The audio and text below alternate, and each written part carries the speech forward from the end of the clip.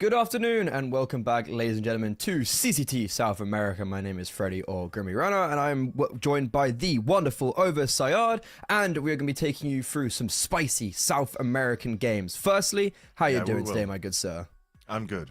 Thank you for asking. I hope yourself is doing as fine as I am, because I'm ready for some South American CS without possible interruptions in the long kind. And Never say never.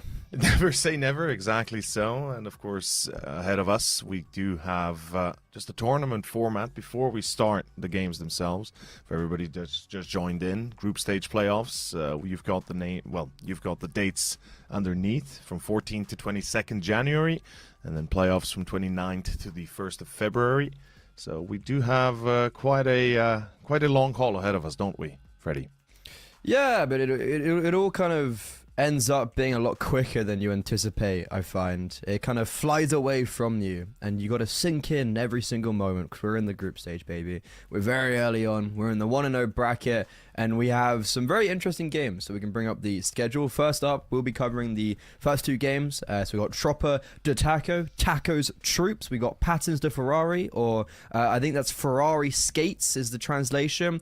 Adel Amigos, and then Players, and then the next games, it doesn't matter. We're not covering them, so you don't have to watch them.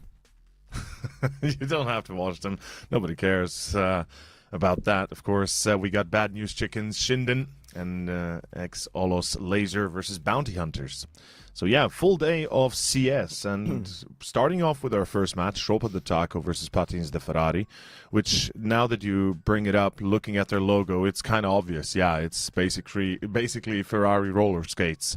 So I'm expecting some skating across the map, of course, but on the other side, I mean, if we'll take a look at Tropa de Taco more at detail, I mean, we got some names we recognize, don't we? I mean, yeah, you've obviously kind of got Taco, two-time major winner. He's won numerous trophies throughout his career. It's like, you kind of put your hands in the hat with all the names of all the tournaments, and you pick one out, and he's probably won one of them. But obviously, in recent times, he hasn't had like massive amount of success, going from kind of like basically just post SK in like 2018.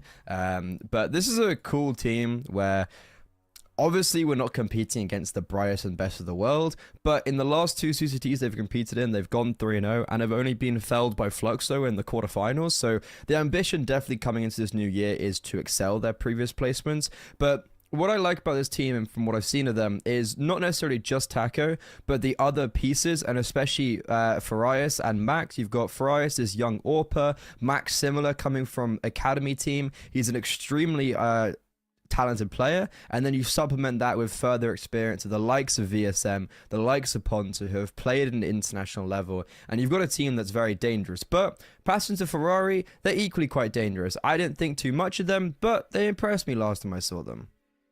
I haven't had the pleasure of seeing them in this actual structure, but individually in different iterations of teams, I've certainly had the pleasure of seeing some of these guys.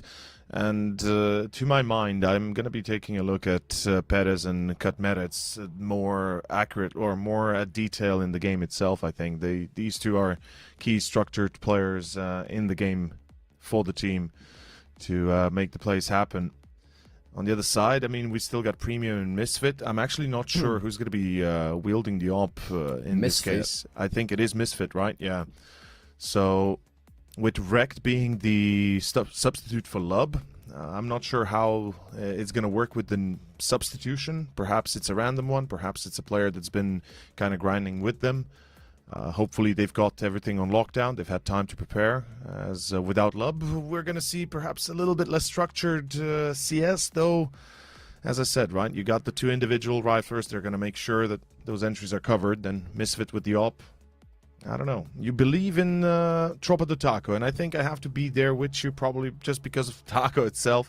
Himself, the experience he brings into the server is immense, as well as potentially the way they're going to play. But in any case, it's the veto that we matter most, or rather care most about, as which maps will be played is the bigger question. Not a lot of maps played in general for Tropa de Taco.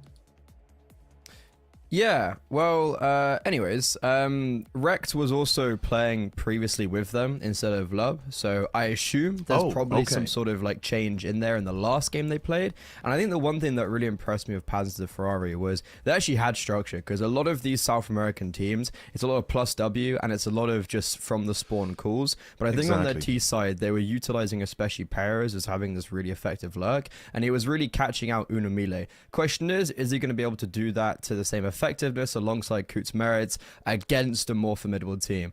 I would assume the answer is no, but our first two maps, Anubis does too, and then Mirage the Decider. These are maps that have already been played by both teams in this tournament. Trops Attaco picked does 2 against Atrix. Like that map wasn't even like, it was one of the most mundane games to watch. It was just they were just running around. I mean, it makes like, sense. Max knifed like 2 people in that game. I literally don't think they let go of plus W, and it like I saw nothing from that game. You know what I mean? Like there was nothing to take away from that. And Anubis as the pick for Paz de Ferrari, they picked Ancient previously, and they actually looked really good. And it just somehow never, like they took so long to close it out against Unamile, but then nailed them on Mirage. So the Mirage Decider, seems like both teams are very comfortable on it. I think a lot of my question marks are on the Anubis pickup and what patterns of the Ferrari are really capable on that map. Well, what are they going to really prepare for as well? Because since we haven't seen either play it, and we do have a few options here, especially with Tropa do Taco picking where to begin. Now, if I saw correctly, they're going to start CT, right? Though some argue that perhaps it's better to start T-side Anubis, and I would expect that as well. As you said yourself, they do like to take it by plus Wing, and why not against an inferior opponent perhaps, where they feel that much more powerful with their aim. I could see them just rolling through the map itself. But the standings, we talked about earlier how this is the first or second round rather of the Swiss stage. We can see that both these two teams have managed to win their previous series. You even watched, I believe, or casted both of them. Fortunately enough.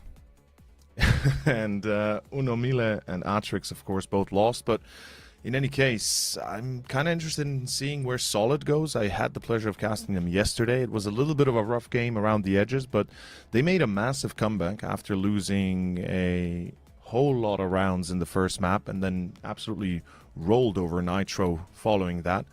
So I'm kind of interested in seeing where this leads in the lower bracket as well, because there are some teams that we've seen for a while now, and they have been grinding at these leaderboards, shall we say. Yeah, you have a weird thing in South America where you get a lot of these.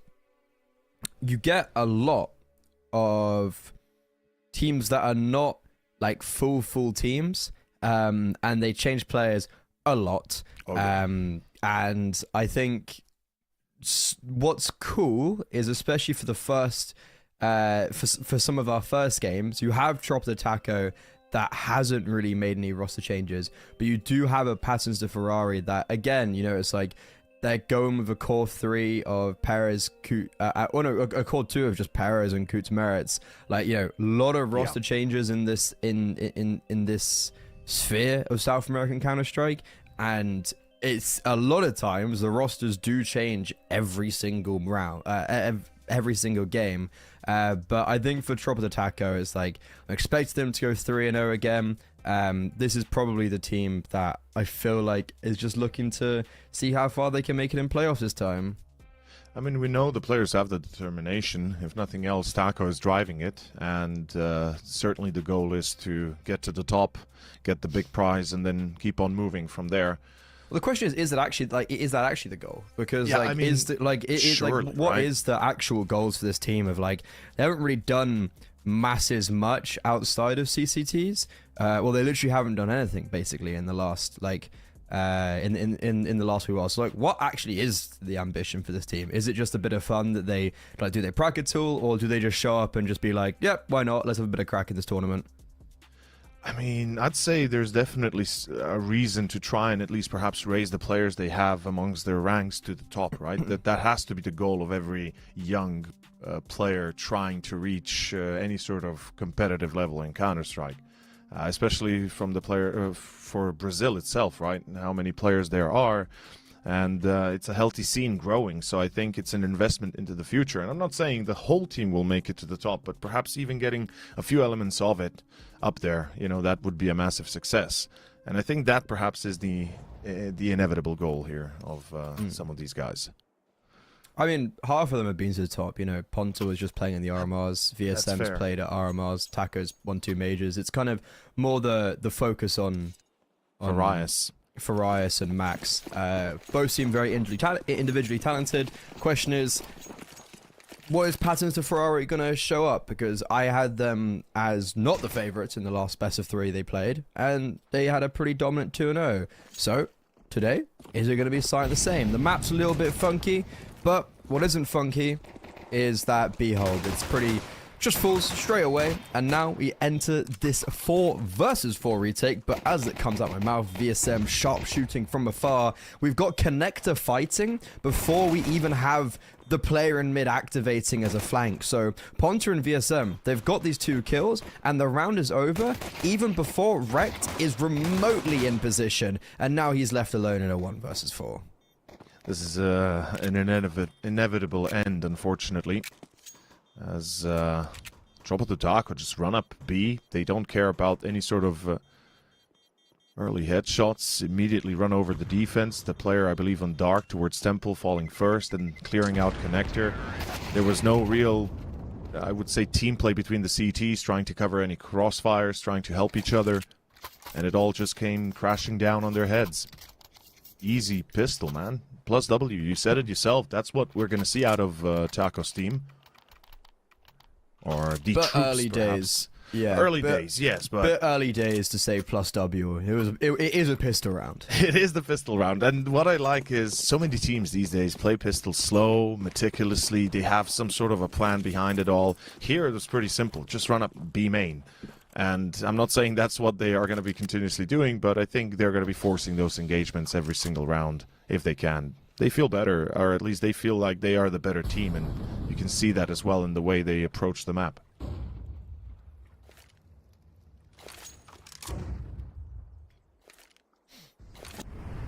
Look at the aggression towards Gone. It's a 4 spy, and the 4 spies already showed some weight to it. Perez, pretty cheeky opening kill, and what's good about that kill onto VSM is not only is it a rifle put into someone with armor, but the T-side also haven't seen any more than 2 players. So they still have not been able to paint a clear picture of what's going on in this round. But luckily enough for them, they've got their sights set on this A bomb site, wrapping through middle, and that spam through the smoke is going to give them very easy access onto this bomb site. So all of a sudden, it might have got a little bit precarious for a second, but as soon as it does, drop the taco, they resume the normality. It's a good thing they don't wait on middle too long. Rotations were coming through. There was a good chance that the Patines might have been able to catch them mid-rotation through camera, catch that C4 going through mid, and we could have seen something more, but as you said, starts off pretty well. Gives them that opportunity to maybe pick up a 4 spy, but unfortunately though, Tropo de Taco, the response is too good, yeah. Safely pull out as well, out of main, and make sure they keep those weapons. That economy right now is crucial, and pretty simple stuff so far. I'm a little bit surprised VSM just casually walks to Con. You would think that perhaps he would at least jiggle peek, but hey, it's his AK.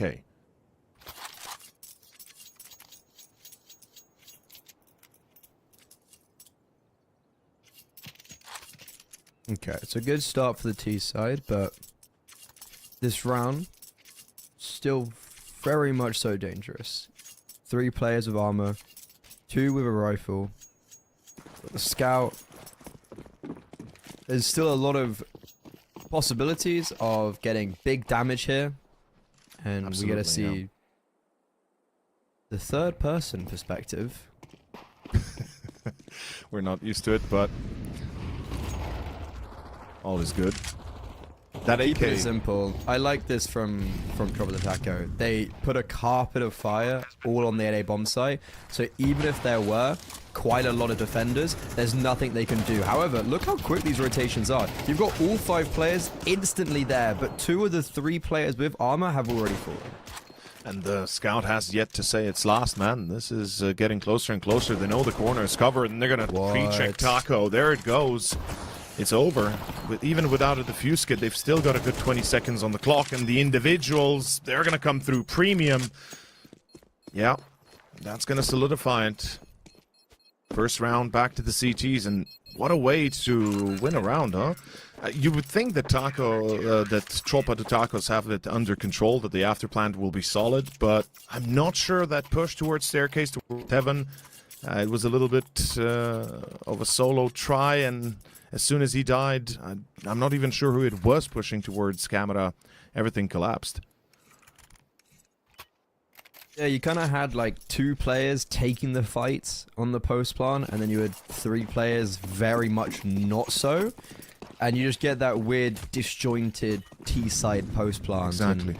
To be fair, Pans to Ferrari, they actually hit their shots, so fair play to them. Big nade. Farias is sitting perfectly with open arms to welcome that, and this round is already off to a really good start for the CT side, accentuated further by the fact that we've got a MAC-10, we've got a Galil, but that Galil, good work. VSM opening kill, and now he's going to start bullying towards connector. He's putting pressure onto Perez, and that pressure is going to award him another kill. In the meantime, though, where have those 2 kills come out from? How are we in a 3 versus 3? VSM's done God's work, and around him, everyone's fallen.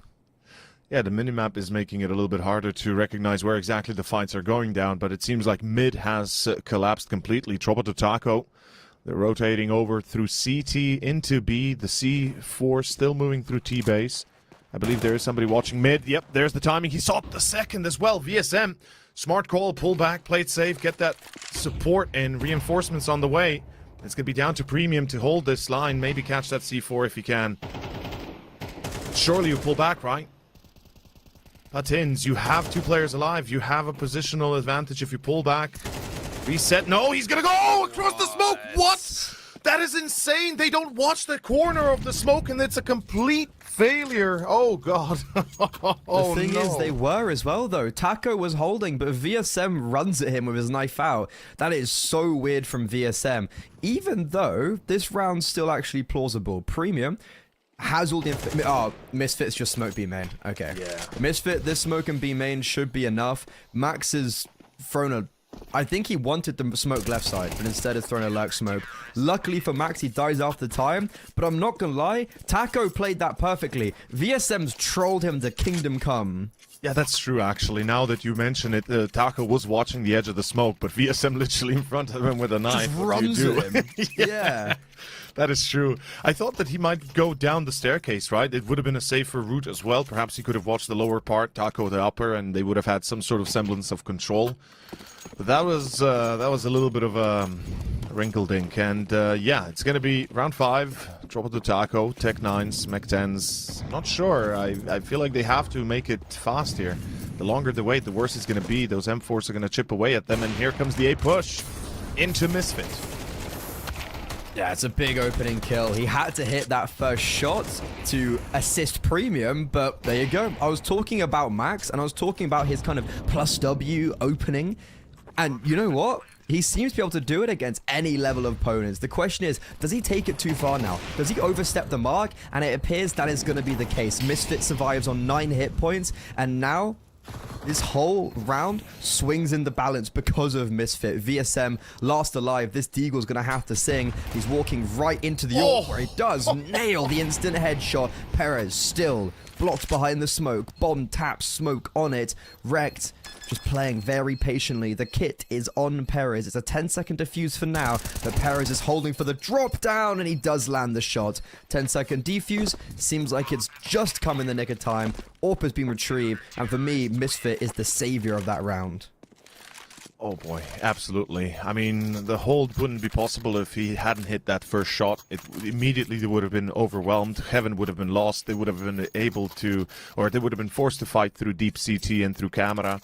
And I think that would have been a near impossibility. Instead, they kind of hold on to their own. And if it wasn't for VSM's Deagle shots, it would have ended much sooner.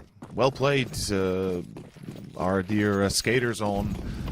Well, the Ferrari, damn it, really, the name is really such a weird one. I think it's translated to Ferrari skates. Ferrari skates, there we go. Yeah. I think, and it's Taco's troops. I think those are the English, actual translations. Names. Yeah. But it's quite hard, so I'm going off Google Translate, and I don't speak Portuguese. Same.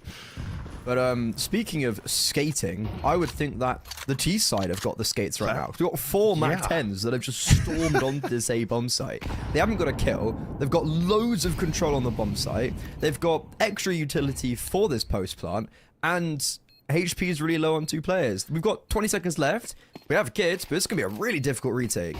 Let's see if it works. And Pointer just flashed himself. Yeah, they're going to start falling back. They're going to realize this is pointless. Save. Yeah, save. Exactly. This is the exact point that we were just making, right? Oh, God. No, you don't lose. Oh, you lost the op. Okay, they're going to be able to retrieve it at least. They're going to clean them up as well, which is really good. Oh, wait. VSM's. He's still in CT base. He's got one more, I think. He's got the does he get it? Yeah. He hasn't saved the AWP, but he's got 2 kills there. Yeah. I'm not going to lie. In itself, the fact that 2 players fell there was already like quite bad for Patton Ferrari. Yeah. I feel like they could have just called it straight away. But the fact that VSM gets an extra 2 kills, but it's just disaster. And you know what's the beautiful, ironic thing? Misfit got the kill. The last round they did this, and they lost the first player. They couldn't contain the control. They lost the round. Little love kiss. And here, on this side, they push A again, fast and furious, Tech-9s and Mech-10s in hand, and they get it. Easy. They barely lose anyone in the end. Well, they lose everybody almost in the end, but the damage they do is far worth it. And yeah, back to reality. Our Ferrari skates are going to be in trouble if they lose this. This is their last chance at avoiding a full eco, effectively. I love the control that Tropa do Taco play out here. They got canals, they got mid effectively, if I'm seeing that correctly, right?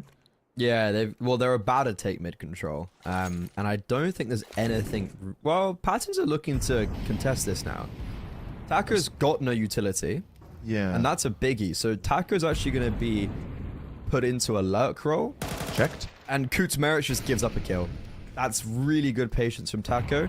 And now, the whole map gets opened up. Alongside that, look at this over on the A bomb site. We've got contact A, we've got contact B. Just Tropper the Taco are bullying everybody. And Taco still on good work. This guy has not lost his golden touch.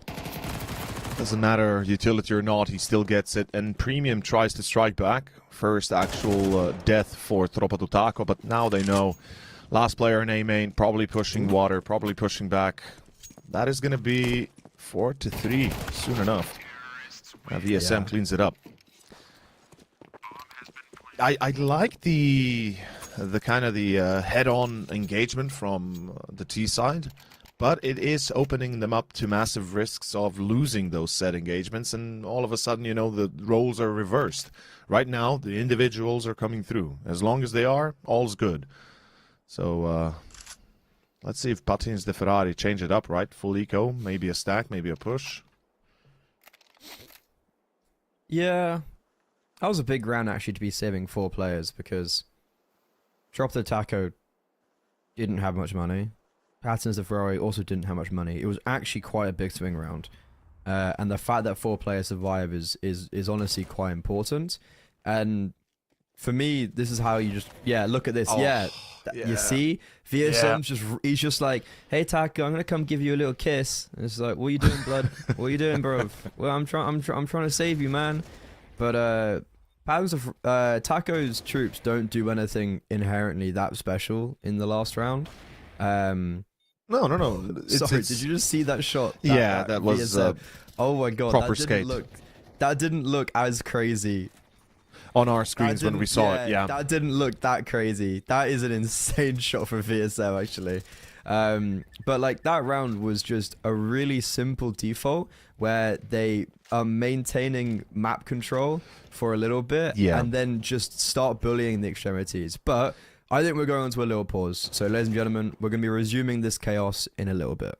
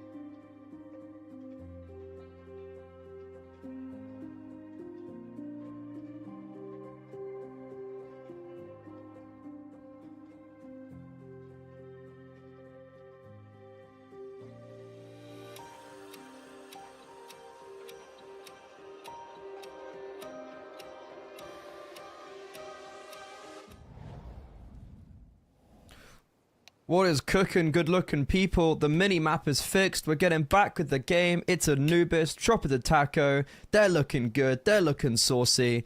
And yeah, So are we. So yeah, we're good looking. We're pretty cool. Let's do this. Yeah, maybe we should sub in if they lose connection. I was about to say, let's just play instead of them, you know? Let's do this. I mean, come on. It's easy, right?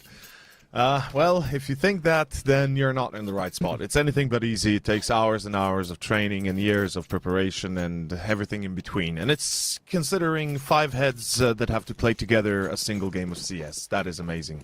Yeah. In any case, round 8, and we continue after a short technical break. Hopefully short is not going to translate to long later, but we're back in action. Yeah, to be honest, I've seen some of the shots Max and VSM specifically has been hitting, and it's like, dude, yeah, I don't want to play against that. Like, I don't know. Like, when I saw that Deagle Max against Aatrix, it's like, obviously there was a skill disparity, right? But it's like, dude, I don't know. Like, it doesn't matter what the disparity was. The shots he was sitting was still like, okay, that's bonkers. Also, we've got Mirage as a decider, right? So if we ever get there, I'm really excited to see Taco, because so I'm excited to see Taco as the Bianca, and the reason why I say that is because, again, Aatrix is a one-sided game, but he was like insanely consistent on rotating from the B bomb side on the CT side, and like also as an anchor was really good. Like, he always got 2. Clutched up twice on the A side as well. Like, he was one of those guys where I was like, damn, dude still got it. Like, you know, he's playing Bianca and he's got the most kills on the CT side. Like, that's when you know someone's doing well. So if we ever do get there, I'm excited.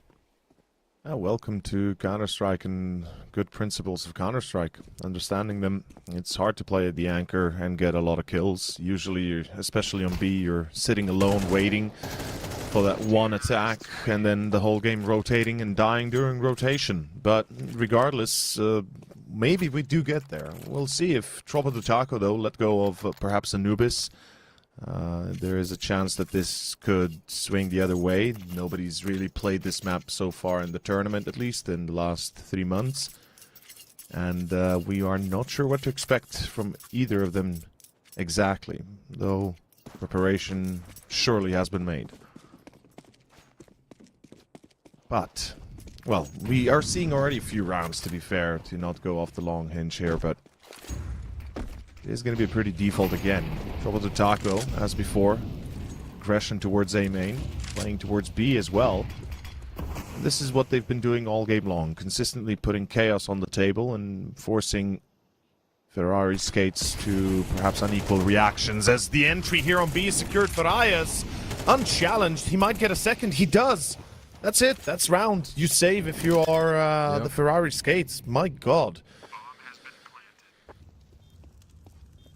Also, am I back? My net just dropped completely for like 2 seconds. It's possible. It's all good. You should now, be good.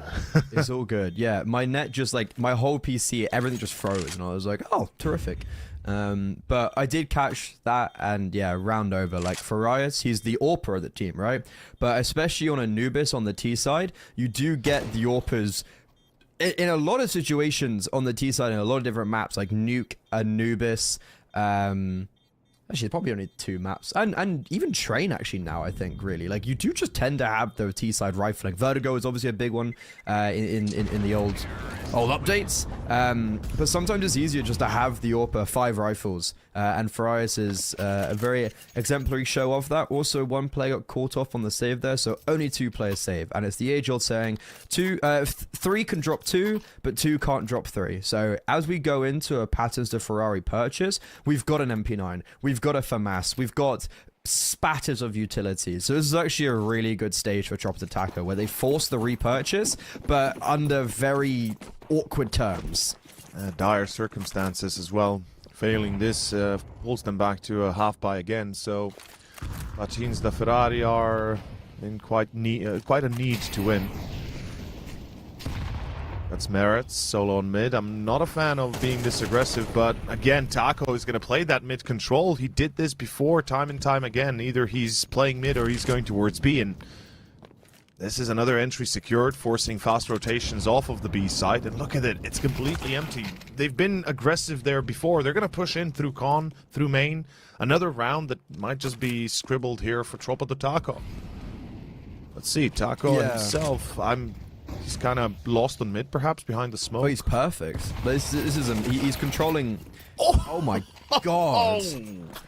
Well, so that's all the info as well. So this leads on to the point I was going to say of Ponta, not great that he died there, right? Like, that is actually one of those deaths that could spiral the round. But the rest of the team were in a very good position to react then over on the B bomb site, and they had all confirmation after Taco died of where everybody is. They knew all 3 players were towards mid and towards A. Coming in for the retake, we're still going for this. Perez has got a kit, Misfit's got a kit, but they're losing numbers. Numbers are dwindling, and Misfit is forced to slink off into the darkness. Very interesting they go for a retake there, considering the time had already ticked so far, and all the utility had missed as well. And to add on top of the point you've already been making, right? Tropa de Taco, they get the entry on mid. With that, they lose in front of A main, but somehow Patins de Ferrari think that could be the brunt of the attack. They over-rotate, they leave B, and it's a free for the taking kind of site almost, as round 11 comes around, and it seems like we're coming to a close of this first half with a massive advantage here for the Taco troops, we could say. Taco troops. That sounds better. Like food truck. Yeah, speaking of a team being called a team, like a player's name, have you heard Neokai's idea of how he's going to get his name on HLTV outside of a profile? He wants to like buy 5 land. Oh wait, this round. Okay, we'll get onto that story on an eco round. I honestly thought I want to hear that this round. This is a great story, and you're gonna want to hear it. But in the meantime, I guess we have to talk about Counter-Strike. I mean, technically, we're talking about Counter-Strike, even if we talk about Neokai, but... He is Counter-Strike. He is. Oh, God, no. Immediately. I've been reading some X posts a few days ago. Crazy shit. But in any case, back to reality. Rather than it's going to be premium. That's going to be pushing... What does that even mean? Yeah, I mean, you know who I mean.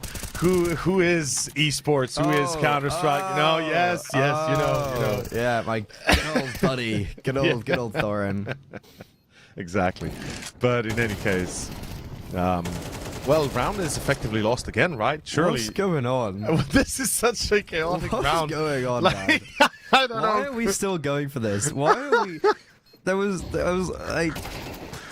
I don't know, Why are we still going for this? I don't understand the reasons here for Patins de Ferrari They at all. haven't properly saved, and they actually have never had a round where they've properly saved. And they've always saved. They've always saved. They've always saved, but they've lost like 1 or 2 players. Like this round, this save has become completely mute by the fact that Premium and Kutz Merits dies there.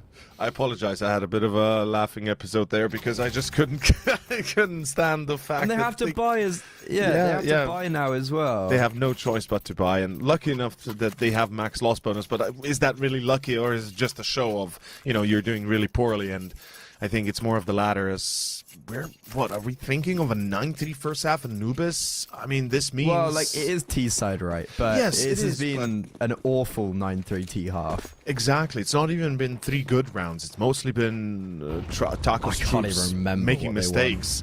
Like, Misfit with the AWP.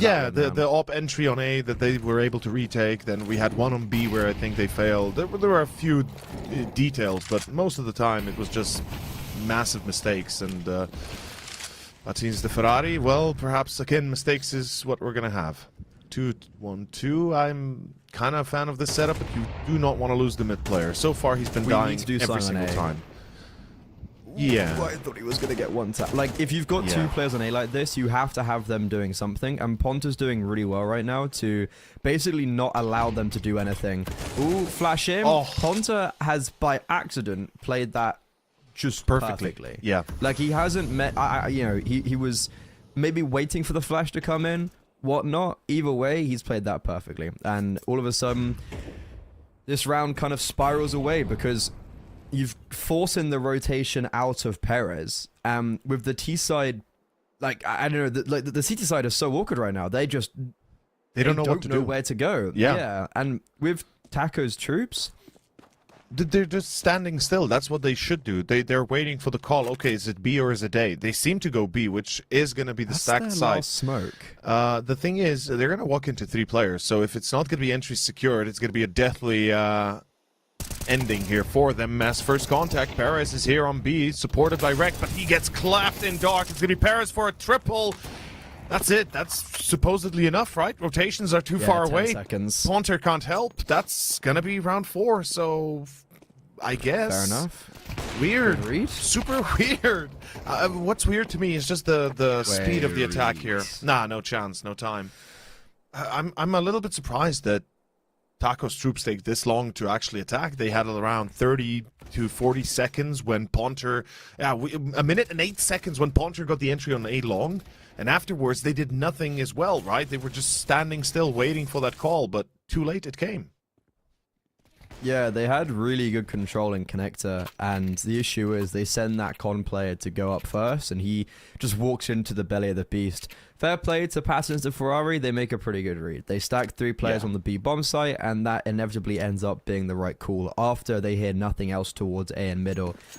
So Taco's troops, they go put themselves on the CT side, and a pistol round here is very important for both sides. It could just basically spiral to the end for Tropper to Taco if they win this. But for Patins to Ferrari, with a round at the end of the half and the pistol round victory, this could put themselves in an actual winning position after having a very dismal first half. There are a few options here, that they could cling on to. We do see they're going to possibly split into A. Should be splitting into A, in fact. Good timing on the smoke. Who's watching it? Taco, apparently. What I'm surprised is they got 3 on B, but nobody's even taking a look outside of B main as they get overwhelmed on A. This is going to be round. I mean, the 3v4 retake against Glocks. Unless that happens. Kutzmeritz, what is he searching in front of Temple? I know not. 3 versus 3. They haven't got a kit. That's No. the big issue. Was there one dropped? I don't see one on the ground. Neither do I, yeah. Yeah, but that helps. Who needs a kit when Max just nails one? Good trade, though, from Misfit and Wrecked.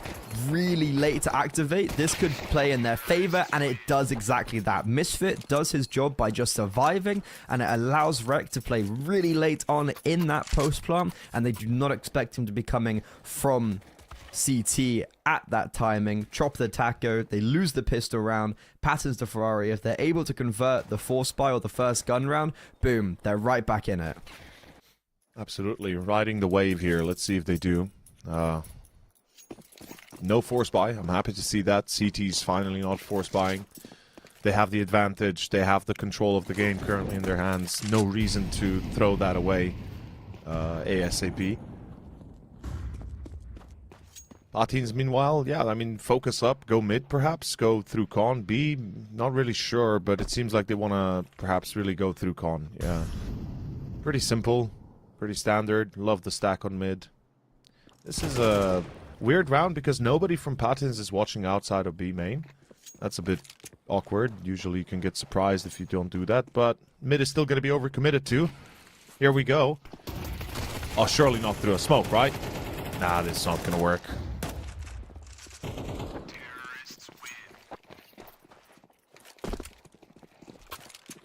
Easy peasy, lemon squeezy. Play together, and you got it. Exactly. Okay, big round. Big round this is indeed. No op, no mass amount of util. I believe 3 mollies, if I'm seeing that correctly. Yeah. Are we not expecting great aggression? util for the CT side. They've put a lot of emphasis on weaponry over util, apart from Farias, who's got the MP9. Yeah, they're going to aggro into canals. I like the idea. They got perhaps a deep smoke ready for stairs. No, no smoke for stairs. Instead, they're actually just playing a little bit more default heavy.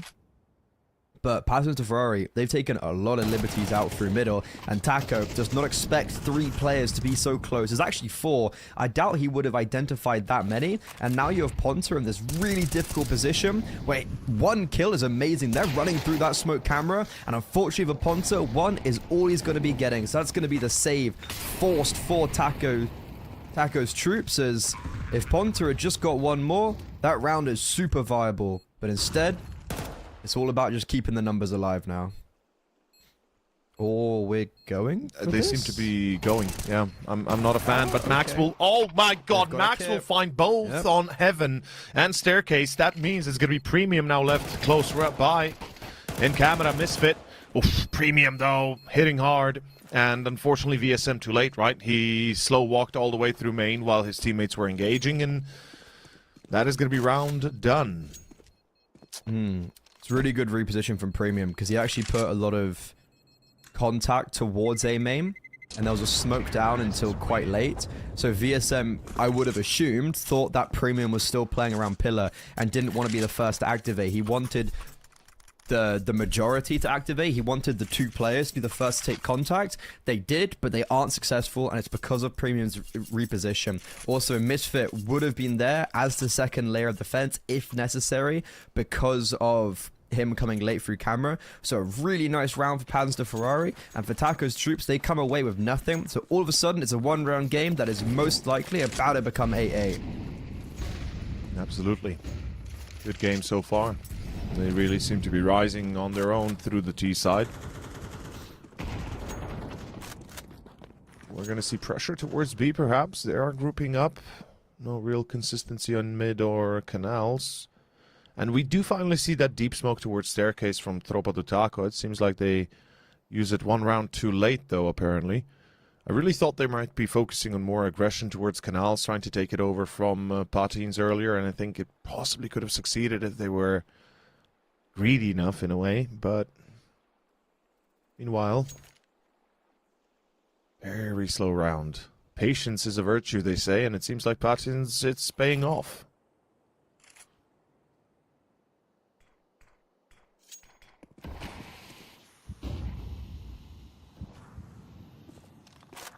Nice fake on A, and it draws rotation. Yeah. Barely even it's perfect as well. Yeah, and it's realistically it's just a few utilities thrown. You have no info. Yeah.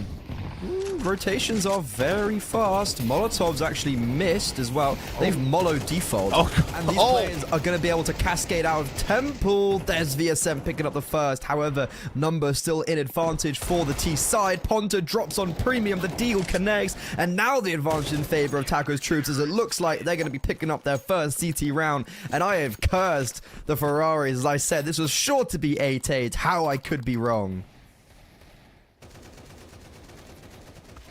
Perhaps if they could have sold it better, that player that faked it should have committed to it. Perhaps that would have convinced the rest of the CTs to rotate to A. But instead, yeah, they realize in time, they push back, and the timing is near perfect for both sides. Unfortunately, the individuals come through. Tropa do Taco, 9-7. Patins de Ferrari, they're going to be hitting themselves over the head as they're setting up for potentially an eco next if they fail, and that will most likely see us get closer and closer to that finisher of Tropa do Taco getting map 1, but good entry. Again, Misfit going to be caught.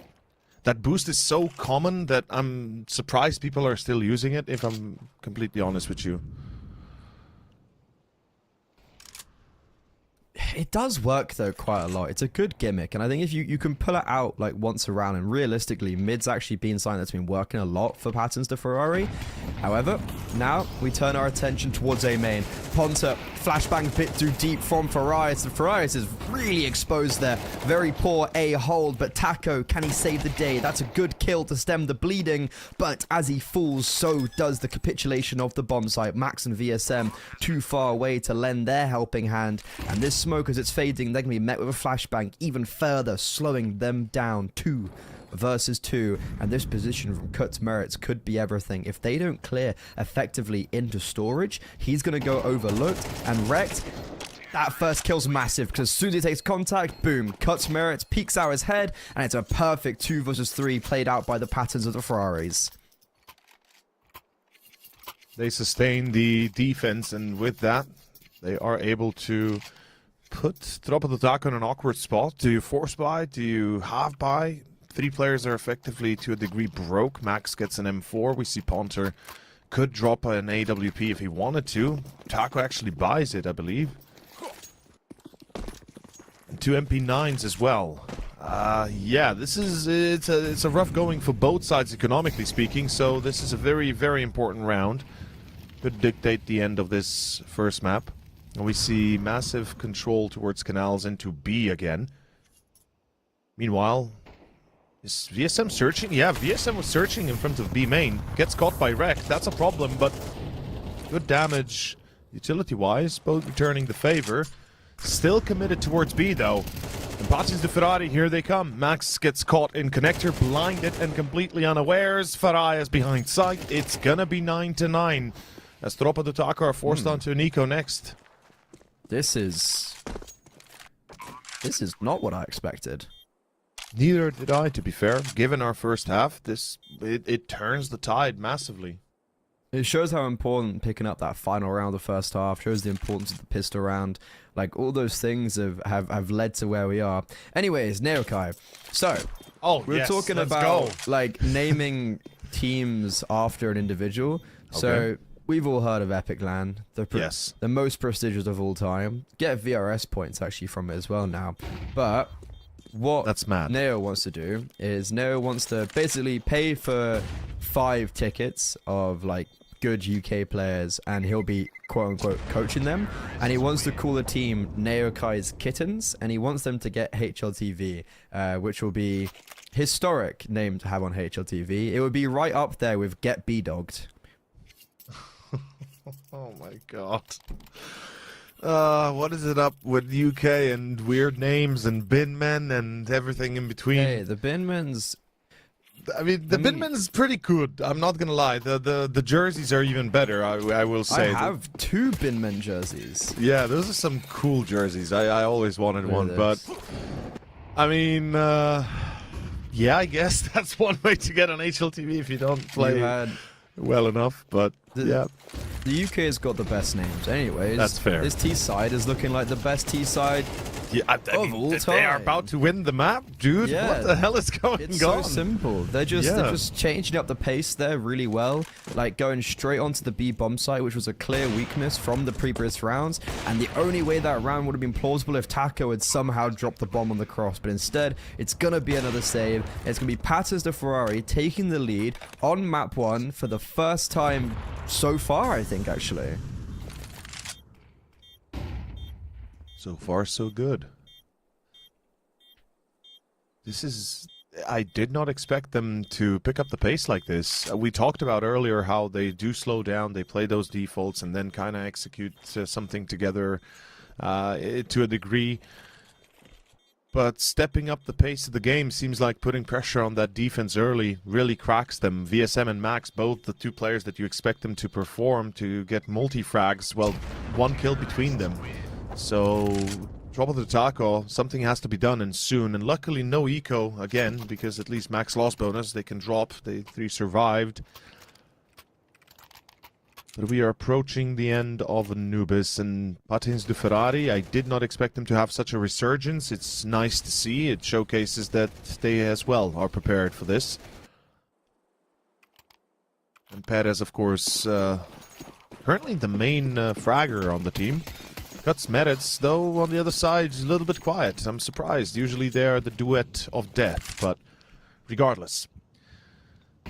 Cuts Merits is this guy, I feel like he gets a lot of younger players in, but I don't ever see him as being this, like, crazy fragger, realistically. I see it more as maybe the younger players he's picked up. Misfit playing at a lower level. He obviously played in the Res Regional with Solid, but okay, again, we're just going out on the B bomb site. How has Farias hit that? What a shot to be connecting, and VSM not expected in connected. There was also a really quick flank from Taku, who dropped out a window. So finally, the B bomb site has actually held really sturdy, and it's come from big individuals from our 2 youngsters, Max and Farias. They deliver. They deliver big time. Fool me once, right? Shame on you. Fool me twice, shame on me, all that jazz. Tropototakov had enough of these B rushes. Reading openly that it's another one coming. They're ready for it. Now they can hunt down the last remaining survivors. Premium Misfit, I mean, yeah, I mean, that's fair, but I would say I would still expect him to perform, right? Still expect him to have 10 plus kills in this scenario, right? But perhaps I'm too harsh of a judge. Misfit, meanwhile, I mean, he's having fun. Hopefully he's enjoying. Though I wouldn't say this is exactly enjoyment losing the op, but they're winning still, or at least they're in a decent enough position still to get back on track. I really have no idea where this game goes anymore, because I was pretty sold on Patterns de Ferrari just taking the victory here after their snowballing, but then, you know, that's a big B defense, and those type of rounds can actually really swing the tide. But I guess luckily for the T side, they have money to go for another investment, and with 1900 loss bonus and a bomb down, they'll be able to purchase the next as well. So, and with an opening kill like that for a smoke is always extraordinarily helpful. Yeah, it seems like they just needed to change it up a little bit. We saw, what, 2 or 3 times in a row a B take, a fast one, succeeding twice out of that.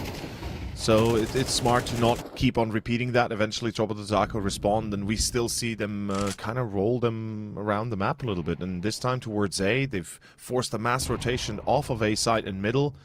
And we see Ferraris is not even sure. He's moving back towards mid, towards A.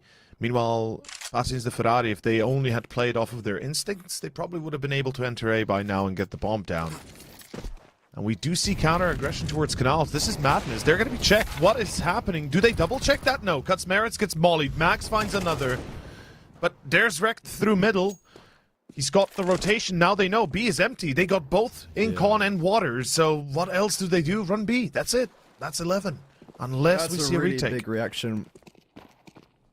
That round, I was going to say, like, no way is this won after the opening kill coming out in the first 10 seconds. But the retake is... No. No way. You can't go for it, right? It just really confused me why Ponto was, like, going to try and throw his hat into the ring. But, no, it's gonna be another save. We've had so many saves this game. And for the CT side, they should be good to get another purchase out, and that could look like their last gun round if they don't convert the next round.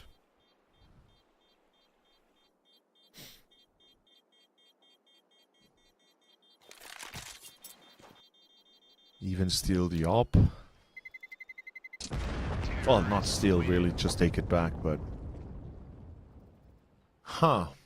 This is, what's worrying to me is that Tropototakov, like, they had a very good T side due to being able to play aggressively and off of one another's plus W moves, let's say, to a degree. They've had some semblance of control, but here on the CT, they seem to be a little bit lost. Rotations are not really that on point. We see some, let's say, holes in their defense, especially towards A and B when least needed. Switching it up, 3-1-1, drastic switch, and they're really worried about another B rush, and that's why they're switching it up like this, but then you cannot afford the player on A to die. Simple as that. Ponter, not that he does die, but gotta stay alive for as long as possible. If he dies here, it's most likely just going to be a save. Yeah, it's gotta be. And there's nobody even ready to fast rotate. That's the worst part of it all. Taco's in middle with an op. Ooh, this is so awkward. Taco's got no utility as well, and Ponte just being double mollowed and naded. How does he almost get 2 kills there? That's really impressive. Max rotating in, just runs through the smoke. Very basic, very Wild West, and yeah, the A bomb site falls quite easily. You have 3 players dying. Each and every one of them take individual fights, and Ponte, the hardest man, he was in 2 mollos and a nade, and he's the only one that really does any damage. Yeah, plus damage, yeah. See, the weird part for me is you've already lost Ponter, so you either regroup all four and get back for a retake, or you fall back immediately, right? You don't pull a max and run through a smoke when you know they're entering right, watching in that camera spot, because they've just killed your player like they just killed your anchor. They're moving through pool to side to cake. Surely they're going to be watching you, and he just runs through the smoke. That's unbelievable to me. I don't know. I'm not a fan of the way they're trying to play this defense. It's like they don't want to try it together. They want to either be the hero or lose it all.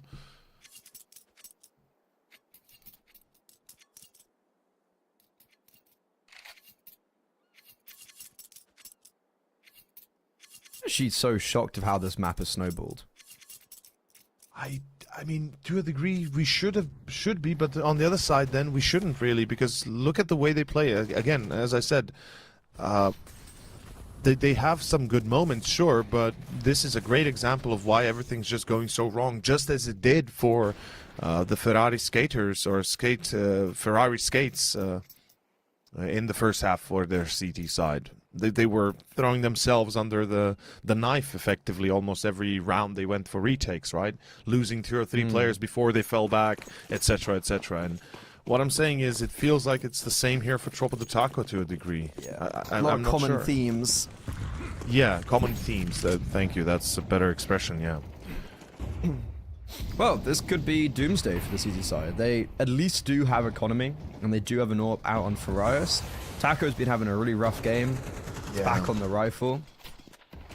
And already, we have the T side bullying towards B through connector.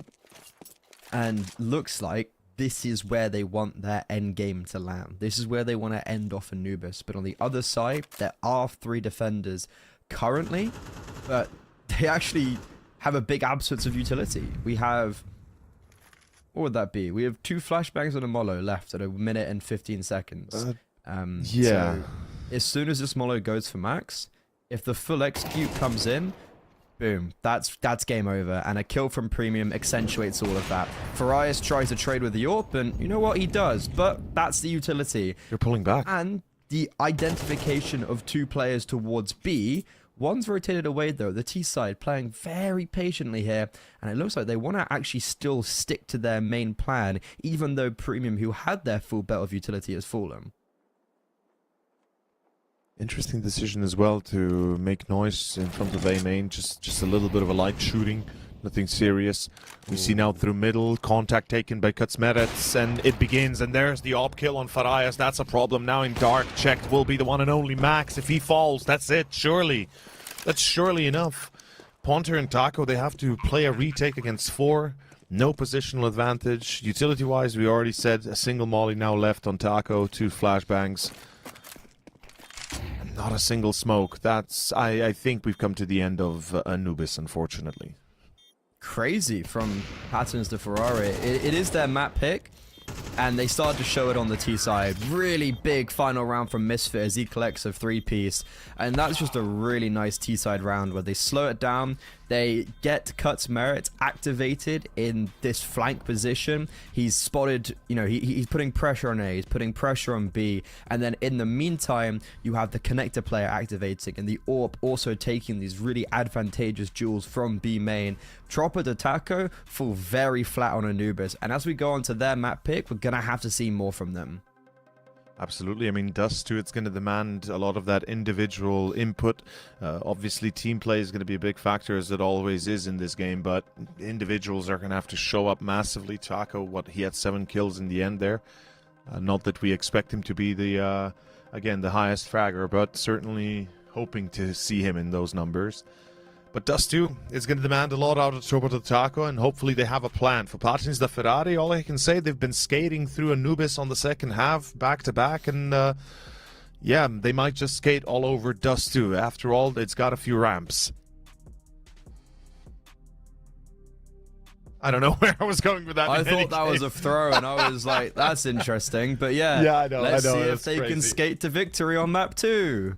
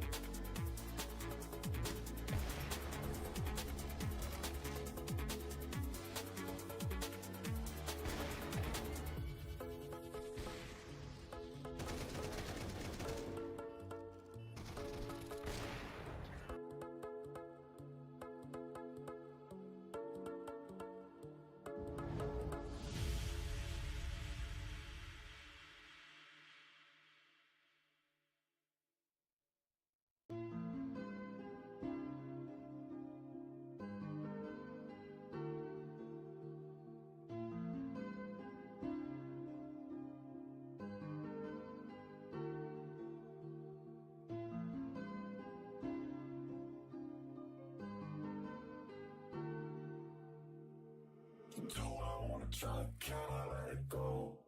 Running from the past, wanting to be sure. Chaos in my mind, constant deja vu. But every time, it comes back to you.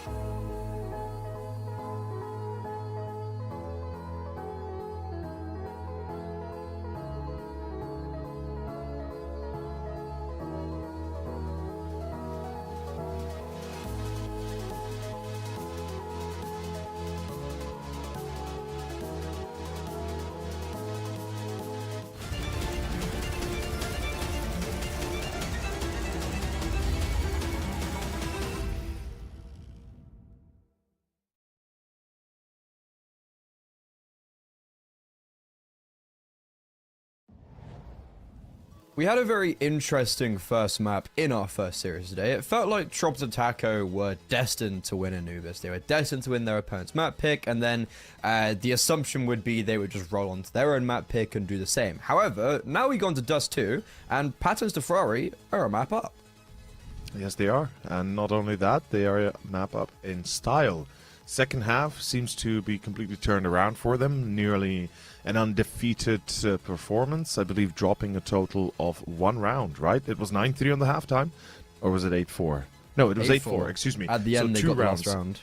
Yeah, exactly. They got the last round. Thank you for that. Yeah.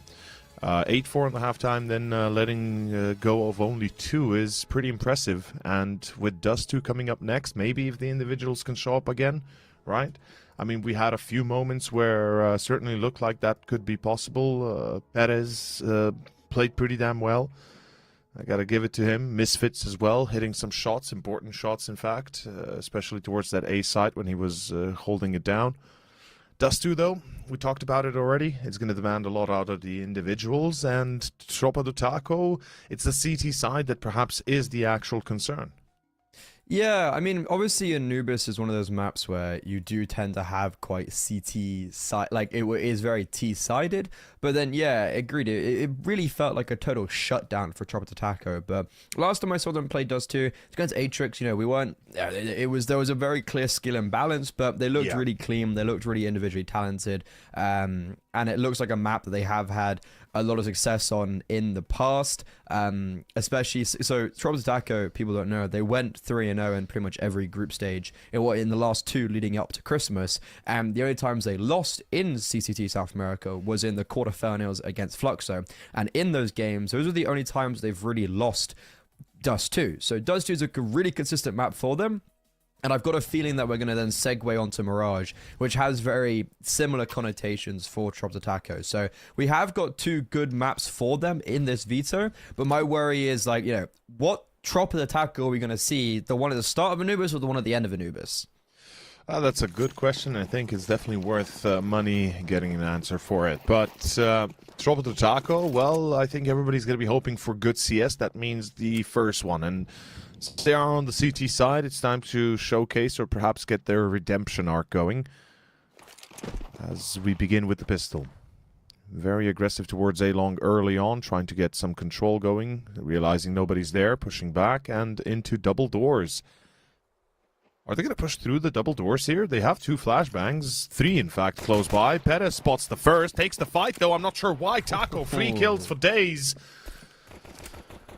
That is not what you like to see if you are Patins de Ferrari. But premium from Long. Misfit adds and clean. That's potentially just round over with that with those 2 kills. VSM picking up 1 from Long does open this round up a little bit, and they don't seem to expect him from Long back towards middle. Doesn't get a kill, but he puts another player down to low HP. Wrecked, joining Cuts Merit on below 20 HP, but will be planted. But look at this from Cuts Merit. He's trying to get a little bit freaky with it. He's trying to get a little bit jiggy with it as he jumps up, but no, he drops down, and this round somehow is falling into the hands of the T side, no matter the fact that it was, what, 4 versus 2? I believe 3 versus 2 at the end there, but yes, it was 4v2 at one point, and Tropa do Taco, they had everything going to them. If Rekt would not have been headshotted into lower by that magical fadeaway pull, I don't know how the hell they could have lost that, but it was unfortunate. They've lost so much HP before they ever got close to the site, and of course the Glocks at medium range are going to do a lot of damage. Decent nades on Long, though. Look at both Farias and Max. Basically critically injured. And Tropa do Taco relentless to move on forward here.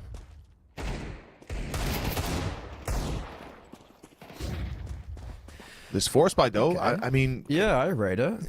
let's see if it works, right?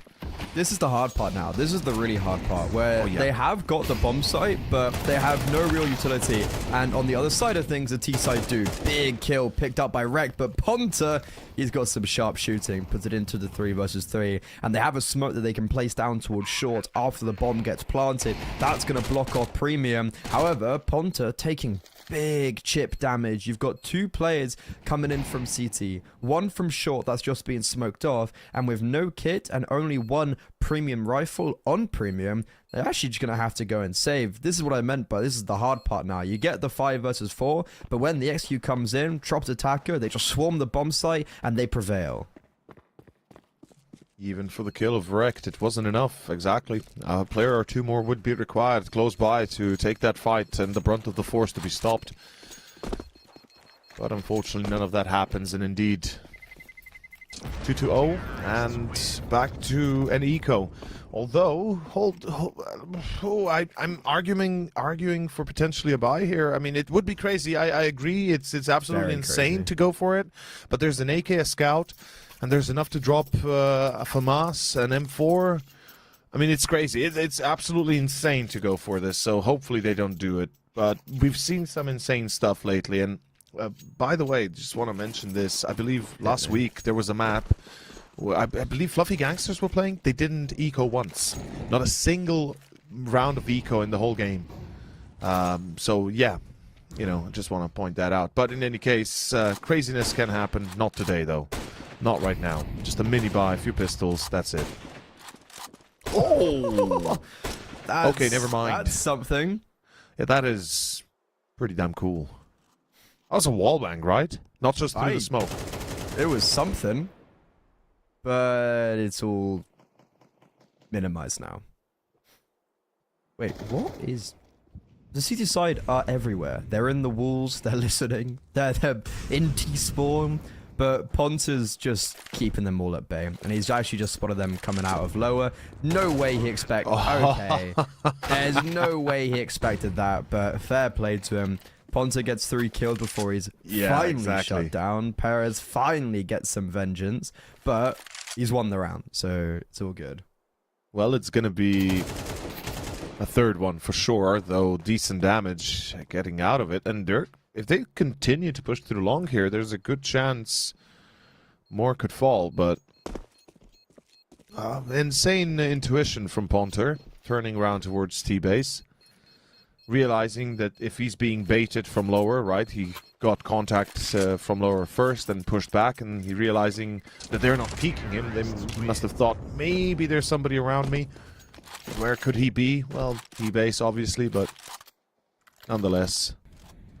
Good recognition of the danger, and yeah, it was a wallbang. It was a wallbang. That's crazy. Smoke wallbang headshot with the scout. You gotta have some luck for that. I don't see that working in normal conditions.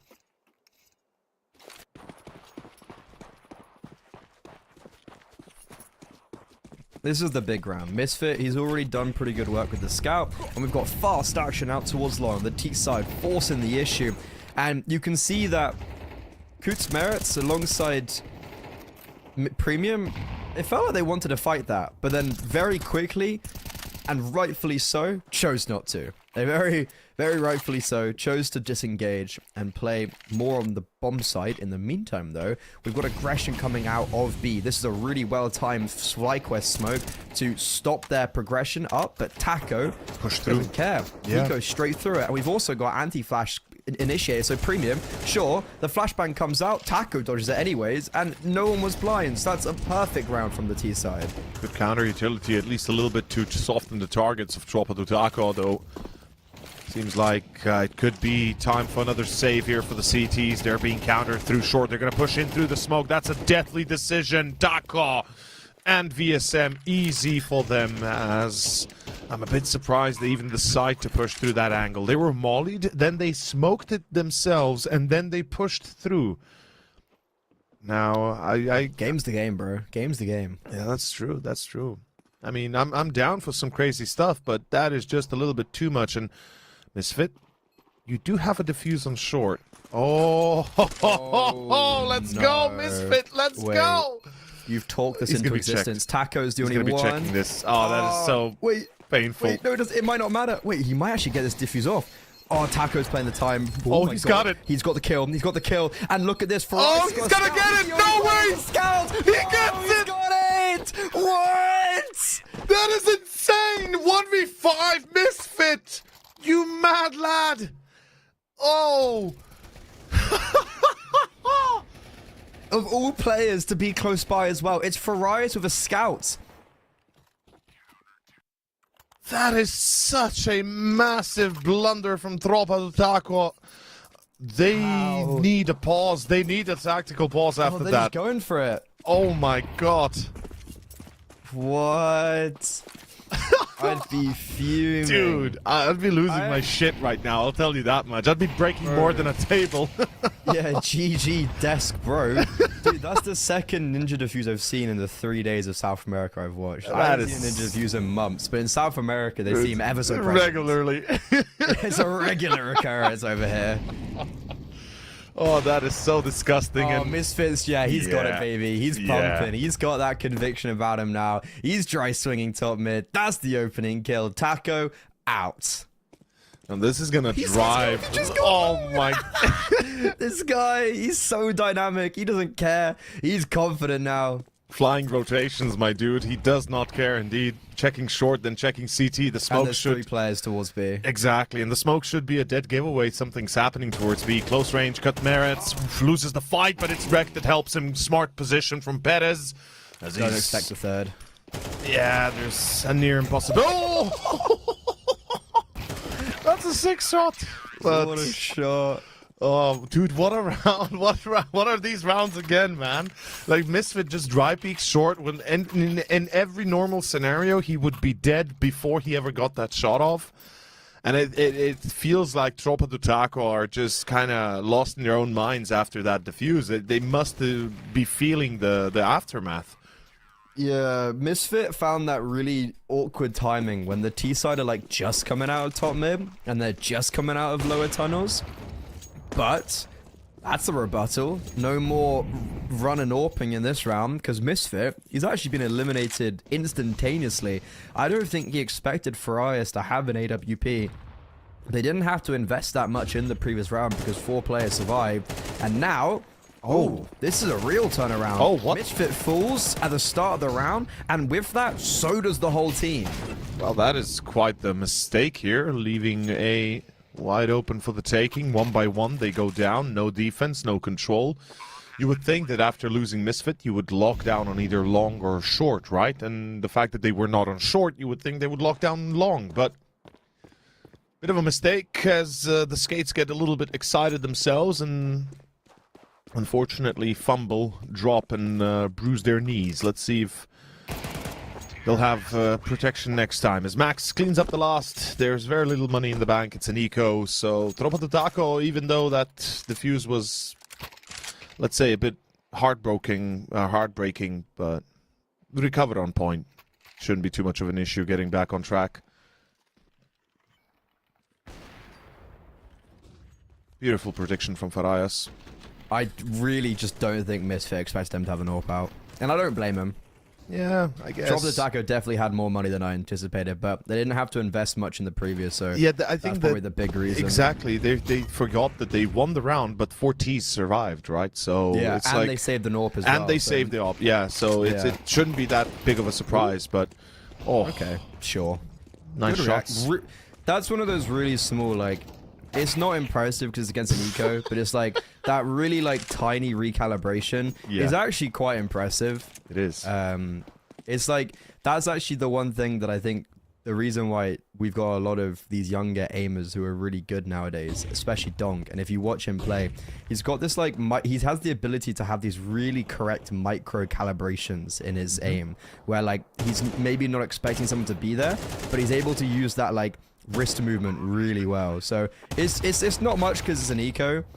Oh, he didn't get the ace. Yeah, it doesn't matter at all anyways. But it's like, I don't know why I've gone on this tangent, but here I am. No, you're on the right tangent though. It's quite true. It's also it used to be only that the low sensitivity players would be able to do that for the most part. Like that's where you would see that most in effect because For example, that's one thing I'm doing myself when I play. I have super low sense, so I can super well micro adjust my aim to hit those insta headshots. But it used to be more of a rarity. These days, it's become more and more common because you're constantly on the move. So if you're able to synchronize your movement perfectly to strafe and then be able to have that extra accuracy on your mouse, yeah, this is what you come out to. And Donk is just the greatest at it here. Yeah, I just can't get kills anyways. So it doesn't really matter about any reaction. Like, it doesn't matter what I do. I can't get a kill anyways. So. This is a cool change up from the CT side though. We've seen them get aggressive on short. This time they're actually putting people in underpass. Issue is Perez, I like it if short took first contact. Yeah. It's actually Perez who goes very aggressive by himself, and the T side are able just to get that kill and disengage. What is in happening? In the meantime though, Taco is what holding is for the happening? AWPer. Oh my the God. AWPer who's flanking. Oh. So this is just this is beautiful. Pure unadulterated chaos. You know when people say like, oh, you know, chaos but with rhyme and reason, that's like when it's so good. This is just chaos. This is pure chaos. There's no rhyme and logic to it. There's no... Two fights in T-spawn. Yeah, I don't understand what the reasoning here is for Patins de Ferrari. Why are they throwing their lives away for nothing? Like, it was 4v4. Or was it 5? No, it was 5v4. They had the entry. It was a 5v4 and the Misfits like... Yes, that's what I'm saying. It was a 5v4. Like, what the actual F is happening? Like, why? VSM's in T-spawn and it's got 2 kills. Why are there 2 guys dead at suicide and 1 in long doors coming from top mid? Like, what the actual frick is happening here? Like, what? Anyways, there are no premiums B, so the bomb's gonna get planted. This is so... This is fantastic. This is... I know. I feel right at home. I feel like I'm in the UK. This is right It's like at home watching some premium stuff, huh? This is right at home. These are my pugs. It's like, guys, I got a timing. Oh, no, I did. No, I got a timing. Oh, shit, I'm dead. No. Okay, 3rd time's the charm. I got a timing. God damn it, he's still holding. This is crazy. I seriously don't get the reasoning behind the decision we saw here. I really want premium to get 4 kills on that. I mean, that'd be amazing, but just double wallbang by the Deagle. Yeah, I don't know how. I don't know if you saw. I put a clip on Twitter. Wait, let me send you. Oh, the collateral double Deag on train. No, I can't even explain this because this is like one of those things where I was just like. It didn't do numbers. That's probably why you didn't see it. But I don't even know how to explain this. I'll send it to you and then we can try. We're actually watching them next. We're watching Del Amigos. But CK Zhao just gets a random deagle shot through the wall on Dust 2. Oh, what the fuck? Oh my, what? Yeah, it's literally just like a... Huh? Yeah, that is insane. How the hell does he line that up? What? It's not even what? It's not even a normal lineup. Just goes boom. Yeah, it just goes boom. Just random shot. Just okay. Wow. Yeah. Well, remind me to keep an eye out on him. It looks hella fishy. I was about to say, remind me.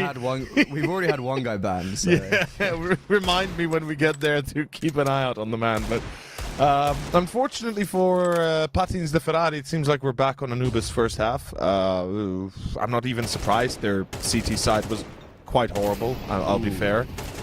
And it seems like it's much the same. Right, I mean... Wait, one of them... Wait. Oh no, okay. I thought Premium already died. No, I thought someone on CT side had killed one another, but no. But yeah, this is worrying that your only rounds have come from a misfit like 3K and a misfit defuse. Ninja defuse. It's Apart crazy. from that, it's kind of just been nothing. And it also speaks volumes to how big of a difference between the two teams there is, right? Surely that has to tell a tale of something, because there's no way you're a good team enough to win a map and then the next one you're like, you can't win a round without having a massive multi-frag by one of your teammates or the defuse. That's kind of, it's just ludicrous to consider. This is 7-2. I don't know what the hell Patins are doing. They had a 5v4 and they just literally run top mid to die everywhere, one by one. That's how bad they're playing right now, and I want to know why. I want to know what the reason, who's making these calls? Like, what's the logic behind it? Because this is not the CS we came out to see.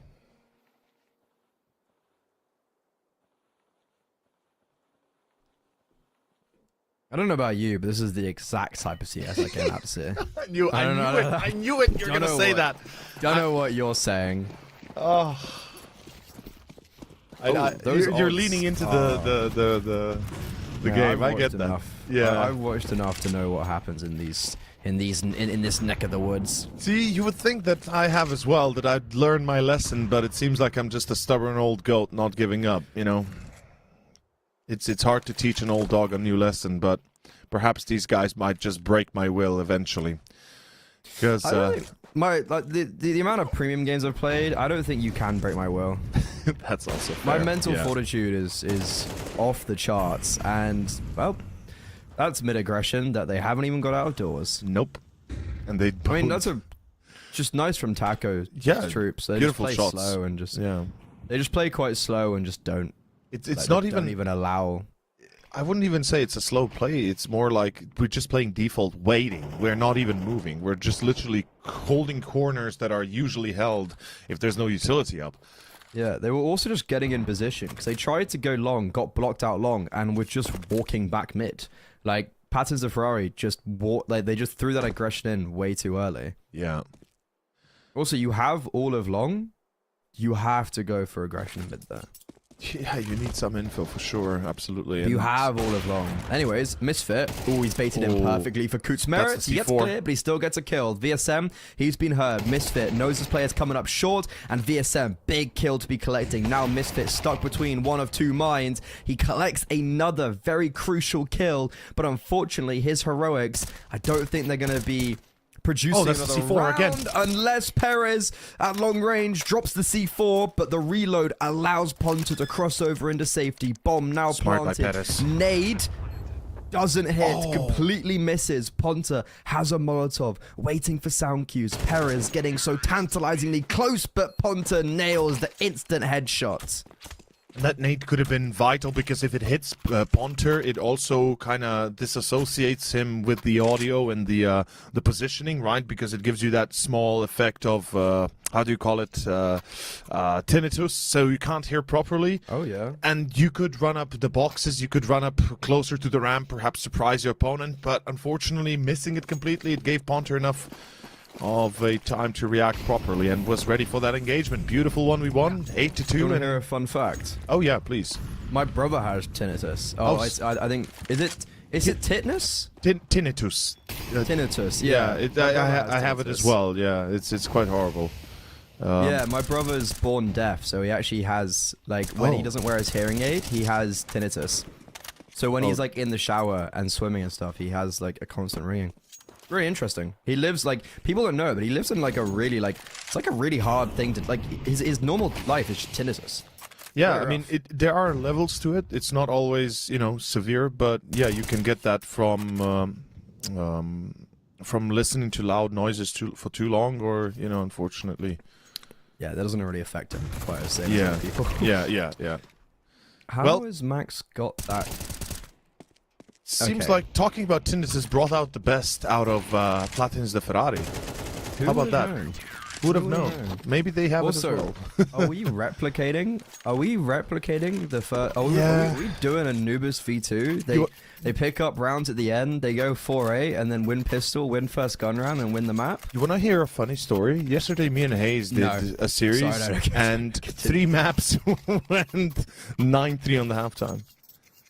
And then So it was then- 9-3 first map, one-sided for the Yeah. team that was the underdog. It ended 13-4. Then second map went 9-3 for the team that was the favorite, went 13-5. And then third map went 9-3 on the half again for solid, and then won 13-6. So yeah, that's not, I don't know, coincidence. In any case, premium double holds long, and that was actually a successful double that now puts an end to the push itself. But yes, coincidences are happening here, for sure. well, and it also looks like they're losing this round because I don't think does. Coots Merritt has been seen yet. Even though he's on 3 kills, he's a mighty man. They're not going to clear him if they do come up long, and they've also got a player in Goose ready to peek off with the AWP. So a lot of layers to this defense. And I don't really know what you do with Drop the Taco. That's a good start, though. That Molo spreads. Yeah, okay. This is a good start. They know there's someone towards Car, but Misfit's still holding this angle with the AWP, and he's going to be rewarded for his patience. Kutzmeritz is able to activate, and then Misfit, as I was saying, the layers of defense, he provides perfect overwatch. And we're back again, baby. It's 4-8. They're going to win pistol. They're going to win the first gun round. Bada bing, bada boom. You called it. But yeah, it's a little bit of a crazy thing to have won a round. Well, 2 of the 4 rounds potentially win in the first half that, well, not potentially, that you do win out of the first half, that end up 2 of them being lucky rounds, if we can say so. Maybe the one 3K not as lucky, but skillful, but definitely the Ninja Defuse is a lucky round. We cannot consider it any differently. 8-4, win the pistol. That's the way to go. T-side, it's their favorite one. Hell yeah, dog. Are you ready for a full comeback? Because I am. So ready, dude. Yeah, good. Providing some entertainment. I mean, it's free entertainment after all, so... It's free? Yeah, there's no pay-per-view in this. It's exactly. all a touch away. We've got 1 smoke on the T side. That's enough. Just need to Cool. smoke CT. That's not going to land properly. So that can be seen over the top. That's the reason why I say that. Doesn't seem it's going to have any effect, though. Ponta, only good for the first. VSM, left on an island because of that. Wow. Very simple. Very easy. And we've also got Kutzmeritz lurking in middle. He's playing very late, but Max still lands the headshot. There's a kit in play as well. Taco, he's the man you want to be watching. If he's able to get onto the bomb site, if they're able to get these kills, it's very winnable. The crossfire, though, it's nice. Misfit take the first contact alongside Perez from tunnels. They are annihilating. It's actually a 1 versus 1.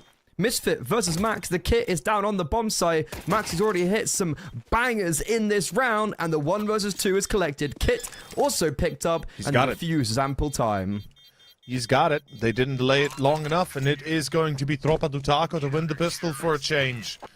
As that is propelling them forward onto the 9th round. And yeah, Platin's the Ferrari. They make it look easy, go out mid. The smoke is a little bit of a fail for sure. It should have been dropped on that top box, right, on the edge to cover the whole of the area. Make sure you cannot be spotted from ramp A or B itself. But it is nonetheless a round for Tropa do Taco. And 4 spy, not surprised. Single AK, single Galil. That's perhaps a bit more surprising. Usually you'd expect more rifles. Though fast long. Oh, good shots by Perez. Bring it back. 4v4, maybe a third kill. Yes, it will be. Decent damage. Pop flash again.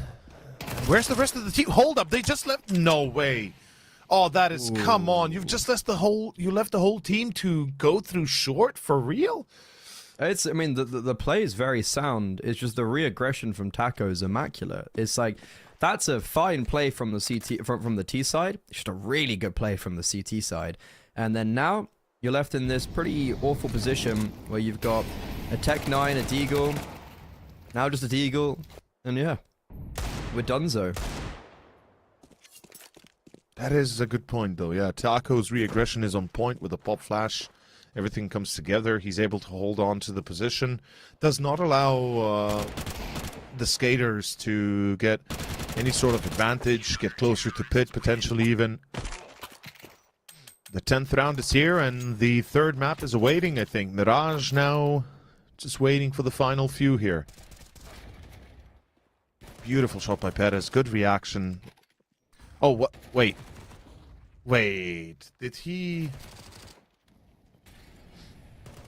He switched his weapon to an Mech 10 or a Tech 9, Perez? Did I saw that correctly? Like he switched his weapon to an MP9 or something instead of keeping the Galil. Weird. When getting the initial entry in long, but doesn't matter. Round is over anyway, so it's not like it's gonna change anything. Yeah, we're going to map 3. Yeah, this is surely map 3. It's got to be. Miragi. I am going to rage. Well, everybody loves Mirage. More than Dust, at least. And if you ask Nexus, Dust doesn't even exist. It's just, you know, all just a mirage. As, Fair. yeah. I mean, to be fair, when they brought back Dust, I was so mad that we don't see Cash or Train returned, or now Train is returning. It felt a bit like, felt a bit lazy to just add Dust 2 back. Yeah, exactly. Exactly.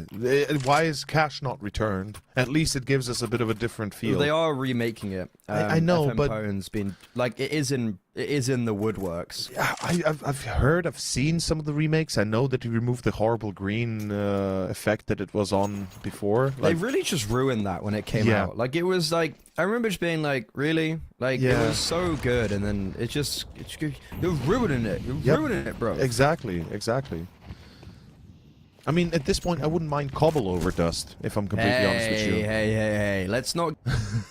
We're not having that much fun. Come on, I mean, come on. You gotta let me have No. some fun, please. No. Wouldn't you want to have Let's Chicken Hut Let's again? stop messing around, dude. Let's stop messing around. Come on. It's a serious broadcast. Oh, Come on. Stop messing that's a around. shame. Where's Train when you need one? Hopefully we get Train one day. I want to see Train. Maybe we're lucky enough to have it in the next series. You never know. Maybe if God is willing. Oh, wow, yeah. Maybe. Why do we not have any util for the T side? I don't know, we do have understand. some. I mean, yeah, that but was nobody's their last using it. flashbang. That Yeah, was no- their last flashbang. Also, what the hell was that flashbang? It's just randomly What were they thrown. supposed to do? Okay. Misfits gotta smoke. Why aren't we smoking CT? What is going on? What? This is madness. Sorry, Misfit is maybe the most like hot and cold AWPer. Like he's got 11 kills. They've all come from 3 rounds where he's got these like really impressive multi-kill, or not even impressive, but like good multi-kills. Yeah. But outside of that, he's just done nothing. And this round is like what are we doing this round? We've got a player out long, a player out B. We've got smoke guys that on we mid. could use in mid, but we elect not to. I don't understand what their reasoning is, right? That's the problem, right? You and I both, I think we're both drawing a blank when trying to think of a reason of why they're doing what they're doing. Like, there's no logic to it, no head or tail. Rhyme or reason, exactly. And finally, maybe a rush B. Maybe that's what they just need. Just simplify it. You know, if you can't handle... Yeah, if you can't handle complex structures, just rush B. That's it. You know, it's as simple as it gets. Just hold W, as we saw. Max just pop flashed himself into... Okay, so they're coming out B. Yeah. VSM, baited in full perfectly. Ponta GG. just laying down hellfire from distance. Taco's a quick rotation. Dropper to Taco. It's not even competitive on map 2. And with map 3 up next, I feel like the roles have been reversed. We've stopped our trolling on Anubis. We've pulled up our socks on Dust 2. And I think Mirage is going to go somewhat the same way. Miraji. Miraji is certainly going to work out the same way, I hope so. It's a great map, has always been. It's a pug map, and I think Troppo de Taco might feel most comfortable on it. We'll see if Patins de Ferrari have a response, but their CT side, I gotta be honest with you, it's horrible. I really dislike it. I feel like they have no idea how to really properly work those rotations or after plants, or rather retakes, but maybe Mirage is the map for them. In any case, short break, and we'll be back in 15 minutes.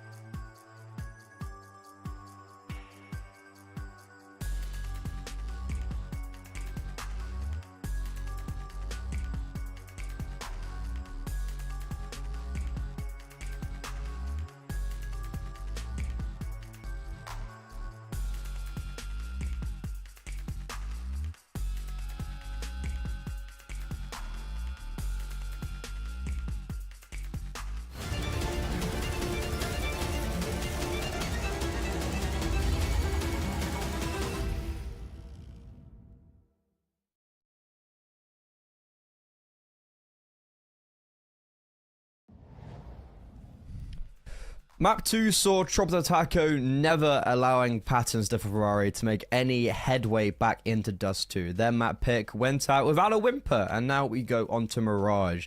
We are in the 1-0 stage of this main Swiss, and Troppo Taco have yet to lose a series in the main Swiss in these last 3 CCTs, so they are looking to continue that trend and put themselves within touching distance away from playoffs.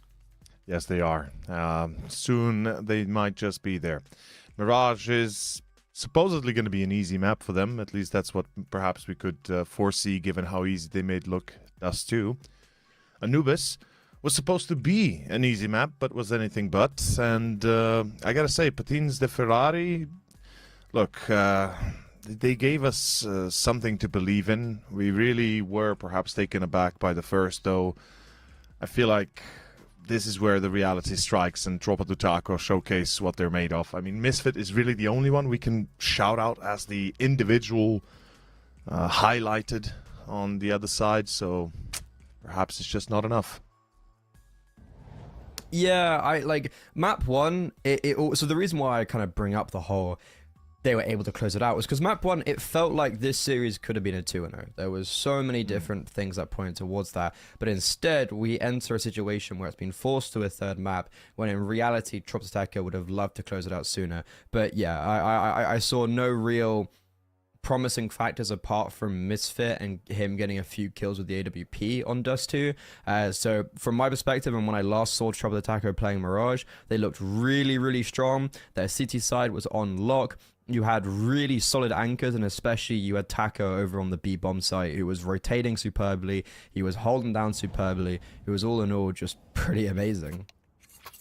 And of course, amazing might just be the way forward as well. Troppo Taco CT side, I believe they won the knife, most likely, I would assume, as Patins de Ferrari take on the T's and will run towards B.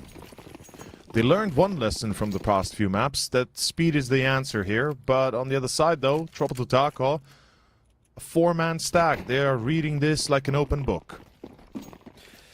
Hell yeah, off we go. CT side, they've got the numbers, can they get the kills? Merit suggests yes. Perez picks up one for himself, and well, the 4-man stack, as you would anticipate, excels. Pretty easy. I'm not surprised. I mean, good reads, good positioning, crossfires working, and in the end, yeah, gotta give it to the Patins de Ferrari. Good hold. Troppo Taco are the ones on the T side, so it was the other way around. My bad there. I caught myself on that mistake. Probably wouldn't be the last time as well, but nonetheless, it's a lost round. It's a lost pistol. Force buy. Not really a fan. No bomb plant, and they still commit to Tech 9s and Mech 10s and another B rush. Perhaps not a rush, but definitely a B take. Yeah, same idea, even though they got no bomb plant. Merit has a USP. I think he assumed that with us, the fact that they didn't get the bomb down, there was going to be a full eco. He couldn't be any further from the truth, and right now you've actually got an advantage. Max has been able to pick up a kill, but he can't get away. Big trade, Premium hunting him down. He smells blood in the water, and the Apex Predator is out. The question is, can they actually get out of market? Seems like now they've got an out. Should be easy pickings. VSM though, his deadly deagle has something to say about it, and wow, how in that 3 versus 3, how have Troppo Taco not lost a single player? That is a ballsy move coming out from Taco's troops to once again rush B, but it seems to work out because they play a smart after plan. The way they don't lose is they've got one in towards couch, aka bench, one behind site towards default, and I believe a third one was an abs at one point, jumping out. But they hold on, they wait the time, they play the clock and help each other in the crossfires. Again, showcasing they know what to do. But it begins with that first kill, right? Getting caught with a USP on site alone, that's not going to work out. As force buy, counter force buy. Not surprised, and this is the map we're given.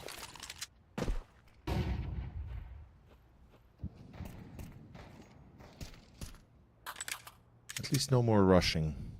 We do have a little bit of mid control coming out of Tropa do Taco. Ponter should... Yeah, there we go. Should be able to secure that. So, towards A, and I guess it's another stack they're walking into?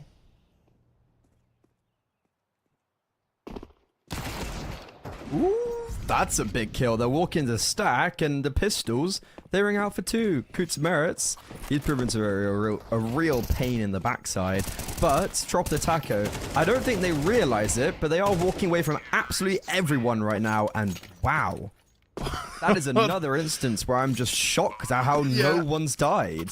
Yeah, that goes wholly different to what I expected. I mean, as soon as the smoke opens up, goes away, I'm like, okay, that's surely done deal, right? Everybody in short that's about to die. But no, Patins de Ferrari completely fumbled the opportunity. First Gutemeretz through the smoke, and then the 3 that were close and on site. Yeah, that's easier than it should have been. Okay, it doesn't even cost them to go to site. And we go to a full eco. It is a bit of a wonky start from both sides, but it seems like Tropa do Taco have found their rhythm, and they are doing a pretty good job at defaulting. And that's the only thing they need to do right now. Just stabilize their own gameplay in a way. Make sure they're not surprised by any sort of early pushing.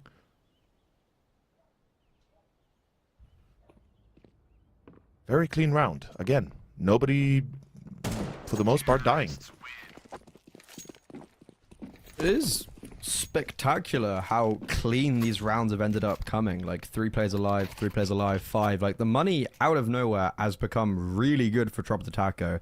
And this is a very worrying sign for Patins de Ferrari. This is probably the most unideal start you could possibly have. Yeah, and it all begins with that counter force by working, right? And it's crazy the fact that they could not convert it to multiple rounds in a row. It could have been them in this position instead of Tropa do Taco. And with that, I mean, the T's now dictate the pace of the game. They're going to again try towards B. They smelled weakness before. They know Cut Merits placed that anchor, supported by Perez through short. It all depends on that early entry once more. Cut Merits with an MP9, no util left. Neither does Perez have a molly. It's going to be the first entry by Ponter with the refrag, and here we go. It begins anew. Ponter double already. It's done deal. You cannot retake this. Your third player is too far away. You're peeking behind a molly you have a disadvantage at, and I'm not sure why you're even trying here. No money. They're back onto a full eco next. Well, they're going to buy up, I guarantee. If both die, it's an eco. It's got to be an eco, because even with max loss bonus, which they don't have, in fact, they can't buy, right? Oh, premiums on 3 HP. Yeah. Oh. They're like moths to the light right now over towards Palace. They feel them. This has been a real consistent theme of just being like, right, we're just not gonna save for some reason. They're going in. Okay. That's a big kill. 1 kill is massive. Like it is so fine to give away 2 kills there for 1 for Trop the Taco. That's a very advantageous hunt. And the trade really breaks them, because now you don't have a choice but to half-buy here. You have to half-buy. It's too early in the game to recommit to another investment where you might just come out empty.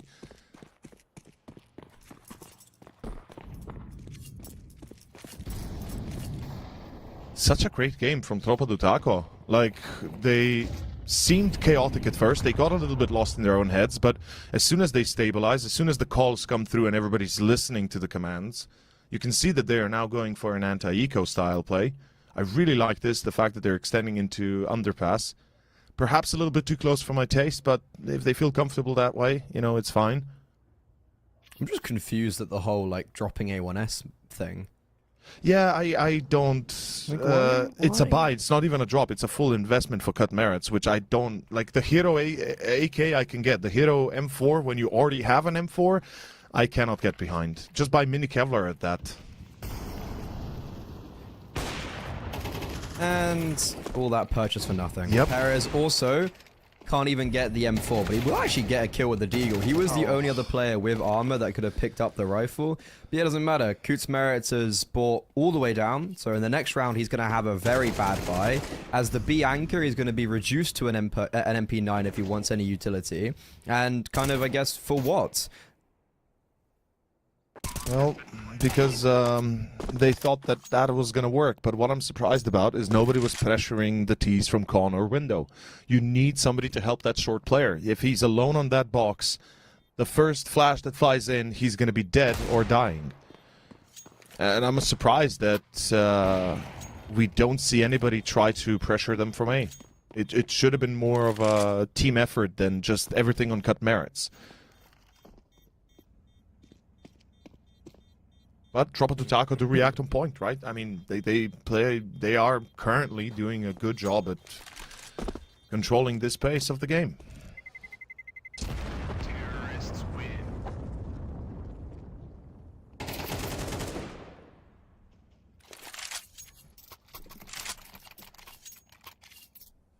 Yeah, I mean, this is the T-Sides game, and Paladins to Ferrari are just living in it. I'm all here for Taco's resurgence in 2025. That is that is true though. Imagine Taco making a comeback. How many Qualifies years for would it be now? Well, he played Oplano. 6 years. He played Oplano, and I think pretty sure they did something recently. I have to double check, but you know, it's not been 6 years since we've last seen him properly. Anyways, before we get on to Taco even further, Premium has just got 3 kills. Premium's got 2 players with 1 spray, and Misfit cleans up. Wow, what a play from Premium, and he's basically just saved the day. And that's what they need. An individual that takes charge and shows them how it's done. Gets a little bit of fear into Tropa de Taco that they don't think they own the map already. As Taco himself, 1v3. Like old days, let's see. Back in 2018 when they last lifted a trophy. Oh no. Unfortunately. Yeah. Yeah, so his last big event on LAN was Cologne, 2022. And his last LAN have been... He played in RMR in 2022. He's played a few, like, RMRs, or, like, kind of regional events, I guess, with 00 Nation. That was all, like, 2022. So basically, since 2022, he's been laying rather dormant. And actually didn't really do much on 00 Nation or Oplano. He's actually had more success now than he did with his previous teams. And perhaps for good reason. Perhaps he trained all those years. Or just taken a personal break. That's also normal. Max, meanwhile. Okay, yeah, that's going to work. Taco finds Misfit as well. That's A-side basically gone. And, oh, Ponter just walks in through con, or rather through pit, onto stairs. And finds 2. That's it, pretty much. Cut merits. You missed the party, buddy. Your team's gone. This round is about to be gone. There's a deep flank. And goodbye. Well, back to winning ways.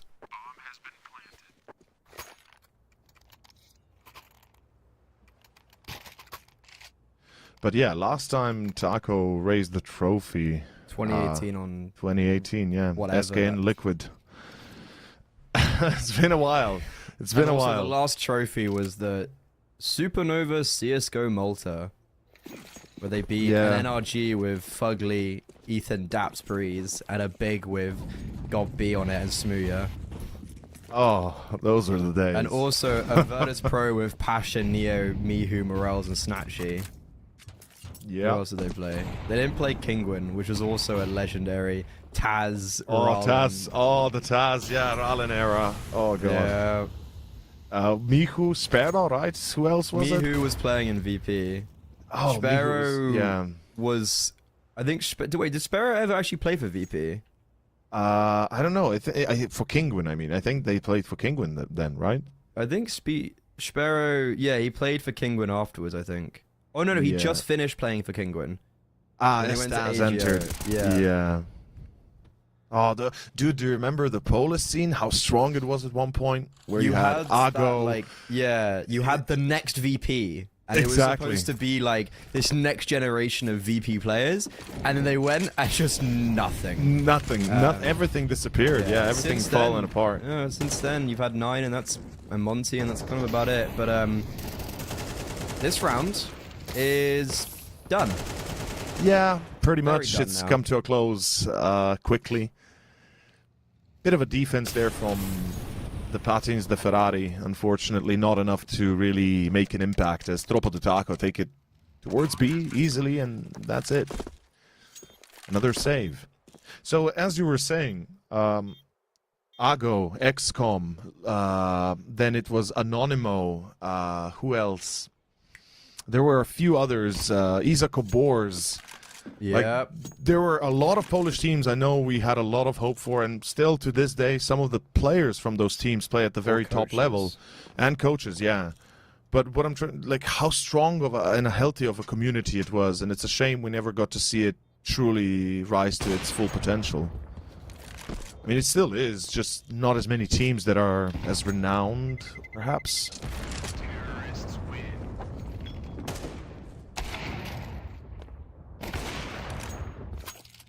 Wow, premium, okay. Okay, so here's the AWP at least. Decent, yeah. Nice little showcase. Unfortunately, it doesn't change the fact that you're still losing the game so far. And to those that have just joined us, don't forget this is map 3, so there's no extra attempts. You fail on Mirage, you lose this series, you're in the 1-1 bracket, and slowly but surely you could be facing elimination. If you win, though, if Troppo di Taco do close it the way they're looking to do, they're going to be one away from the playoffs. And what a shot from VSM. Beautiful. Misfit doesn't know what hit him. That is, it's all on him. Supported by Kutmerets. The timing is right. Let's see.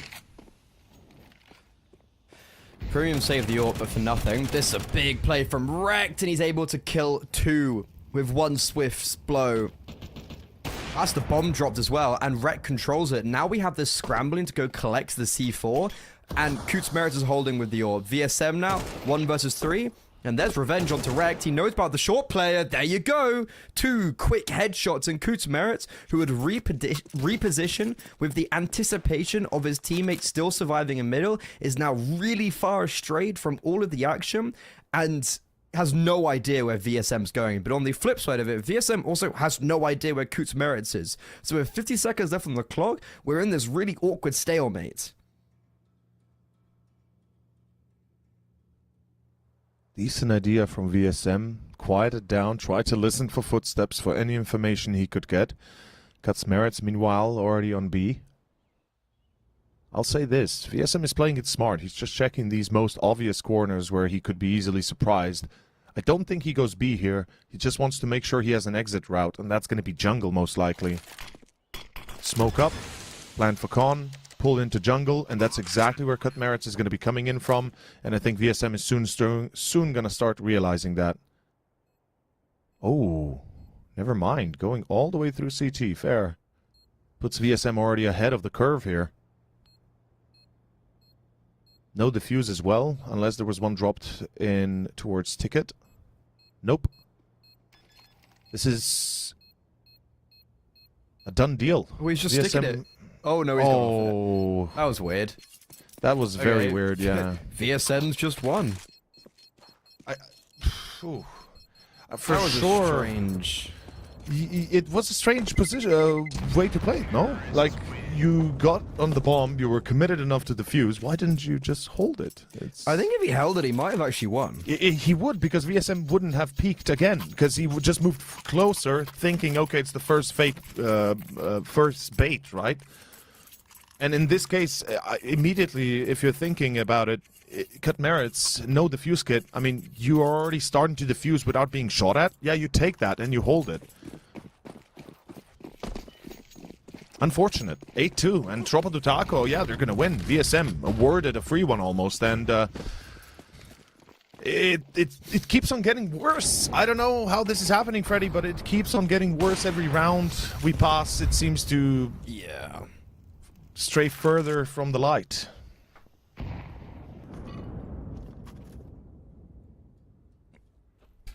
Anubis seems like a real anomaly now, looking back at it. Yep. Just drop the attacker, let the ball slip, but they've picked up the pieces now. However, VSM, after winning the clutch, has given up a freebie to Misfit, who has currently actually doubled his kills in this round so far. With a disadvantage, it felt like they maybe had to go and try and eradicate the offset that their team's been put into. And this round, ever so much, is peculiar as hell. The T side have Taco deep in jungle, and they don't know he's here. He's got confirmation of 3 players in CT now, and with Murder Hole not broken, he's in a fantastic position. But look at Rekt. Rekt is right behind on enemy lines, and Farius, who's got the bomb on his back, is taking a long time to make his way onto the bomb site, so Rekt should be able to drop him right here. That's the bomb going to be dropped, and that should be the round one, accentuated further by the fact that Misfit got a fully blind kill, and Rekt, the trigger discipline, doesn't quite get both of them. Farius, that is a fantastic flick onto him, but it's an only kill in the round, and a consolation frag, where Patterns de Ferrari finally pick up another round. Are you gonna say it, or am I gonna say it? 8-4? Another one. Exactly. Another one. I am, yeah. I don't know. It's weird. 9 threes yesterday, 8 fours today. It's like somebody's playing a game. But Tropa do Taco, they're not playing anymore. It's gonna be fast day. 3 in Palace already, bomb included. So getting ready for the swift entry to site. Premium. Oh, this position is so good as well as so bad at the same time. But he gets only the 1 max. Good reaction. It's not enough. Wrecked. Exactly as the name suggests. It's Tropa do Taco.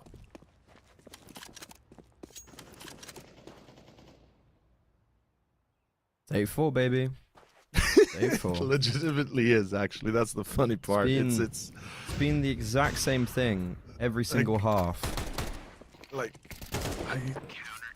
I'm just having a tough time understanding how this is even, like, how is this possible? Like, how is there not more rounds for the skates or the... Oh... Confusing. Everything's just so confusing. I hate it. And you know what's the funny part is every single half has gone the same way as well. The last 2 rounds is what they pick up. Let me double check if I'm actually correct in that, but I know on Dust they picked up the last 2 rounds of Dust on the half to make it 8-4. And on Anubis, okay, they picked only the last one. Fair. Okay, at least it's not that much of a coincidence. In any case, round 13, Pistol is live, and we're back in action. Let's see if our skaters can do this. Ooh, Max has made a lot of noise. That's a lot of information. Crazy. Oh, He's been completely baited by this presence shown on the B-bomb side, and he is going to be brought down because of that. This is style a bit awkward, though, for the T side, because they've got 2 players on the A-bomb side with the bomb planted. They then got 1 player TV and 1 player at the mouth of lower tunnels. So if both these players fall on A, that's round over. But luckily for them, the City side are as discoordinated as they are. And Perez is playing super, super late, and they will never expect him. And also, in the meantime, Kutsamiris has also come back around through Palace, so there's no worries, and this is looking a lot like Anubis all of a sudden. Well, VSM is not going to be able to repeat the success of Misfit, but yeah, it's pretty much as you said. The one word sums it up. No clue what they're doing, or rather, chaos. Tropa do Taco just lost in their heads a little bit there. Max especially, I'm not sure why he completely forgone Palace. Like, jumps towards it, doesn't even take a deep look, doesn't even challenge, you know, steps away all the way, makes all the noise so they know exactly where he is. That's round, and that's a beautiful fake somehow, well, not really a beautiful fake, rather just a simple fake somehow working so well.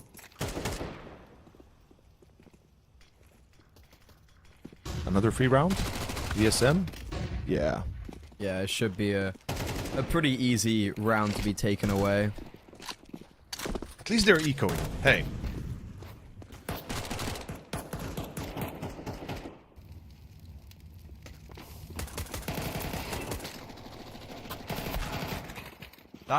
Okay, only 1 kill. I was gonna say, any more damage could be precarious, but keeping 4 alive is important. I want to see Misfit getting a little bit more involved. Let's get him up, baby.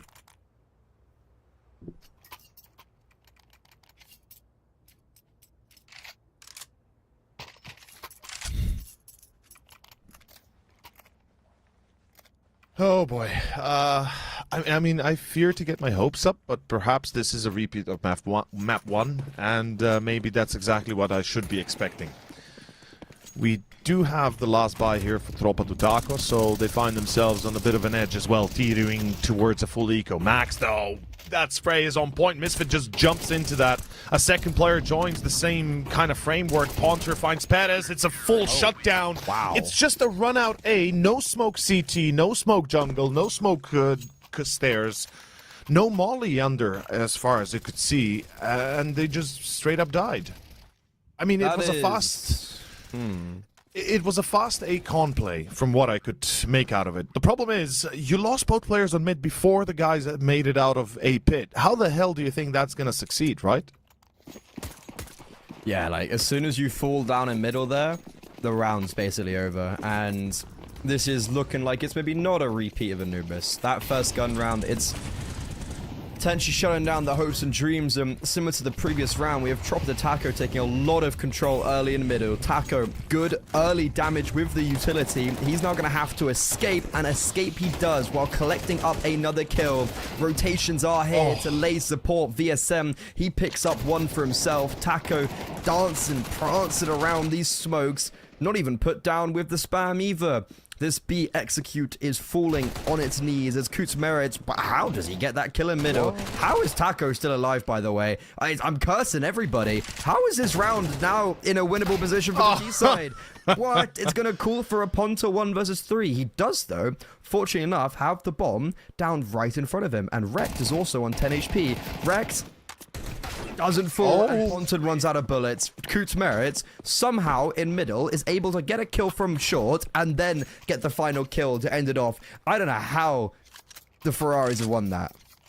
It's kind of crazy to consider the fact that the CTs were super patient as well. We saw the player in con, who was it even? I think Farias, yeah? Who was waiting, literally just standing doing nothing. He knew that B-side was under attack, that he had to rotate, but he trusted Taco, who had survived for like a good 20 seconds in that smoke and jiggling around it at low HP. And right here, yeah, Farias gets killed, and then Tropa do Taco have no choice but to fall back, and life unfortunately drains out of them as you do maybe throw a caster curse out there, but nothing they could have done about it at the end anyway.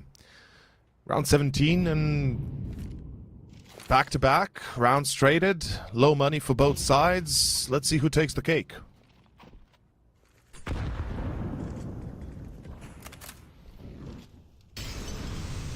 Ferraris at least has the AWP out now. And he's actually positioned in a very dangerous angle in ladder room.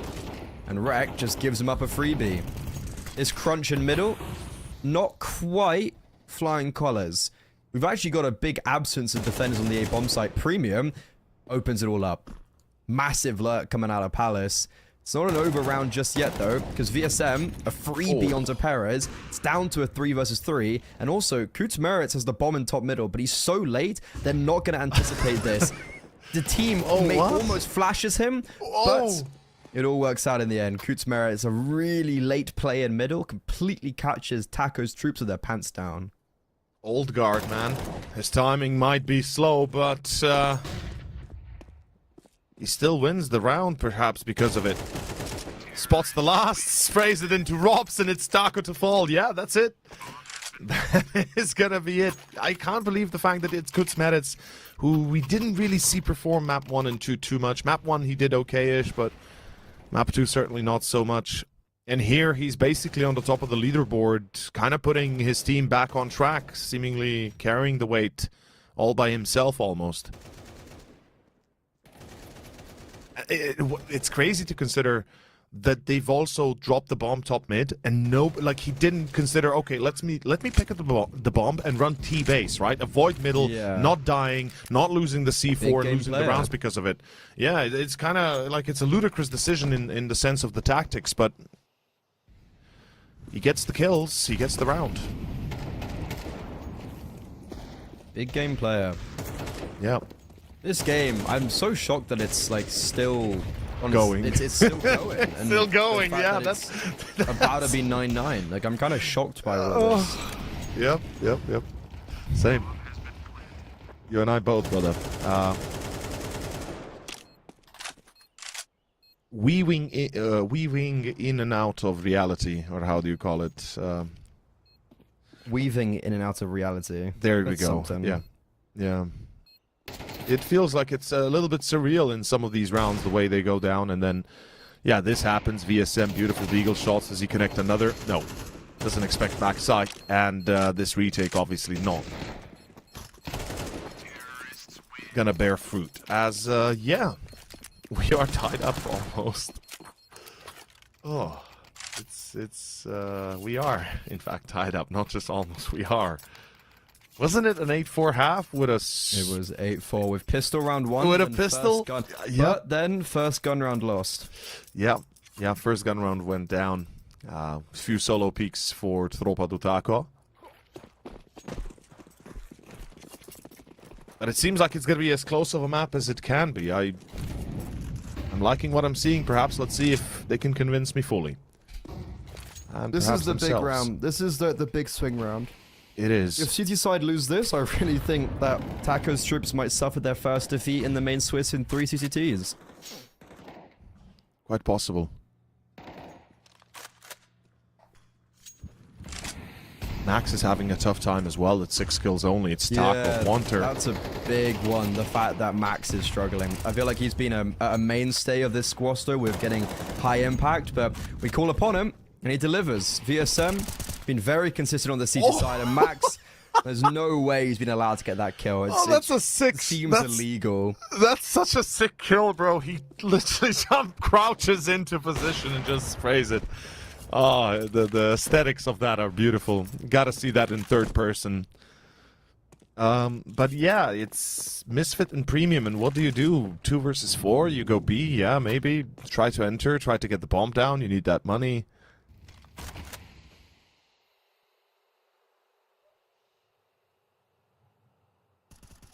And I guess they save. They really save 40 seconds. I mean, Misfit can drop an AK. I guess it makes sense.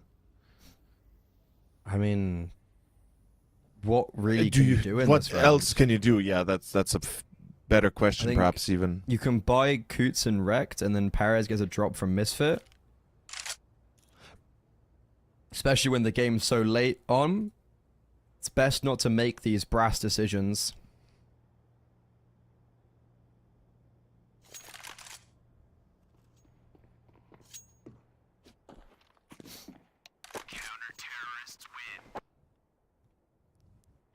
But they need some sort of strategy behind their play then. Whatever they do, they need something more than just, okay, let's play default mid, right? Let's just keep doing that. It's seemingly not working anymore, at least. I think the issue we've had in this series is of when it's fallen apart for both sides is when we see players playing a little bit too individually. When it's just like deathbally, it works a lot more than it works a lot more than it doesn't. We've just thrown 3 insta smokes though. Con, top mid, window, all blocked off. There is a barrage of utility out middle. Taco's troops have a big void of information now because of that. But speaking of Taco, This is a perfect smoke to play at this stage of the round. He just instantly drops a smoke down into deep apartments. There's a nade? No, a flash. No, yeah, the nade doesn't hit anyone, actually. And Taco, he's got the world on his shoulders. He doesn't miss a beat for the first kill. Only 3 bullets, runs out of bullets, and VSM cannot provide any help. Farias also rotating in, held form. And then you've got Coots Merritt, who was the only player in middle with all of that utility, walks up connector and claims the most important kill to end off the round. Ponta spotted and now hunted. 10 HP. This is the Ferraris evening up the scoreline back to 10-10 and also destroying the economy for the CT side. And it's what we feared perhaps for Tropa to Taco if they were to lose. It happened around later than we thought. Oh, he actually hit him, so he hears him. Oh, that is so unfortunate. And they are forced to play an eco. Like, you cannot go for a buy here. If you do, you lose, guaranteed. You don't have an op. You could go for glass cannon, but that's really gone out of favor now. But beyond that, you just don't have enough. This is madness. I mean, unless you're... I mean, VSM has enough for an M4A1S. Farias can go for a FAMAS utility. Taco goes for an MP9 util. Max goes for an M4, and then Ponter goes for an M4. You won't have an op, but you don't want... Or maybe, actually, since Max is not doing so well, maybe you risk the fact that he goes glass cannon, and you put it in Farias' hands. Screw it. You put Max on the chopping block. I mean, you need something, right? You need something that... that works, and since Max is not really hitting all of his shots the way you would expect him to, maybe Farias does. Yeah, but Farias also hasn't been exploding That's the scoreline. That's another problem, so like, yeah. Where do you look at for the success? And for the Ferraris, we're just going straight into it. There's no messing around. They've used every single smoke grenade between middle and towards A. There's 4 defenders here, though. They've got the bodies, but they're slowly dropping. That is the first to go. VSM out for the count. Ponta to meet him in hell. We've got heroics tried to be exhibited from Farias, but only one will do. And Patters to Ferrari. That may have just broken the camel's back. I'm not sure Max wants to stick around, but he's going to still try it. The bomb's not down. There's the molly to jungle. He's now isolated. Support is going to be coming in, but in time. Still need about 10 seconds. Nope. He's not got them. It's down to Taco, and I think Taco commits. I think he goes all the way. He either saves the round and he knows they're back in it, or they are completely out of this series, perhaps. And they'll still buy, sure, but there we go.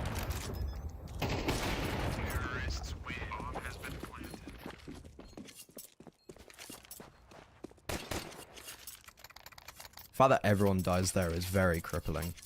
Yep. We're going to maybe have to play for overtime here now for Tropa to Taco.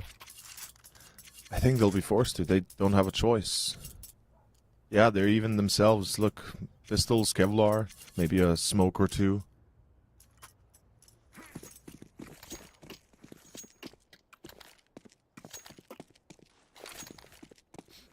I'm a little bit speechless. I expected more. And it seems like I'm really surprised of how badly this has gone.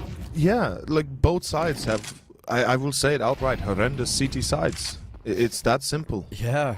Two rounds on the CT side is... And with the first gun round is one of those rounds. Yeah. Oh, good wallbang. Also, that nade, though, was dirty from Perez. He just mollos and nades for 100 damage. It does grind your gears, doesn't it? Yeah, he's just kept 3 players on B.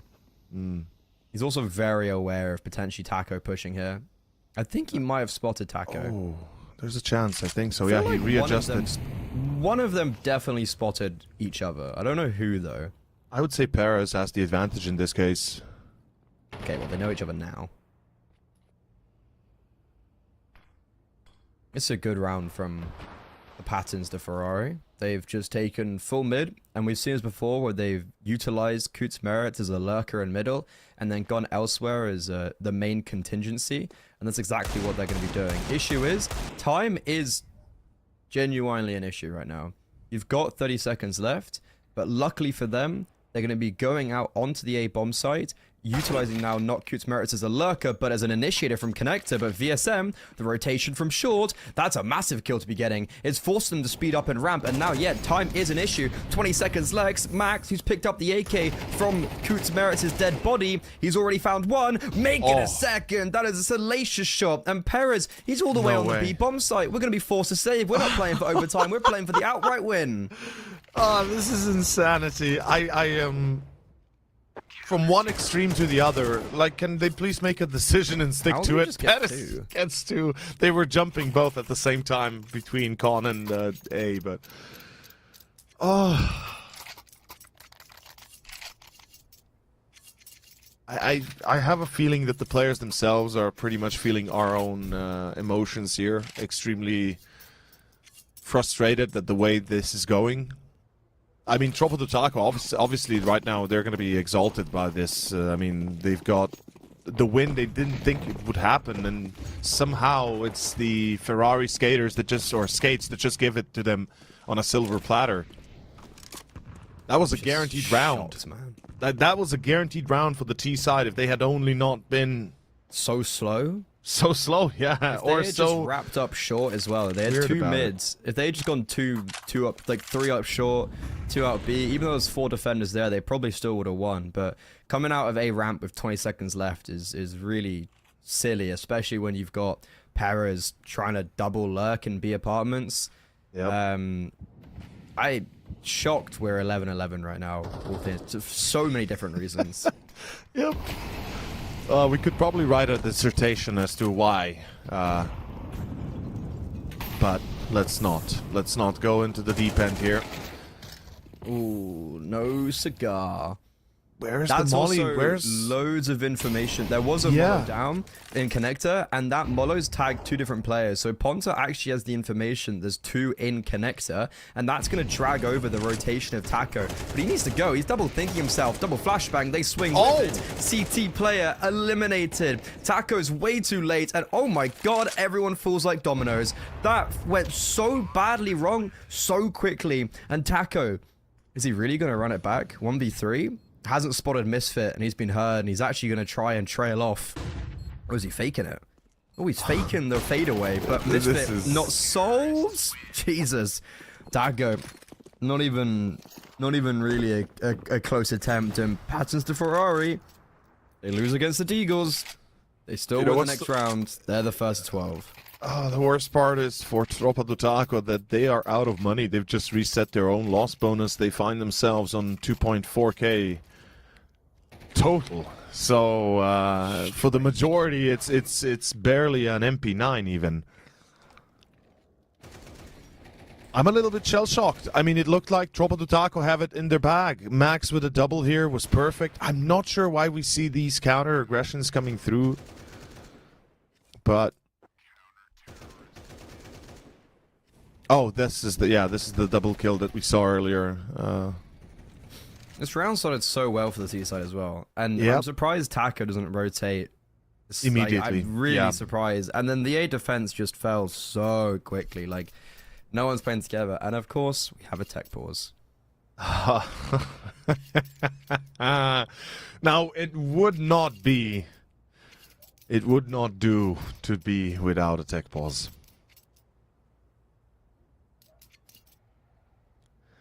It is South America, people. Sometimes, it will happen. Hopefully nothing serious. Oh, this game, though, it's been quite an exhausting one, and I can't imagine the players are feeling any better, because it's been a rough one. It's been rough on their minds. It's been rough on our minds. It's been a back and forth that had no head or tail. There was no logic to it for the most part. Now, I'll say the team with the less mistakes is going to win the map here, but that's not saying much, unfortunately. And it feels like there's so much work to do, at least on some base level, perhaps communication, timings, that kind of stuff where they'll need to focus, because perhaps during the break they, just chilled off a little bit too much. I don't know. It's It's wonky. It's inconsistent. There are some very good rounds that you really can praise them for, but then there are rounds that you kind of ask yourself, like, what the hell were they even thinking? Like, where was the thought process? Was there even an IGL? Were they even on TeamSpeak together? But enough of me ranting. Luckily for you, we have another game coming up next. Oh yeah, I can imagine that's gonna be even better. No, I'm joking. I'm now just having some fun myself. No, it's gonna be great.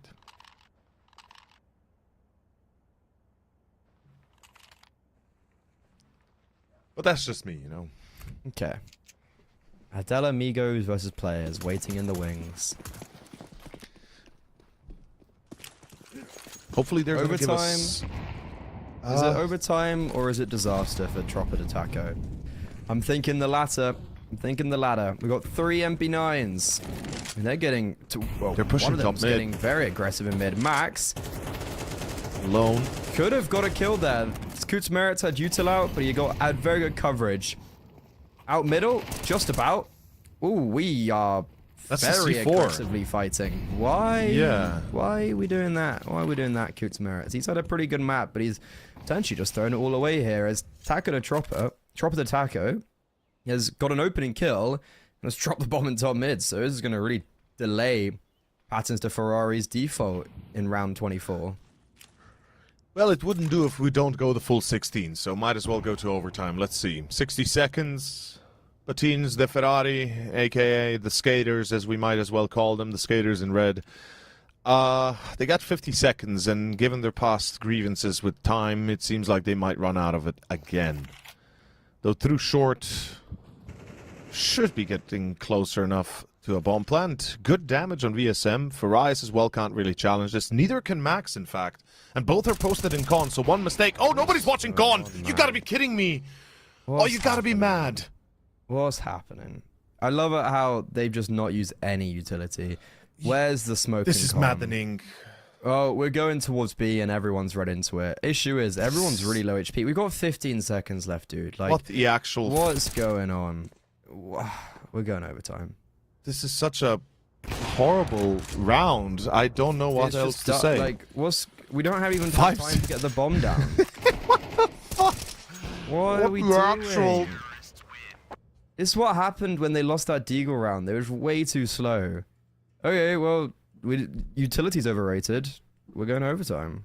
And I need a toilet. Go for it, Chief. I mean, at this point, this round definitely went into the toilet.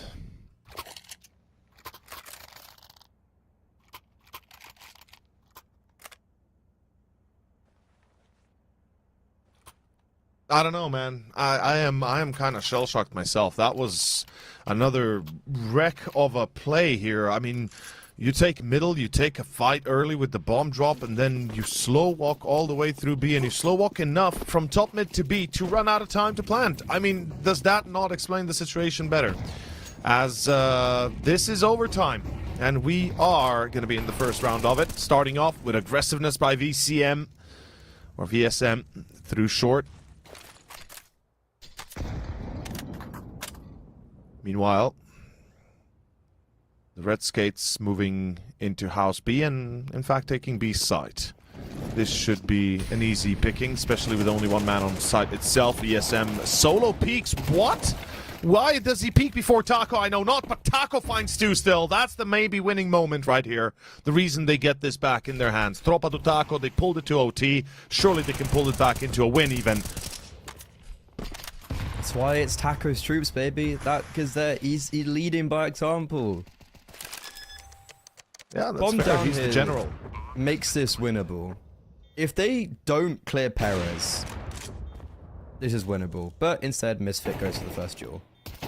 1v3. Ooh, no.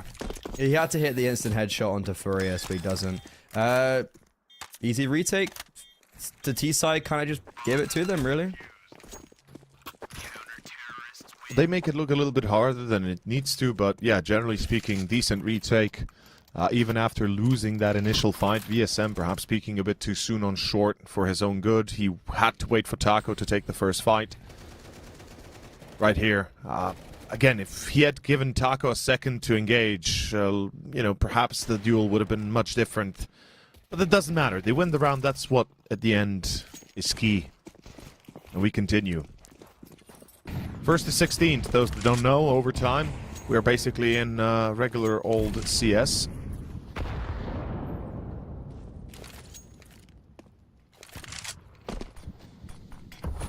Full on A exec. Where's the rest of the team? Deep lurk by Perez. And the CTs know. They've got 4 in position. Freddy, this feels like it's going to be a done deal before it begins. Oh, no.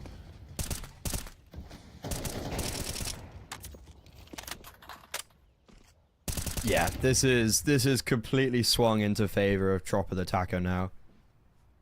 Patterns to Ferrari. They had to close the line in regulation, and now they don't. It makes me very worried, because also the CT sides have been very lackluster from both teams, actually, but more so Patterns to Ferrari. So as we go on to their CT side, if they are maybe not even able to win a single T round, this is really going to put them in the crosshairs and I think make their life very difficult. So it was very close, but I have a feeling Trop of the Taco are going to maintain their flawless main Swiss run standard.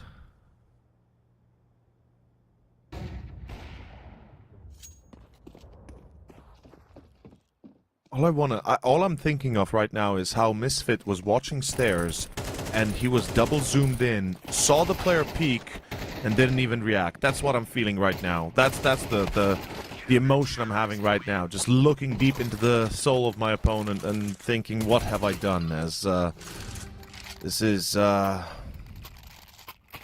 this is pretty much a one-sided street again. Somehow we came from a very close match that had a back and forth continuously throughout the second half. To a degree, I guess. It was 8-4 again on the halftime, but oh my, I'm just, yeah, this should be, should be, I say should be given what we've seen, but then again, I remember what happened, and I can't say for sure this is going to happen, because it's Tinas de Ferrari that still kind of bring the best out of them, perhaps, in these final rounds. Oh, that's an interesting smoke. That's definitely one of the smokes of all time. And VSM's jumped into the mollo. Oh my god! How has he got a second? He jumps into the mollo because he misses the jump into ladder and then gets a second. This is some quality Counter-Strike. Jesus, Premium's been put in he's been smoked, dude. He's been put in a pack. I can't stop laughing. I apologize. It's just funny. I don't know. I find it funny. Oh. No, it's just the fact they missed the window smoke and then Paris. So funny. Everything, it's just everything. It's the whole culmination of this series. Like everything that we've seen so far has been just. It's when you think it can't get worse, and somehow it gets worse, right? But wait, he missed. Taco, wait, did he see him? Yes, I think surely he saw him. Did he think he was going to come back? I don't know. He saw him. He saw him run. Okay, so well, they know. I guess. Yeah. Okay. Taco.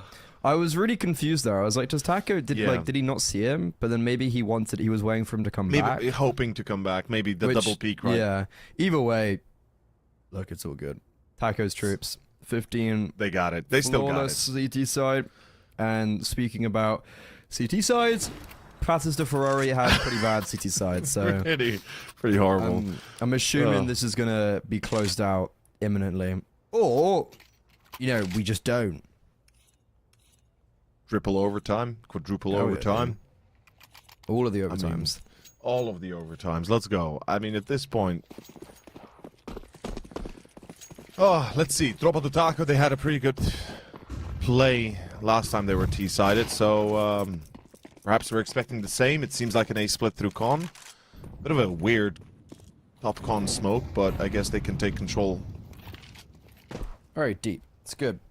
They might try walk through stairs. Oh no! Oh, I know what this is. You know what this is? No, what's this?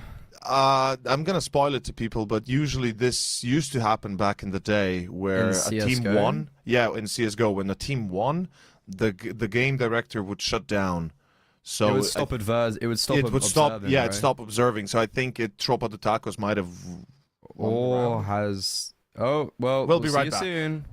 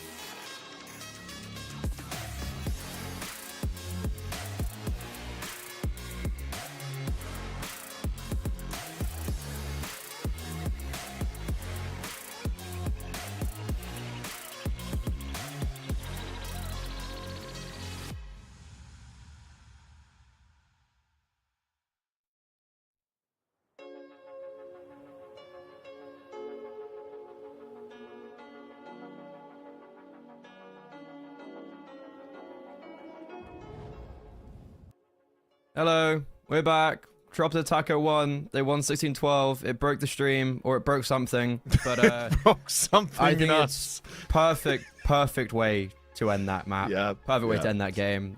Congratulations to Dropper Taco. They're our first 2-0 team.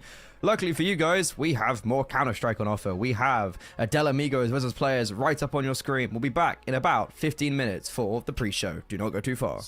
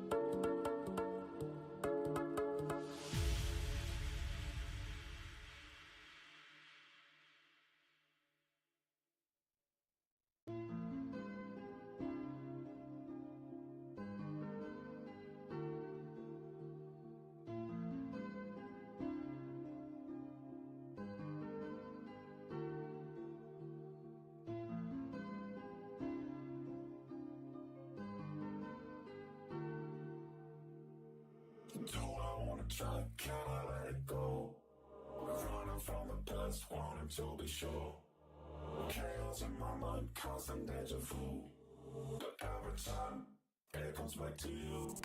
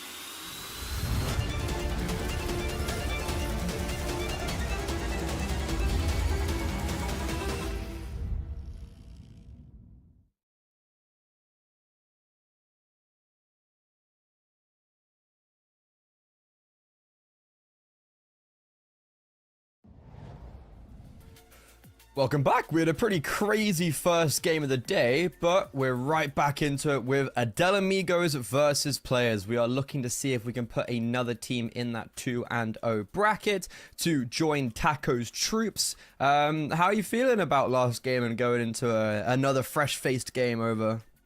You know how I feel about the first one. You heard me pour my emotions out there, and I think everybody probably does. It was a weird one, I'll say that much. So I'm expecting a much closer, perhaps a better game of CS now on the second. we had some great moments, I'll give them that much, but overall it was just chaos incarnate, and really I couldn't make heads or tails of it. And here on the second, you said it yourself, you expect perhaps a bit of a different game in itself, especially from Adal Amigos. Yeah, this is going to be an interesting game because the odds are heavily favoring Adel Amigos, but I would see this as more of a closer game. The players actually got put into this position because when they played 2070, where they got upset, and it was quite a big upset. I was casting both of the games these guys played, actually. It was quite a big upset, and then one of their players got banned 2070. So... yeah, it was a bit weird. 2070 had these two brand new players, Bounce and Floki, and well, yeah, Floki got banned. So players have taken their place. Well, it feels definitely a little bit more deserved. Oh, I mean, absolutely. At this point, we got rid of a cheater, and good riddance we did. But that also means they might have a bit of a tough match ahead of them. Adal Amigos... pretty decent lineup. You said it yourself. You had the pleasure of watching them. I know pretty much most of them from different teams. We talked about that earlier, how, South America does have a tendency to switch the players around a lot, that there's a lot of different small roster changes from 1 to 2 players being switched out consistently almost. But this time, Showtime, Fastin, Kassin, Zikezao, and Del Boni, and a lot of experience between the 5.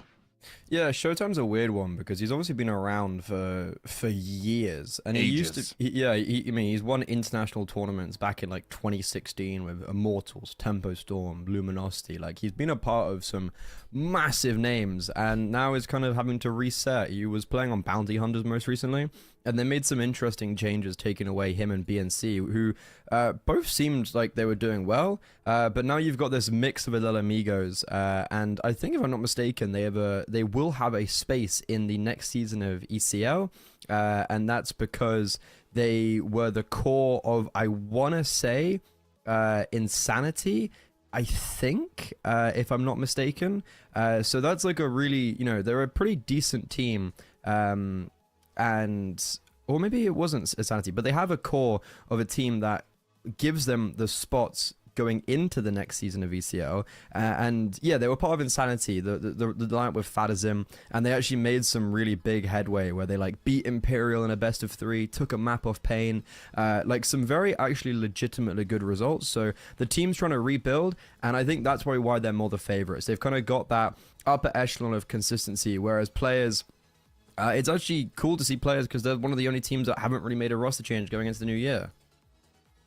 Yeah, and they've been around for a while as well themselves. I mean, if we draw back the years, Mitpatini used to be a part of Corinthians, used to be a part of, what was that?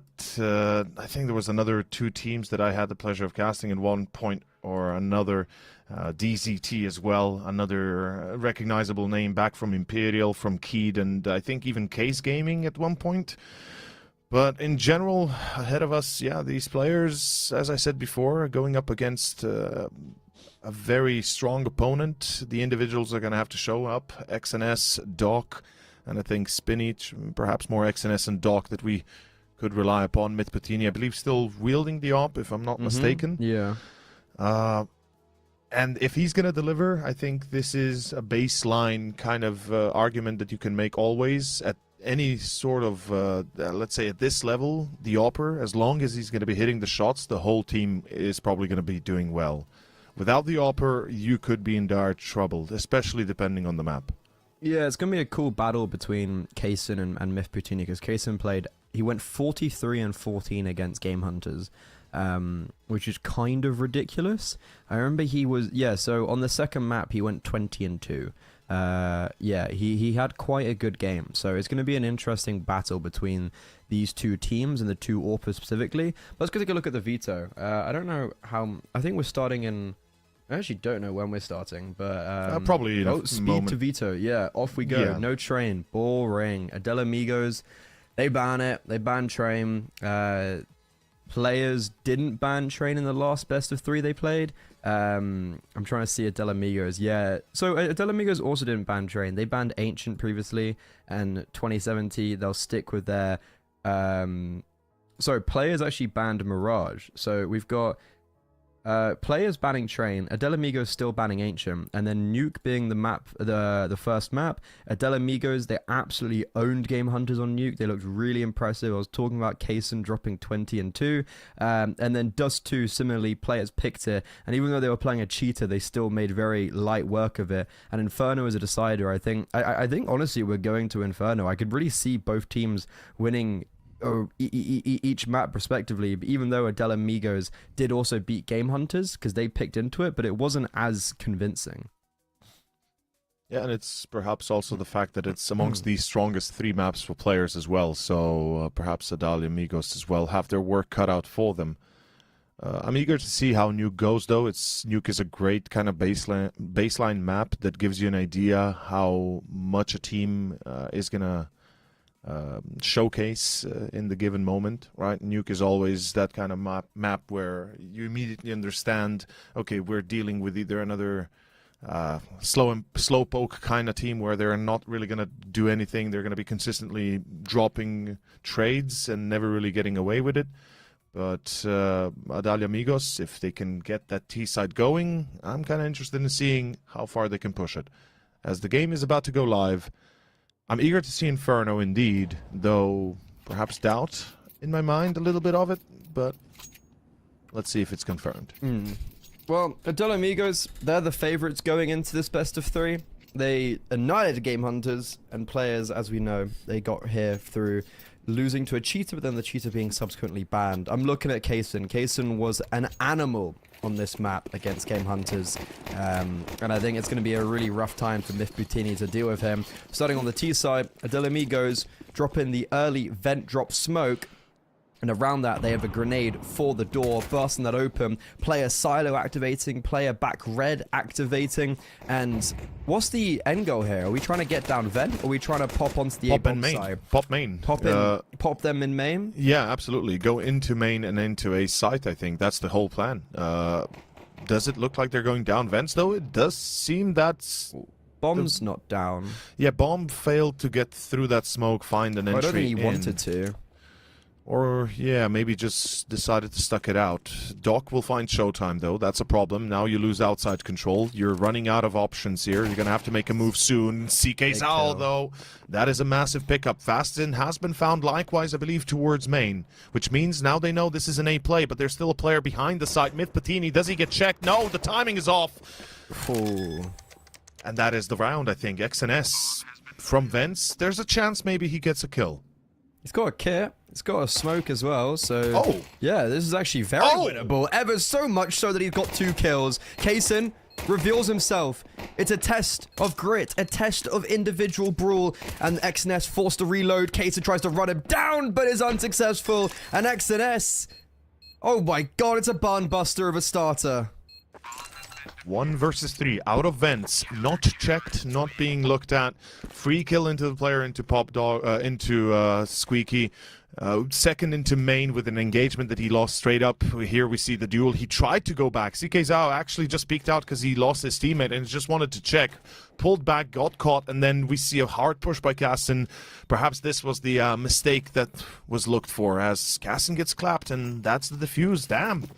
Beautiful pistol here, the individual XNS. Like we said, does he show up? He does, and it's going to give a little bit of a momentum, perhaps, to players to start off the CT side.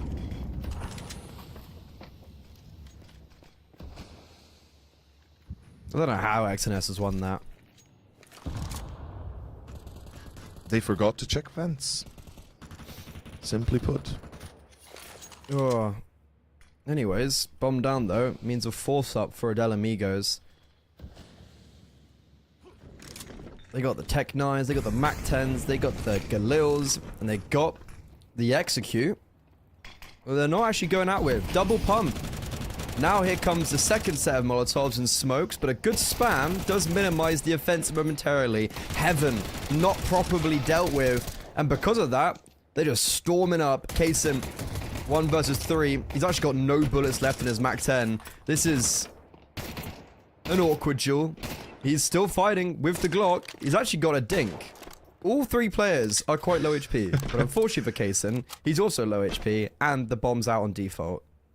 Yeah, so if players play this correctly, as they should, he should not be given another 1v1 within the next 30 seconds. Because otherwise this is a doable round for him, and DZT far away, FAMAS in hand, playing that distance, and it's a safe bet. But the safe play certainly didn't work the way they thought it would. You said double pump, in fact, double execution that kind of caught them off guard. They thought the CTs might not be in position, and voila, complete stop again. Yeah, I don't think the CTs really bought any of the original fake. Nope. No one. If anything, they were there quicker. Okay, well, a disappointing start, potentially, to this map for Del Amigos. Feels like the pistol round should have been theirs.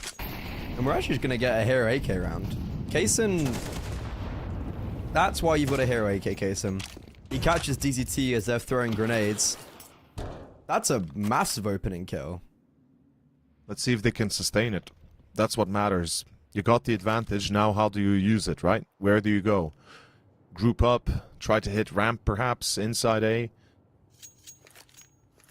Through trophy. XNS is going to be taking contact, pulls back, plays it safe, knows that he cannot die. If he dies, that's B wide open.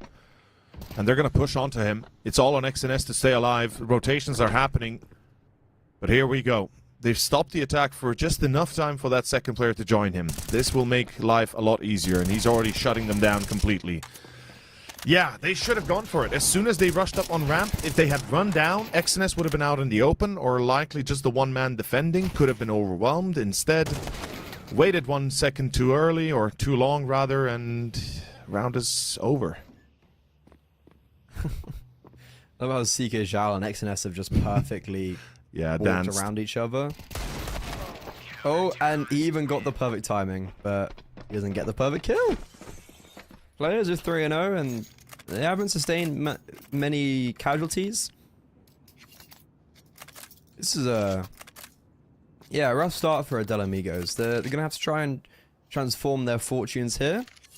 But Myth Butini, that AWP being brought out, and XNS 8-0, those are some very dangerous signs for Del Amigos. Big numbers, big weapons, and perhaps even bigger score lines. Do we see a default here? Just a little bit of a slowdown? Like, take their time, let the CTs expunge their utility? No, DZT just takes that fight with a simple nade into the smoke fast and not seeing it in advance. And good night. Again, entry secured. XNS off-angle ramp. He was in the same position the last round.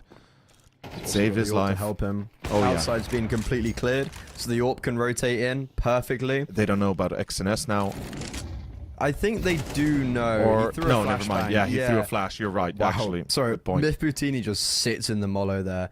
Very brazen play. Kaysen's got down. It's got down secret. Oh, boy. He finishes the job. It's rough. How does he not get hit more? I got dinked. Wait, this is such a weird round for the T-side now, because you've got a player down B, and Del Boni, he's going to try and make his way down towards Secret equally, but he's making noise, and DZT is going to hear all of this. So I'm pretty sure Del Boni, he's running and he's been seen, and he's been AWP'd. Myth Butini, he's really quick to react when DZT gives off the information, and because Del Boni is running down there, they have to imagine that Kaysen's also down towards B, because they haven't seen him elsewhere. So DZT is really aware. The shadow gives away his position. The double taps their head will put him in the grave.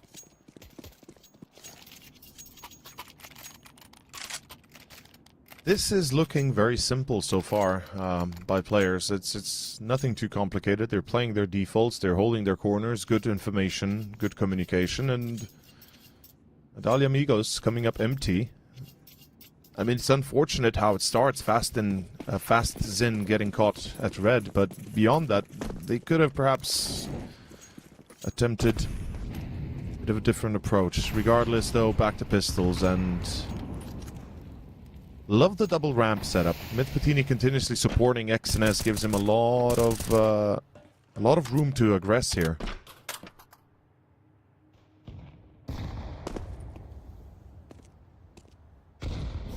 Gaston on the on the scout, excuse me.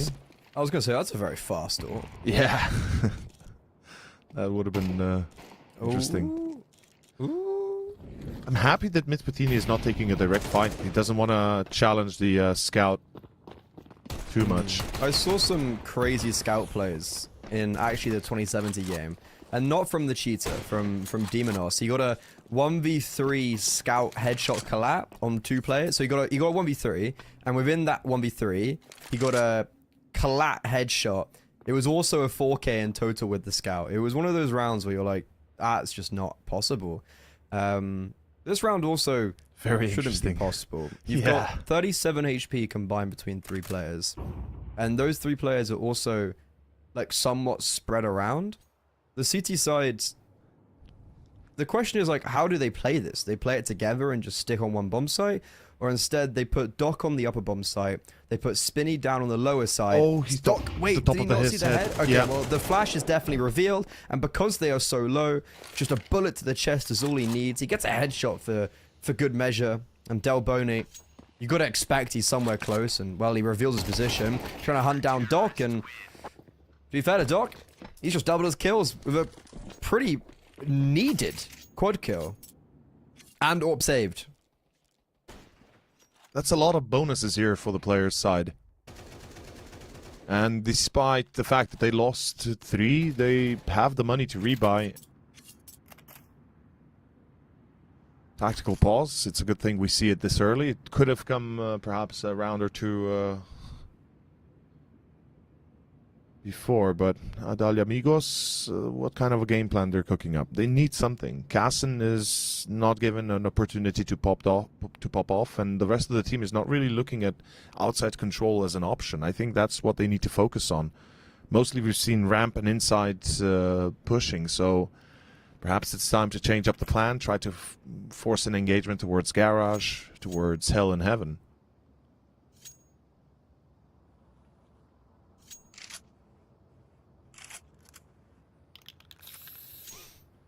Yeah, it's not looking great for Del Amigos, and it's just all stemmed from that pistol round. I really feel like things would be very different if they had just been able to not lose that 1v3. Or 3 versus 1, I guess, for them. I think that's really changed the sentiment of this whole game. Spinny's also yet to get a kill, which is amusing on the player's side, but I guess he doesn't need to when Doc and XNS have over a 2KD or 2KD each. Yeah, it's not really, I think, a necessary point of conversation. But if it persists and players start losing rounds, then certainly Spinny's going to come into the topic as well. But at this moment, everything seems to be going according to plan. Players still maintain mostly control of all the vital positions on the map. There's not really any big loss of information. They have Doc down below, just spotting that secret position. DZT has to cross into Garage. Delboni is trying to lurk back through lobby, and seems like they just want to hit main. Or am I feeling it wrong? Trying to go down now. Huh.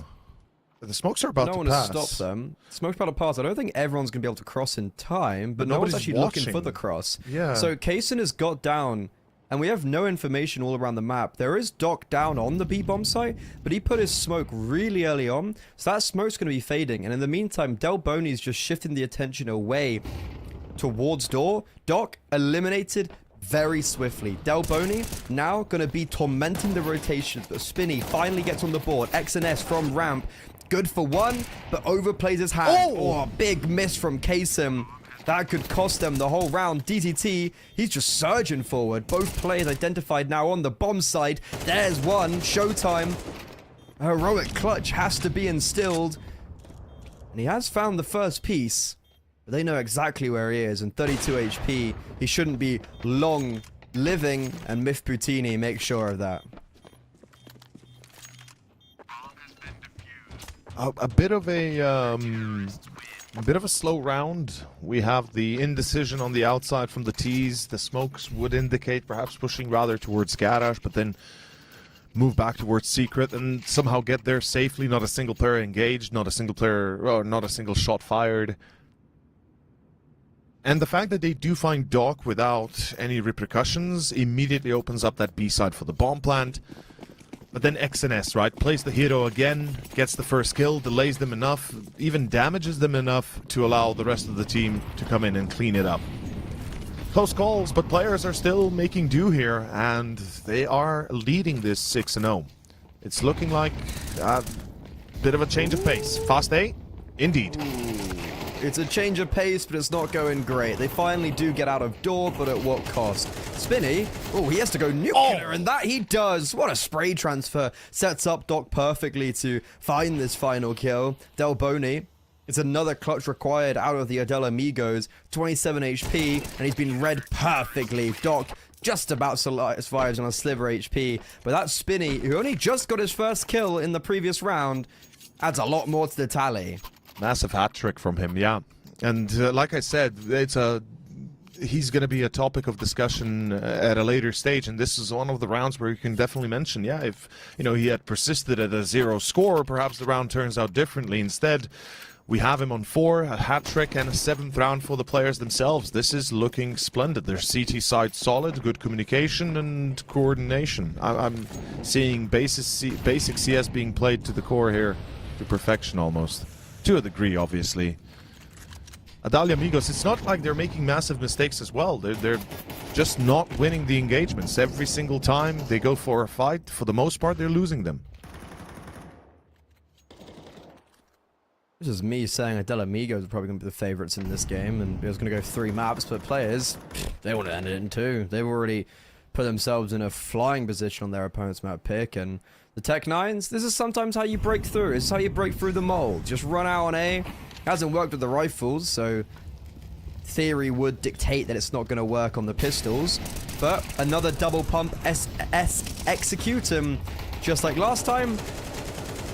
Not even remotely close, and it's Spinny who's providing a real showcase in individualism now on this A bomb site.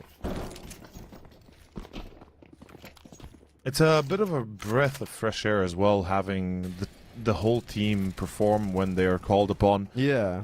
It's nice to see them work together. You can see right here, the call was made, Spinny was out of bullets, he pulled back down behind Silo, and his teammate held that corner towards Hut, didn't let go his eyes off of it until Spinny was in the clear.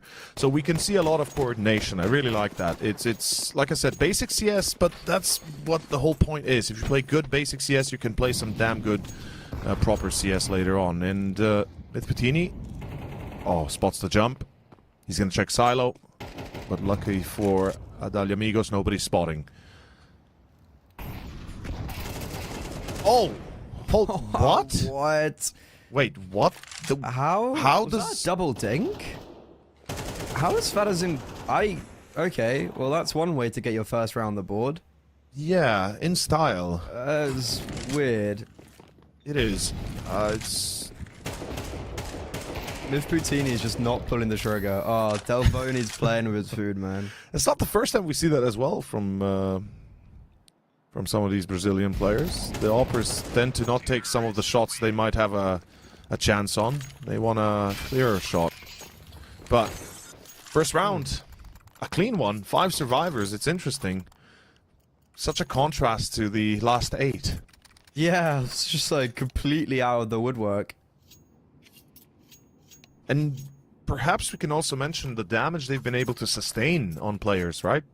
Even with the 8 in a row won, you would consider this to be enough for players to have at least a bank of 5 to 10k each. Instead, they're barely having anything at all. Like, together, they're currently around $6,500 something. Oh, okay. Quick shots, quick trades. Very important round for the CT side. Failure will find them on an eco next. Success is trying to chase the Amigos, but they're just way too fast. That's a nice way of putting it, yeah. Oh, and they've lost. Yeah, okay. They can't even get the ramp take in place. XNS going. He's Smart. repositioning for Smart. more. Yeah. He's really playing. He's playing very brazenly.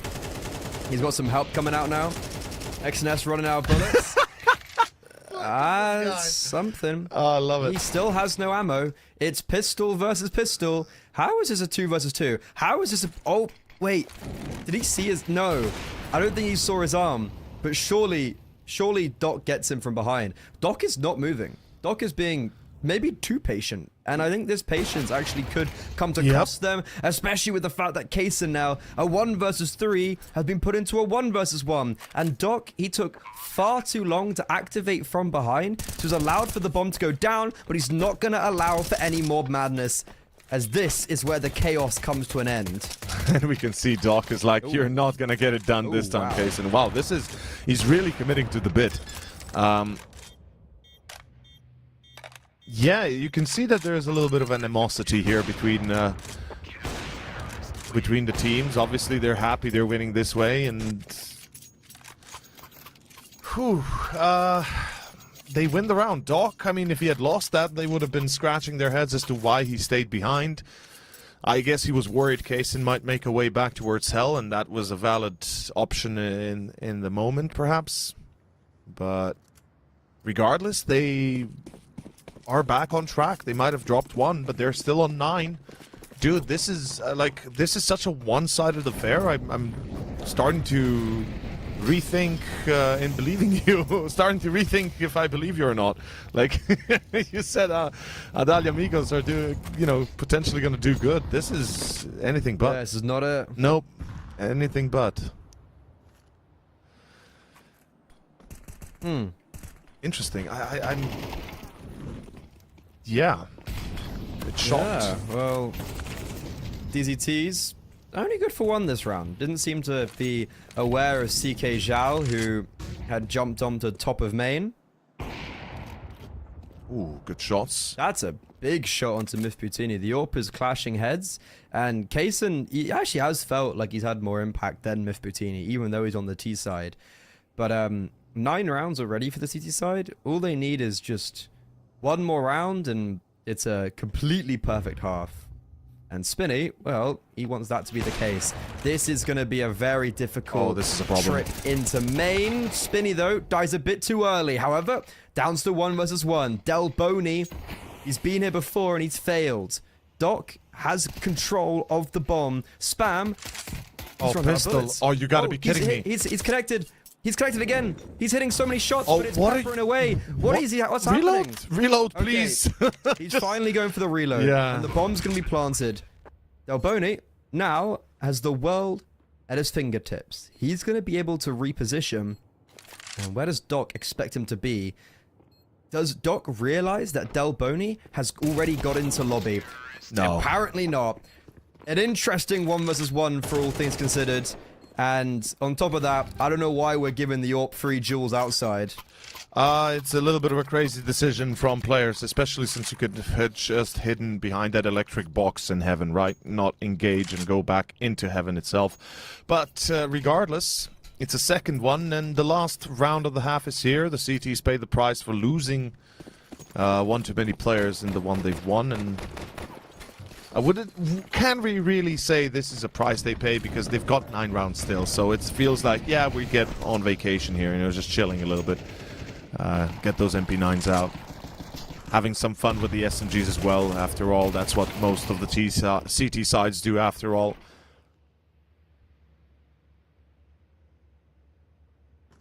Interesting trades that... I think favor the CT side massively. I No agree, lobby yeah. lag. And the underground control is in the hands of players. Ooh. This is interesting that... Oh, okay, so DZT has gone up to smoke lobby. DZT has the AK.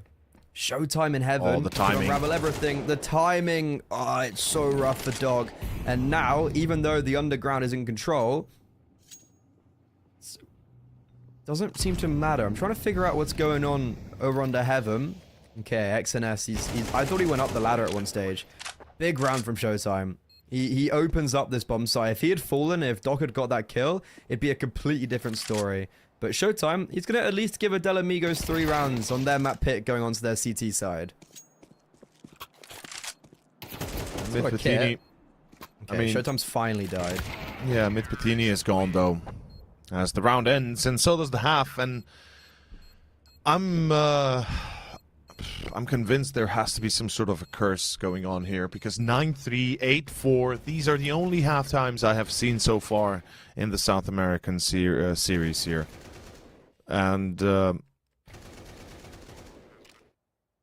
hope that Adalia Amigos have more planned for the CT side. Like, I genuinely am scared if this is what they came out to play with. Perhaps they just need to warm up, I don't know, but they better win the pistol, or we are gonna go to map 2 with players on a maps or a series point rather.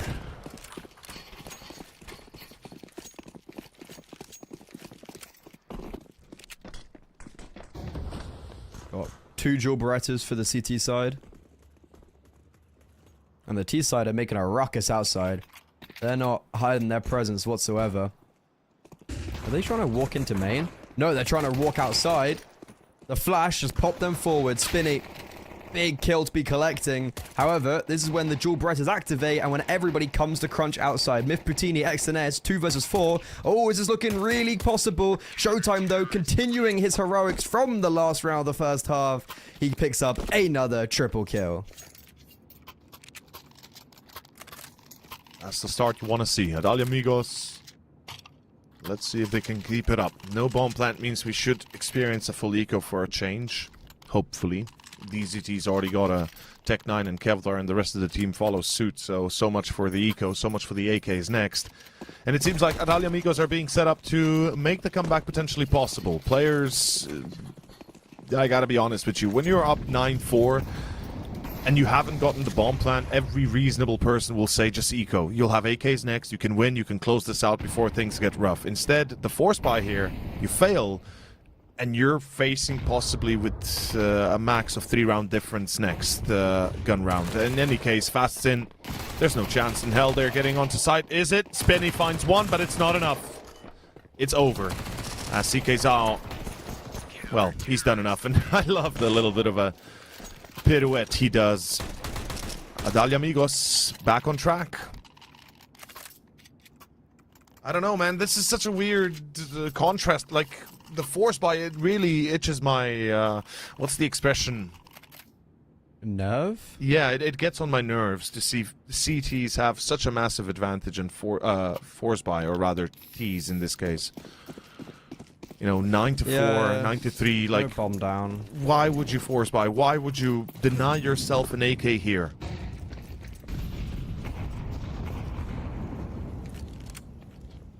But, regardless, 69 should be the new reality. What did he say? 6 to 9? That's the funny number. Yeah, it's the funny number.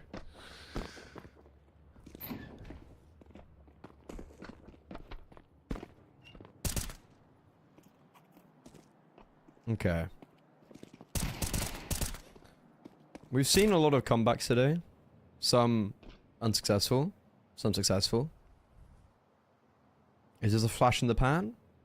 Or Adel Amigos just a CD side team? They've so far very good economy wise. The MP9s churning up some extra cash. Bonus round here. $2,400 extra dollars across the team because of that round. Yep. Plus, But now you have all these MP9s in the first gun round, unless you choose to invest into an AWP potentially. If Kaysen wants to just go AWPing, but instead you've got 3 MP9s. I think you play aggro into lobby. I think you just Get maybe in their face, maybe outside. try Do to see something a little bit frisky. exactly. See if those SMGs can do the work they've been cut out to do. As we're gonna have a little bit of extra action towards ramp and pretty default from players. Oh, Spinny. He's not playing, is he? Yeah, took a picture with Showtime, and it's not going to be on the good side as DZT peeks into main. There goes Delboni, second player heard. He's heard Patterson. Yeah. Confirms Casson. Giving him the kills, man. Yeah, they're being offered, and players should easily take A here. Just walk out. Yeah, especially with Spinny down on the B bomb site, and with the knowledge that he has killed Ramp, and now with the certain knowledge that he is here, it's kind of forced CK Zhao's hand to rotate down, and he's hearing all this noise, but in the meantime, Wait. Oh, that's rough. Wait, what's happening with the bomb? Why is the bomb going to ramp and why are they slow walking? I want to know. Cassin's also rotated down. Why is the bomb slow walking through ramp? I would like to know. Okay, he's seen both of them. Oh. They're gonna go heaven now. Okay, it's fine. It's fine. It Spinny is, died for the cause. But it's still crazy to consider they were on site A and still decided to go back up. They weren't on site. They were in lobby. They were close to site A. They than didn't B. have, to be fair, they didn't actually really have the information of either players. Well, they knew And it's Casey kinda was outside. They knew he was outside. Yeah, but he could have gone, but then like they didn't know if he'd gone main or not. They knew he yeah. was credit card like 30 seconds ago. Yeah. So yeah, I don't entirely blame them for making that move. But Spinny, it's like there is one of the very few instances where it's like it's good that he died because he got both informations. Indeed. Confirmed their positions and players confirmed the 10th. Oh. Well. Audio cues and all. Good night, CK Zhao. Cassin about to be dropped as well. Or will he? No. Instead retaliates. Decent damage, but it matters not. It's 10. And it's about to get tough because this is where you need to drop your teammates. You maybe need the AWP out. Failing to pick it up, another crucial round, and you find yourself most likely up against 12 next.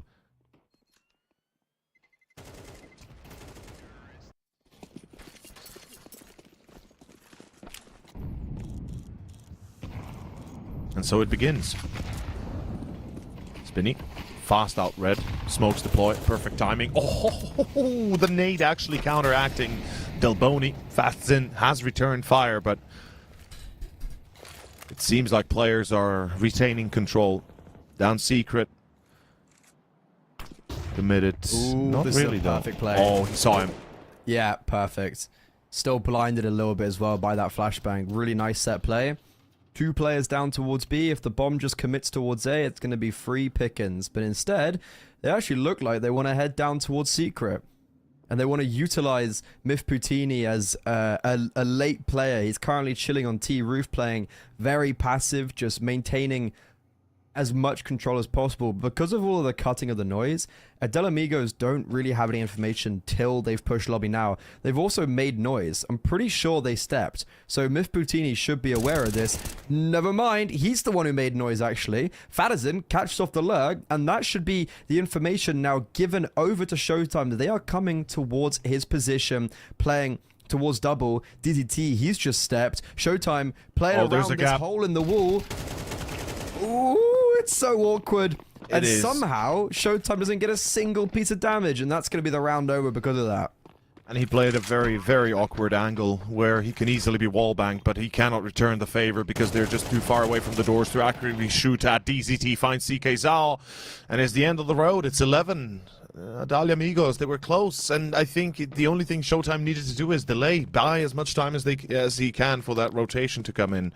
If he gets a kill whilst doing that, great. If it doesn't matter. As long as your teammates can get there, maybe you can still win. But interesting choice to stand in that. Like the fact that there's a small hole in the door, and you're just peering through it for pixels, and then once you realize they're there, I don't know, take actually a firefight or whatever. It's feels awkward. I rate it's funny. It's funny, but it's super awkward usually, and it doesn't work out. I've rarely seen that succeed. I don't think I've ever seen that play even be like attempted, so I can't even comment on it. I mean, I've seen doors being utilized as a way to, close open and then wallbang them whenever somebody's on the other side, that kind of manner. But having an actual hole in the doors and using that, yeah, that's above and beyond from what I've seen for the most part. In any case, round 18, and it's another force buy. I mean, they don't really have... Oh my god, that was so close. Delboni almost took out DZT there. Yeah, they're going for bust, and does CK Zhao even realize that someone's down? Apparently not. Question is, does DZT expect Showtime? Apparently not. Got back-to-back players not expecting each other.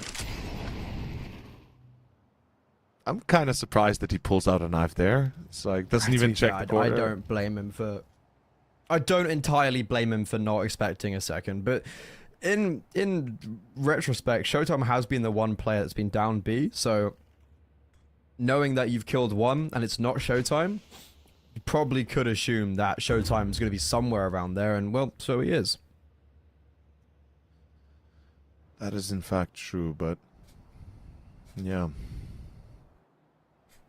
50 seconds, another slow walk down secret. It's Showtime to hold it. Oh, he's gone. Yeah, they're going to crunch lobby. So this is very reminiscent of the previous round where you have It is. the main contingency in the masses clearing out lobby, and they're doing that. Showtime though, Is anybody holding vents? he's just gone. He just went to Showtime hell. just- Why did he go hell? Showtime they're clearing outside. They think it's a they think the main smoke was utilized as an outside To split. get Instead, to hell that and main heaven smoke into A. was to- Yeah. Instead, that main smoke was used to get down on the B bomb site, and Adel Amigos probably have to save here. They have no money for the last. They're gonna have to play for overtime, and they're gonna have to do it with all the weapons they've saved over from this round. And that's going to be a little bit of a head scratcher for them.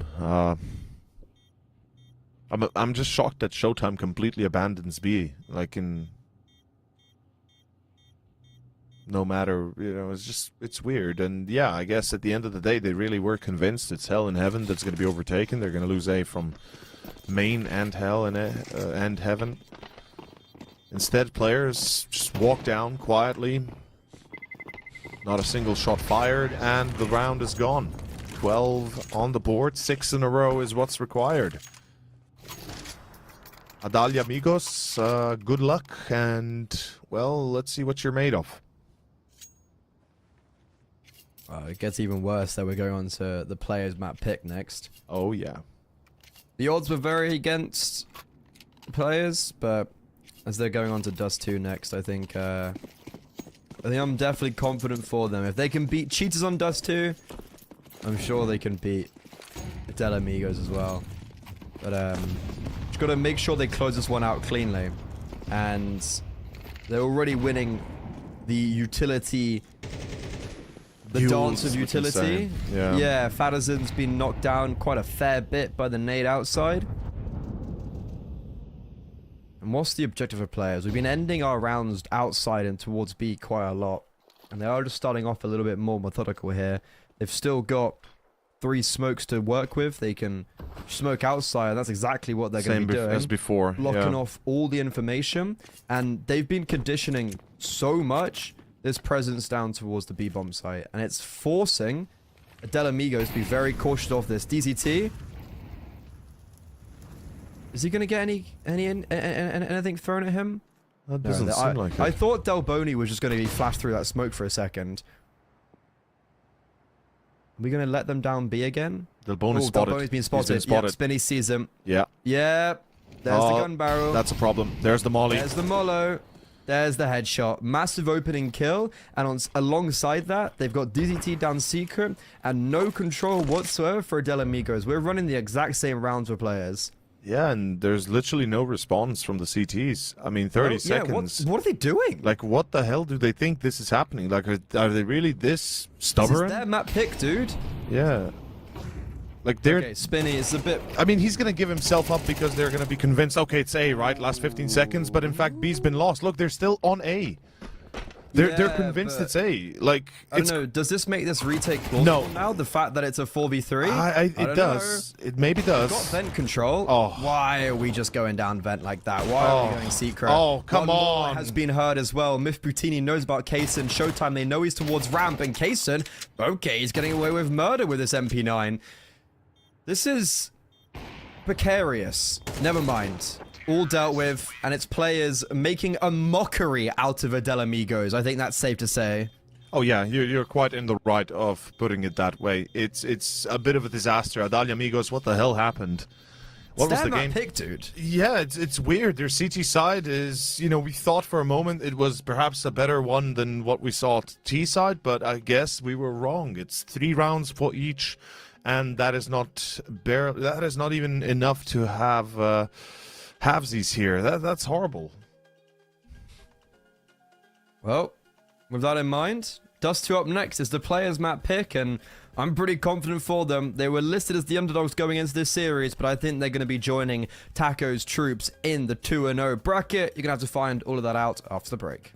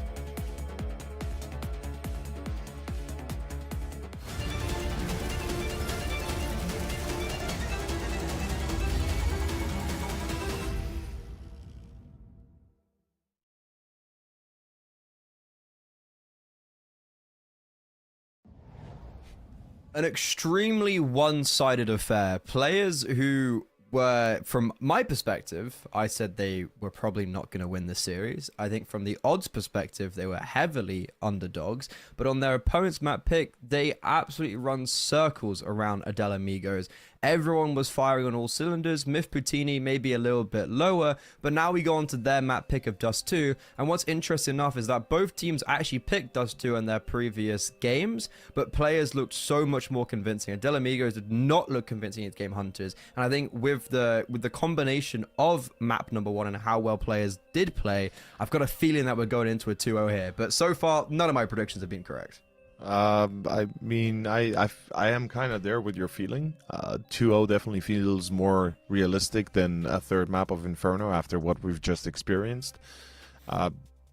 We are going to go straight into the game, so let's watch Dust 2. Ladies and gentlemen, without further delay, map 2. Yeah, you get a lot of Dust 2 in South America. Oh, yeah. I feel like I've seen it. I've literally seen it every game I've cast. Oh, I yeah. think, Every series, for the most part, has a Dust 2 in there. If it's not a third, it's a second at the bare minimum. Brazilians love it, man. I mean, it's a name map. This is, you know, some people tend to disregard Dust because of it, and I do too, but it is a heavy aim map. I dislike the map. How are players still not? Okay, those odds are... Those are weird odds. Maybe yeah. I just shouldn't listen to the odds. Yeah, maybe you shouldn't. But like I said, this is a map that heavily favors the aim duels, the players that are individually brilliant, and it's always been like this. We've got this. a lot of aimers. Oh yeah, on the server we've got mostly aimers, and let's see if we got some brainers as well. CK Zhao's been spotted and dealt with. Spinny took a while to get into map number 1. But already, he's the first player to get a kill on the board. And he's also playing around the smoke. Kaysen's going to be really careful. He's got no armor. Showtime domes. That's the kill and smoke down. Love it. Can be collected. It can be retrieved. But we've got a 2-man advantage pretty much instantaneously. Fadazin, if he falls here, the B bomb site is completely open for the taking. Yeah, it is. And he realizes that instantaneously. Pulls back, though he's still looking for more, apparently. What the hell is he thinking here? The call's been made. I think. Yeah, crunch short, crunch mid, maybe. Try and put an end to this before it gets out of hand. But here comes the push. Del Pony. Yeah, take the fight to them. They try. They do so successfully for 2. But is it enough? It's going to be Fasten. What? He does take the bomb down. That's a problem. XNS is dead as DZT is coming in behind. And he's going to take the fight to Fasten this time. And unfortunately for Del Pony, he finds himself isolated. 20 seconds. You better make a run for it, Myth Poutini. You cannot delay this bomb plant. Del Pony's got the kit. Yeah, he does. Oh, but not why knife? Why the knife in hand? That was it. That was the opportunity. Yep. Bomb planted. Maybe Del Pony tries to capitalize on the fact that one player won't be able to fight, and no. Myth Poutini gets off the bomb plant. Also a player that kind of had a slower nuke, so both him and Spinny off to really good starts. Indeed, Spinny was 0 and 3, 0 and 4. 0 and 3, and then got like this crazy triple kill. So he kind of, he ended up being really good, but it took him a while to get there. Yeah, it's like a diesel engine. Takes time to warm up, and players, well, doing a damn good job at it. Round 2, force buy. Didn't work out last time. Maybe he does this one. Although, to be fair, no, it did work out last time, right? Nuke started with the pistol win for players, then Adalia Amigos force back. They lost the force, then they have an eco, and then they won the eco, right? It was 1-2 at one point, I know. I think that's what happened. I'll have to double check, but... Am I thinking maybe of the first series? I don't know, I'm... They all meld into one a little bit. Yeah, old and confused, what Nexus would say. How old are you? I'm 31. Oh god, you are ancient, aren't you? Yeah. Oh my god, what the There's academy teams of 2 players with a combination of age just younger than you. Oh god, yeah, I can imagine. But, you know what they say, wisdom comes with age, and here I've seen plenty I'm of... still waiting for that for me. Well, people keep on saying that, and I'm like, hey guys, when's my wisdom gonna start hitting? Oh, When's yeah. the double XP weekend for Wisdom? You gotta open up some Wikipedias and start reading, but get that XP I up. think that's how you gain Wisdom. Oh, I feel like a book might be better. I'd say more experience and living life on your own and experiencing for life on your sure. own. I You think can't that's- find things in a book. No, You can't see life through a book. That's No, it. you can that the read phrase? about it. Yeah, I'm not sure what the phrase you're referring to, but I certainly have understand what you're meaning to say. It's a book can only give you so much, and then It's real like- life hits you. You know when you're watching a movie and there'll be like the grandpa and there'll be that like girl or boy who's like super extroverted and he'll be like, you can't see life through a book. Yeah. It's that, like I don't know what phrase it is, but it's a phrase. I'm drawing a blank. I'm sorry, brother. You can't, you won't be able to see it in a book. Yeah, you Go won't be live able to life. live life through a book. Exactly. Yeah, I can get that. Yeah. CK Zhao lives life through the monitor, though. What the hell? Yeah, well, I mean, he did actually do the slower. Oh, no. Because you can get up on short, obviously. But if you actually, so if you go the way, like the long way round, and you get up how you used to like boost normally, it's actually much quicker, like a lot quicker to jump up. And he didn't do that, so minus brownie points. Ooh, okay, sure. I was gonna say XNS felt like I was gonna die there. That felt like a 3v2 for Del Amigos, but I guess XNS is just that much better. They also, I think, know about Fattest. Yep, they definitely. wow. Yep. Bye. Cheerio. You can't even finish the sentence he's gone in. Yeah, I mean, to be fair, this is pretty much going as we'd expected so far. Here on the second map. First one, exactly opposite, but hey, let's not talk about the first map. It could be the case of Solid here again, like we saw it before, where Solid lost the first map quite convincingly and then came back both maps in the end 2 days ago. Meanwhile, Spinny, another free kill, no support. Oh, Showtime rotations caught. What are we why doing? why is he running? Like, where's the? Yeah, it's such a chaotic move. Just run into lower, like. Do we not expect, like, okay, fair enough, you see numbers out long, so I can see the reason why, like, I can see the reason why he's done that, but it's like, are we not expecting someone to be lurking Alert, or yeah. whatever? Anyways, this is a weird round, because Fadison's in T-spawn right now, but we kind of still don't have mid-control. Molotov missed, lands in the smoke. Delboni, that's a big first headshot to be picking up. He's now taking the fight to them. Flashbang support, and he almost collects 3 kills. Spinny, though, still alive. This could be really dangerous. The fact that he is alive. Look at this, though, from Fadison. He's coming really fast on the flank. No one's holding for him. Spinny, dead. Shot in the side of the head. Mif Putini, quick trade. Now it's 2 Warpers up to duel in the 1 versus 1. We talked about these two, how this is going to be an important point of discussion for this matchup. The head-to-head between Casson and Mythpatini, and Casson's previous numbers were skyrocketing. Ooh, sorry. And he's got... Mif Putini's, I think, reading into... Wait. Oh, missed shot, he missed his Casson, you shot. gotta be kidding me. Wait, He's does he gonna have run time B. to get to B?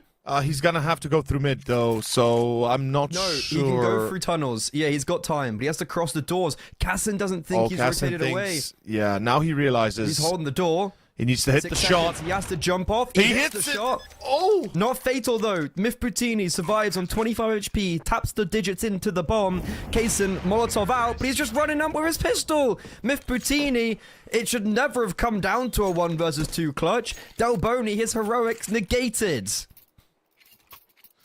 Such a close call as well. The Amigos were almost getting that round. Like, it was so close. Even the hit through the wall, but then Casson, not even sure why he was approaching through that specific angle where you know you can be peeked into.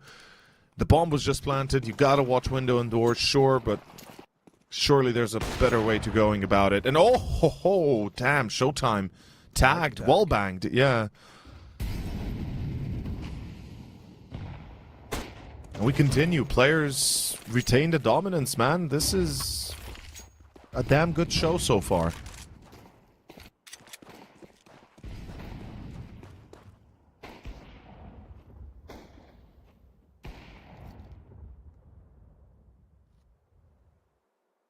I really like how they added the self-boost on short now on Dust. That's amazing. That is one of the positive changes for this map, if I have anything really to not say negative about it. Oh, good shot. Checked short as well. Yeah, everything's going well. This is a 5th round for players, or at least should be soon enough. I like the fact they're keeping an eye out on long and upper B. Basically, the flanks are secure. And reliably so. Oh, ho, ho. Wait, back turn? Really? Okay. I mean, still shouldn't mean much for the round itself, but just that's the C4. They got 35 seconds. Surely they don't go B. Oh no, spot as well. Oh my god. Oh, 25 seconds. You gotta be kidding me. Players, what the hell are you thinking here? Well, the A bomb site's completely free. That's the lucky part, yeah. Yeah, very lucky. CK Zhao's been cross-spotting. They know there's already one that's crossed over. Fanazon's stampeding through lower tunnels. XNS collects the lurker. And now they know that both Kaysen and CK Zhao are entrapped towards CT and mid. They're going to try get out, actually, and go save the armor. It's a round that we knew was going to be a 5th, but it just took a little bit longer than anticipated to get there. It took a few turns and twists, yeah. I'm a bit surprised that players were this reckless with the C4. I mean, they cleared mid, they get the advantage, they know where one is at the bare minimum, and yeah, really not allowing themselves too much time to react. Imagine if there's another player on A, right? Drops the bomb carrier, there's like 15 seconds left, Chaos Incarnate, and back to reality, bam. In any case, Kassen survives and AK saved. Showtime's having a tough time at 0-5. Even Kassen at 1 kill as well. A bit concerning, to be fair.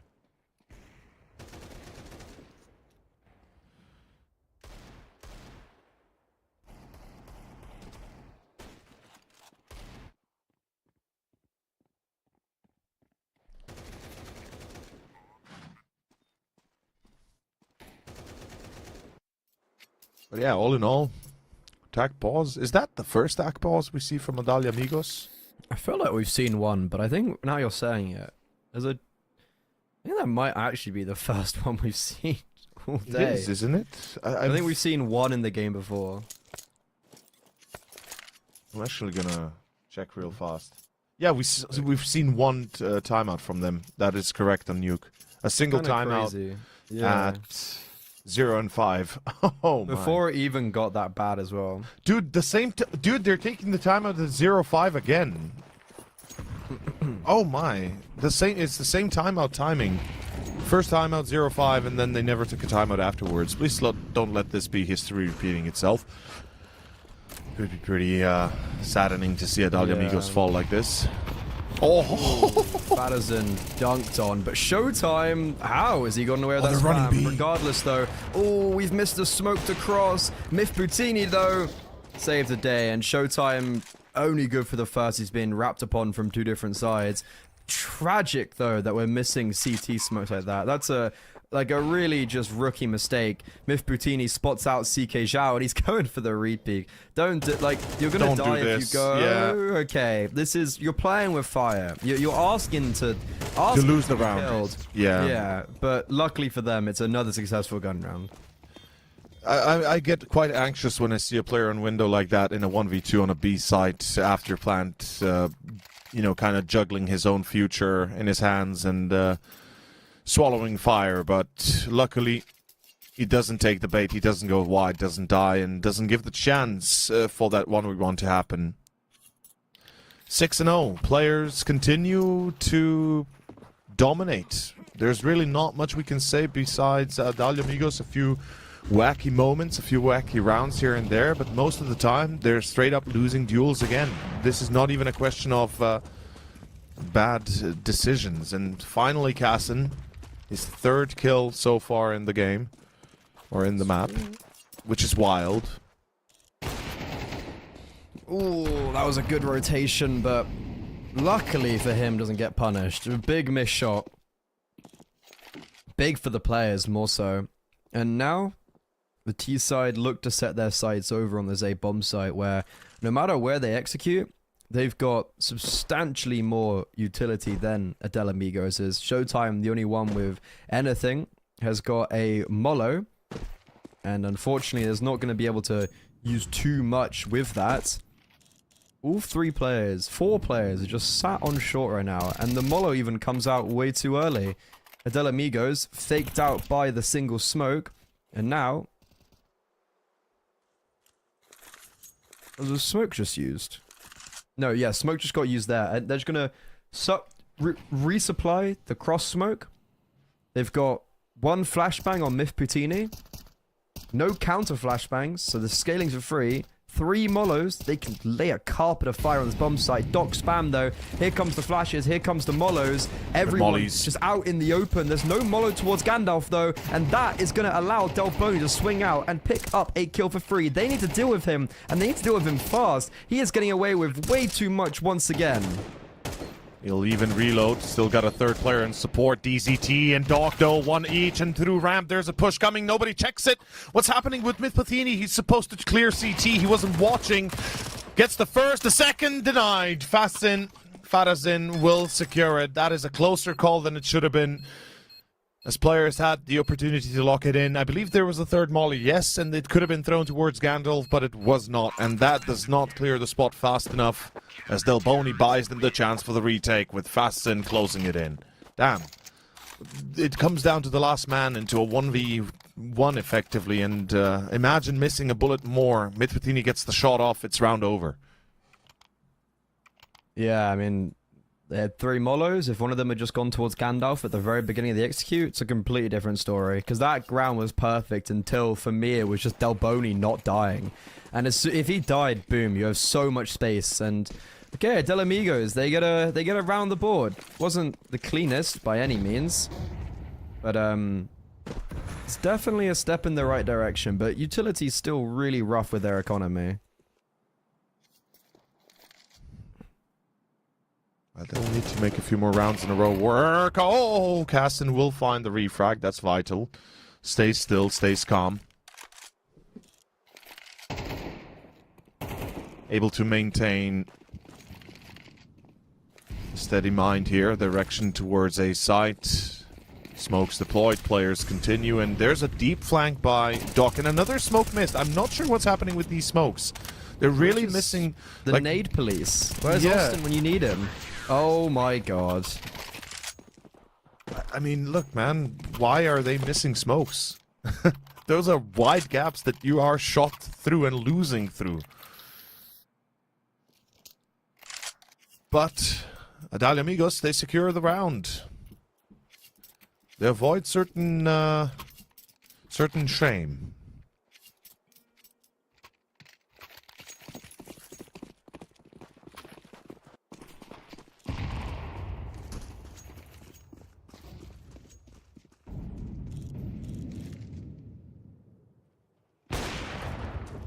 Okay, all of a sudden, this game is a little bit more back and forth. This game actually has something to it. It's all because we didn't Mollo Gandalf. And that is the truth. The more you know. You know that jingle? Dun, dun, dun, dun, dun, like this, like a TV jingle where I've seen it before as a commercial. Like, let me find the jingle. I'm very intrigued to know what you're talking about. You know, you've seen this. I probably have, but I just have a sneaky suspicion that your recreation of it was maybe the reason. Wait. Oh, there you go. Wait. The more you know. You know this jingle. Yeah, I know that. Yeah. That's the one. That's the one. Yeah. You're just going off the beaten path. No, but yeah, love it.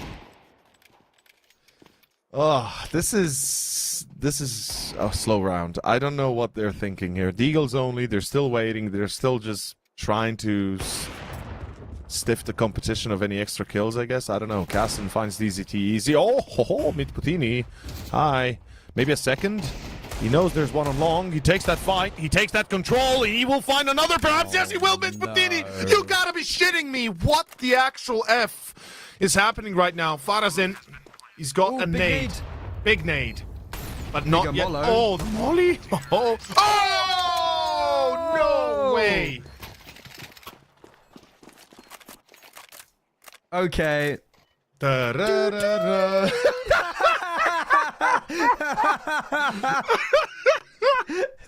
Oh my god, no. Oh, that is epic. By the way, that all started with this shot here. XNS just banged him through the smoke while we were doing our segue. That was a 2v4, dude.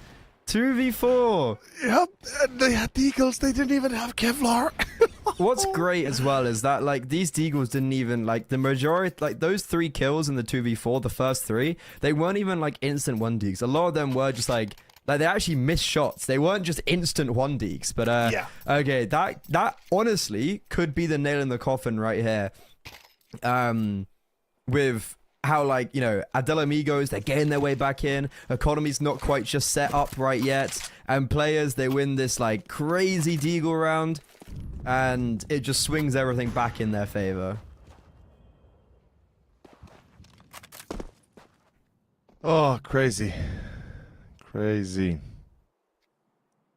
I'm you know, just when you start believing that the Dalia Amigos are going to show up something, and then they get absolutely clapped, like destroyed, shamed. It's the Game of Thrones scene with Cersei walking through the main streets. It's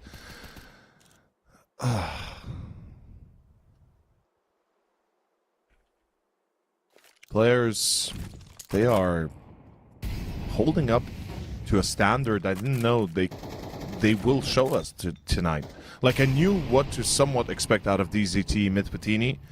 I've seen them before. I know them from the past. The rest, perhaps a little bit more of an unknown to myself, but everybody's kind of delivering, and I'm happy for it.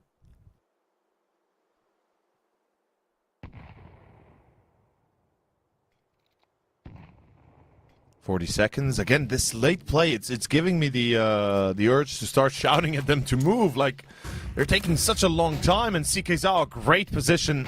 This is such an OP spot if you can utilize it. What? Wait, what?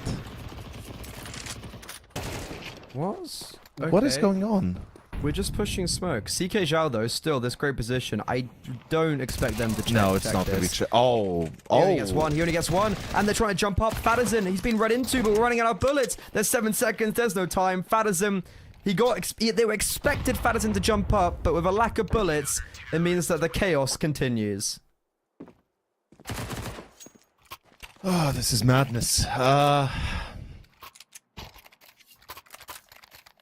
I don't know why they wait this long. I cannot wrap my head around the decision to wait until the last 15 seconds. There's been at least, what, 3-4 rounds now where they were close to losing the round because of it. They've even lost like 2 or 3 on Mirage because of it. They've lost now, what, 1 here, maybe 2 already here on Dust. It's awkward. But in any case, round 11. And we're going to kick off with a bit of a default. Finally calming down the spirits. Adalia Amigos confident in playing 2-3. No mid control, to be fair, with just eyes on there. I believe Delboni from Deep CT, from what I can tell.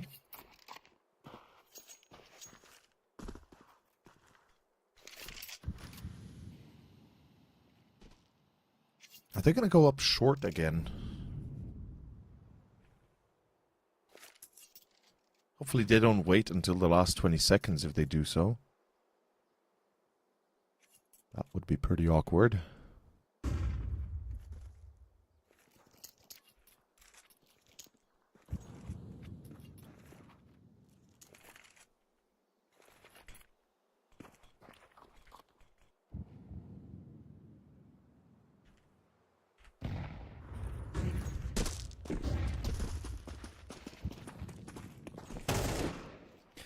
Ooh, Okay, Doc's in a great position. They're just going to go straight through. The flashbang lands on him, and the B-bomb site holds on. Patterson, dancing around. He's just jumping into them. This is chaos. This is pandemonium. And Patterson decides to go on a little waltz.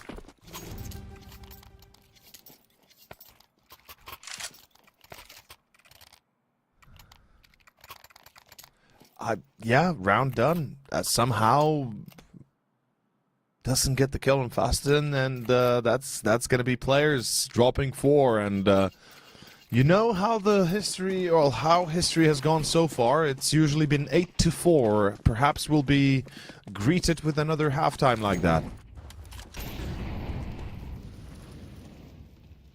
Let's see. Pistols and Kevlar. Last round of the first half. Players really exhausted all their options when it comes to economy.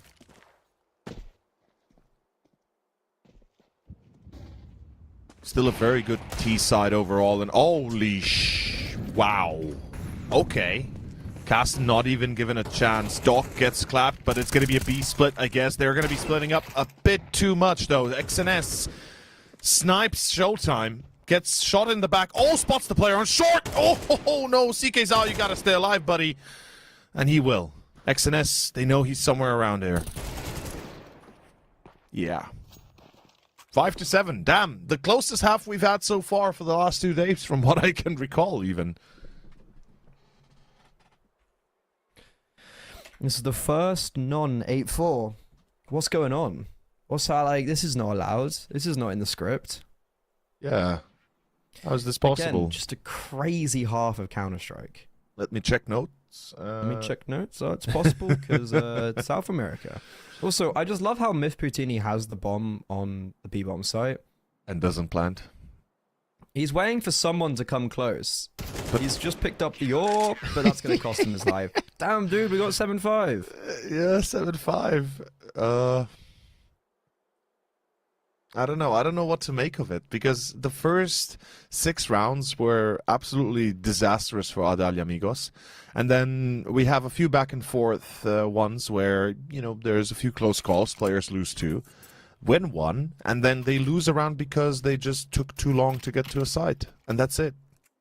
That's the only reason why they lost that round. I don't see them losing the round if they don't take as long as they did to get to site, because they would check the corners. They'd check Gandalf. They check anti-Gandalf, in fact, Saruman in that case. Or if we're going by the height difference, Sauron. In any case, it's going to be round 13, and second half, second pistol. They better win the pistol.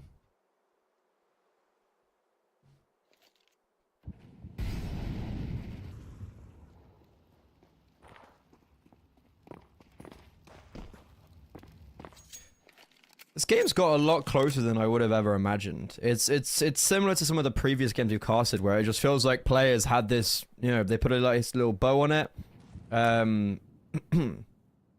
But yeah. No. Ooh. Doc. Good start, this though. is a problem. And DCT. Rotations, the P2K needs to connect. Baiting in for XNS. Oh, DCT. beautiful. He's not betting for anyone. Beautiful. He's just getting the kills all by himself. And Del Boney cowering behind sandbags. There it is. DZT. He's trying to bait in for his teammate. He just takes all the kills for himself, the greedy bugger.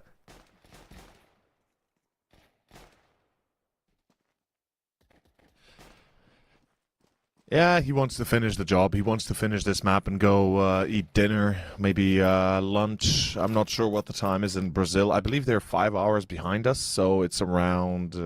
For you, it's 4. For me, it's 3. Ah, okay, so it's around 5 o'clock Brazil in time Sao Paulo, currently. I think. It's like fair. the general, yeah.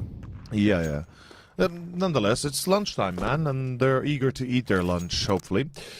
Adalia Amigos, though, well, they're still hungry for the win, so hard work ahead of them to get this. It's not impossible, right? I mean, we've had closer, or rather, bigger discrepancies on half-times that ended up going the other way, so it's... I'm definitely keeping my hopes up to a degree, at least, that we still see the case for Adalia Amigos. Smart play by the CTs, pushing back to the sites, playing defensively, making sure that the pistols are going to have to be accurate if they want to do the job instead of close range losses. I'm a bit concerned for Spinny. He should be in pit perhaps with this setup. Oh, there goes Mitpatini. And here comes the A split. It's all on Doc and Spinny. And Spinny does very good work, but Doc, maybe not so much. He only gets 1 kill. So it's actually a 2 versus 2. Bomb needs to cross though. That's going to be maybe the big issue. Cassim with the scout is trying to give some coverage. So they're just going to have to fight their way through. Scout bringing off. Bomb thrown over. Yeah. And even though CKHL and Cassin have no armor, and it's a full eco round, they're going to be getting the bomb planted. But look at this pace, look at this speed. XNS, DZT barreling their way in, not respecting anybody. Bomb goes down in 3 kills. That's massive success though for Adel Amigos. It is.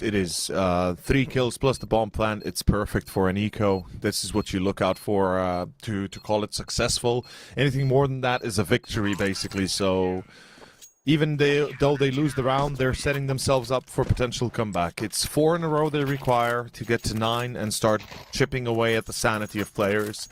Or lose this round and you might still be pretty much quick to finish the series. Unfortunately not with a win. Crucial round, right? We gotta mention, this could be 11-5 before long. So, Adal Amigos, they gotta deliver. Big time.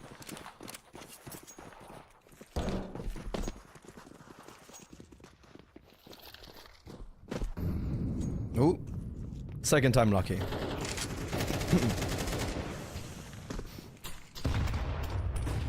How has that nade not done any damage Showtime? How? I That don't nade know. landed like next to him. I think because of the difference on the staircase, right? Yeah. I think it creates an invisible barrier that the nade just doesn't do damage over because there's a bit of a ledge difference, so maybe that's the case. I've seen that before in CS. It wouldn't be the first time. I thought they changed it with CS Source 2, but I guess that persists. Okay, they get the round. It's a clean one. Yeah, I mean, I'm never really a fan of someone like DZT, for instance, making a solo play in lower tunnels. Nope. I feel like on Dust 2, you sometimes see people just making these more solo plays out middle, and I feel like you can do it so much better with a little bit of coordination, and a lot of defaults should be structured around getting people in middle or lower tunnels, but having a little bit more support from short, and well, DZT just kind of got left out to dry, so don't know what the thought process was behind that, but Adel Amigos pick up the first gun round. Usually you combine those pushes, those crunches with upper halls kind of aggression as well, where you try to see if you can find T players unawares, unprepared. So definitely see where you're coming from, especially he's your highest fragger, right? He's the star of the team currently hitting the shots. Why don't you use him in a bit of a different manner where you guarantee him kills and your team potentially the round, instead of sacrificing him as a pawn on a chessboard that has no plan? But perhaps I'm over kind of complicating things. Let's see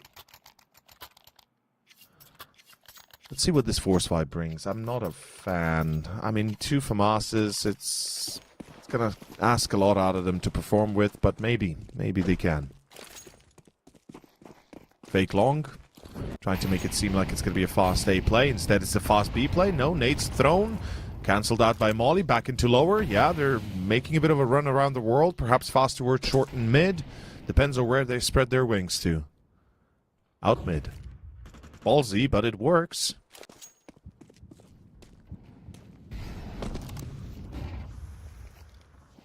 Coming out mid, very fast. Good smoke and tunnels is going to allow him to fight directly on mid. DZT. Ooh, overrun. Just one defender. MP9, XNS. 3 different angles he's being fought from. But he still gets one. Wait, what? How? Okay. Yeah. But look at CK Zhao. He's going to be all the behind. timing. But, okay, timing awards him on 9 HP. Spinny and CK Zhao come head to head, and that is basically the difference maker for me in that round. And because of that, we're probably going to have to save. But is CK Zhao going to allow them to save? Because he's jumped back on shore, and they're expecting him to be towards CT. Never mind, they deal with him. And now we can go for it, because we've actually got a kit as well. It's a crazy try, 2 versus 2, but it's possible. Low HP on Delboni, certainly you should be trying this, though somebody checks car. Please check the corner. This is a usual spot that always is abused against you, and they do not. Fastin, double for him, shuts it down. Adalia Amigos continue. They pay a high price for the win, but they are winning regardless, and that's what matters. And another eco forced out of players. It will be 8-9 before long. And it seems like CT issues persist, my dude.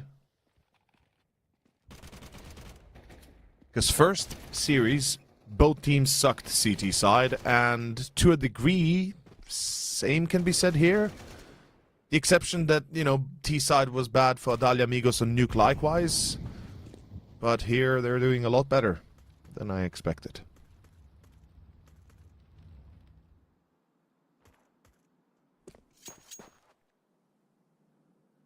Yeah, both teams had previously picked this, as I mentioned. So both teams is like, both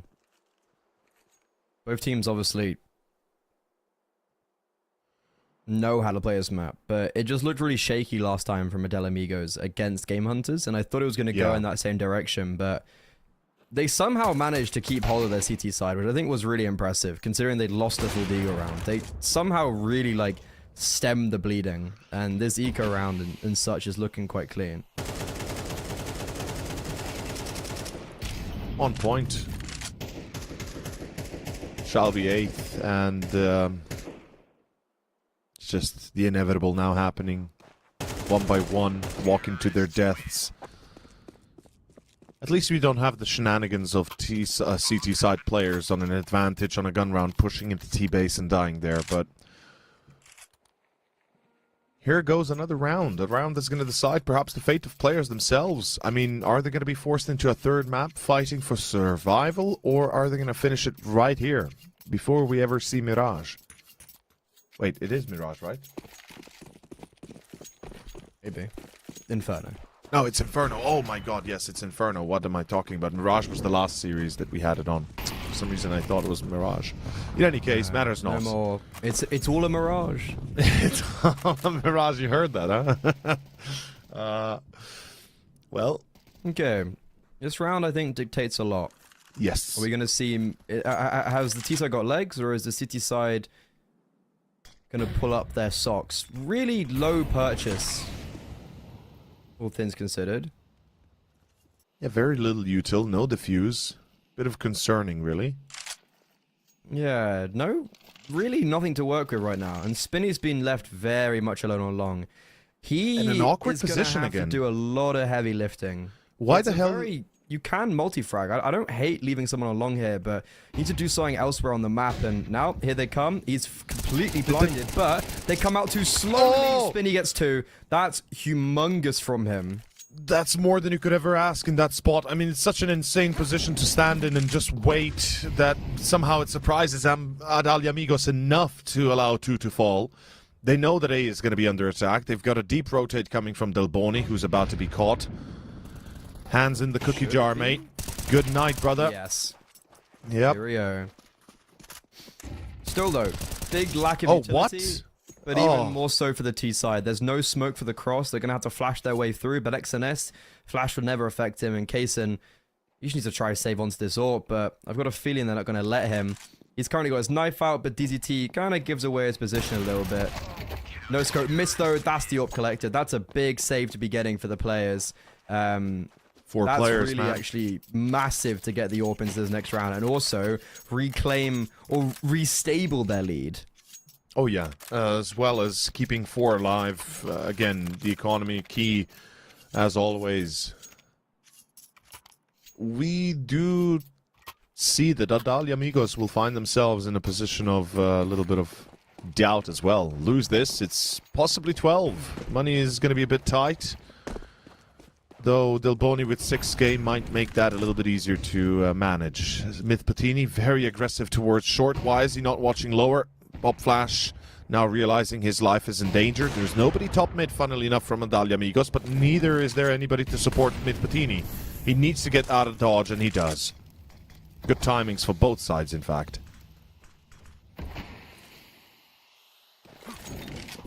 Hot flash high, molly deep. Mifputini is going to be forced away, yeah. Good Big, nade. Chunky nade. That's like 100 damage right there. Yeah, those are some fat stacks right there. Also, Spinny's taking a much more aggressive angle in long, so he's got all this information that nothing's I do there. like it. I do like that. Yeah, this is a good setup right now, because Spinny can just keep on kind of fighting back and back and back. And that smoke is a... Has it got a That's a cap in it? failed smoke. No, that's a failed smoke. That's weird. Yeah. Okay, well, Spinny flashed off the angle well. He's going to provide coverage for Doc now, who's going to be able to get a kill with the use of Mifputini's flash. Doc playing around his own smoke. And with further supportive flashbangs, they don't blind anyone, but they force people. What? What?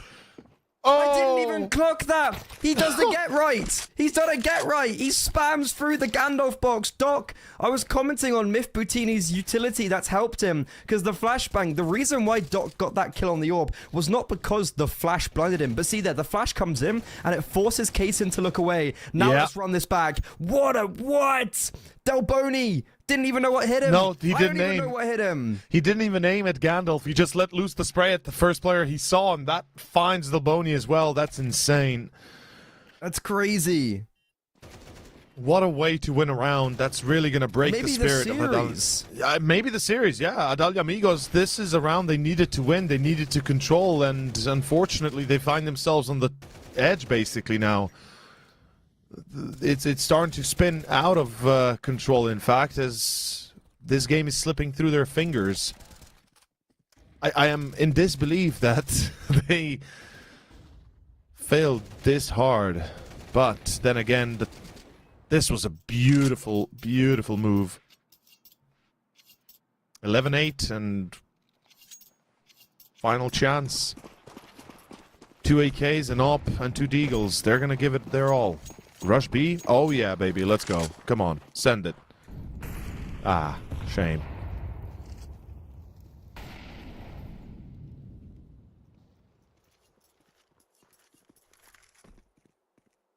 Decent default. Players with 2 on B. Should be having another fast rotate ready for that B side potentially. Oh, this angle is deadly. X and S. Not sure what he thought was going to happen. Doc in trouble as well. Oh, excuse me, DZT.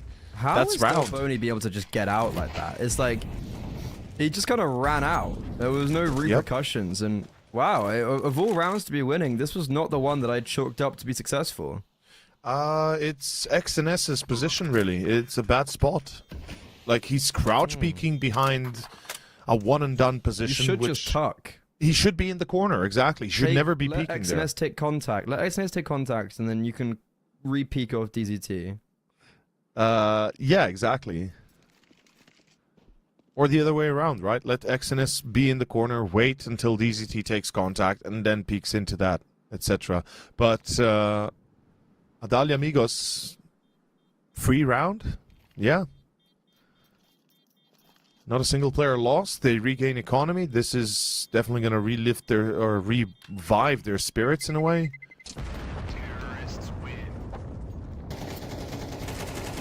Oh, Spinny, you lucky bastard.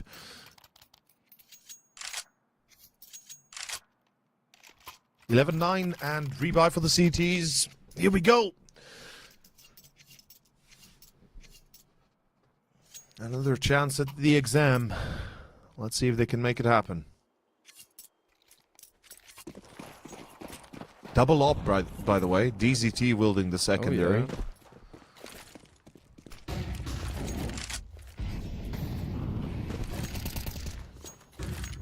Double AWP is always, if in doubt, bring out the boom. Yeah. I feel like players could actually do a little bit more on getting aggressive in tunnels. Like, they've been given a lot of liberties to take space in the mid-round towards that part of the map, but they haven't necessarily quite done that. Where are the AWPers? We go, oh, would you look at that? They're going aggressive B. And DZT's holding the line with an AWP, but he misses. Okay, it's all negated. Mifputini, though, they might not expect him to be posted up here with they might AWP. not know about the secondary. No way. Yeah, Falazan, pants down. He's sat there with his... He's just drooling. He's like, what's happening? Oh, no. Poor guy. Well, that one kill is so damaging because it kind of just stints the progression. This is a good play though. Mid to B. Oh, there's a Smoke? gap on the left again. No, I think that's that's a good smoke. Yeah, that's a good one. That's not a good thing though. DZT just gives up a free kill. Yeah, and we're still focused on A being an issue. XNS, he's fighting for his existence over on this B bomb site. And no. Gets one and stays alive. His presence right now is massive because he's just maintained the advantage for his team. He's going to allow for a much smoother retake. 1 smoke, 3 kits, and we've got Spinny very fast posted into B tunnels. He can come as a late pin, and when this smoke fades in door, all hell will be let loose on Adele Amigos. They have to... Oh, Spinny just reported in from tunnels. He gave away his position. But even then, it causes them to be scared of that, for instance, right? Oh. That's... Oh. Folds. That was... It's one way to retake. Yeah, one way to try it. I mean, you just jump through, nobody follows through. Okay. Yeah, there's a big lack of... I mean, like, I understand the AWP taking space. Yeah. But why would you let the AWP jump out and not follow up with a secondary player right behind him, right? It's like... That defeats the purpose of what you just tried to do. Like, right here. Look how long it took for the second player to come out. Like... I don't know. In any case... 11-10 and eco 4 players. Goddamn, we might actually have Adal Amigos come back in style here, or rather in stylish fashion in a way.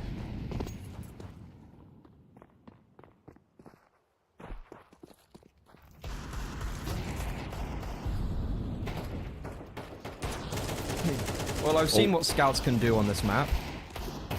Don't get your hopes up. Yeah, hope's now down.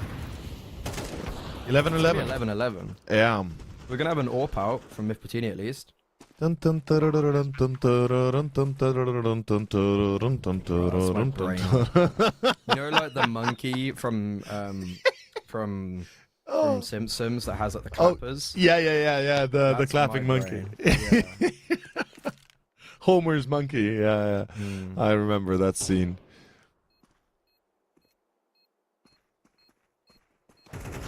It feels like we're going around in circles almost in a way as well. In the way this is being played. It's like I half expect the next round to be like a heroic round for players and then it's a back and forth again. I don't know. It's such a wonky game so far. It's hard to make heads or tails again because Adalia Amigos, we had no hopes for them on the second map given how Nuke ended. And almost it goes one-sided here. I mean, players at one point, how far along they were? Like 11-9? Very. Whatever. Like the whole game, it's been like, oh, they've been very far ahead, and now it's all come to a tie. Yeah, so it was 9-5, and then 3 lost, and then 2 more, so it was 11-9 at one point, I believe. In any case, or 11-8. In any case, I'm getting ahead of myself. So let's see if players can do it. Can they finish this series in a 2-0 fashion and put Adalia Amigos out of commission? Yeah, this is an interesting setup early on from the CT side. 3 players B, 3 on too B, long. yeah. It's just nothing. awkward. They're very scared of this now. Yeah, you can see Del Boney's just throwing utility and it's baited out so much. Pretty much all of the B side utility. We've got a minute and 10 on the clock. Dockers and Mollo. XNS has used his final smoke and then 2 flashbangs. Del Boney has been tagged down quite low, but apart from that, this is looking good for Del Amigos in the mid round. Issue is Spinny. We know what he can do. You definitely need to be scared when walking into him on long, and he's changed up his angle. He's playing very advanced. This might catch them off guard. Fadazin drops. Showtime drops. CK Zhao. Spinny's a god. Very, very lucky to get that kill. Spinny, every time tested on long, he always produces 2. Every single time multi-frags, plus extra damage. The headshot on Delboni is massive, as well he as was already tagged. Oh, excuse me, on CK Zhao, then yeah. Still, that's massive. It's a single headshot away from death. So regardless, players, they can count their lucky stars. And don't tell me Myth Patini lets go of eyes off tunnels, and he does not, just when he needs them most on it. Oh, what? Oh. We're playing Assassin's Creed right now. Oh, we We're are. playing Assassin's Creed. We are. How You know- has that round just been so easy as well? Like, You know what I mean, it's the highs and lows, dude. But did I not say that we're It's going the to see some highs and crazy lows. shit from players? They're going to win the round, and then it's going to be back and forth. Like It's a lot of highs and lows. the fact that we have 12 seconds left. It's a 3 versus 4, I think, or 3 versus 5. And Nadal Amigos are slow walking lower tunnels. Tell me who's crazy, me or you, or they are. I don't know. Like, this is madness. I was crazy once. I was in a rubber room. A rubber room, you say? You know that? I do not. Where is that from? Wait. It's I was wait. Okay, let me get it.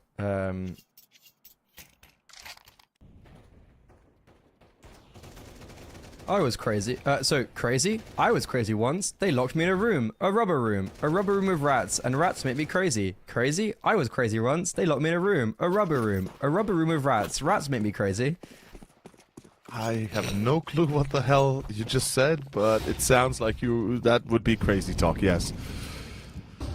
Here comes the crazy, though. It's the train towards A, and they're going to go through a smoke. They're going to see one. They're going to lose the one, though, and it's going to be he double misses his down shot. for Delboni as Myth Bettini misses indeed, and it's going to be an A take. All four they've now got committed. util. Yes, they do. Should be. wait, No, sorry. not like this. Not like All this. four committed, but one ever so far ahead of the rest. Delboni Why? Oh, got that them into nade. this position. Oh! The double nade, the flashbang as well, Oh, but my X God. and S still nails with the orb. 2 versus 2. CK Zhao crawling his way up with the bomb. DZT jumping up short with the orb, showing his presence, but it's the Doc on the bomb site who cannot get a kill. They know about DZT and CT. 5-7 out, missed shot, but Kasten forced it to overtime. Yes, I can see where this could have gone all wrong, but the Nadal Amigos persevere. Somehow they push it through. It's Cassin with a triple, and that's what guarantees the 12. It is OT, first to 16. So, time and time again, let's see who wins this. Players, they had it all in the bag already. The only thing they needed was not to botch the final 2. Doc had a chance to get a free kill. He crouched peek. He duck walked the corner. I really want to know what that is about. But let's not focus on the negatives. Let's see the positives, as we do have a tech pause as well. Hopefully nothing too serious. Fantastic. Yeah. No more timeout. Well, actually, no. 1 extra timeout for Nadal Amigos now, I believe. They've used all 3 in regulation. Which seems to have worked out. They are at least pushing to OT.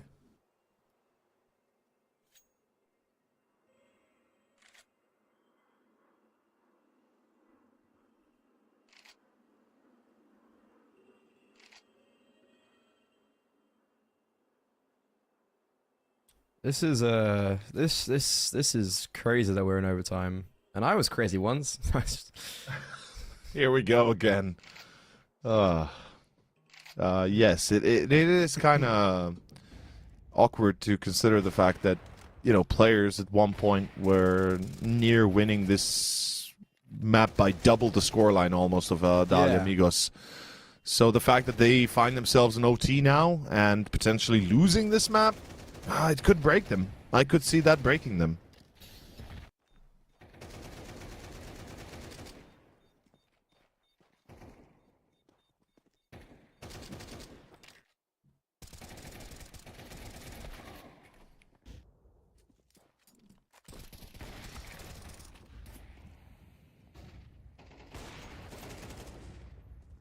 Oof.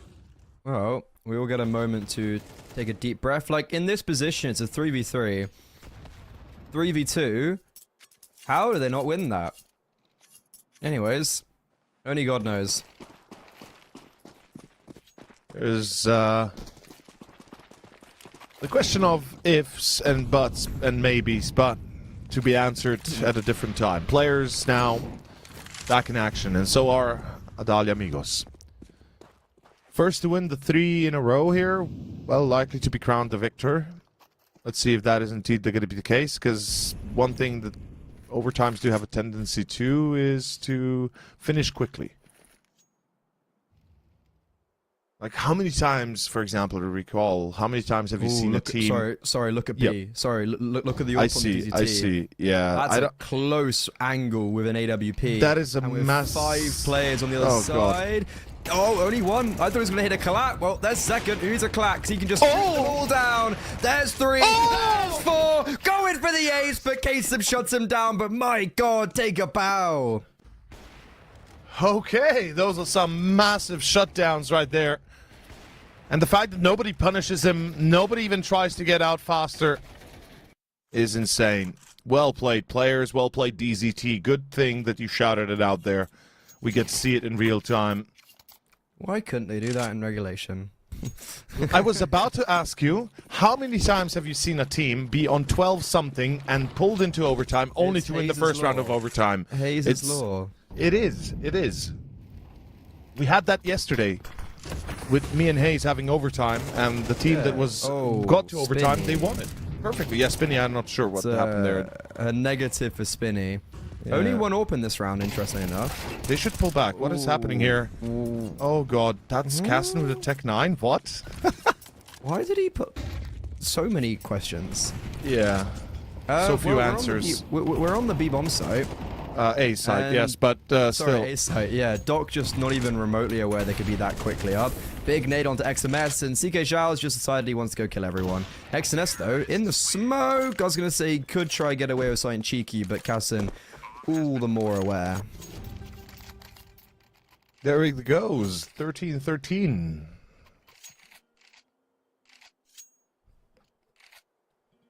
Let's see who takes the last round of the first half of OT. Remember, folks, winner takes all. Not really. It's not that important of a matchup. Even if you lose here, you still don't play for elimination, so that's good. But if you win, you can play for progression, right? They are in the 1-0 bracket, so the winner here moves on to the progression match for the playoffs. Ooh, good counter, fast. Oh, he really is fast, isn't he?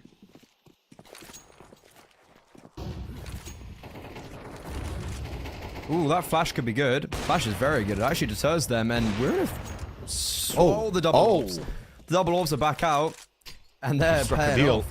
X and S, I think, is the most important part of this round now. Look at his positioning. Over towards lower tunnels. Does he hear him? Well, because there's only 2 here, but he's about to see them. Wait, no, he doesn't. Oh, they don't have the information. Myth Poutini, that Molo's going to force Delboni ahead. Oh! How does he hit the shot? But XNS has died. Another molly? Oh, that was the smoke.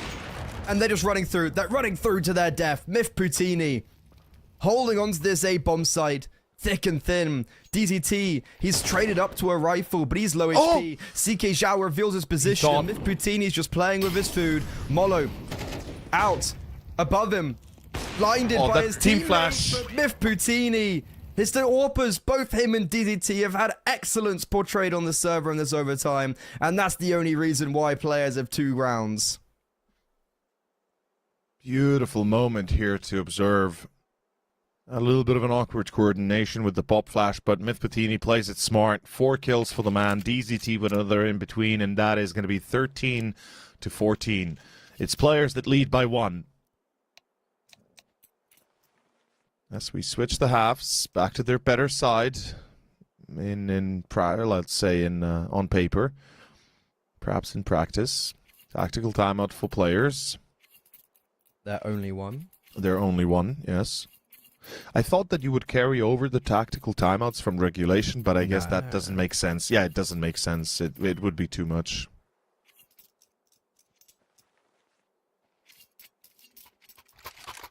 You know what? I wonder what the thought process is. Does Myth Poutini go spot mid and somebody else goes check long? Because he's got a good spawn for long. He's got a pretty advanced position, in fact. I think there's only maybe 1 or 2 more seeds that are better than this to spawn for the long check.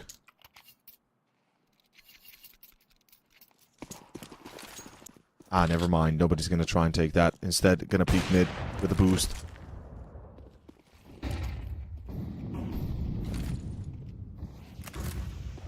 Default from Adalia Amigos.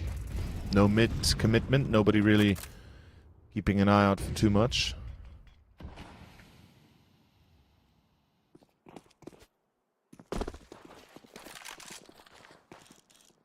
Remember, Del Amigos were heavily favored throughout this whole series by the odds. Oh yeah. So now we get into a position where players, they've reclaimed their advantage in overtime. And on their better side, this is looking good for them. This AWP duel. Ooh, DZT takes the bullet a little bit too early. Kaysen's going back for it. But he's not going to see anything. And... Question... Oh, that's a massive smoke. I was going to say, are the CT side actually ready for this A hit? That CT... That short smoke changes everything. It really does, and I think Delboni's really contemplating of dropping down somehow silently if he can. Making as little noise as possible. 3 players basically ready for the A take. 1 long, 1 car long towards, with the op, towards doors posted, and 1 in Goose. Showtime even with the pop flash in hand. Here it begins, the execution starts. Are they jumping CT? Nah, surely not. Yeah, they are. At least 1. They're gonna go wide. Good flash support. Casson caught. Showtime in. Goose now revealed. Delboni from CT comes in. Showtime still alive. That's a problem. They gotta get rid of him. They do. Look at Delboni. He might try Does to he go up? He goes up. Holding for him. Expect it. Boutini's holding. Yeah, Mythbutini gets it. And another player, same position. And another one. DJ Khaled is in the house. Mythbutini. Another multi-frag. 15. Burning these tracks like DJ Khaled burns tracks himself. Oh, burns my ears out when I listen to that music, yeah. But 2 more. Mythbutini. Sorry, he's had such a mid game, and then out of nowhere, just gone multi-kill. Yeah. Oh, the double tag! The triple up, brother. We're running it back. Oh, And- CK Xiao though. What's he doing with a double op? What? Ruining How the many fun. ops do we have? 5 ops, actually, in fact. Doc is on B. Doc's just opened up the B bomb site, but then he doesn't have his 2 teammates ops. with him. 2 ops behind him. Oh no. Yeah. Oh no. They both have Both got pistols. Why do pistols they have out. pistols? Oh, we ran out of bullets. Oh my Spinny God. can't get him. Kaysen's got away, but the bomb is out A. The bomb's going long. Oh, this is complete and utter chaos, and I love it. Welcome to Brazil. Welcome to Brazil. Oh god. Bro, the roles got reversed real quick there for a second. For a second, the T's were defending the site. Also, if Doc just had any more ammo, if he had like one yeah. more bullet, he would have got that kill. It probably Okay, well, would have DZT's just like, there's just Don't no mind one me. A. Yeah. Don't mind me, I guess. He And just look at plants- how much, dude. Look at how much utility they have as well. He plants has long, a right? mollo, Yeah. a smoke, a nade, and a flash. Spinny has a smoke and a mollo and a flash. Like there's no way into this retake. Like, Spinny has to make his way towards long, but he can take his time. As long as DZT is alive, he can slow walk. Oh, Oh, I love this nade. oh no! That's the Beautiful. one thing that could have gone wrong. The thing is, Bomb spawners for Spinny, Spinny but has a Kaysen has mollo. gone up. yeah, that's the thing. Kaysen has an op, but he's gonna have to get up He's got ramp smoke. probably. He's got smoke. He's picked up a smoke. Bad smoke? Good smoke. Oh, it's a bad I smoke. think It's a bad smoke. Yep, Very it's a bad smoke. very It's a bad very bad smoke. Oh no, bad boy. And GG players Oh, there was take no the time series. anyways. Yeah, no defuse, but regardless. GG. That's it. Like that. Just like that. 2-0 for players. They it looked easier on their opponent's map pick than it did on their own. They should have done it in regulation. They should have done it way cleaner. They do it in overtime. 16-13, and players join Drop the Taco in the 2-0 stage, where Del Amigos dropping down 2-0. 1-0. 1-1. 1-1. That's the one. 1-1, yeah. It's not the end of the storyline here for Adalia Amigos, but it certainly is going to be a bit of a tougher way to get back into the playoffs. Still a chance at a 3-1 scoreline at the end, but it also means there's another contender for that 3-0 spot, and a new contender rather than what we believed at the start. Players, I didn't think they'd give us this show.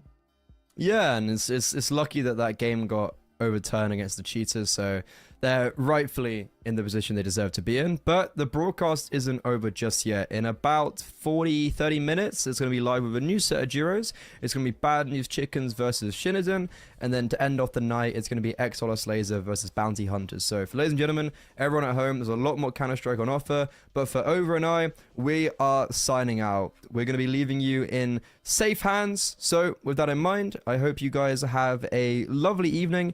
Over and I, we're going to go make some dinner. You guys get some snacks, get some water, and make sure to tune in for Bad News Chickens versus Shinodon on your screens in about 40 minutes.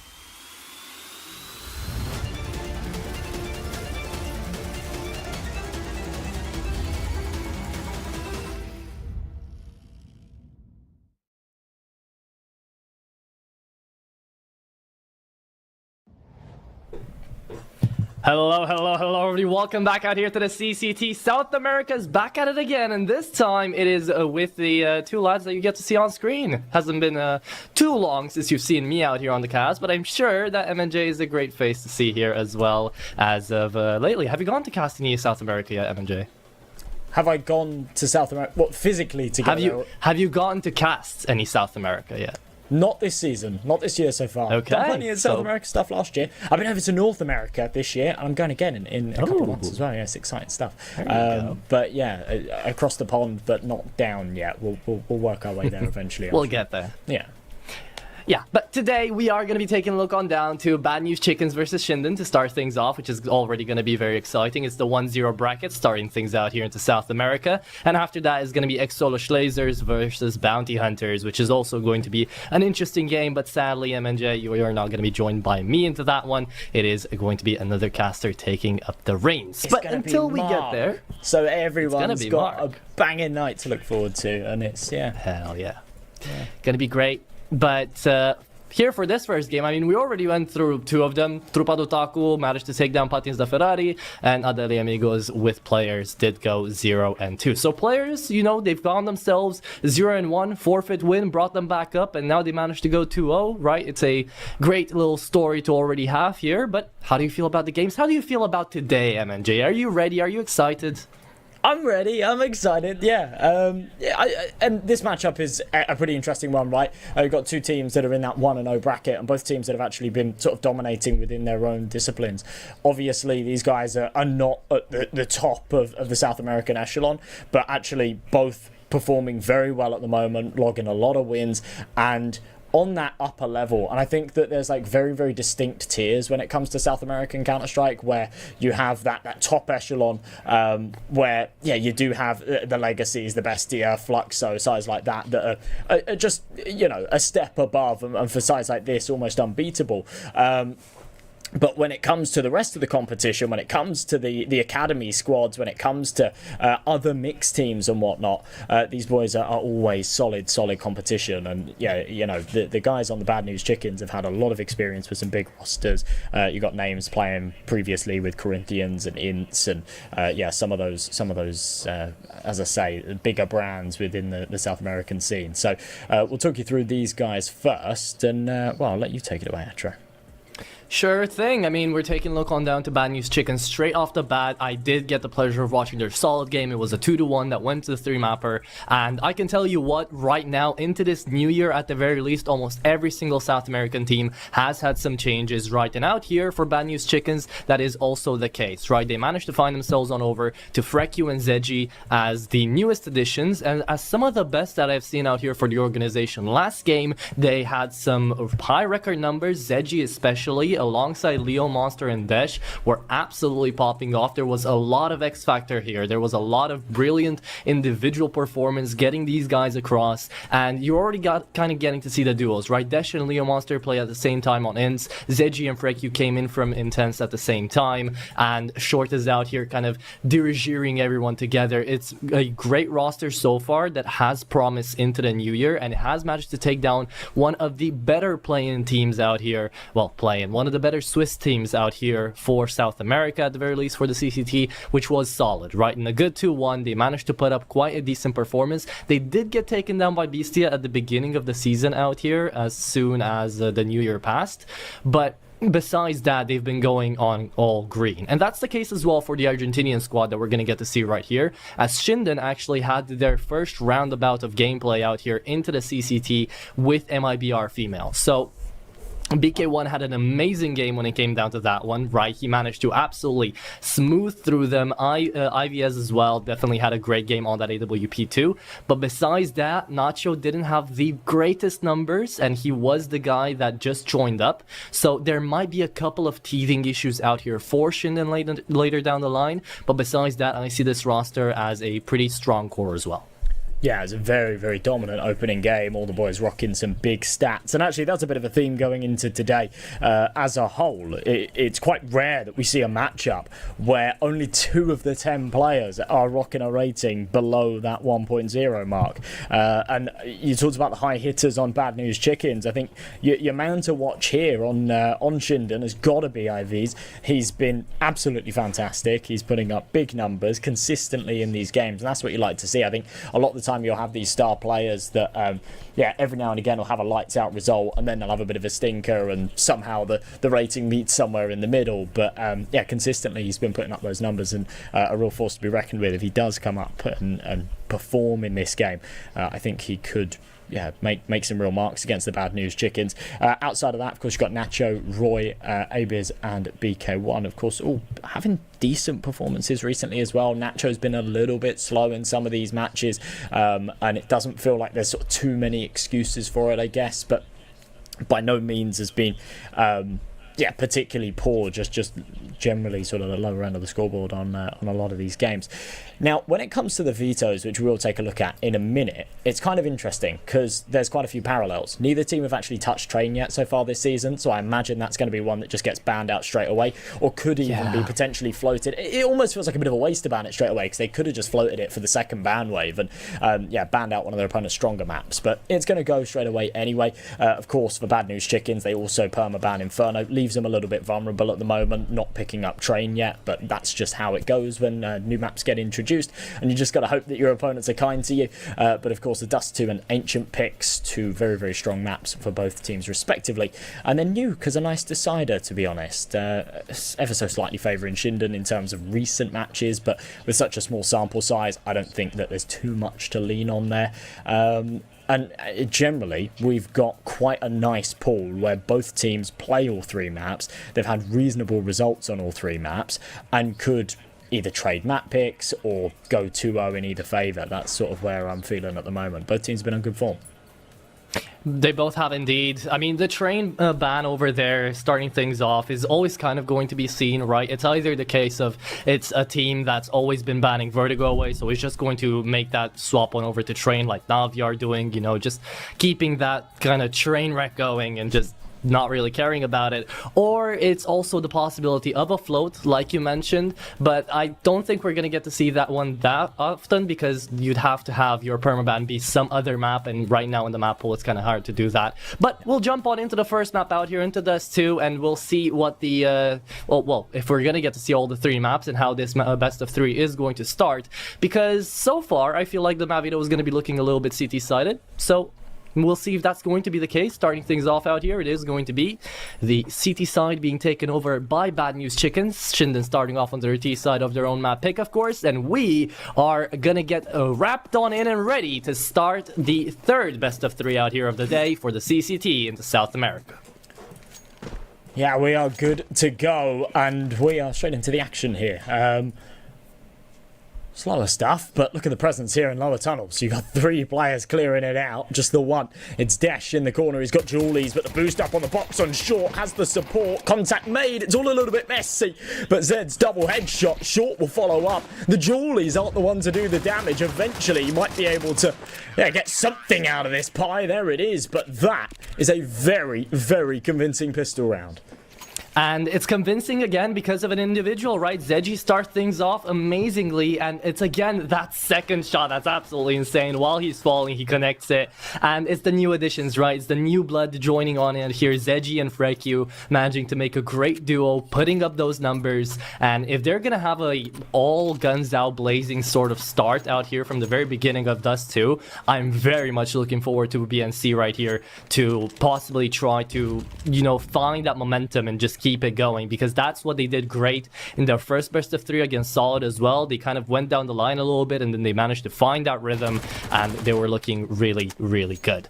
But in this round, of course, the main thing to watch out for is going to be Desh on that MP9. He's going to be looking in 4 kill bonuses, as Shinden are going to be staying into their pistols.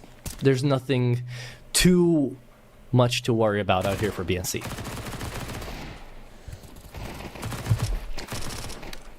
Should be a clean up. I mean, damage control important. Try not to lose any of those rifles and get as much cash as you can with those MP9s. $600 a pop. And okay, yeah, tidy stuff, right? Almost went wrong.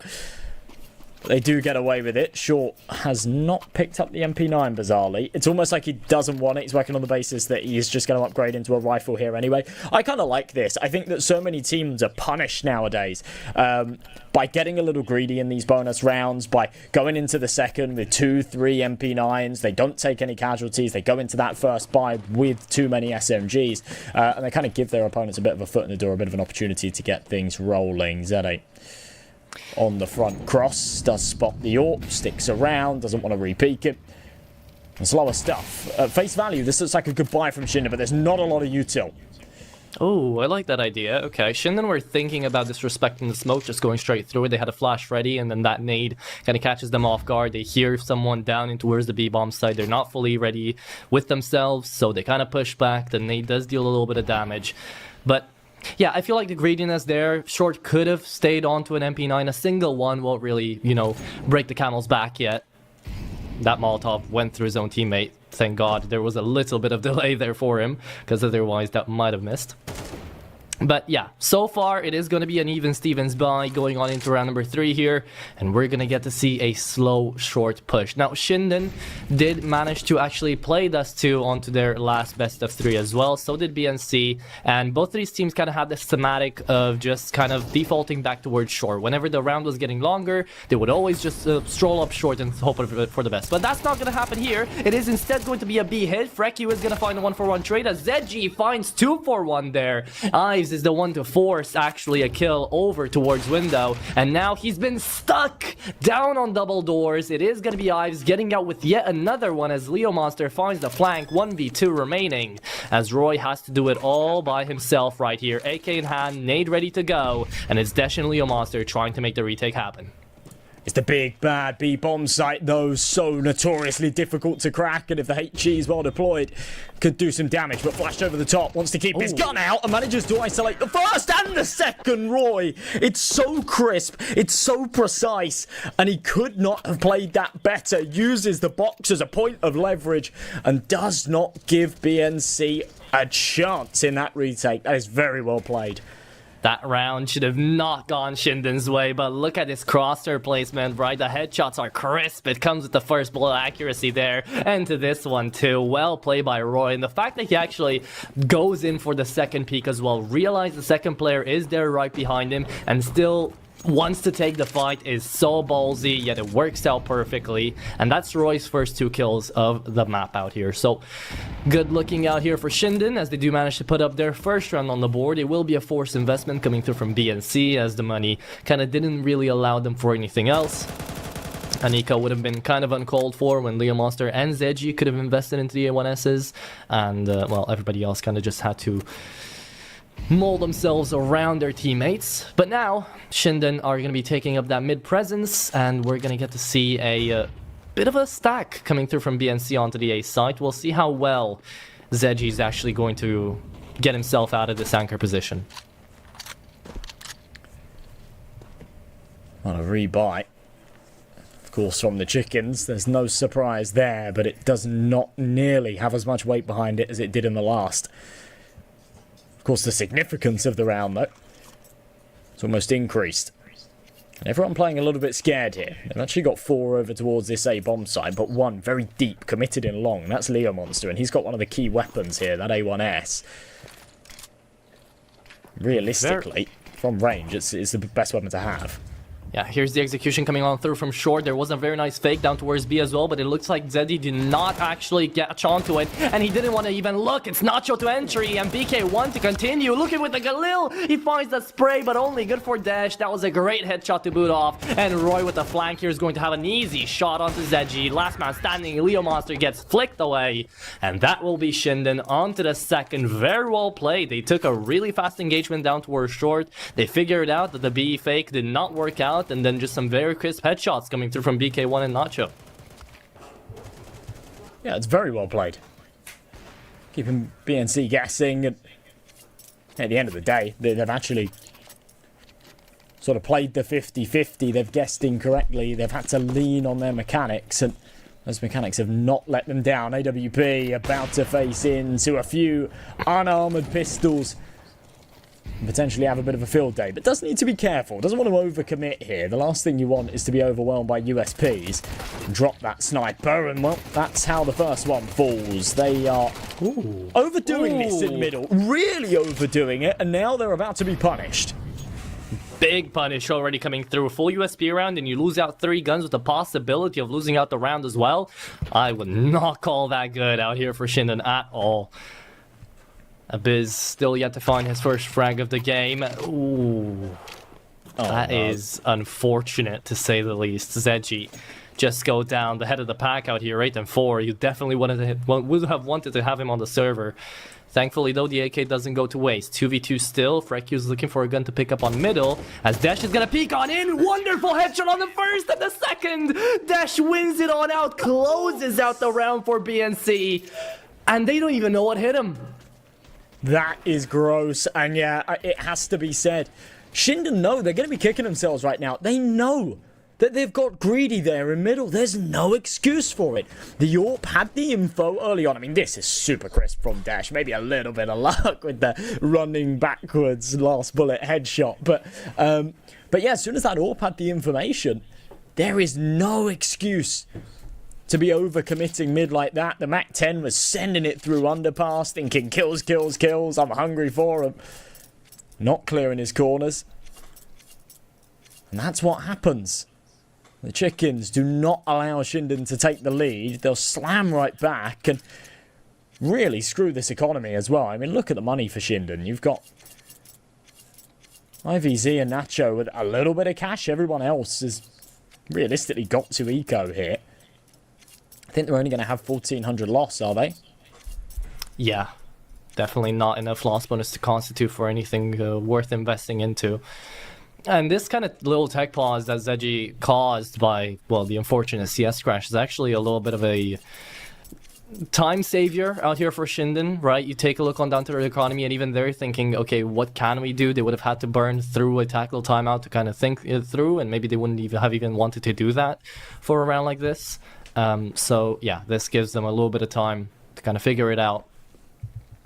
But overall, that was, yes, very greedy coming through from Shinden, but after the AWP knew that there were only USPs down on middle, wanting to take the fight, sure is greedy, but it's also kind of constituted, right? You have AKs, you're thinking, okay, I'm gonna hit my shots, I'll have my teammates to back me up, and, well, it just didn't happen. The MAC-10 fell right through in a USP 1v1. And from that point onwards, I mean, it was Zedgy opening up down towards lower tunnels that kind of won that round. Even though he DC'd later on, Desh with that double headshot as well towards long was insane. But what opened up that round was the lower tunnels play. So there you go. We go into round number 6. Everything's fine. Tech pause did get resolved, but it looks like Abyss is going to go straight back to spawn even though the round just started. Big opening pick. I'm rolling this one right into the grave as well. No trouble. This AWP is just such a wasted investment, you know. It Yeah. was hoping to have this huge impact, and if the pieces around it can't do their job, then of course there is no chance. They've still got both of these rifles. They've managed to recover them. No Kevlar behind the sniper, of course. Low on health. Super, super vulnerable here. Has to be incredibly quick to the trigger. Bomber is back, 2v5. I just don't see them breaking this at all. And into the crossfire as well.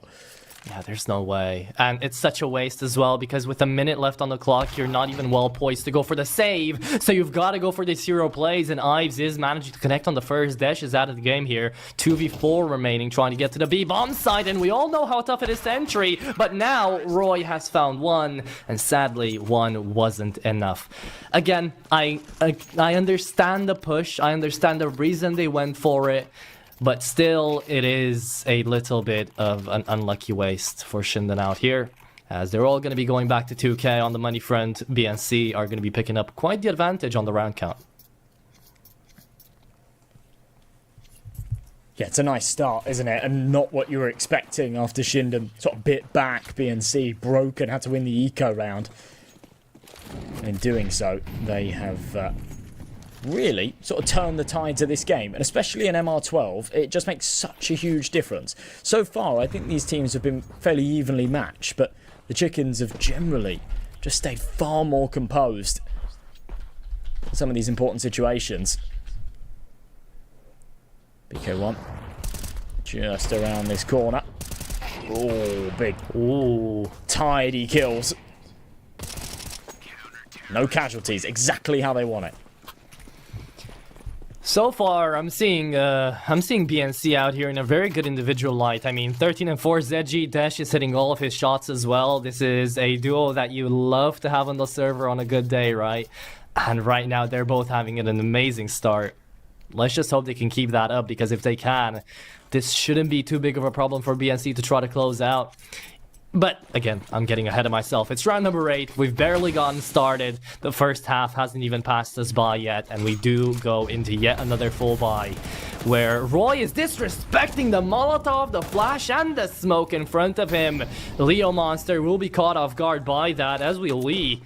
So now, a bit of an opening down towards Long, taking up this space. Short is trying to get it back. Will he be successful, though? Does have support in the form of Zedgy as well. Flash getting ready. Roy called out to BK1. The timing is everything on this Molotov, however. Goes down towards Kyle's car, and it is going to be Zedgy connecting on the second as well. That's nasty. Shouldn't have, but yet still does. So leaves us in the 3v3. And Zedgy, oh, right now he's being tucked on in by Freku as well. Again, the young duo saving the day out here for BNC, but not for long enough. Low HP onto Ives. He manages to win out the duel, and the Opper goes down. As Zedgy is the last man standing. He needs 2 more frags to end this off, and everybody's a bullet away from death. This is an unenviable situation, but one that weirdly feels doable. As you say, said is quick enough to it. My one concern is he puts 1 bullet into IVZ, puts 1 into Abiz. It wouldn't be enough. Either way, he's going to be flanked. And yeah, just a bit of overkill with the headshot. You love to see it. Shinden, bite back, pick up that AWP as well.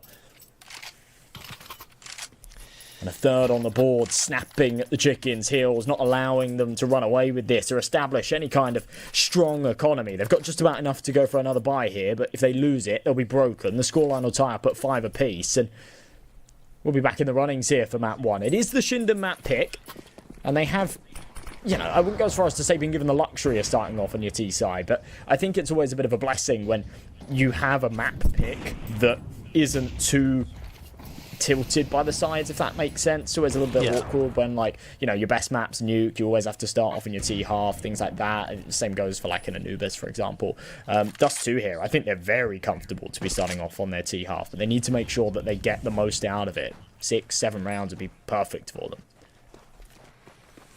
Yeah, and that's the idea I was mentioning back in the pregame as well, right? Feels like a very CT-oriented best of 3 right here with Ancient and Nuke on the line, but having the Dust 2 to start us off, yeah, very 50-50, does feel nice. Good ball flash coming through. Leo Monster forced back, but the second flash kind of forced Abyss to look away, so he does fall down. Leo Monster had the opportunity for the 2K, yet he does go down before he can check it in. Roy down middle, looking for a frag himself. It is going to be Zedgy to fall. Galil goes nasty, but it's still the lineup gets secured at the end of the day. Short finds the double, and all that's left is BK1 in the 1v3, already into A site, spotting the bomb there towards Long as well, but having to clear out mid first. Yeah, Freku has been spotted, yet he knows where everybody is. Now, just has to somehow find 3 different 1v1s, and the op is not making it easy, man. Dash goes for the flick, connects on the leg, and finds even the second to close out the round, as BNC will not find themselves in the worst of scenarios out there with the economy. That would have been very flashy if it wasn't just the leg shot. A couple of really nice kills here, though, in this round. It's a shame that Shinden can't get it done. I think Short also a bit of luck on his side with that stray bullet connecting onto Nacho, being low on health. Shouldn't have really been allowed to get away with 2 there, but Shinden whiffing a couple of those key shots, and now back in the dumpster. That was their opportunity to not only close up this scoreline, but maybe take the reins going into the end of the first half. Instead, they lose it. The Chickens now have hit 6. They should be good for 7. There's not really any money here for Shinden. The loss bonus has been bouncing back and forth as well, so with the current scoreline, you'd sort of expect them to be at maybe 2,900 loss. That's not the case. They're bang in the middle. It's just about enough to buy into the next, if they're conservative with it. Now, BK1's jumped in with a scout, so could do with finding a kill. Otherwise, they'll have 3,900 and not really enough to buy any util next round. We'll see how this one goes. A couple of upgraded pistols and a chance to maybe do some damage. BK1 Down on mid, of course, we'd be expecting him to find his prey, and he does connect. Does. Not even the usual upper man out here, but he sure makes that scope look flashy. Desh out of the running for round number 10. And at some point, yeah, sure, we're talking about the possibility of Shinden bringing it back on 5-3. Now, 6-3. You're thinking BNC are quite far ahead, but it only takes an eco round to sway the tides yet again. Tip the scales out here with BK1 in the front. Man, standing Freku. You do not have to stand, and as he has, the Glock finds him on long range. It was the scout to tag him up, and now Zedgy finds two with the spray transfer. Zedgy again, the savior, man. If he wasn't here anchoring down B, things would have gone really badly, really quickly out here for BNC. Yet that's not the case, and it is Zedgy, 18-6, managing to hold down to that second bomb site. Absolutely ridiculous that he stays alive there as well, even with the heaven flank. Support from his CT map. 7 on the board, and, you know, I mean, that round should have been a given, but it got a bit shaky and came into question there for a moment. And as you say, put him under the spotlight. Zedgy's been absolutely fantastic. Previous numbers would indicate, you know, Leo Monster was the big hitter, the one to look out for. He's actually had a bit of a slow start here to Dust 2. Zeddy is not having a slow day at the office. 18-6. He's doing so much of the lifting here. And a major, major catalyst to the Bad News Chicken successes. Now they're back up against the AKs, but as anticipated, there is not a lot of util on this T side. Awkward timing, short blocks the body, but Dash finds the trade. 4v4, and they should have the info that Long's been lost. Well, coming through with that, Nacho. Recruit running up first down to the front lines, trying to find an entry into the A site. It's Dash to try to cover. And right now, Diop needs another flick. Can he connect? Yes, he can. BK1's the first one to go down, and the second is Nacho. They went in one by one, and they allowed Dash to get out with 2 there, but Abyss trades it right on back. Info gained as well. They saw both players on CT, and it looks like Ives even wants to go for more. Jumped on down, threw out the smoke, and all that's left now is a 2-on-2 with quite limited HP working out here for the CT side, but good positions coming through for Freku. It all depends on the timing of that smoke, as Ives is currently kind of unavailable. Down towards Long, it's looking like a 1v2 depending on the timing, yet speaking of timings, that bomb is ticking down. The flash comes through, and it's a great one for Freku. Leo Monster did help out from beyond the grave, but that second flash is even tougher for Ives to deal with. Time running out, and he's forced to run away. The defuse kits are there, and BNC win yet another important round to keep them alive. Absolutely clinical on the retake, but prior to that, to be honest, the setup was very disjointed. You look at the work that has to be done here from Desh. He's in a one-and-done position. He's got no support from his teammates. His second A player sat in the smoke on the cross. There's nothing he can do to support. And the other two are miles away. They're down towards mid-doors. So the fact that he gets away with more than one is completely ridiculous. He's done amazing work and I think, you know, actually made that retake possible. But in general, I felt like that should have been a little bit better early doors out of BNC. They had to work very hard to claw that back. Either way, they proved that they're capable of doing so. Execution likely about to commence here towards the B site. And well, it's not going to be Zeddy they're testing this time. He's down in lower. It would be Freck to try and defend.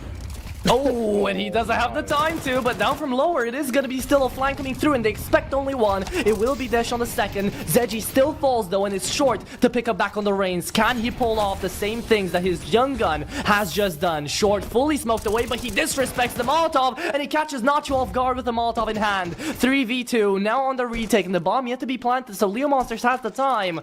Yet I thought he just dropped in towards the bomb site. He hasn't. Blows open the smoke. Desh careful about a flank from behind, still worried, is not going to be giving him the time to try to push up in towards this side. Limited util remaining, no flashes out here for the CT side. 2 defuse kits still trying to push up, and right now Shinden have got all the information they need and all the kills they can have as well. Last man standing, Desh in a do or die 1v3, and I don't see this one going well, Josh, as it is going to be the off falling. That's the 8-4, and that's Shinden at the very least managing to pick up one last one at the end of this T side. That's going to do them a lot of favours. If they can top that up with a CT pistol round, then they will still be in good stead. I sort of noticed it at the time. We didn't really pick up on it. That second headshot that Jedi gets there in the pistol round is just ridiculous. And Yeah. you know, a stroke of luck, but at a perfect time. And he's had a couple of those moments. And, you know, when it happens once, you can call it luck. When it consistently happens, it feels like, you know, he makes those moments really come possible.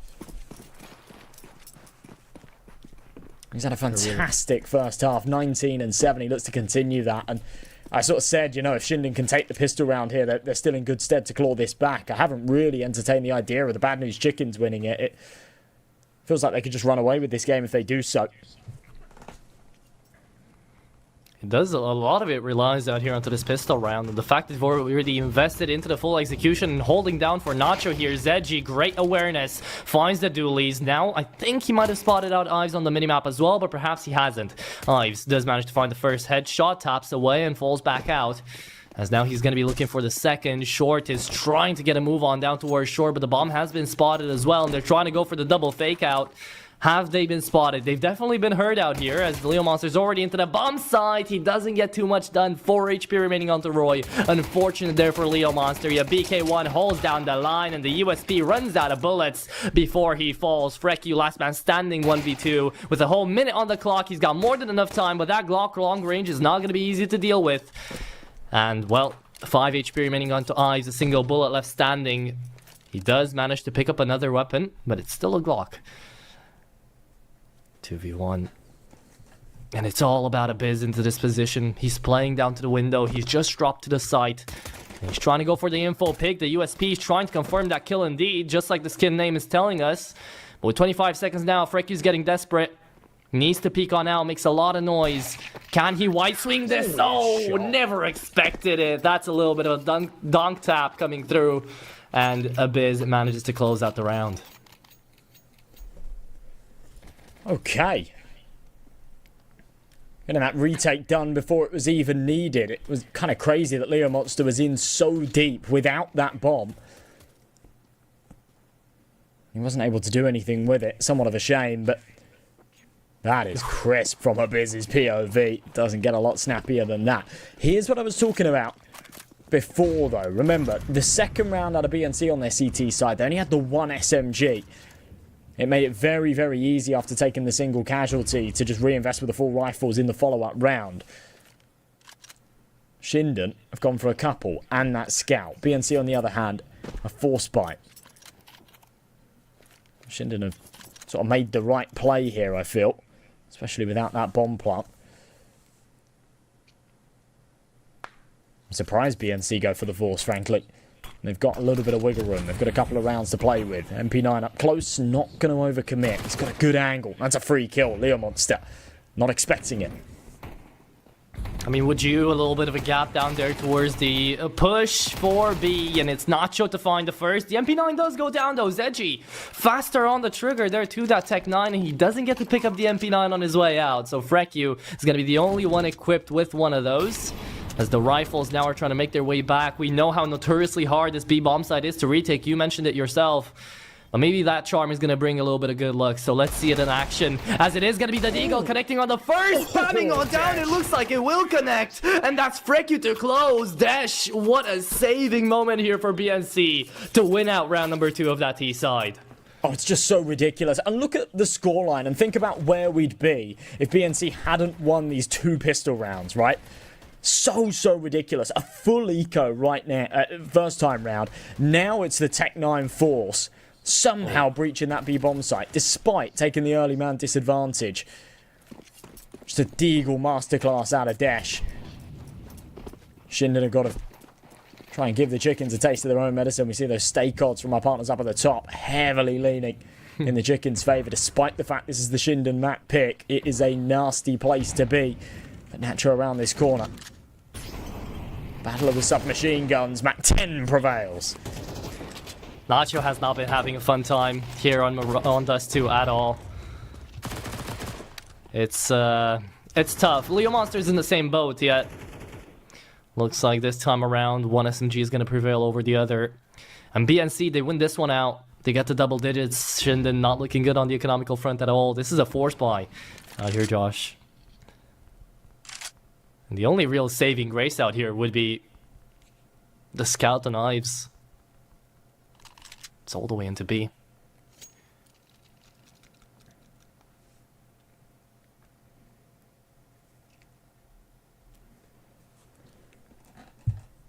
BK1 has hit some nasty shots though.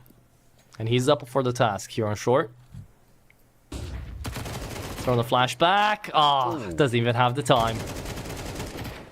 Second one to fall as well. Zedgy just cleans them up. And that the Eagles, they tried, man. They tried, but too much to deal with and too fast to really follow with BNC. Find double digits. And indeed, it will not be a fun time out here for the guys that pick the map. Oh. An uninspiring force buy round. They were fully committed into this. They've not done a single point of damage. And yeah, overdoing it a tad with the save location too, right? Would have been safe on the B site. Instead, crossing into uncharted water, Freck and his teammates having conquered the A bomb site with really no resistance. You would expect a rifle to be lingering somewhere towards lower. Fast rotation point, and okay. Yeah, cleaning things up and keeping it as flawless as it gets. Not only not a single casualty, but not a single point of damage as they find all 5. So double digits obtained. CT economy broken. Things could not look better for the chickens right now. But there have been moments in this game, even though the scoreline feels quite one-sided, there have been moments where it could really teeter either way. It's been on a bit of a knife's edge, and I don't think that the current numbers really do this game too much justice. 100%. It has felt close, yet it's felt close from only certain individuals, right? And that's the case for both teams, don't get me wrong. Not only some of the players from Shinden aren't playing and some of the players from BNC are all playing. This is a case of your big boys right now, your heavy hitters, are outgunning the enemies. And that's why the scoreline is like this, 10-5. Right, because besides that, there's been moments, positionally wise and game thinking wise, where Shinnen haven't necessarily been outwitted, they've just been out-aimed. So, BNC will have an easy 11. And, yeah. I feel like these rounds have just looked a little bit too easy, you know. BNC have really done very well on some of those eco rounds to innovate a little bit and say, okay, well, we're on an eco, but let's group together, let's try and press up mid, let's try and isolate that AWP, do a bit of damage, and it actually worked for them, it converted around, versus when Shinden are on these ecos, they sort of just play a default and get rolled, right? Like, neither of their eco rounds have actually even backed any fruits in terms of kills, not found a single kill on either of them, so there's something to be said there, and there's another to be said about that. Roy, the hardest hitter on Shinden, wiped out without a trace, without a chance to retaliate. That AWP very quick to the trigger. And a man advantage, just when you need one. Oh, and I'm scared for BK1 here. We've known how much BNC have loved to push up through this double doors, just disrespect the smoke completely. This time around, they will be biding their time, seeing the replenishment out there. They do presume someone's holding it, but it's up to Abyss right here to hold. And the second flash, man. These flashes are absolutely crazy, but no one clears out towards blue container. So it is going to be Abyss at least getting a one-and-done trade. And now 4v3. It's up to Ives really to make quick work out of this one with the AWP. But he is going to manage to continue on to Leo Monster. That's great. As he holds down to the bomb side, Ives. That's a great flick to find. It might be game-saving as well. As Desh right now spots one out over the smoke. Now leads us into the 2v2. It's up to Short to really hold on. But that wild spray connects through the wall onto Nacho. Desh through smoke connects onto him as well. And BNC are just not letting Shinden play the damn game. A cruel, cruel fashion to close it. A couple of ridiculous shots. And Abyss only getting one net. Just criminal. Plays it brilliantly with the trigger discipline. I mean, Ives has done incredible work of his own. Hitting some great flicks. Keeping that plausible. Unfortunately, just a little unlucky here, especially in that 2v2. I mean, Desh, he knows that there's going to be the elevator info jump, but the fact that he connects for so much damage there, and then the AWP through the smoke as well, just to add insult to injury is ridiculous. Messy spray, but Leo Monster wins that engagement. And another man advantage. Yeah, I've just felt like Shinden a little bit deorganized, right? No flashes, trying to push up alongside Nacho there, leaving him by himself early on. And a lot of these times, you just get to see Shinden actually being pulled by the nose, right? They allow a fake out towards mid to work out a 1v1. It gathers all of their attention, and look, BNC have found themselves already onto the bomb site. It's happened time and time again where BNC have just figured out that empty space and have completely taken it. That, and also the fact that you've got a 27 and 10 dude absolutely going crazy alongside a 20 and 10 dude doing the exact same thing, right? So it's been individuals, but it's also been BNC punishing Shinden at every corner of Dust 2. And up next, man, is going to be their own map pick out here. So I don't know how confident I'm going to be out here for Shinden to be able to make that comeback. Yeah, I'm with you. It looked very dominant towards the end there from the chickens, didn't it? And it's surprising. That map seemed to just fly by, right? There was moments where it looked very contentious, especially when Shinden won that second half pistol, you know. We were 8-5, it's 3 rounds to separate it. It felt to me like, you know, especially after winning that pistol, the second round would be a bit of a given. It would go 8-6. We'd scrap it out in the buy round, and this would be a close map. And especially considering it was Shinden's map pick, it kind of had to be. But yeah, losing against the Tech 9s and everything going wrong from there. That's tough. It's really tough. And obviously Zede having just a lights out performance, 27 and 10. I don't know how you play against that. But yeah, Dust 2 clearly is playground, and well, it's playtime for him. Obviously we've got map 2 up next. And I'm feeling like this might be a Bad News Chickens 2-0. I don't want to be too doom and gloom about it, but they are looking warmed up. They're looking hot. That's the feeling right now, and that's the feeling you guys probably have as well. But we'll find that out after a 10-minute break to figure out who's going to win that second map.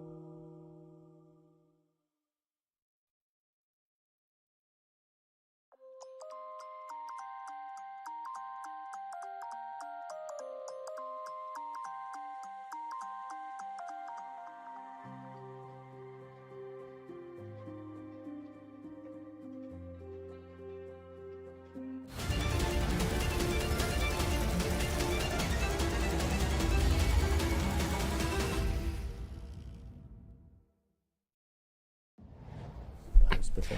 Okay, ladies and gentlemen, we are back into map number 2 out here with BNC already looking this damn good. Shinden are up for a wild ride to try to find themselves back into the game out here. But, you know, if it is a map where you can hope to do that, it might be Ancient. A 67% win rate isn't the worst one coming out here for Shinden, and is definitely a chance out here to try to best the chickens on their best map. It feels like a bold claim to say 67% when it's across 3 maps, right? They're 2 for 3. And I mean, that's good. That's as good as it gets, right? But I think the sample size is just pretty small for both of these sides. They do play a lot of matches outside of the HLTV sphere and don't get tons of invites. Plus, we've had the Christmas break as well, which sort of adds a bit of a spanner in the works. But ultimately, they've had some pretty good results. They beat La Champions Liga back in November. They haven't played it so far this year. That's Shinden, that is. They're the ones that, you know, are going to have to come into this with a bit of sauce. They did beat Fake Dubero in Frost and Fire, but, you know, that went to overtime, and I'm not too familiar with these guys, to be honest. And then they lost it to Nitro, who are a pretty good team, so that makes sense. So, you know, there's something there. At least it's a map that they're somewhat comfortable with. At least it's a map that they play. It would be pretty disastrous if after losing their own map pick 13-5 they go into a second map that, you know, they hate, and it's bad territory. But the Bad News Chickens, as we were saying, looked very, very good in that first map. They've actually looked very good recently here on Ancient. And just going back 3 days ago, they played against Solid on it here in Series 6 in their first matchup. And they won. They won 13-6, and it was a very, very good game. Leo Monster had a strong performance, as did Short. In fact, everybody kind of stepped up quite nicely. So, yeah, I think that this is going to be a really tough task for Shinden.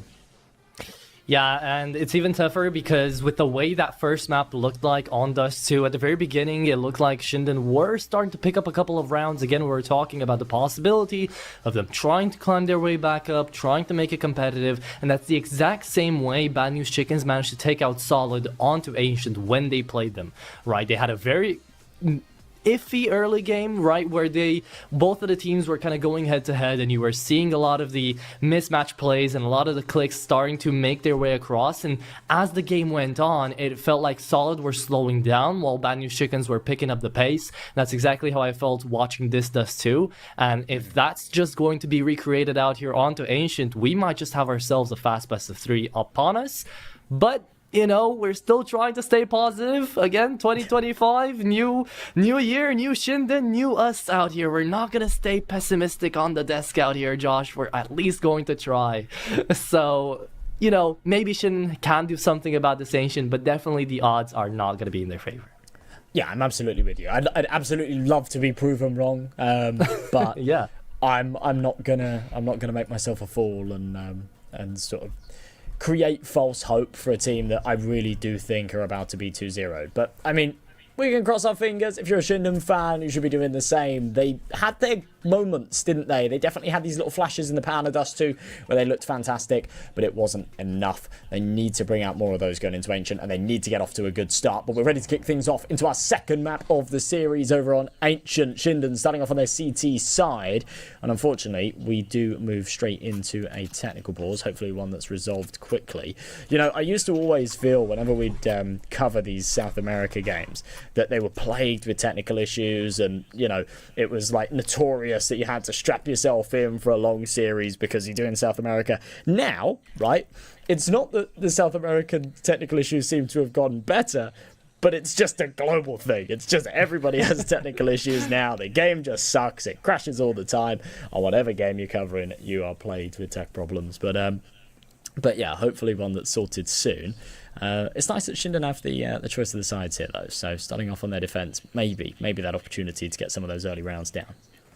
Maybe. I don't know. It's always felt on theme, though, to have the technical pauses, to have the crashes, to have these things happen out here on South America. I always call it the most chaotic region, and, you know, you've been around since Season 1 as well out here for the CCT. You remember stuff that was going down out here with the problems, right? So this is easy stuff. This is easy mode for us. We're happy with what's going on down into South America these days compared to the things back away in a forbidden past that we're not going to talk about.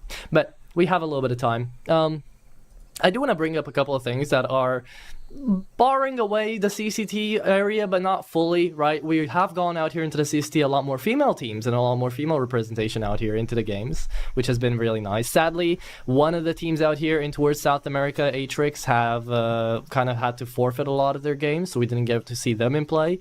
But hey, MIBR females started to play a little bit. I got to cast their games. I was pleasantly surprised by a couple of the ideas that Goddess and Poppins were having, and Younger as well.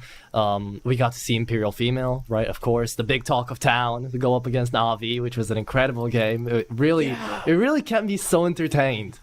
I was about to say, I'd actually really like to see them come and play a CCT South America. I think that would be a good stepping stone for them. Because obviously in the Valve rankings at the moment, it's all like quite inflated by sort of different events and whatnot. I think they're 28th in the world at the moment. And that's why they got that Blast Bounty spot. And they really, they gave Navi somewhat of a run for their money. It was a fairly competitive game. And yeah, I think that, in CCT South America, where we do actually have a lot of mixed teams, they've struggled, I think, in this South American scene to not only have like organization representation, but actually to keep some of these cores together. And therefore it's very chaotic, and it's very chaotic CS. And I think that, having the structure of the best female team in the world come in, I think they'd actually have a really good chance of winning it. I think that would be a really interesting dynamic. But But yeah, either way, we are back into things. Everybody in the server, we are good to roll. And we're starting off with BNC on the T side. A bit of util. Is that an upgraded pistol? It is. It's a couple of P250s. They're going to head over towards the A side.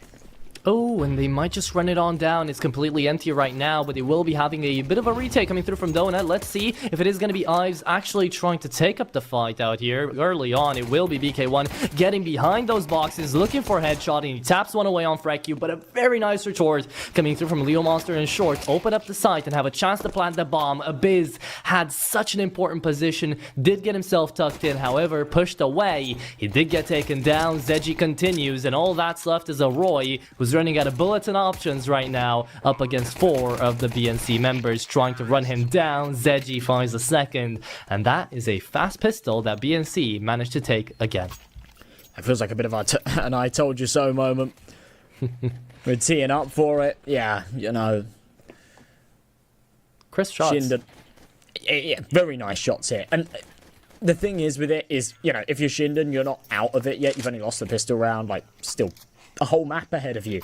But I think just from a confidence motivation perspective, you come into this second round now, especially now there's a pause as well before moving into it, just letting them sit in sort of the situation right here. You really hope that after that sort of quite dominant, quite brutal streak that BNC came out with to start things off to end things last map, that you'd be able to start things off here with a little bit more, and that's just not been the case at all. The HUDs has been swamped, but don't worry, we'll get it right on back. It's BNC to take the first round here, and of course after the crash there's always the ping issues, right? So the pause is to be expected. No worries though, we should be good to go now, as it is going to be BNC on those AKs and MAC-10s trying to get a head start into this map. And yeah, overall, I mean, right here we are going to get to see the pistols being run over, and let's see the farming happen. Commence out here, Leo Monster. There you go. 3k down on middle with the nade to start things off. Beautiful to not lose any guns. That's the most important part out of this one. BNC on 2-0. And we were talking back before about the Imperial thing. I'm just going to get back to it really, really quickly. I do think that as a unit, as a team right now, that Imperial Female can take down maybe a bet boom, right? Around about that area. So out here into South America, I would love to see them as well. Yeah, I think so. With the way that they performed, I think they can. If Ana has her usual days as well, I feel like that Navi performance could have gone even towards double digits. So there we go. But we get back into our game. Out here, BK1 opens up middle with a great frag onto Leo Monster. Ives does the same onto Dash, and suddenly Shinden are definitely back into this game. Untidy stuff. Frack left last alive. looking to do any kind of damage that can be done. It will not work, and Shinden put their foot down. I was a little bit worried, especially after just getting rolled in that eco round. It was something that we touched upon before as well, the fact that they've really not given much resistance in these eco rounds, that they've allowed the chickens to keep them quite flawless, whereas on the other side, it felt like every single time Bad News Chickens were on an eco, they actually did a fair bit of damage. Sometimes even won the round, so yeah, that was always a little bit awkward, but yeah, rifle round worked a lot better for them. Another technical pause, which is a little bit awkward. But, you know, it is what it is. Sometimes that's the way it goes. Yeah. Happens. Not to fret, though. Not to worry. It should get resolved just as quickly as the last few. So we should be kept waiting long into this one. But yeah, I'm not sure. In terms of, yeah, the Imperial female team haven't been invited to, or at least they're not playing in any of the CCT stuff at the moment, are they? But they've actually got, I've just had a look at their calendar, they've actually got a busy few weeks ahead. So, fair play. Yeah, they've got a lot going on. Well, we could see Navi Javelins and stuff like that down to EU, perhaps. We could see it. It's not stigmatized anymore to not get those invites, so 2025 is definitely going to be a different case out here, definitely for the female scene. But while we are talking about that one, let's see what Short has in stock for us. Beautiful little 2K to start things off. That is going to get the headway in for the chickens to find themselves to that B-bomb side of Biz. Now all he has to do is just hold down the line until the teammates come around. But those said teammates are going to be met with demise. Down on shore, Freku has to take down his own to find that frag, and a 3v2 ensues with not that much HP left on Short and Freku. So this round is still very much doable for the remaining players out of Shinden. It certainly is. Health is just very, very sparse, isn't it?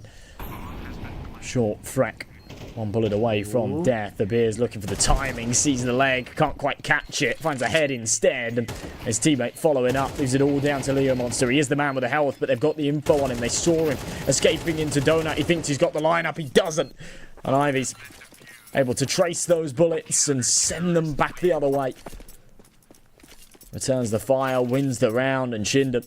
This is a better start, tying things up at 2 apiece, not allowing any of those awkward situations to go wrong. Keeping things tidy. They're going to break that T economy as well. There's no money here. And I'm not sure what the deal is with Leo Monster. I think he just dropped an AK over. He's just buying himself a Deagle, no armor. Ooh, that is definitely interesting.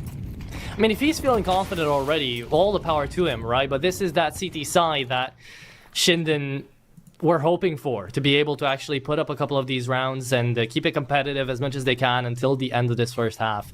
But Abyss, information gathered, Molotov thrown, and kill connected upon. It's going to be Freku 2 actually traded on out, but it's up to BK1 to get more than one, and he doesn't. Dives down to CT, at the very least manages to keep the man advantage in the rankings out here for Shinden. But all that's left is a 3-man engage from CT with a huge late lurk coming through from Zeji, and Leo Monster has to do it all by himself, but Ives is already back to back with him. So single tech 9 and the world to give. Zeji, this is a highlight reel moment if I've ever seen one. If you can pull it off. If there's any man that could do it, it surely would be him. And he's up the first. Bomb still beeping. No one's on it. And he knows where it is. So should be able to line it up again. Tech9 spamming. But yeah, forgot where he fired first time round and cannot find another. That was a valiant attempt. But again, a nice sort of 2-piece out of IVs. 8-2 right now. He's starting things off nicely. Either way, 3 kills on a bomb plant out of a Tech9 rounds. Not too shabby. There you go. One that I think they were hoping to win. Even that kill, right? I mean, you just find another through the smoke and suddenly that round becomes so much more interesting, so much more possible. But even onto that force buy, right? Even on BNC, trying to keep that loss bonus going and just going all out, hoping for a win. They still do take out 3 guns into that one, right? So economy for CT side, if they lose this round, isn't going to be looking brilliant either.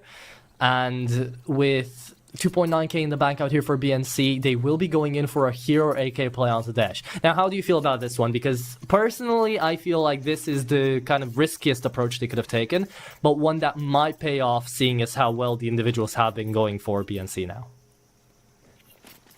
Yeah, I'm with you there.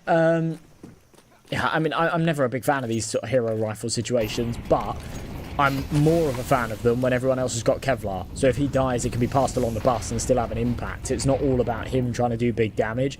It's, yeah, if he can find a kill or two, it gets dropped to somebody else and they've still got a bit of weight behind it. I don't like it when we see these hero rifle investments and it's the only player that buys Kevlar. Everyone else is just on an eco. So if he dies, then it's just kind of doomed.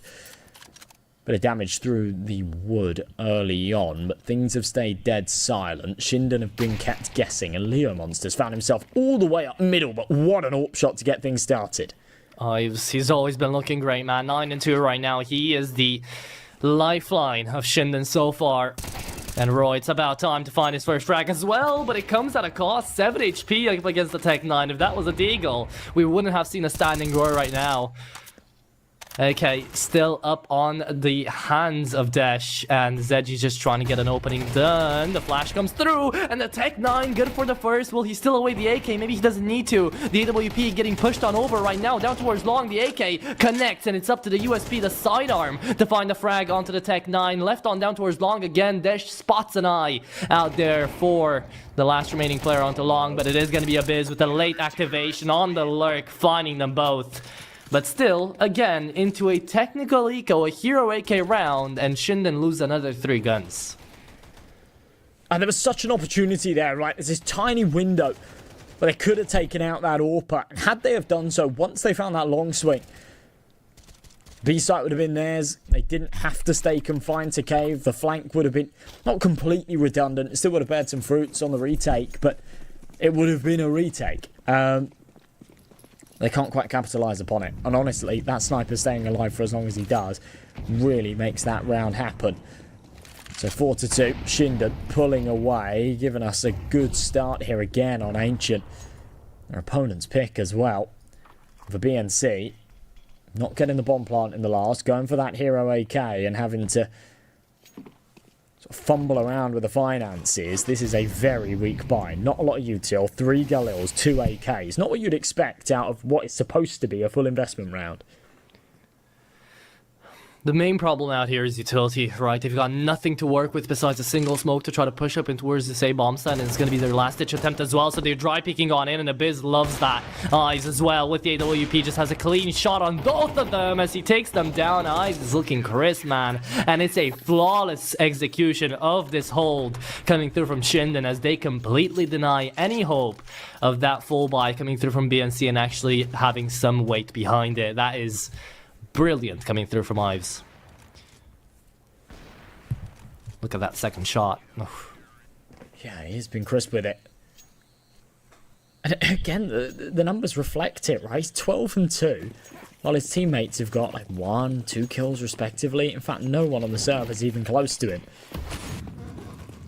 The bit's not too far off, but he is doing so much of the lifting here. He's been really versatile on that sniper as well. Very difficult to play against, but as are the Tech 9s, when they come barreling at you at pace, Abyss eventually trades one back, but this is relentless. And Ives, who we've been singing the praises for, whips out the secret weapon, a Tech 9 of his own, but needs to go nuclear here. He's got 3 to find, and they've upgraded into the rifles. Maybe he proves why they should have stayed on to those Tech 9s themselves, because he sniffed out the first but can't connect the head. Pierces the ear. He's a millimetre away, but doesn't make it happen. That's a good round from BNC. And again, another round where they've made it work with very little money. BNC woke up and they said, stop, pause. This is not how this map was supposed to be happening. You're not supposed to be getting 5 rounds onto your CT side already. We are running it back with those Tech 9s, and they've just gone balls to the walls, complete B rush.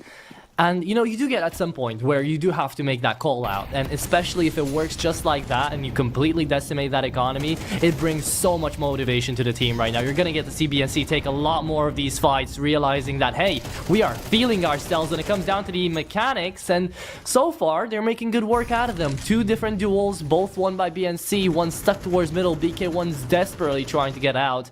And with 19 HP, there's not too much to say. Short keeps it going down towards Cave. And that is the last that you're going to get to see out of the opposition here for this round. Freck is just going to do a little bit of cleanup, and Eyes is just going to be looking for this save, surely, right? 1v3, half HP. You do have the defuse kit, but yeah, the save call is going to get made, and Eyes is just going to try to stay alive.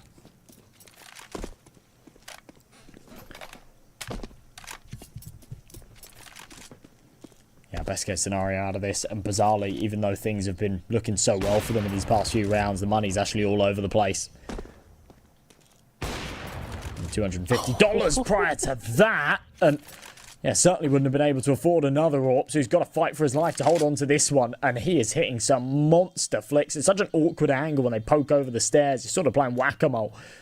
He might even be teed up for a third here. No, Zedig takes him. That's the AWP gone. A valuable piece lost.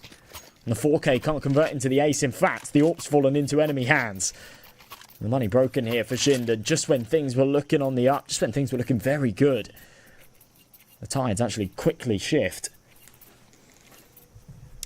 Yeah, man, and it's so tough as well for Eyes, right? Because that would have been his ace. That would have been amazing value coming out of a gun that was supposed to be saved away. Imagine he connects that shot into Zedgy. That's the ace. That's a lot of cash in the bank. He can drop one over to a teammate and keep away alive with that AWP while still farming, right? 16 and 4 right now is a great scoreline to have, but Shinden are going to be left penniless with USPs, and they're just going to try to push up ramp here. And they are trying to make it competitive. However, still they've gotten stuck on the ramp itself. And because of that, they don't get more than a little bit of damage onto Frekyu and Desh, as BNC tied up a piece 5-5. It's going to come down to the last 2 rounds of this first half.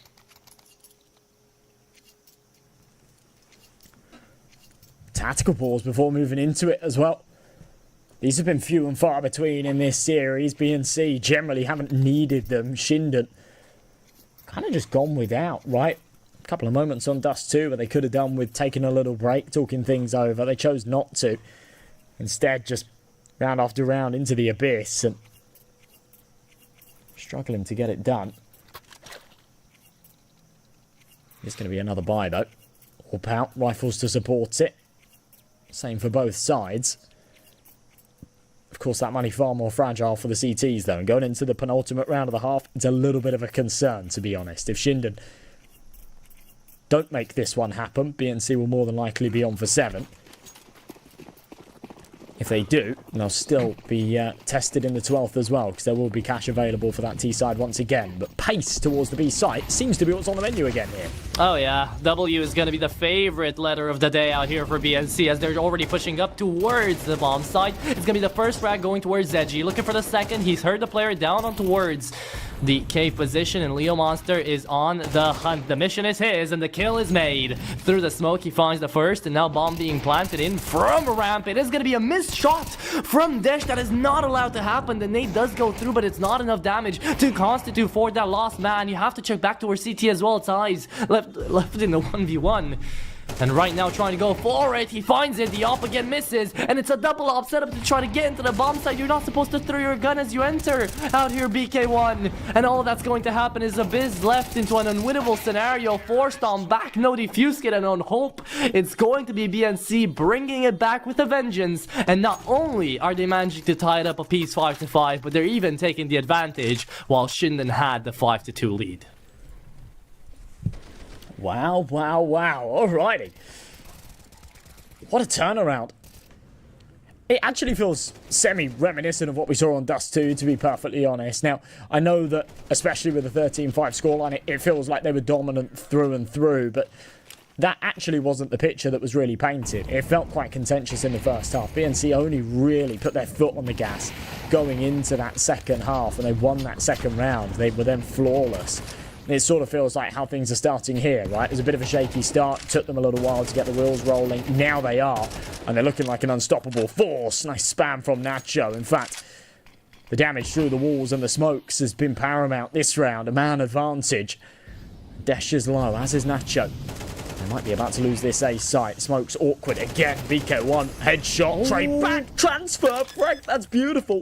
And a 2v2, but will they let him plant this bomb? The answer's yes. Oh, but he's already sneaked his way onto the bomb side. They have no idea. Biz is here, Nacho too. It's up to Frekju to really do most of the heavy lifting, as 17 HP onto Dash is definitely not going to constitute for enough.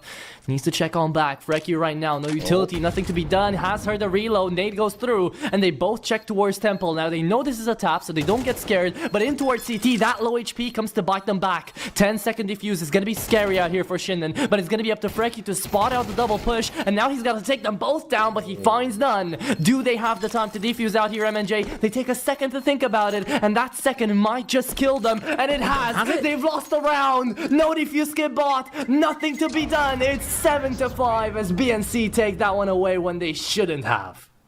Oh man, that moment of hesitation, right? I mean, it's the last round of the half, so it doesn't matter. You're playing for KD if you're running away from that bomb, but yeah, I think they knew that they didn't have it, and honestly, balls of steel there in that 1 versus 2, and the bomb's tapped to not peek, to not play for it, and actually, they make the huge mistake of both peeking into him. So he then has the information that neither are on the bomb. There's no pressure for him to fight, and he can just delay for that extra second or two, and it's so, so important.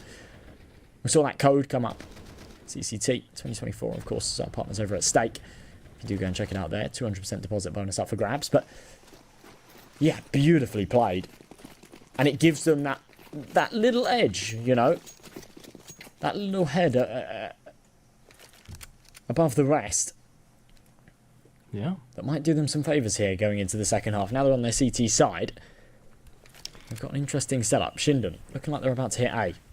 Speaking of advantages, so far BNC have looked great on these pistols, so now is their time to do it again. The USP is trying to deny this one now.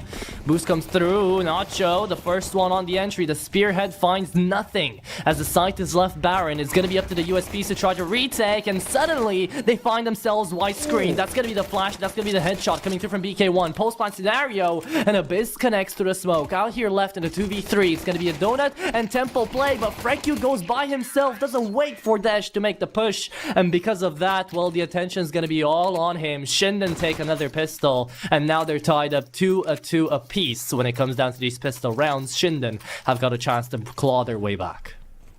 It's a really nice rotation flash from short there. It actually worked very well, despite the fact that Roy still found a kill while blinded, but still just felt very disjointed on that retake, right? You flashed 2 players through that smoke, but you as the third man still don't play in with it.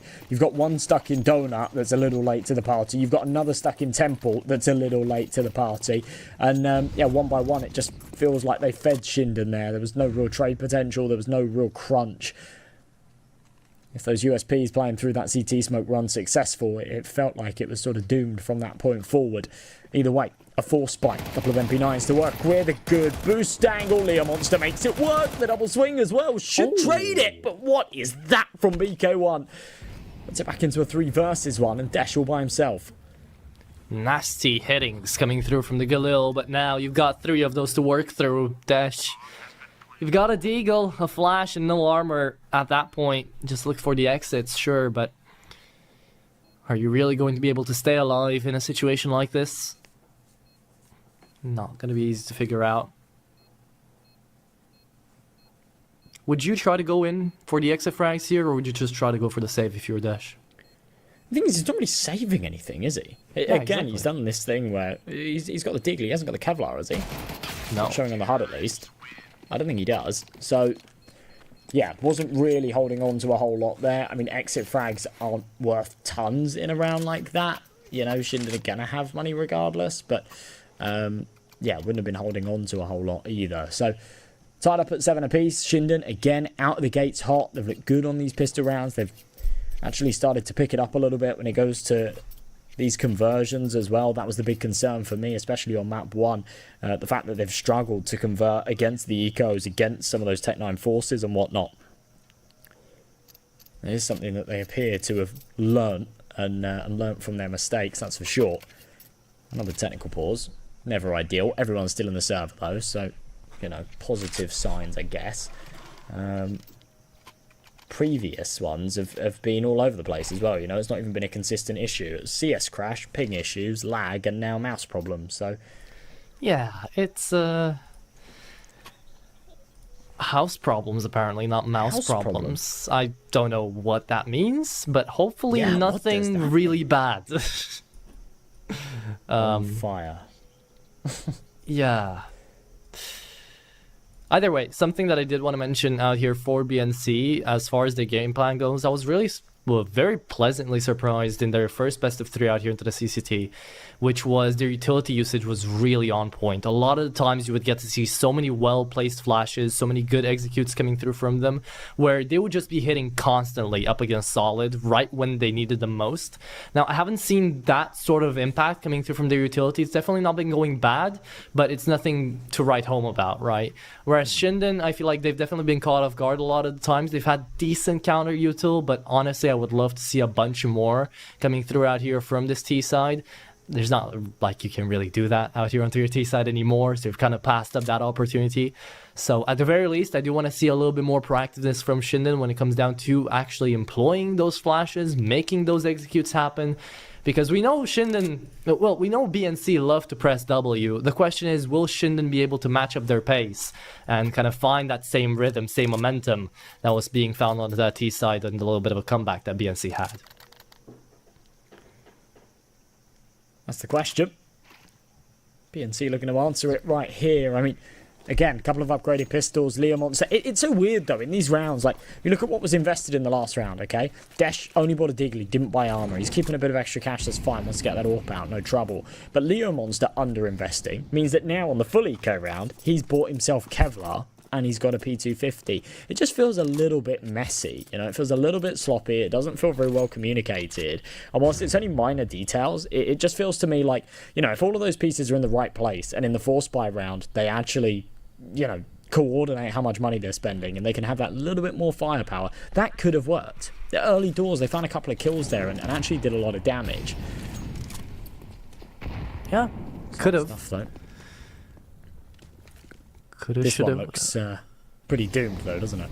It does. I mean, they tried to have some sort of stack going out here towards the back of CT in towards middle, but here they've already found themselves pushed, and the Deagle hasn't managed to find that first shot accuracy to take someone down here, have a rifle perhaps available.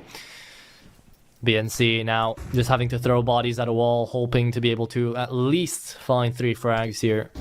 Best case scenario, really, with the bomb planted. And not really any Kevlars to hold on to. Smartest choice right now, I feel like, would be Leo Monster goes back, saves away the half armor, has those flashes thrown over from short to him, and then everybody else just kind of just goes. Oh, and pushes. That's exactly what you want to see. That's one out here. That's going to be not the second. Nacho stays alive, and with a Mac 10, he is going to fall, and that's the second. And you just want to get as many kills as you can. It's not going to be too big on the economy out here for Shinden. It's not going to kill them too much, as they have a lot of cash to reinvest. But still, they're going to feel that 2-person reinvest at the very least. It's not nothing. Let me go into another guess round. so.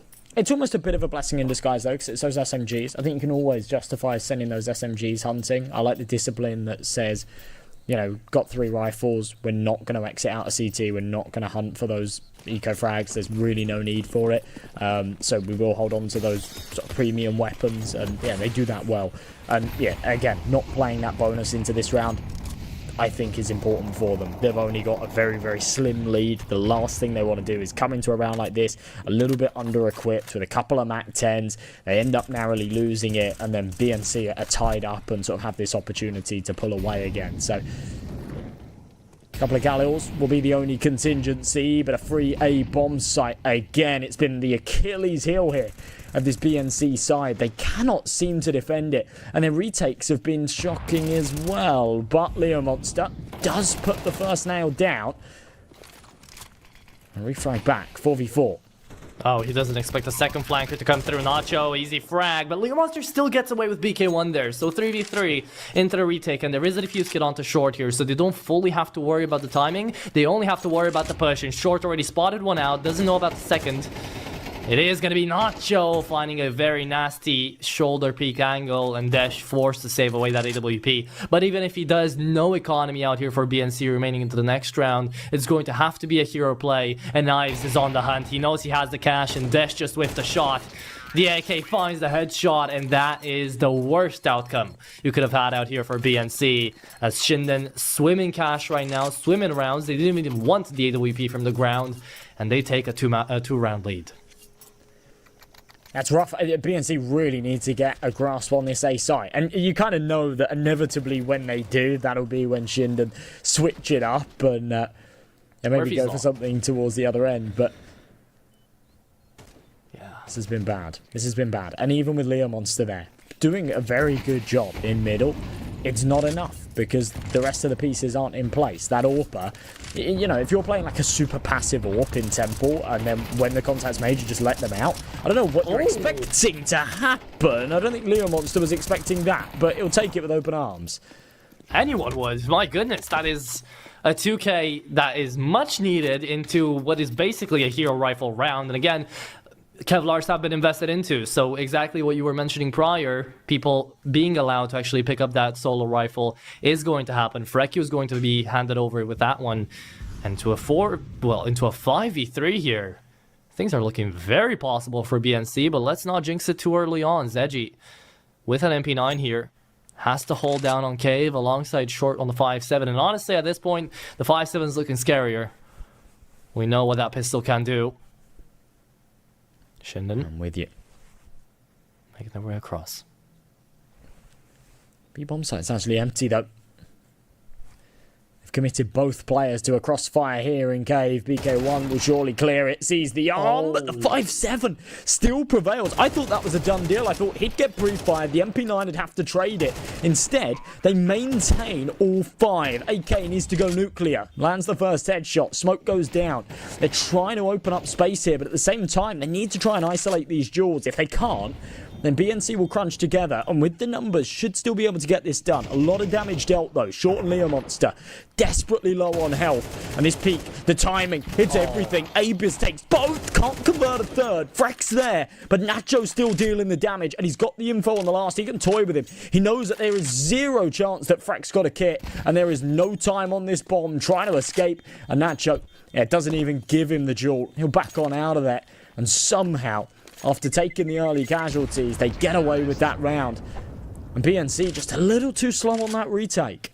Yeah, I was gonna say, before the action actually started to happen, Timer was running away, no defuse kits out here, and they were still holding for a possibility. You got to see the CT player actually making a lot of noise, and then they just stopped, waiting for something to happen down towards Cave, while you were seeing the rotation out towards ramp as well. They were trying to get organized, but that attempt really delayed them, and then the round was unwinnable. Abiz also finding the double kill down towards ramp, helped that round out immensely, but what it was effectively a 2v5 coming through from Shinden out here managed to find them on double digits. And because of that now, we're going to go into a round that is going to mean a lot for BNC. They lose this one out. It could be map point for Shinden.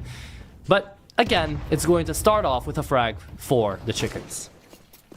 This is kind of ridiculous. Round after round, the Chickens have been able to find this early advantage. And often it's gone untraded. And they've still not been able to convert off of it.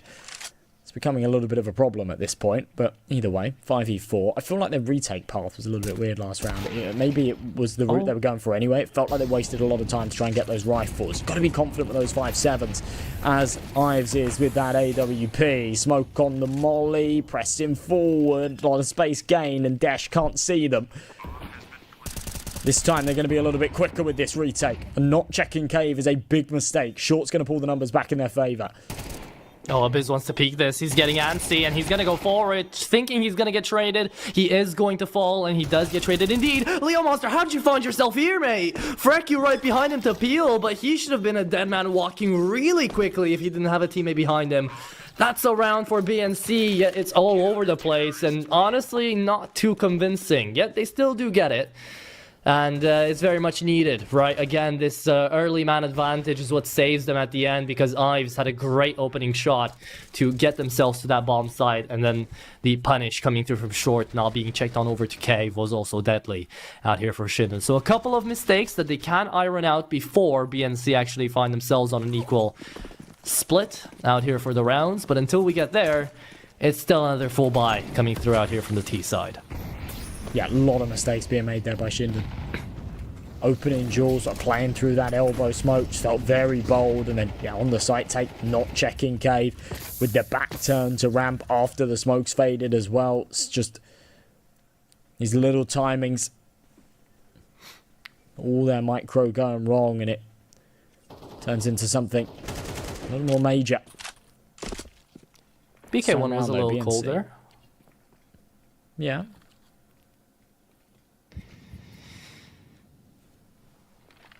I like the consistency in this game, though. Obviously, you've got some of your harder hitters. I mean, Ives has been fantastic, but actually, sort of everyone's pulling their weight. Roy's having a bit of a stinker. Dash is having a bit of a slow day. I think when you look at the sort of disparity between the AWPers, it's quite clear who's on top there. But, you know, Dust 2 felt like a star player's showdown, and this one feels like a little more of a team effort. But slower work here in round number 19. 45 seconds left. They're going to reroute over towards A, where BNC have got Leo Monster very heavily committed. I think he's actually far enough up to have heard those steps, but oh, that's the apparently bomb. Communicated it.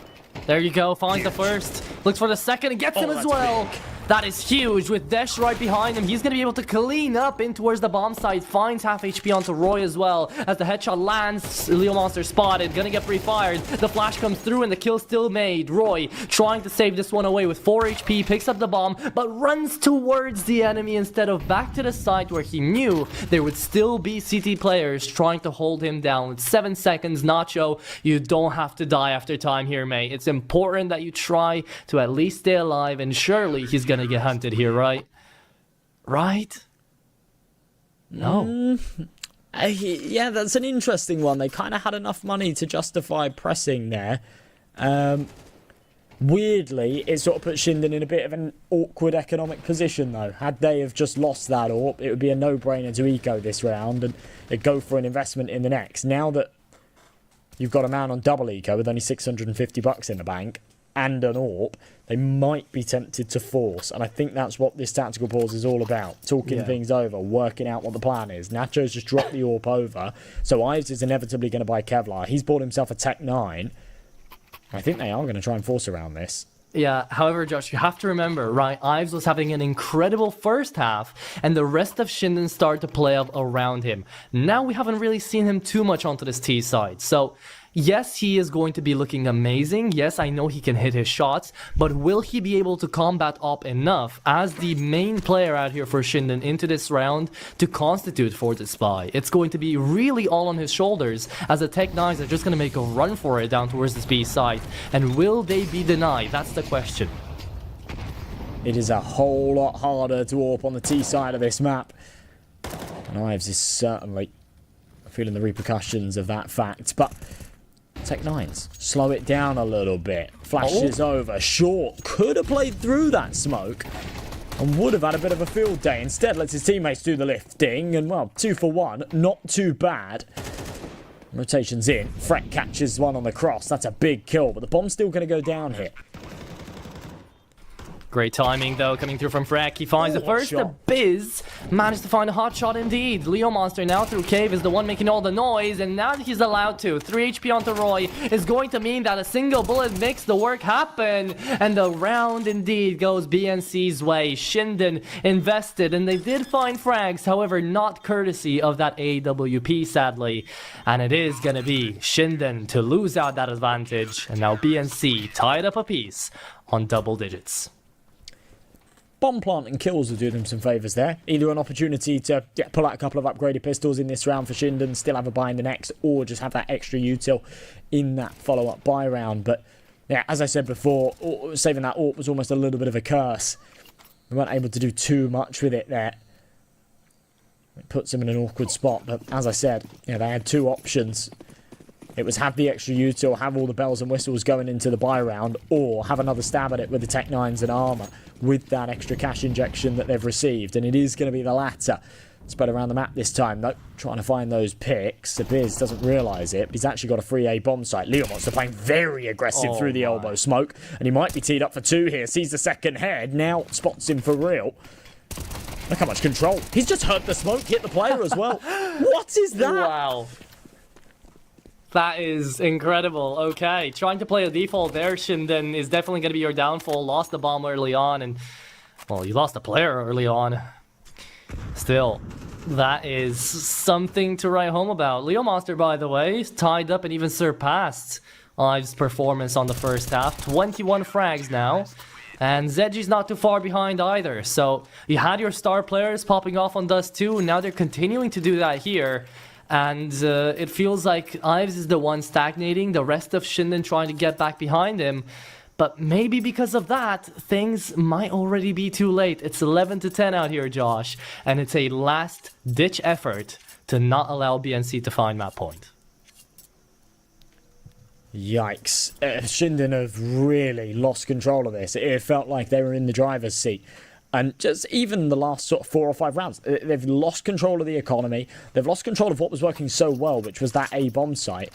And nothing really changed there. BNC have quite consistently left this A-bomb site under-defended and still open for abuse out of Shinden. But they decided to switch it up. It hasn't been working very well. They've caused a bit of a pause here. And honestly, I feel like the answer is to go back to basics, to go back to what was working. This is such an important round. And even if they manage to crack the code, they've still got to do it again. A change that did happen, though, is the fact that Zedgy started to pick up a lot of the anchoring down towards that B-bomb site, and it's really changed the pace in which Shinden were trying to take that site. But again, look, there's nothing on A. Exactly. For the first 20 seconds of the round, there's nobody on A. And that incendiary is going to give them something to think about. There's still someone there. But realistically, you look at the minimap right now, with the information we have, you'd be calling an instant A rush. And that's exactly what Shinden are doing. Good going for them. But can they get the bomb down in time? Because it's up to Desh to deny. And he's just spotted out one. He wanted to have the lineup, but it's still Leo Monster to continue finding those frags. Do you expect to play onto Donut, though? Yes, you do. Desh is trained on the position, and Leo Monster wants to push. But it's up to BK1 to make good work out of it. He goes for the spray transfer, knows about Desh. Can he take him down? That's the question. He goes in for the peak, but he knows he has to play the timer right now. There are defuse kits, and Abyss didn't full hard clear onto Freckyu. So that's the end of the round, and that's map point here for BNC as they completely take over this game. They bring it on back, and it looks like, even though it was their own map pick and Shinden were playing really damn nicely at the beginning of this game, everything has fallen apart for the Argentinians. It really, really has. And again, better stuff out of BNC. It's that slow take out of Shinden, the time wasted that gives BNC the opportunity to actually take map control elsewhere, allow Desh to get on a very aggressive angle there on elbow. You've even got the cave player that's pushed all the way through, cleared B ramps. They're already on that A rotation. It just means that once that bomb goes down, they're so quick on the retake. Shinden don't even have the opportunity to get those post plants or anything out of that more than just that C4 beeping away. So unfortunate stuff again.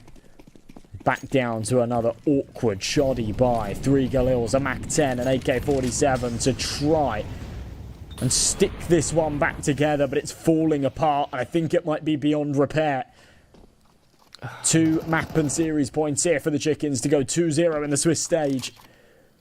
And there's no doubt, they've just looked like the better team. There's been hiccups, there's been bumps in the road for sure, but they've looked fantastic here today.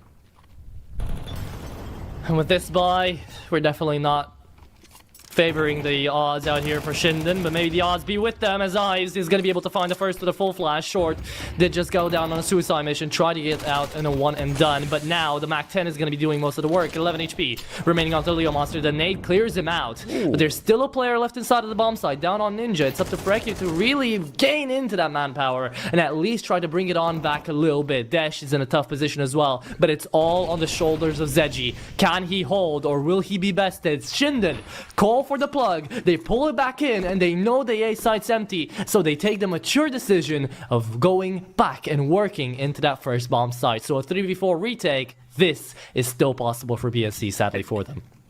this is chaos, though. Freck read this ages ago. He's already started the wrap around the T-spawn. They're a little bit slow on this, to be honest, because, yeah, they've had the information for a while now. I felt like Desh was teed up knowing that there was one in CT spawn as they hard clear it. So 3v3 on the retake. The retakes haven't been too bad so far this half, but the A-bomb site still remain a thorn in their side. Freck trying to have this element of surprise, and he will have it. Yeah, it's a freebie, but his teammate falling in the meantime. 2v2, clock still ticking, 20 seconds left. There's one kit, but if Freck goes down, Desh will have to scavenge for it. It's a brilliant shot with the smoke on the bomb and the kit holding it down. There is no mercy, and Desh goes on a shotgun sniper mission, hits the headshot onto Roy and closes that one out. BNC take it in 2, and as I say, just no doubt look like the better team there. They were fantastic. Leo Monster putting up a very, very solid performance, and Freck and Jedi not far behind him, to be honest.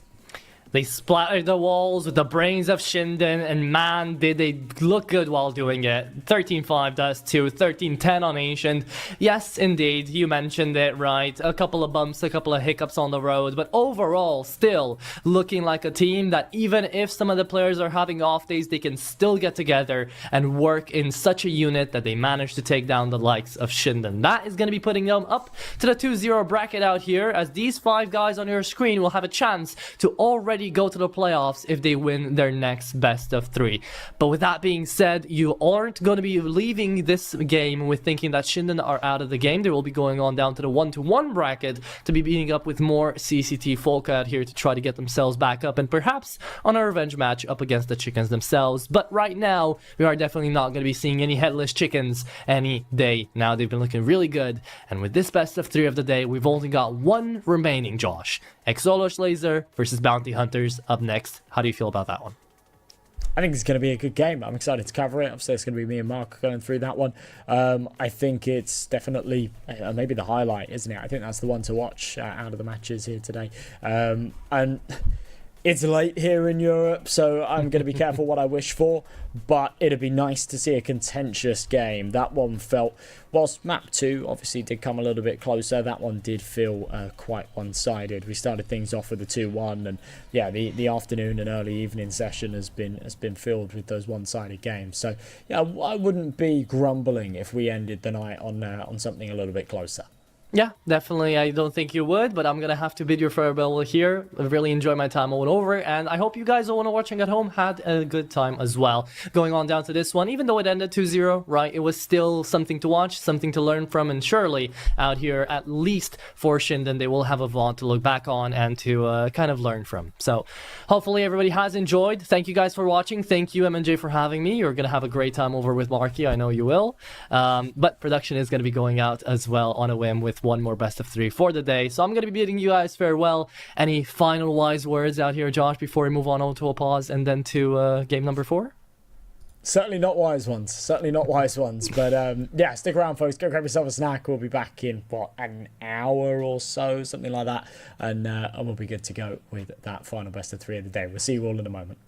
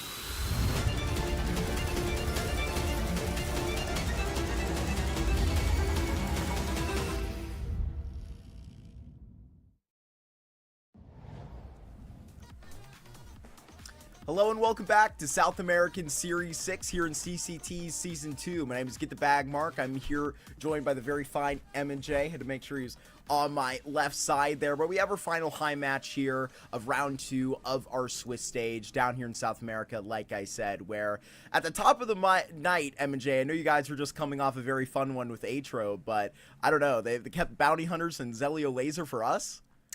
Yeah, I was saying earlier, I think this is like the highlight of the night, right, in terms of, to be honest, a lot of these South American CCT tournaments seem to be stacked with a lot of mixed teams, and generally things are not very stable, I think, in like the South American scene. Players move around a lot. There's not a lot of like big organizations putting money into teams and things like that. And it does mean that we get like very frantic and very messy matches. It's quite rare to actually see sort of two established teams, two organizations that actually might give us like a really good game here with a bit more structure. I think like that last match that earlier on was a little bit messy. There was definitely some brilliant moments and like amazing individual moments, but in terms of like some of that sort of coordination and stuff, there was like major breakdowns. There was eco rounds being won and things like that. It was a little bit wild. So I am hoping for yes, a little bit more structure going into this one. We'll see. I don't know. It is South American CS at the end of the day. And that's absolutely a great kind of note to start on, where you're talking about maybe some of the factors that would force a team like Zolos Laser to go ahead and play an NAECL before that rampaging through advance to make it there, M&J. I remember those games very, very well. But look, I mean, to actually have that opportunity for them to, I guess, come back down to home soil to actually get this going with some names that are definitely going to pop off of the chart here once we get it going. It'll be a very fun one against a full mixed South American project. Got a couple different nationalities here on this Bounty Hunter side. Yeah, it's exciting stuff, and they've looked quite good recently. Actually, both of these two teams in their opening games, because it's the 1-0 matchups, they won them 2-0, but it didn't really do it justice. No. Yeah, for Exolos Laser, they played against Nitro. First game was 13-11. Second went 22-20. It went to like 4 OTs. And then, Bounty Hunters kind of in the same boat. Their win against Dusty Roots. It was overtime in the first map. They won at 16-14. And then the second gun distance as well, 23 rounds, about 13-10. So, kind of getting here, but having to fight quite hard for it. And as I say, 2-0s that don't really paint the full picture. Outside of that, not too much on record, at least not here on HLTV over the past 3 months. Obviously, Christmas break sort of adds a bit of a spanner to that, but even in general, just not too much out of these two sides as of recent.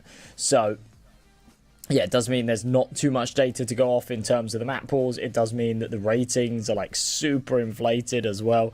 Totally. A couple of players that had like a bit of a stinker. Actually, one on either side, Morth and Turtle, struggling a little bit in their last games. Yep. Hits those numbers hard. So, it'll be interesting to see how they fare today.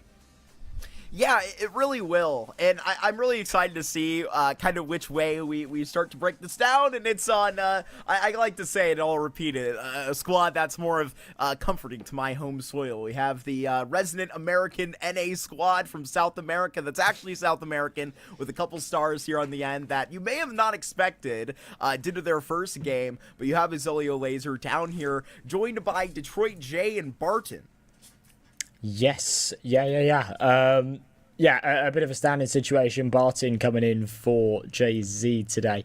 I'm not quite sure on the nature of that one, but it should be, it's a very interesting sub to be having, almost a bit of a super sub. Barton, a player with tons and tons of experience, obviously benched on Legacy at the moment, and yeah, he's a real talent and a player that's kind of been around the scene as well. He's only 23 years old, so you sort of think that he's had a shorter career than he has, but yeah, actually been playing within the South American scene for going on 7 years now, and yeah, played under some big names under that time as well. Godsent, Team One, Red Canids, Legacy, so definitely a lot of experience under his belt. Yeah, and I think that kind of like helping out with the rest of the pack, that's going to be some decent experience. Especially, it's kind of interesting. There was actually that Frost and Fire tournament. I know that you were covering some of the European section over there, M&J, which looked to be a very bunch of fun with that wild card weekend. Ended up winning with a wild card victory. But there was also the South American division that was going on, and Legacy and Bestia were in the final, right? We were watching on Exner and I to Nissim and Lux just having their, first couple of games over there, where replacing Barton and Nikez on that roster is, taking a couple of names that have been over there for a very, very long time. But I mean, names been in this scene for a very, very long time. Excuse me. I guess they'll fit in well on a team like Zelio Laser. Yeah, for sure. Just sort of bringing that experience in, right? And I guess just when you're in an uncomfortable situation where you're having to play with a sub, it's always nice when that sub is not someone that you have to spoon feed, right? That sub is someone that actually sort of takes initiative and knows what he's doing. And that's definitely the case. And this isn't the first time they've subbed him in either. They actually subbed him in as well in that Nitro game that they played. So, there shouldn't really be any teething issues. I think he's sort of semi-used to playing with these boys, and it shouldn't really be a problem. Over on the other side of things, obviously the Bounty Hunters. You've got Mayan and Brunino, Zoc, Kaiser, and Turtle. Now, Mayan had a lights-out game in their match against Dusty Roots, played very, very well. And actually in their game just a week ago as well against Solid, had a reasonable performance there as well. So he's kind of my man to watch out for today. But yeah, in general, there's some really good pieces on this team. I've actually always been a fan of Zoc. I think that he's, it's difficult, like, when you're looking at these numbers and going, oh yeah, he hasn't had the best sort of couple of months. But yeah, like his time on Bestia, he was one that I really looked out for, and I thought that he was a very talented player, and I still do. I mean, I for one definitely am. Obviously, I just got done kind of casting Bestia. Argentinian scene is definitely one of the just gems of this South American project altogether. In like a couple of the teams that come through that, obviously through guys like Johnny Boy on Velox, but here on this Bestia team, it was very interesting to see Zoc get that as a 22-year-old. Obviously, Myron on the other side definitely has like that similar experience that they bring now to this team only a couple months later, but that shakeup just across that rifle side, that's really why I don't really have a lot of worry for what changes the Bounty Hunters makes, because we didn't even talk about it. I gotta wonder if it's still Tatizen gonna be calling up for Zealous Laser versus Detroit J, who is op IGLing, if I remember correctly, on galleries. Yeah, that's going to be interesting to see. I think that this is like a really interesting dynamic just as a team in general. As you say, you've got this sort of mixed South American squad. That's not something that you see too much, I feel, in the South American scene. Yeah, you normally kind of stick with those disciplines. You have a full Argentinian squad, you'll have a full Brazilian squad, and yeah, even with Zoc being from Uruguay. So yeah, just a little bit of a switch up there, and in terms of languages and things like that. I'm not 100% sure how that works, but yeah, it's interesting stuff. I'm excited to see what maps we're going to be playing, to be perfectly honest, and I think that's going to be a nice little segue into the veto. A lot of teams are kind of yet to pick up Train, but on that basis, no one really feels the need to ban it out early. So if you want to be mean and you've been doing the practice and you sort of feel like you can throw in that curveball of a Train pick, then it is open for that opportunity. But at the moment, until I think teams get a little more versed on it and whatnot, and until maybe certain changes that people are asking for are made, it sort of isn't being picked into or abused. I covered a I covered a Sashi game the other day where they actually went for that, where it was the first Train Hedgehog TV game. It was literally the day that like it was announced to be put into the pool for some of these tournaments, and they picked into it, and it was just a disaster. Yeah, it's not gonna happen. I knew it was coming. I knew it was gonna be banned out. But yeah, it was a disaster. They got absolutely smashed. So I think that that was a little bit of a sort of warning sign for other teams that want to give that a go. But yeah, 3 very sandy maps, let's call it. Dust 2, Anubis, and Mirage. And maps that sort of historically these two teams have had some decent results on. For the Bounty Hunters, Dust 2 and Mirage were actually both played in their game against Dusty Roots, and they narrowly won both of them. So if it does come down to that decider, I think they'll be feeling fairly comfortable there. Mirage also came up in that Exolos Laser game against Nitro, and that was the one that they won without too many complications. They won at 13-11. So some parallels being drawn here. Anubis is a little bit of a curveball, at least from what they've picked into so far this tournament, but I'm excited to see it. Definitely interesting, right? To see both of those Mirages come up. It's even funnier when you realize that it was both of these squads just going ahead and picking into a Mirage. So they're going to be ready to just skate into that if a third map is, due, which, as we were discussing in the pregame, is I feel like the universe is up for those odds today and just going to be giving us a very fun series. It was also Dust 2 that was played by the Bounty Hunters in that close one versus Dusty Roots. It hasn't gone too well for the Dusty Roots, MJ, I will tell you. The very next day, they lost to the Game Hunters 2-0. Not really getting too great shakes from those Hunters, but we'll see if they can bring it back from the 0-2 bracket. But we're up here with a very nice one, and when that Dust 2 is going to be peeking into a beginning of the series, even if Bounty Hunters have played it, MJ, we're in South America. This is where it's going to pop off. No, I'm with you. I am quite excited for that Anubis matchup, to be perfectly honest, because, in terms of for the Bounty Hunters, outside of this first game of the year against Dusty Roots, the last one was played back in November, so it's not anything to sort of go off of. For Exolos Laser, they did actually play against Team Solid in that Frost and Fire South America, and when not only did they get smashed in the series, but actually they got absolutely smashed on Anubis and Dust 2. So I don't think it's anything too major to go by. I think Solid are just somewhat on another level to some degree. They're inside the top 100. They're having much better results. They're playing against bigger and better teams and more consistently as well. So, there's a lot there. But just in general, you've got a map coming up that in recent history you've really, really struggled on. So, to me, this is going to be a testament of sort of how much practice has gone in behind the scenes in the practice server over the Christmas break, things like that. I'm talking about the Christmas break. The reality is we're 2 weeks, in fact, 2.5 weeks into January now. So I think these wheels should be oiled again, and these teams should be sort of raring to go and sort of adjusting some of those changes. But we should be ready to get back into this first map. So we're going to kick things off with our first of the series and our last game of the day as well. And I'm excited to get this rolling, Mark. We're headed over towards Dust 2. Exolos Laser starting off on their T side. It's refreshing to see, what is that, like a cleaned up Detroit J jersey right there? Nothing really showing off it too much. But that was actually a realization I came to the other day. I'm like, my semester has started all of a sudden since 17th of January. What are we doing out here? It's gone by pretty quick. I've already given up on my New Year's resolutions. It's just, bring on 2026 is the year I lock in. I'm telling you, that's my year. Absolutely. I get GTA 6 this year. We'll see. Oh my God, I'll have to maybe. buy a whole console to play it though. Really? Hooray. I don't believe they're going to be putting it on PC right away. Oh, Those yikes. scumbags. Come on, Rockstar. I'm gonna riot.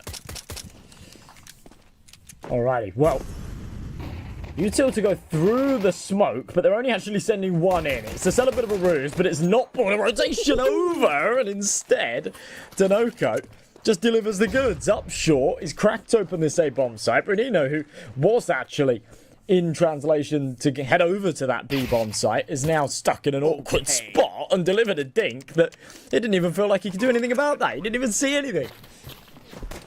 And Detroit just fades away, but Tadazin in trouble here in middle. So if they're just to start off this retake, then at least you got to clip the tail. So rolling this through, Donico's plopped in CT. So Barton the sub, benched on Legacy, got to hit some shots. Kaiser up with those dualies. That is no more, but there is that shot back by the Argentinian. Buying some important time, though. There's no kits on either of these two remaining CTs, so if they want to get this defusing, they've got to commit to it quickly, and Brunino is just not in position to provide any support here. This round's just a lost cause, and okay, he'll trade it, great, but that kind of damage in a pistol round's largely irrelevant, and yeah, I'm not sure why he's not a little bit hastier on that. You know, if obviously you have that lack of a kit, it's really awkward, the bomb's planted open for long, it's gonna be difficult, but if he gets up there on the site, sort of plays that bodyguard role a little bit, you can get one committed to that defuse. It feels better than nothing, right? I know that it's a very unlikely round in the situation that they're in, but it feels better than just not even really attempting it. It's a pistol round, right? What do you got to lose?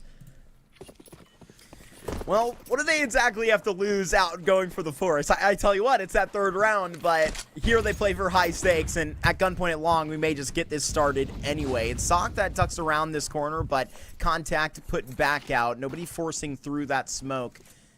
It's right now. It should be a classic Dust 2, kind of just moved into it. Why spice it up, go too crazy when you know you're probably going to be facing in on one cat corner? It's going to be a scout on the other side. At this point, you're actually finding the deagle, but a couple of those scopes do remain out. Tadazin. That'll be a chunk. Yeah, that is a lot of damage. And he really inflicted onto him. I mean, Detroit's taking a little tickle from it as well, but the scout can now be deadly, and there it is. Effective as an AWP onto Tadazin, who was sponged up. And Dinoco could be the next on the chopping block, as he's been tagged down low also. So good man advantage, decent amount of damage dealt, minute on this clock, and they're going to try and barrel their way up short. Brunino's got a good position though, and he's got support from that scout. Just got to draw the contact here. Drawing fire certainly through this scope, but look at the spams to begin. All good. This is why they put this man at the goose spot to try and just line these heads. Another one it looks like out of the FAMAS, but Barton looked to get a little bit of damage there on the exchange, but now Moth has got a swivel on the head, maybe a little bit lined up, but certainly onto that transfer, a 2v2, but bleeding are the laser. Oh no, guys. Up with the USP out, scout in hand, shot through the box though. That was not expected. And all of a sudden a 1v1, he's got the info on the last as well, but a very, very awkward weapon for the job. And as soon as that shot's baited out, you expect North to peek. But guys are so quick to swap to that pistol. And the one bullet that's needed is the one that finishes it off. And well, the CTs, they bite right back, bounty hunters. In quite an unlikely fashion, pull that one off. And it's the scout show. It's not a sort of round that you expect to actually materialize. 2 scouts.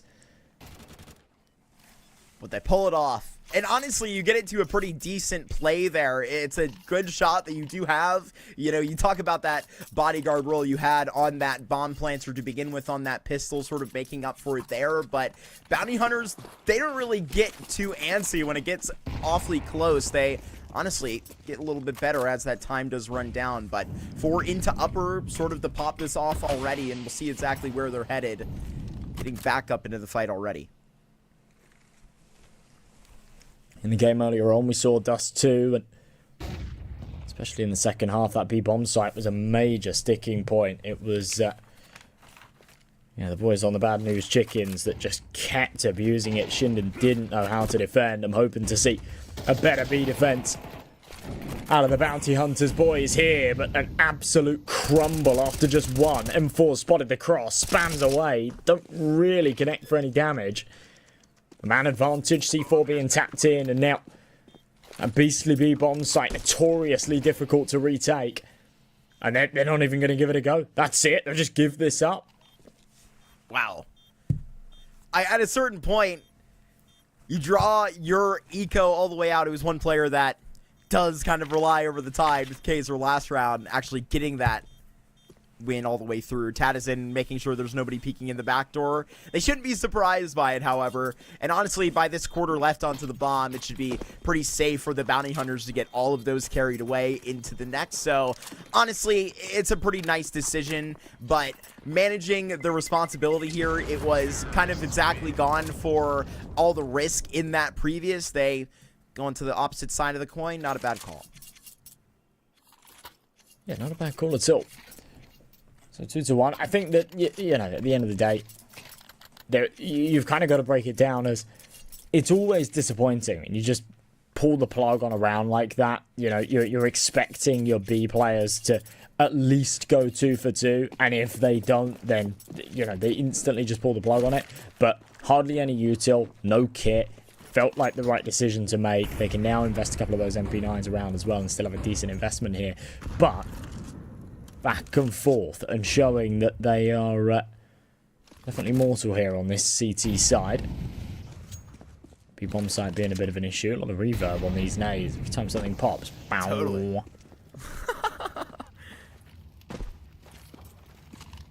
Notice that as well. Is a bit of vibration. Bow. Bow. Bow. Oh no. We're getting to that point already, Emma J. This is gonna be a good show, I can tell. It's a good time. Turtle trying to make it even more entertaining. Not gonna be fitting through that, but I was hoping for a spicy little start with these MP9s. Now that we're kind of draping into the later round, I'm a little bit concerned on where they might actually find themselves. Yeah, running down this clock is a bit of a dangerous game. They've done well to force out all of that CT util, don't get me wrong. There's only one flash left on Mayan. They haven't been able to take too much control off of the back of it, and now they're going to try and reaggress into long. They've got an MP9 up close, and Brunino could seriously do some damage. 30 seconds left, starts to back it up. Time pressure mounting. Turtle clears his corners, gets a freebie. The MP9, not good for anything though. That would have been big. Now the pressure's on the A site, but 20 seconds. They need to get a wiggle on here. They're running out of time. Most definitely. Kaiser and Turtle, they're going to be clearing all the way up Cat. That's a bold move, but you do see Barton down there in the minimap. They finally get the eyes on. But the MP9 within the elevator jumping distance going forward and does get Tadizine. It's all on Moth, all on the ramp right now. And look at this beautiful angle he has to fight. Just let through on that first engagement. Moth is now going to be clipping out Turtle, but his wings still here onto the ramp and just swinging in for this fight. It's Moth that has got it. It's Zelio Laser. They are back into this dust too through the 1v3 out of the man himself. Yeah, he does so well to just isolate those fights, plays it beautifully. It's so easy to do though on that A ramp position. You can always see, you know, a 1v3 in a different circumstance. You don't see it happening, but right there, the stars aligning so easily for him. I mean, just a bold move. They actually committed to that bomb plant with 6 seconds left. The jumping MP9. Ooh, what a shot. It's only against an eco, so it's a bit of a shame, but any other time that would still be as impressive. As I say though, at the end of the day, like, if that MP9 interrupts that bomb plant even for a second, that's their round. And I think that's a massive risk to be taking. They're lucky. And quite literally lucky, because it's just, you know, luck of the draw when you're jumping and spraying with an SMG like that. Oh, absolutely. And get away with it. They lose that round, but we came into it kind of basing our conversation off of, here we go with his fight. Turtle just going to be clipping out Barton. They were looking for that lurk last round, but that's a hell of a way to find it. You know, criticizing bounty hunters for maybe just lying a little bit too steady, but it was for a very understandable reason. Saved over those 3 guns so that the next round they could actually run the risk, and they do very well, even going for the positioning to even take advantage of that bomb plant. You say it very well, right? Zolos Laser are very lucky to be getting out of that as clean as they did, and I mean at 3-1 right now, it's going to be easy for them to stand on that lead confidently. Yeah, they're in a pretty powerful position now here. I mean, Turtle, crazy shot, get himself an AK. Everyone else is happy to just sort of be that bodyguard to some degree, try and be somewhat of a buffer. they do want to go hunting to recover that rifle or get it out of enemy hands, then they'll have to come across a couple of USPs on the way, and they'll try and do some damage. But Zoc having a bit of a stinker here. A rough start, 0 and 5. He's yet to put himself on the board. Man, somewhat having the start we expected. Morth on the other side, of course, with that 1v3 up at the top of things. And Bounty Hunter's going to call a quick pause here before going any further. This is kind of the first, full investment out of them, if that sort of makes sense. It feels weird to say that, but it's felt like every round so far they've had some kind of contingency, right? It's been like the force buy in the second, and then they lost that follow-up round, and then they ended up with a buy, but there was still a FOMAS and things like that. So yeah, this actually feels like the first time we've seen a proper investment out of them, where they've got all the M4s, they've got all the kits, they've got all the util. Don't have an AWP yet, but yeah, this could certainly still be sufficient. Which is interesting, but I think he's going for the B pick here, which, look, you can play the game like that on Dust 2. I don't think any of us are going to complain, though. They're headed in that direction. Look to just barrel through this smoke, and it's going to be 2 out here from Zoc, just making that so efficient on this spray. Turned Exolio Laser away from this hit, and now Barton goes hunting with the AWP in lower middle. Yeah, we say his name and he comes and delivers. Zoc, who was just criticizing for having a slow start, pulls up with a big double. I mean, if I'm being honest, Solo's playing through the smoke like that and basically just smashing the brakes on it the second that they meet that resistance was very bizarre. I feel like if you're going to commit like that, you've either got to commit and play him for the trade and then sort of barrel onto that B site, or don't do it in the first place. But either way, they've come up short. They're at a 2-man disadvantage. The rifle's been recovered, so Talazin no longer with that contingency of the Mach 10, but numbers will surely still be a problem. Turtle's got an interesting off angle, drops off of it. That's going to make the sound cue. I think it's been heard. Spams away. He's got support. Ooh. A cheeky bit of damage, but not as much as you'd expect there. Felt like he put a lot of bullets into him. Very quick audible at that line, too. They're just going to be hearing both of those players slamming into middle, so maybe the low HP Zoc is all that remains, but they can rotate just about as swiftly. Now they're just going to be calling off the whole thing, saving the scope, saving the rifle on Tadazin. They'll see you in round 7. And one of the big reasons that a lot of teams favour the T side on this map is because the rotations are so awkward if you're playing between the bomb sites. But I think Bounty Hunters, especially in this round, are doing a really good job at showcasing how important it is if you can have a 2-man A defense to actually have an anchor on B and then 2 that are just very, very hybrid and bounce between that mid control and the B control. And rotations are super easy when you've got those 2 players in that middle ground, right? And if there's pressure on A long or something, especially with the boxes now being able to jump up onto short and catwalk, if there's pressure on A, then very easy to just rotate through CT, jump up, you're on the A site. If there's pressure on B, then again, you just got to work your way up the ramp. It's those longer rotations between the actual sites themselves that are really awkward. And Bounty Hunters, as I say, are doing a really good job at just sort of staying on their feet, staying on their toes with that, not getting stuck in the mud. That's often a problem. If you're playing a very rigid A defense, you're playing a very, very long, heavy setup. If then you lose the B bomb site in the first few seconds, you're screwed, right? It's like a marathon to run from, deep A long round to B. By the time you're there, the bomb's already halfway ticked. So, interesting approach. Yeah, it was definitely kind of the hint of, it was either the second or third round where they ended up saving all 3 of those rifles out towards A immediately after those B defenders fell. Here goes Turtle swinging in off the flash, 1 for 1. Donico says that's not good enough. I'm going barreling through. Gonna get that one down. It was actually Donico who captured the frag entirely. Detroit up back in his hands. I can be a little bit more comfortable for that. Swinging, flicking for op frags, but can't actually find the body. So we almost break even into a 3-on-3, man. Holding on by a thread.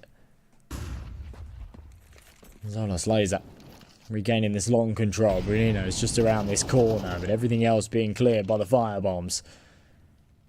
Only 1 flashbang left though, 30 seconds. Once again, playing down this timer until it hits the red. And they've got the pressure of the final seconds. So far, they've thrived under this kind of weight, under this pressure. They need to deliver again. Kaiser's on the site. If he shows any resistance, if he delays them for long enough, then this round could be theirs, but a headshot needed. Flashbang over, and this is scrappy. Now they know his presence just around the corner, so close to taking the head. Not gonna stop the plant now, but he can just win the round entirely. Called in for backup, and that's an excellent response there, M&J. Called 2 in a row for the Bounty Hunters after they forced the T sign to go ahead and save. Now's the time for them to get excited. Honestly, all the round wins that they have had have been super quality, right? Going ahead and reaching there and winning the force, and then these 2 back-to-back. Really some great showings here from the Bounty Hunters early. They seem to be really causing problems here for Zolos Laser, like running down the clock as late as they are. I mean, ideally here, you don't want to be taking that fight into Kaiser like they are. But it's also hasty, right? It's like, right, we need to get this bomb down. We need to sort of give that cover to get that plant. And end up just sort of peeking into him one by one. It's very disjointed, very awkward. Nope. Awkward util from Brunino as well. I don't think either of those landed exactly where he wanted them to, but... All good. It's the Americas region, you know? Yeah, we do some of that. Each broadcast gotta have, like, NA nade joke slipped in there. Consider the box covered. Has to. But it's all part of the game. Absolutely. More of the conversation just into where this kind of feels, right? Running it down, it feels very puggy. See if Donico is able to kind of swing in here to Kaiser and clear anything, but just the back and forth, running this down to the clock. Here, it's a little bit of success off of that opening fight. They were sending Turtle up Cat off of the flash, but as an individual, he doesn't really come up with much cash this time. Molotov's out. There's a quick decision to try and not press through it, even if Kaiser was ready to party, but now it's got to be Myron, got to get ready to just go in middle. But what's the decision? This is what I was describing. It's indecision. Now they're going to be dropping and deciding to go up Cat and right into the Cat's trap. Man on the rotation as well. Now just playing whack-a-mole as the heads poke over and no trouble. Even the AWP swap into the USP, knowing that there is no chance he will face any fire because there's just so many distractions and he'll get it done. So Bounty Hunters tie up this scoreline. We'll see a tactical pause out of Zolos Laser. And I mean, you're right. It's weird because the outcome is puggy, but actually the intention doesn't feel like that's what they're going for, right? It actually feels like they're trying to play with a lot of structure, especially with these slower rounds where they're running down that clock. It feels like they're trying to play with structure. It feels like they're trying to play a very control-based game of Counter-Strike where, you know, they're not getting too hasty. But actually, time and time again, they're just being punished for doing that. They're giving up a lot of map control early on, and then when they're trying to retake it later in the round, they're kind of having problems with it, and it all just feels a little bit disjointed. It's like, it's the early stages of something great that after you refine it throughout a few officials like this, the outcome eventually is, you know, positive. But yeah, you can't just keep sort of running down these rounds and, you know, final few seconds and then there's these hiccups and yeah, you end up losing them. But either way, potential turning point here. 4-4. We've got the rifles out again. We've got that AWP. It'll be an interesting battle between Detroit and Mayan. Been a big kill disparity from them on the server so far. Man, very aggressive. I love that. Nice shot.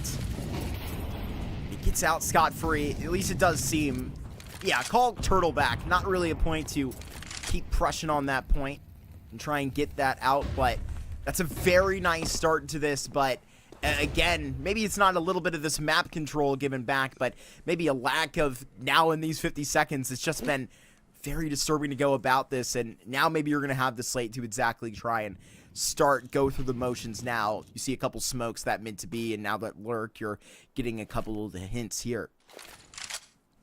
It seems like that's the destination of choice. I mean, they haven't fared too well. Anytime we've seen these early man disadvantages, especially untraded, sort of Slays haven't been able to turn that around. 45 seconds, they'll group up. The execution's about to come towards B, but Man has got another smoke, so yeah, he might just deploy it and add a further delay to this round. There's no HG to blow it open either, so they've either got to commit through it or wait it out, and that's going to run this one down even lower. In fact, I don't think they've got time for this. Are they just calling this off?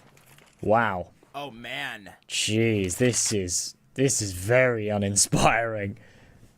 Yeah, I'm not really sure where to put my finger on it, but I mean, symptoms of the change in of Barton, and I want to say Detroit J. You know, you can look at that series that you had just briefly. I believe it was RCF and somebody else, K-Slots, they had playing in the Frost and Fire tournament with them. But it's not like this is rocket science, M&J. They've been playing Dust 2 for 20 years. They got to get this thing going. And whatever it is, the conversation, whatever is, you know, coming across these comms right now, you're not able to get on the same page. That we can tell. Yeah, I mean, it just feels so like, what are you expecting there against a 4-buy? There's obviously going to be a late smoke, right? You take first contact, you lose the opening man advantage. Fine, it's untraded, whatever. But yeah, they just, again, waste so much time. They head over towards B, and it's like, okay, when this smoke phase, we're going to pop. And then when there's a second smoke, it's like that completely like ruins the whole plan. That's it. We'll just call it off now. It's like there's no contingencies in place. There's this structure, but there's no contingencies. There's no backup plan. And again, it's going to cost them big time. Zoc completely blinded. I like that. A little bit of initiative taken. The Mac 10 upgrades into the rifle. Can't stay alive for long, but still, 1 for 1. Not too bad. Big shoes here by Myron. If he's going to try and hold down this B site, had to just pivot back from middle. I think his time is out of this site, but it's still Kaiser that's fighting in between this. So when Turtle is just going to be clipping the back door off its hinges, what a shot. Now this gets interesting. Literally a wall bang through that door, but Barton is still up, and he is big in the business. Bomb not down yet, but it's just on that corner of the loft. However, you may just see this thing line up, maybe just the spotting, but Barton got the information surely. 45 seconds to go all the way around the world, but I'm not sure that's going to help you. Wine games here, and wow, alright, Barton reads that like a book. And Turtle, yeah, just seemed a little indecisive with his decision making there. It's a bit of a shame. I mean, he's very, very quick to throw that support flash over, but the second that AWP shot was hit on Carr, the decision to swap to the Deagle and swing for the fight felt bold, right? They play that 2v1 together, they come in from both sides, and you know, make it a whole lot harder for Barton. They sort of play into his hand a little bit there, give him a really good opportunity to just isolate that into 2 1v1s. Either way, it's an expensive round. It's one that forces all the reinvestments. A couple of Galils now in play, and a good start from Brunino. A chance to put a 6th, maybe even a 7th on the board here for the Bounty Hunters. It feels like it's been a minute since they've actually seen over to the way of the A Rifler, but what well-placed timing that Barton is going to get in here. Turtle, a little bit too active throughout the beginning of this game, however, just clipped, and honestly, you can't blame a guy for trying, but at a minute 20, trying to reach that all around long, overzealous, that we know, and Detroit trying to find something. Nobody really overreaching so far, but brief time, and you've seen now Bounty Hunters actually release their setup. At the moment, things are stagnant. So, below the minute mark, again, 4v4, Zoc's low, and Brunino just playing with a little one-way around this smoke. Morph needs to be careful if he just tries to run across. He has been seen, but doesn't take too much damage. Flash goes up, another smoke here, but once again, opportunity to perhaps catch a little bit of a gap in it. Lots of damage from the spams. 30 seconds, bomb still not down. Bounty Hunters have rotated the pieces in place. It's a brilliant boost, and that is beautiful from Mayan. And that's like on a bit of an off angle there to the left of the hill. Gets that down where the smoke would allow. And on the active play, Bounty Hunters may have just done this all. Bomb picked up now. 30 seconds left. It's basically a 5v2 with that in jest. Barton can thin the herd for a minute, but you don't even have the comfort to try and get this bomb down. No time. Detroit J is going to find that kill. Bomb gets down anyway. Bounty Hunters, they muscle it out in the end. That's a shame as well. Tapping those digits, the 2v2, and yeah, very, very plausible round, but Zolos Laser, I mean, obviously saving those 2 weapons, it doesn't make any difference. It's the final round of the half, so having no money extra isn't a problem, but I did say before the economy was fragile. Taking a 6th would more than likely mean a 7th out of the Bounty Hunters too. Aside from the 2 rifles that were saved, it's just pistols on the rest. 3 Tech 9s, missed shot from Detroit. Decent shot on the cross, just can't connect it. Aggressive AWP into lowers again, narrowly missing. But he slips out of there alive. Even trying to box him in at the end. Barton, though, is still around with this. They just routinely clear it out. But it's great seeing this man get the hands on that second op, do some disgusting things with it, because it doesn't really feel like Detroit J has found his rhythm yet to go. Can't expect these guys to get going every day, but just when you call his name, he actually wins that fight. So now he can try and just muscle his way through middle with the rest of the squad, but again, they call it off. So are they waiting for another frag? Either way, it drops and they get one. Ooh. Detroit trying to see out middle himself will be routinely punished for it. If they end up losing this round, I think he's going to be kicking himself a little bit. That was a very, very over-aggressive peak, but I don't think you can put too much blame on him. He's done a great job at just finding those opening two. Oh no. With that rotation kill. Two-man advantage. Bomb to go down. A little bit of a delay with the firebomb. That's okay. And Kaiser and Brunino will have a crack at this. Boost over the top. This is interesting, and it's spotted. Wow. Bart's seen a thing or two in his day, and may just connect with the wall bang as well.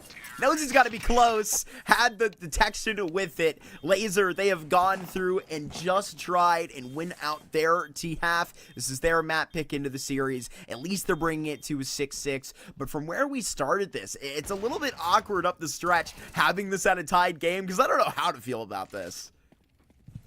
Yeah, it's been bizarre, hasn't it? It's sort of been bursts. I feel like Zolos Laser have made a lot of mistakes that have cost them rounds ultimately, but then there's also been some great moments. There's been some really, really great individual moments. I think Barton's been fantastic. You know, he didn't have the best individual performance when he was on Legacy. I think that's sort of why those changes were made, but this kind of level, he's smurfing, right? This guy's played a major. This guy's used to playing against some definitely slightly higher competition. So yeah, right here he's 12-6. He's playing a great game of Counter-Strike. It's, you know, nothing too crazy, but he's performing well. This is a very fast pistol round out of bounty hunters though, straight up short. Bringing into this car player, his first contact. Looks like they caught him a little off guard. Turtle ends up actually just closing out here on Detroit J, but now comes for this hit back. And look at Tattison just lining them up, smashing these skulls onto the pavement, and now just like a shark circling his prey. This last player just tucked into Gandalf, but now it is just the wild emotion for him. Barton is gonna come and just try and end this thing off, but it's 3 frags out of Tattison, who starts off this second half well, just as they ended it, dominating. It's so difficult when the clocks just come charging at you. You've almost got to just maintain that distance. And they do so very nicely. A couple of crisp responses. Second that gap's closed and you're sort of flicking your mouse left and right, just desperate to land a headshot with a USP. You know that you're kind of doomed, but yeah, range, you do still have that advantage. Scout won't connect early on. Everyone else just with the eco. It's really bizarre to me here that like Kaiser's gone for a hero scout. It just completely polarizes the economy. Yeah. It massively delays the time in which it's going to take him to get that AWP out as well. And I know that we saw some success out of the scouts earlier on in the first half, but I really don't see this scout bearing too many fruits here. Yeah, I mean, I'm right there with you. And I'm not sure if, unless he kind of walks this out, upper tons, finds Barton, and then wiggles in for a bomb plan, then I can't even really call that worth it. So we'll see how it goes. But, a feeling that I have. It's like the feeling when you stick a piece of paper into the shredder. That's how it feels winning into Barton, but apparently the Glocks will do just that to the B site. So I was right about something. The domination out here and the clearing onto it. We weren't sure about this scout, but it leads for that first. And now you close the distance, so the MP9 will burst. And that's a great headshot, all onto Donico in the 1v2. FAMAS working its way up, then tucked behind the door, expecting a bit of aggression, but it's not a fake plant. They're committing to it this time round. The MP9 has just rattled off a couple of shots. A warning call, but also information communicated to Dinoco. You should have a rough idea of where these final two reside. Timing brilliant. And the M4 should still be on the site somewhere. He'll have a good idea of this. So working his way up. But wow, wow, wow. Turtle clinical, doesn't miss a single bullet, right into the chest. And Bounty Hunters snatch away a round that they had no business in winning. I'm made to feel like a fool for criticising the scout buy, because it kind of went huge.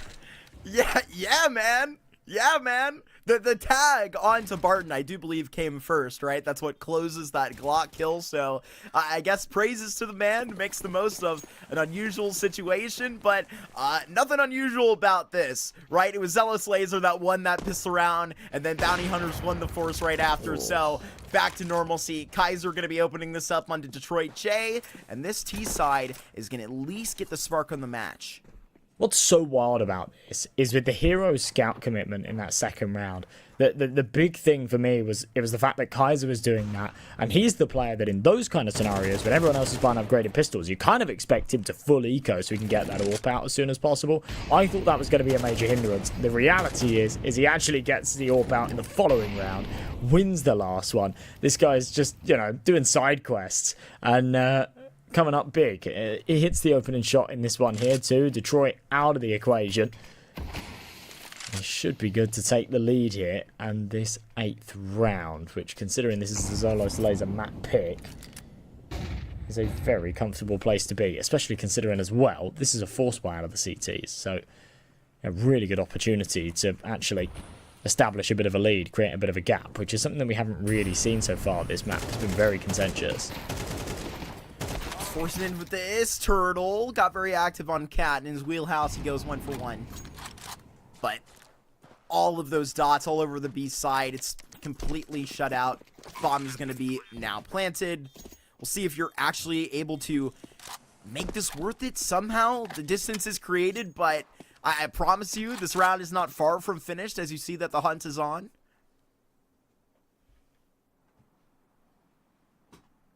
Got to be careful here. I mean, of course, they don't really want that AK to be carried into the next round, and if they can find all of these kills, then yeah, it'll be a full eco in the next for the Zolos Laser boys. But you also don't want to be feeding them. You know, Dinoco hasn't got a whole lot to lose, and if someone comes his way with a rifle and he even gets an opportunity to take him out with that 5.7, I think he'll be pretty happy with that.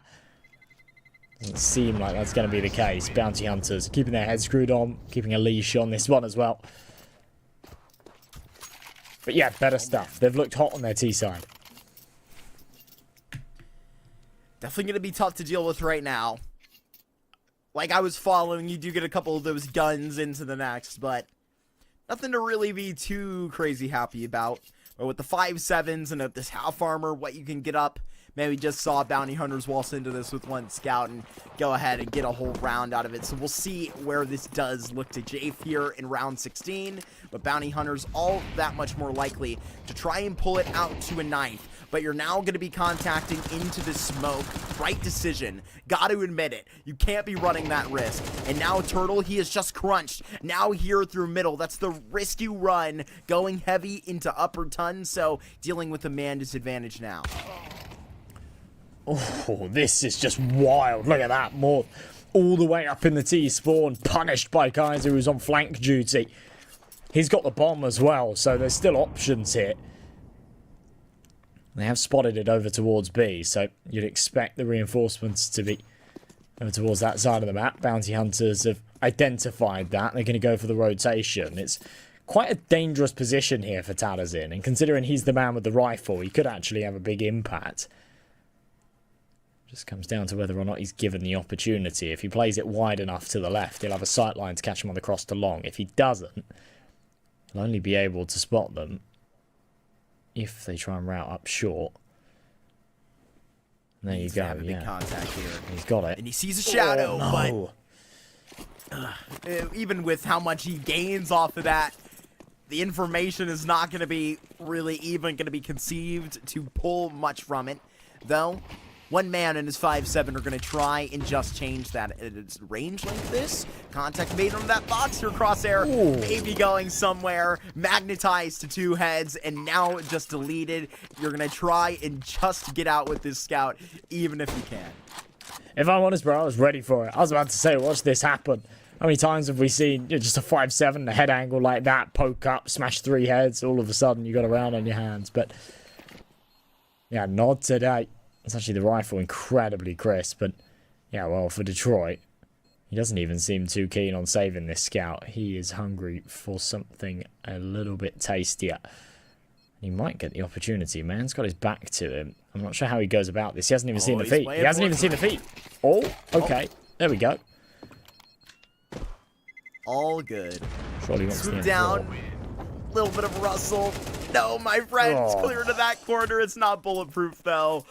Just gonna be gone through it at the end. At least you did get a little bit of damage there at the end, but just a footnote in that round entirely as the Bounty Hunters, they just build up a little bit of a 2-round lead on your map pick entirely. As we admitted, they begun to just burn. We'll see if it does get all the way down to the butt end to this with double digits now across the horizon.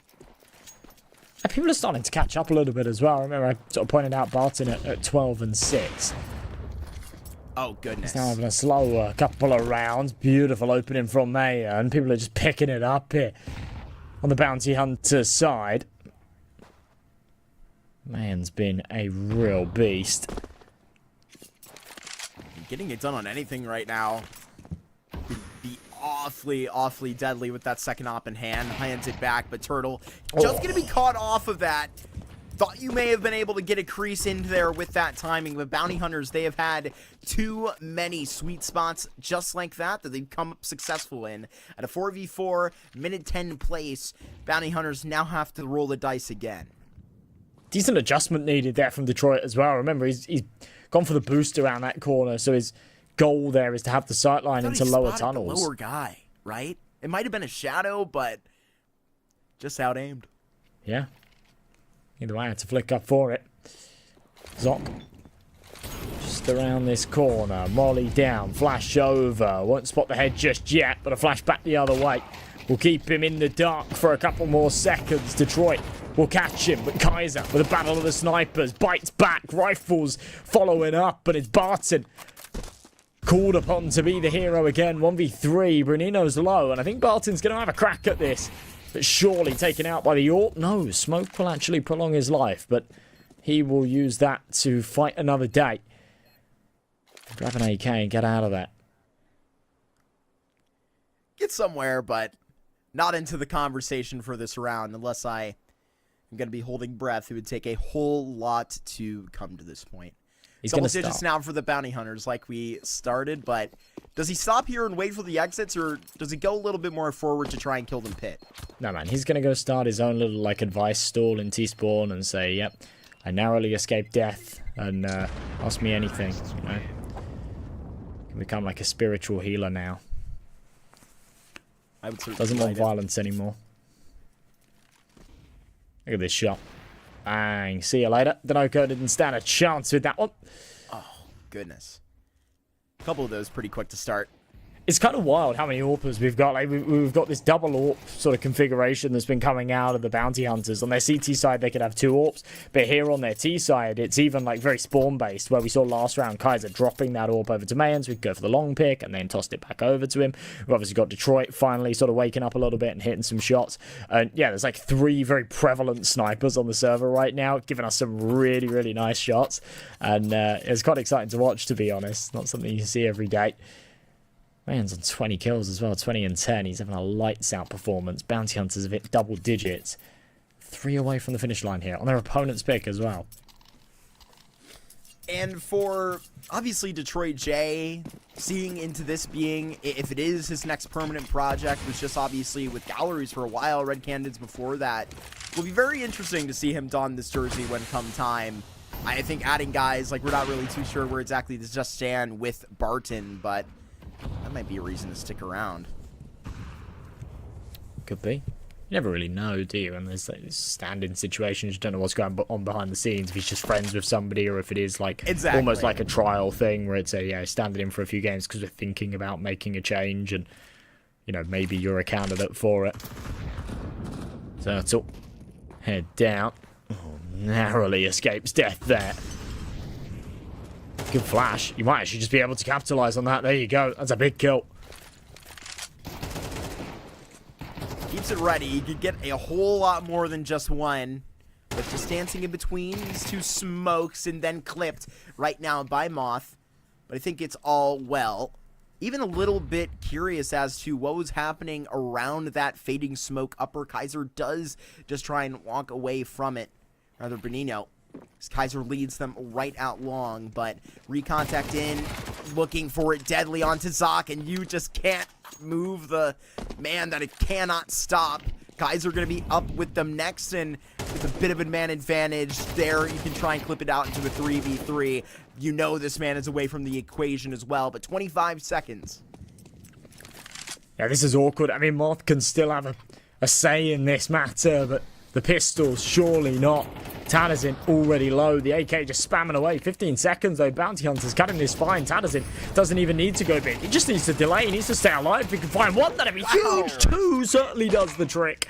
And Detroit up from short. Taps the head of Kaiser. And Zolos Laser kind of give a taste of their own medicine, I guess. Yeah, no kidding. I mean, I guess if there's any team that is going to be able to put themselves in the mindset to operate with sub 30 seconds, to go, then it's definitely going to be this squad to try and throw one in. And I got to say that it looks so clean there. We were waiting over for our 5-7 play, right? We spoke about it a couple rounds ago, where there we finally got it, it seems. Almost in exactly the same scenario as well. And true. yeah, you just make it too easy for him, don't you? You make it too easy for him when you leave him 15 seconds like that. Big kills, big trays. Tadazin bold to recommit. Trade it back. Denoco just desperate to get out of there, turning the flashes. Knows that he wants to fight before turning his back. Actually gets away with it. 46 points of health, but a 2.5 v2. Oh, man. And look at what Barton has done to them. It's just seeping in their minds. Just so equipped for it here in T-Spawn. They're going to take each leg of this journey with respect. With Barton now going to be creeping in. Where's he going to be lying in this B side?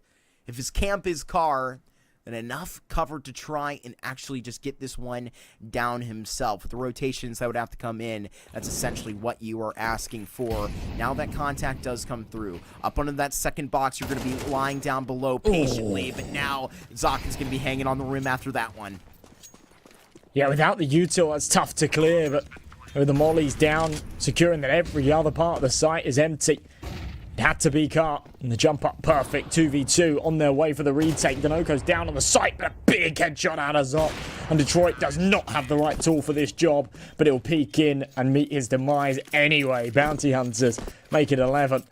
And that is a very good recovery after a shaky start there on long. They were really dealt the damage and had to sort of reconvene, refocus, and they did so very well.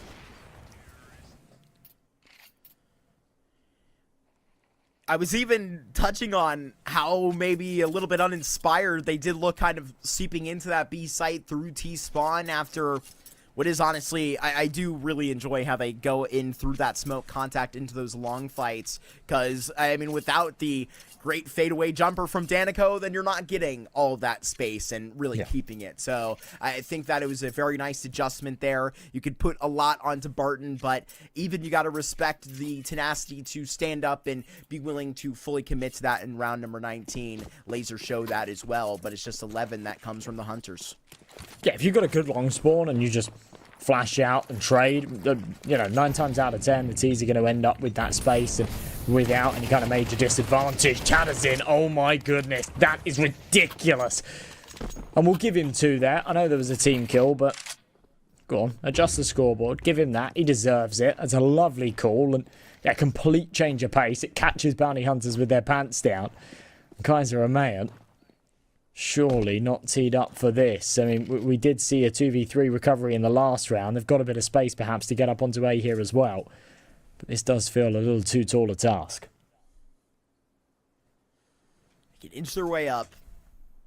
Something does feel a little bit weird about this. They actually do have enough to kind of make it go, but right here, this is the means for Mob to just lock that in. Yeah, not much going to be coming up from there. Myron can try and get a little bit active here in the 1v5. Practice a little aimbots. This is the deathmatch map after all, and let it rip. But Detroit J will as well for a live for Zelio Laser, as they are honestly pounding through the end of the CT side confidently. If there's anyone you want in that position, I guess it is Mayer, and he's had a very, very good map. But I like this. I like this a lot as Zolos Laser. Is sort of this backs against the wall, nothing to lose mentality. You're saying, right, we're going in with a really scrappy buy here. We've got a couple of MP9s, but it's a really key round. We need to change the tempo. We need to go for something a little bit different here. Becoming very stale, very stagnant, and that was exactly what the doctor ordered. Exactly what was required. And it's actually sort of changed the entire outcome of this, potentially. You look at the money here for bounty hunters. What was once an established economy, now just scraps from the bottom of the barrel.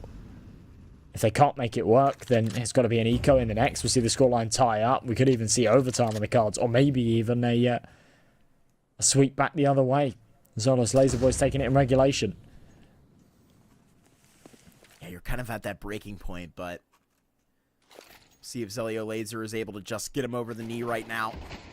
Tadazin seeing a whole lot of this with the first peak kind of set out. Zoc trying to cause his own distraction. Bounty Hunters still this late in the round have a member at each extremity. You just see Kaiser backing up. Lurk Smoke put up at upper right now. So this next mid-round call is about to be the one they ride off of, but keeping Bruninho in position, perhaps to be a Lurk. This is multi-pronged, and now you go a little bit even further. That next smoke that you just refreshed, there still does not seem to be a quick decision in this, besides this pop that's about to come out middle now. It's on its way, but it's once again late. 25 seconds, and they need to get a wiggle on. Pressure down, Barton round this corner, tucked behind the door, turning the flash, shears first head on the chopping block, more follows up. It's a beautiful flick as well, and it's proof in the pudding that there are so many talented snipers on this server right now, and he's just rocked up as a fourth. The man advantage on the retake, it's one that the Zolos Laser Boys, of course, have to go for, but it's such a difficult site to crack back open.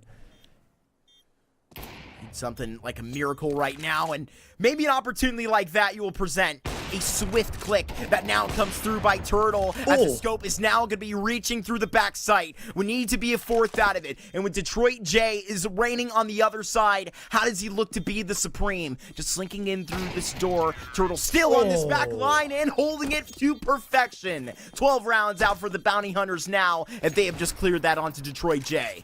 An AWP 1v1 there on the B site with the C4. Increasing in intensity. Beeping faster and faster. So much pressure on Detroit there. And Turtle's done a great job at actually just staying alive for as long as he does. Playing the 50-50. Hitting that shot nicely. Wasn't even much of a 50-50 once he managed to cross over to that left-hand side. Just hold the angle.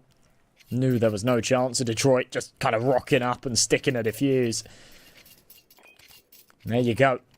Map point to snatch away their opponent's pick. They got 3 cracks at it. But this, statistically, should definitely be the easiest. The money is in the bin here for the CTs once again. It's 3 MP9s, a UMP out of Morph. Detroit with that M4. We went through a bit of a phase towards the end of CSGO, so a lot of UMPs out. The armor pen's a little bit better. The stopping power's a little bit better, but ultimately, I'd always consider it inferior to that MP9. I guess it's just a personal preference thing, but see what he can do with it. Hey, MJ. So, 2016 was 9 years ago. Get out of here. There was another little UMP phase as well. Oh, man. Good times. I think the armor pen's the same now, isn't it? In fact, that's an old fact, but stopping power is definitely still a thing. It actually slows you down a little bit more than the MP9 does. I mean, that's what made it look like a Resident M4, but you're about to just let it sing. This MP9 around this corner, a little bit fancy to go for it, but this is why you keep in the back pocket this player to just try and leak out. Detroit J doesn't find much for it, but Botanico, rabbit out of the hat, sneaking out long, finds 2 lined up, and that is what I call cashing out of that with these MP9s. Seeing Turtle down below, low HP, that's a gimme. It could even be a 4th now with Danico just rampaging down middle, but is he going to be aware? He certainly is. Just ripping them all to shreds. That is just pure filth. 4 kills out of him, and again, just that initiative in rounds like that where you say, you know, we just got to throw whatever we can at this. Let's play hyper aggressive with the MP9s. Let's flip a switch and catch them off guard, and bounty hunters have really been conditioned into being given a lot of early space and not being subject to any of those sort of hyper-aggressive plays. You know, sometimes you do see very aggressive CT teams on Dust 2 where they are trying to press out for control on mid, they are trying to play into the lower tunnels a lot. We haven't seen too much of that out of the Xelos Laser, but in a couple of rounds that they have gone for it, bounty hunters have not been ready. And right here, it's a force bite, it's just pistols, an early disadvantage. It's not going to be much more than this in the next round either. Overtime seems teed up here. Foot on the gas, and a little bit awkward on the exchange from Donico. The headshot from Zoc shouldn't mean all too much. Kaiser just making things a little bit more difficult than they need to be. Gets that kill down in CT, but you're not going to be really even banning yourself from anything in this next after that hiccup where it's 2 players down. Go ahead and toss him up a gun. I agree with you, Edmund J. Honestly, it would be a little bit of a disgrace if this didn't go to overtime with how back and forth this is felt. I understand that they're double eco, but I actually would have much preferred them to just eco last round. I think Galil's here would have a lot more power behind it than just back-to-back Tech 9 rounds. That last round felt very flat. It didn't really bear anything for them. Tactical pause here for Xelos Laser again. They know that they're going to be subject to something a little pacier here. Just make sure you don't get caught off guard. Make sure you don't get caught with a bit of util in your hand or going for some kind of setup. I actually really like the extra sort of dropping of all the flashbangs in spawn as well. When you're rotating, you're playing for a retake. Oh, they got like a batch of them down there. Yeah, you got 4 flashbangs ready to go. Yeah, imagine you have to go for a B retake. Your A players are just stacked up. Like they've already thrown their early util. They can just pick up 4 flashbangs, pop them over for the fast retake. I think it's cool. When you got the extra money as final round, yeah, do it. Definitely, in a couple of maps, I don't need to go through them. It's a little bit more difficult to actually pull those off in some rotations. Dust 2, that's something you should absolutely be taking advantage of, right? You think Mirage, you're rotating back through CT, that's going to be an awfully easy way to try and recoup a couple of flashes, recoup where exactly you're going to be hitting this thing up next. A very odd little smoke to be popped up that's going to be throwing off Detroit J, but he knows exactly what's veiled behind this. There's no secret. At a minute 20, taking cat control, that's their next step. Been smoked off though, so a slight pause to the plans. I wouldn't hate it if they just tried to get a flash over here and take out this AWPer instead. Kaiser's going to have bad timing. Picked off himself. Big flick through the door. Detroit. We were criticizing earlier on because he actually had a terrible start to this game. It's very slow. But he's picked it up. And look, he's 15 and 14. He's hitting some monster shots. And he's delivering at the most important of times. It's a 2-man advantage. 40 seconds left. And a last hurrah here towards B. Tech 9's at this range we've already seen change the game, and they're cleaning them up just like that. Could be the start of something very, very disastrous. Bomb planted right below the window, but you are going to have to just win these fights yourself. You are going to be reloading on a couple of those flashes, and one that could be keen to just tee up both of these riflers if that smoke is their only chip in this, and they stand hard at the door, and just that AK picked up as well. Here, Tannison knows he's got to be white off of that, swinging in. It's a big gunfight one, and it's 2 for 2. We are headed to overtime here on our first map with Xelio Laser on their home turf, causing it. Not to toot my own horn and say I told you so, but look how useful those flashbangs were. Look how useful those flashbangs were on the rotation. Perfect. Perfect. You love to see it. You love to see it. Beautiful shots out of Detroit as well, and yeah, of course. Staying composed, I think, is the most important thing here. 3 versus 2, it's very easy for that to sort of fall away. But just to, yeah, slam the brakes and say, right, let's set up these flashbangs. Let's go in, coordinated. Let's make sure we trade off of each other if anybody falls. And yeah, they execute that perfectly. Both of the flashes were brilliant as well. Everyone was blind there. So OT number 1 we go, and to be honest, I was expecting it. Bearing in mind, both of the opening series that these guys played here in the tournament ended up with OTs. In fact, multiple of them. This is not uncharted territory. Oh, yeah. Zoc certainly seemed adamant about trying to charge through something, but a little too early in this overtime to be prancing in very quickly on a couple of those, but Now you recontact in through lower. Detroit J had this starting position to hopefully catch a player in something like this. Here's the util, and now he's out for an easy one. There's another big kill out of Detroit.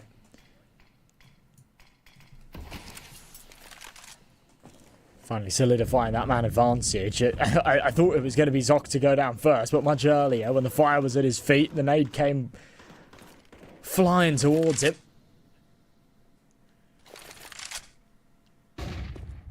55 seconds to tick. Bounty Hunters were once firmly in control. They had 3 map points to close. They could not seize them. Partially as a result of the economy falling apart. Partially at the hands of their own mistakes. Brunino around this corner. He did do a bit of damage there. I think he knows it. That molly's great. That's actually going to force forward Tadazin. And there you go. Opportunities given that maybe didn't need to be. Keeping the pressure on it. This isn't up forcing out here. Just trying to make the most of this situation, but burned here. Moth just gonna hop back up, collect what is his, but now you're looking at your watch because the Bounty Hunters again, they're going into Zelio Laser, a team that has ran it down themselves. Detroit Joy just packs up like a whack-a-mole and just tears them down. Absolutely beaten on that catwalk. Laser are here, and they're holding on to 13 rounds. How are you supposed to react that quick? Feels like his head shows for a split second there. They do manage to get away with it, but as I say, just opportunities given. It's such a shame from Kaiser when he throws that molly onto site. I don't think he expects it to take so long to spread. That's why he's looking towards Dorks. He's thinking, right, yeah, I've mollied site. You know, there's nobody there. Maybe here's the ticks of damage, but a tad too late. Can't react in time. It's another tack pause, though. That's the final one used here for Bounty Hunters. There's one more left to be utilised if Zolos Laser wants it, but... yeah, I like this. You start to get to a point in a game where, yeah, the strat books run dry. You need to take these extra little pauses to cook things up, to make sure that everyone's on the same page. A double AWP setup again. It's scary. There's 3 out right now. More the merrier, I say. Even when you clipped it yourself, right? It was in the hands of Moth. He was hitting some great shots. Now to try and just sound it off with this AK going to be looking to take the space out towards long. Now just trying to force your way through it a little bit too close for comfort. So you're just going to be going 1 for 1 on an engagement like that. But this is why you kept the scopes around. So that way if you do get just into the nitty gritty like this now, you'll be able to just separate it further. 4v4. Denoco. Able to do a bit of damage though before being traded. Long control. Firmly in Bounty Hunter's favour, but the key piece here is Mayan, the only moving part here really on this lurk. If he can find a kill, if he can keep players busy, if he can establish a bit of space, might be able to do some big work. But no, Tadazin sniffs him out, numbers back in their favour, and now they can focus all attention towards long, and that's exactly what they've got going here. Serving it up right behind that smoke. The nade pops and just gets caught. Barton looking beautiful with that clip right here. And then 44 seconds left. No matter the time, no matter the position, as this game has gone on, it's been a Zelio Laser that has just been so impressive. But now this scope, it has found a new rope, but Kaiser is just going to be whipped back with a shot like that. Time for Zoc to try and come up with a big play with 25 seconds to go. And space to try and force this bomb plan, but Barton can't go for 2 extremely impressive op kills. Now I think his luck has just gone back in his direction. Bomb finally gone down. It's a double AWPs to try and get it done as well. It's very difficult to sort of coordinate a push together with these weapons. The AK knows the second that shot's fired, he's got about a split second to repeat, take that fight. Just didn't know where Detroit was coming from. He'd stayed quiet long enough. Was able to poke over and get it done. It's actually pretty well played, just baiting off of each other nicely there. Plenty of money to go into the next. So they'll both grab AKs, drop them over to their teammates. We might even see another double AWP setup, though. It worked quite nicely for them in this round. 14 to 12. Zolos Laser not only have done the work to actually claw it back and take us to OT in the first place, but they're keeping that momentum going in their favour. They can afford the double op, sure. Changing it up a little bit. We're going to see Moth toning up the AUG. Love to see that if he's going to be posting that upper, or wherever you're going to be just holding that line. Honestly, one you don't like to see through time. But here, it's Detroit J. If you are going to be seeing this off into middle, remember Turtle just streaking up the lane so many times. That's why Bounty Hunters are going to be ready for it, because they've seen and Doctor to play just like that, to try and just reach up a little bit further, try and get one round here on the T side. Zoc has just doubled that comparison and tripled it almost. He can reach for this kill, but you're just going to escape for now. Oh no. Information was relayed. Mayor knew that there was one close, ended up peeking into one a whole lot deeper. Not very messy on the fight, but somehow gets out relatively untouched. Man advantage in their favour for Barton and Moth. There's nothing to lose. They will have a go at this, but yeah, the AWP is already on clean-up duty. And on rotation control, Barton will trade it, but a 1v3 still ahead of him. The final round of the half, so yeah, as I say, nothing to lose. He'll throw himself into the blender here. But I'm sure that is really all it'll be. Bomb already too far gone. And on the cross, it's actually a pretty nice way to end it for Zoc. 2 kills in the round. He's picking it up a little bit after a slow start. And Bounty Hunters finally put one on the board. It's felt like a long time coming. Yeah, it's been flipped onto the other side now, just sort of how we felt this game, and because of guys like Detroit J coming up with very big plays, Donico kind of in the cut, showing up when they've needed him, and really, I mean, if you can falter one here right at the end of this T-half, then, I mean, it'll be what have you. Bounty Hunters had to try and break the cycle eventually, and they did, but it wasn't like Barton stopped fighting until he was literally put his own lights out. Yeah, this has been a hard-fought game from both sides, but the odds from our partners at stake starting to lean in Exolos Laser's favour, and I don't blame them. They've definitely looked better in the last 6 or 7, and that's really what counts, especially now we're here in OT. High flash, Brunino trying to pile on the util, but also trying to provide support from Turtle, which is becoming increasingly difficult with all the util being deployed his way. Good flash, good peek, trades are there. In fact, wow. That is brilliant. Even the refresh, I was looking at Turtle in that corner, knowing the player was hiding in the smoke, but on that Jess on the fadeaway, actually spots on both of that, spams out that second player. Brilliant is exactly the right word.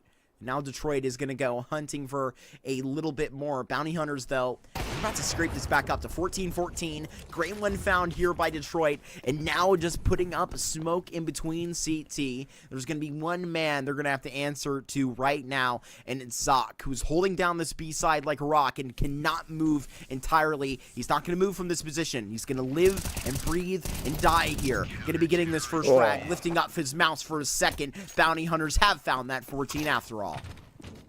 Yeah, there was no way. There was no way he was going down there without finding at least one, and that would have been enough. But yeah, both is huge. And as you say, second AWP being picked up as well. Bounty Hunters tying it up at 14 apiece. Just when I thought that they were down and out, they show some true resilience. Stay competitive in this game. 2 in a row from either one of these sides to close it out. 1 apiece, and we go to further rounds to tear them apart from each other, but it's neck and neck. Morph. And Toasty Toes flashed out. That's big. What an entry. So not like the brawl we saw last round. 1 kill, and they're going to say, all right, we're ready to head out. To actually just bring this thing back to them, where they actually send this back. There's no real crack that you're holding all the way back towards long. Check on Barton. He's all the way holding T-spawn. So you hold just solemnly at 1:15. No reason to rush into things, really. Stay put. 5v4, but a fragile one at that. Denoco incredibly low on health. Make sure he gets that util deployed. Car cleared. No one's behind it. He doesn't know that yet, so he'll spam a few more bullets just to confirm it. The Bounty Hunters still wary. 2-2 split defense. Smoke, nade. 45 seconds left. Zolo Laser going to start to work their way up. Don't want to make the same mistake as they've made previously and run it too low. But time is still of the essence, and they need to make something happen here. Phase in Why not send in the low HP Danico to try and just make his life worth more than it was? Gotten through and holding a very crucial angle, locking down this A site, literally turning the key on the door. That's what it seems like for 15.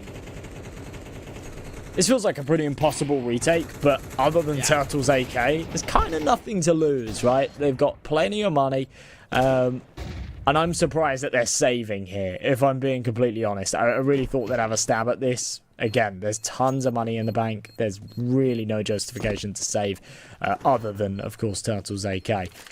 But either way, they'll maybe use it as a bit of an impromptu timeout. They have run out of pauses, so an opportunity to just sort of sit, talk things over for the next sort of 10-15 seconds is somewhat of a luxury in itself, because they are now staring down the barrel of a lost map. Now, it is their opponent's pick, so it obviously could be worse. But it felt like this was theirs for the taking, and they've let that slip. Definitely, even dealing with that feeling, and honestly, the beast that you've kind of poked and then fully woken up here towards the beginning of this series, it's going to be very dangerous to kind of see where exactly, if you're bounty hunters picking into Anubis, it's going to be this red hot Zelio laser, likely starting on that T side, where if Detroit J and Barton and the rest of this squad put up with the tools to succeed, then they may just roll right through it. They may do just that. AWP out again. No double sniper setup this time round. Man, aggressive. Takes the contact. No damage dealt. In fact, no damage dealt either way. It's just splashes and spams and fire at the feet of Tattersy, who's burning alive but gets out of that. So much pressure on. With a rotation over towards the B site, Kaiser's going to come join the mid-fight with that AWP. Flashbang in. He's on quite an aggressive angle with the smoke on the corner. Tattersy could have committed to that fight. Opt against it. With the bomb routing towards long, it feels like this is going to be an A split.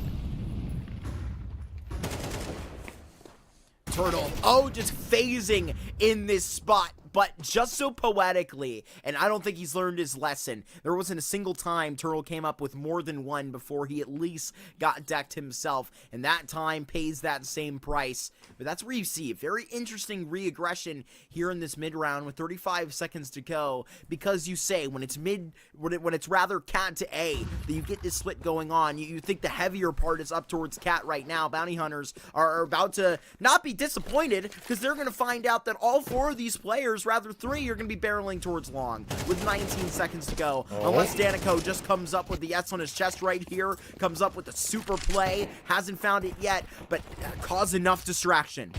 Kaiser needs to deny this plant, or at least slow it down. 7 seconds, he's hit the shot, he's made this retake plausible. Flashbang through, out the smoke, Danoco able to trade it, and now Kaiser all by himself, 5-7 in hand, needs to isolate this fight, and he's quick to it. Smashes the head, he's got a kill, he could just hold it down instead. Comes off, finds the kill, back on that bomb, and we are going to OT2. That is ridiculous. And swap into the sidearm. Unbelievable. Danoco's done so much in that round, but denied the ace and therefore denied the opportunity to close it.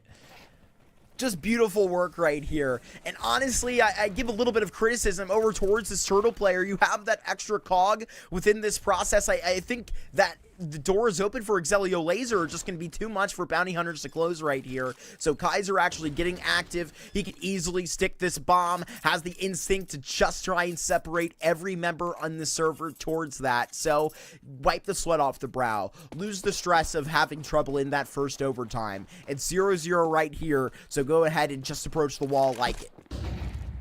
The odds. Big op fight. Ooh.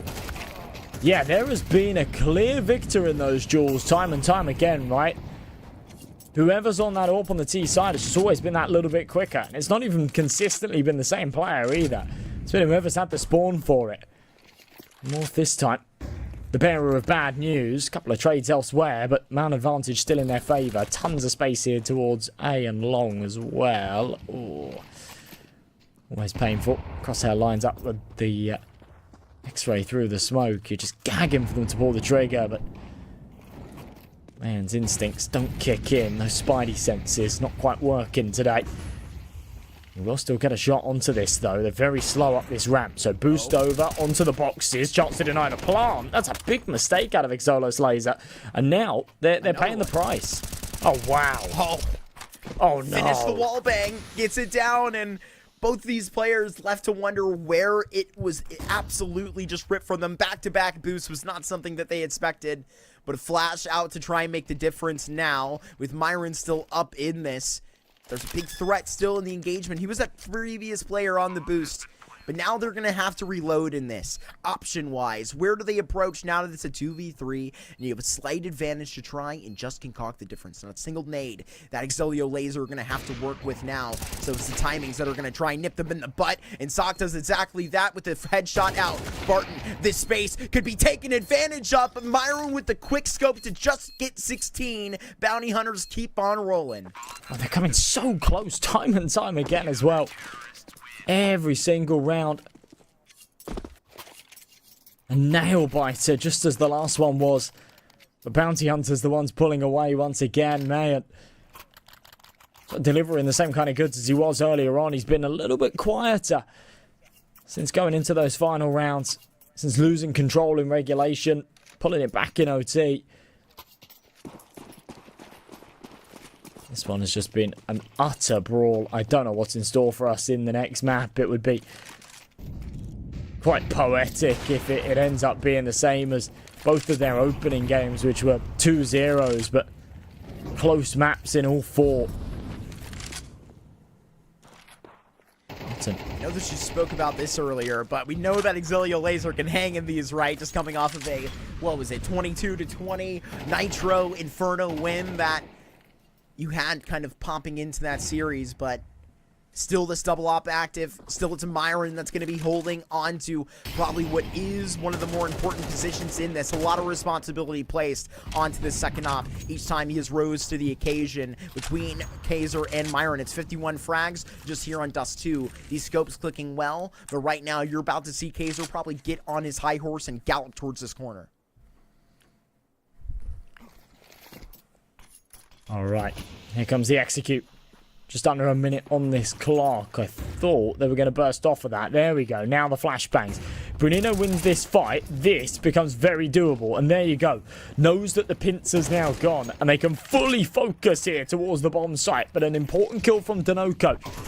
He's pulls the numbers back to even. Now they've got an escape route. Just half HP here to try and just lie on this. Bruninho, he's the only player to try and exactly make an impression here. Dipping around this corner, and now you're just going to be fed to the beast. Just punishing right on that, and one scope cannot make them stop. And right here, it's a crime scene over at the car. It's a double murder, and Tadison and the rest of his gang responsible. Okay. 16 apiece. And neither team willing to let up, are they? So double orbs back out for the CT side. They've really thrived with it in, yeah, most of the situations where it's come out. In fact, double orb out on the T half as well. They've left an AK in spawn, so it can go and be recovered. They've got the money to justify it. But no cross shot connected. With no one bursting out along early, which has been a bit of a staple of the Xolo's laser sort of early round. It does give that control to the Bounty Hunters. It allows one to cross. That's going to be Brunino on the other side. Some space for him to work with. Feels like it's the first time in a couple of rounds where we're not leaving exactly onto this without one player out in these opening engagements. Donico finds the opening fight at 1:13. That's Turtle removed from CT. But we've known that a lot of these middle setups have been so much heavier than this. But is Barton going to be expecting this to come back in his face? The opt to just take this and actually get this kill. A little bit unusual, but either way, Myron on the extremity is going to find the frag back. Oh, Danoco. Patience, a virtue, pays off for Big Flash. And okay, Kaiser, Actually manages to slip back around the corner. Might be teed up for another one here. They're trying to bait out this shot. It's not going to happen. Instead, the double swing, and they'll have to sacrifice one in the process. Comes down to a 2v2 momentarily. If Zok can find this kill through the box, then all of a sudden, this becomes plausible. Swaps to the AWP. 20 seconds left. Tadazin gets that bomb tapped in. And we're teed up for the 1v1. Gotta lock this through. Low HP here to try and rocket forward, but you haven't seen the scope shine in the way of Zok just yet, but about as good as a first time for something. Tadazin just holding on to this with dear life. Zok finds his way up the staircase, and right now he's just going to be finding it. Only one place that you can be. Zok going to just separate those from the 1v2. Tadazin gone in the next, and right now the Bounty Hunters, they've got another clutch, and they're putting it in gear.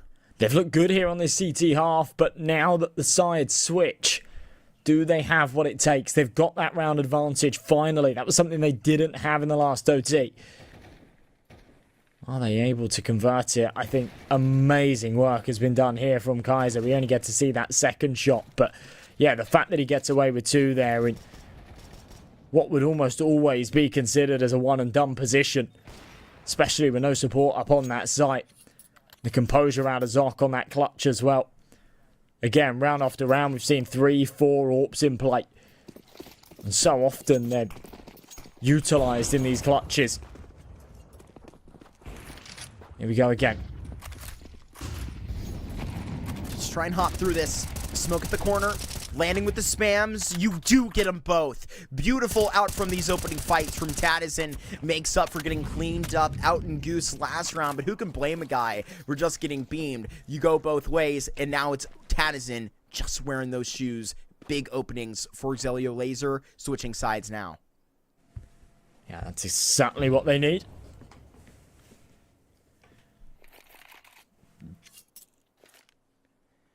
It's a lot of stuff now. So taking the double casualties. A little bit scared to make the next move, but you know, over time, everyone's got money. We'll still have a stab at this. Minute on this clock. Noko's got a really good position though. This is going to be tough to clear. Gotta be expecting it as well. This late in the round, you go through your due diligence. Kind of clear through these in the motions, but you've just heard the clip of the scope, so now you're on. Clocked in is Danico, ready to just net for his 30th. Let's see if he can get a 31st. Big pickups right here out of the rifle, just clearing long, and nobody else with the chance for the 29-year-old rifler. Zok down below. 1v5, 25 seconds. I mean, there's nothing for him to lose here, so he might as well try and add a few more kills to the tally. Yeah, literally. I want him to give this a go, but there's no hope. And as much as we kind of joke about it, I guess in hindsight, no, actually, because then he doesn't get any loss bonus. Yeah, he's not going to get more money. Yeah. I don't know. I mean, he's saving more than he'd spend, but he sort of runs the risk in the 1v5. Yeah, literally. He kind of runs the risk, right? Doesn't have any info. So, yeah, that was bold. I don't know. I wouldn't mind just seeing him fly out a cat there and try and take jewels. Either way, 17 apiece. Bit of money still behind them, especially holding on to that AK, no longer needing to reinvest it.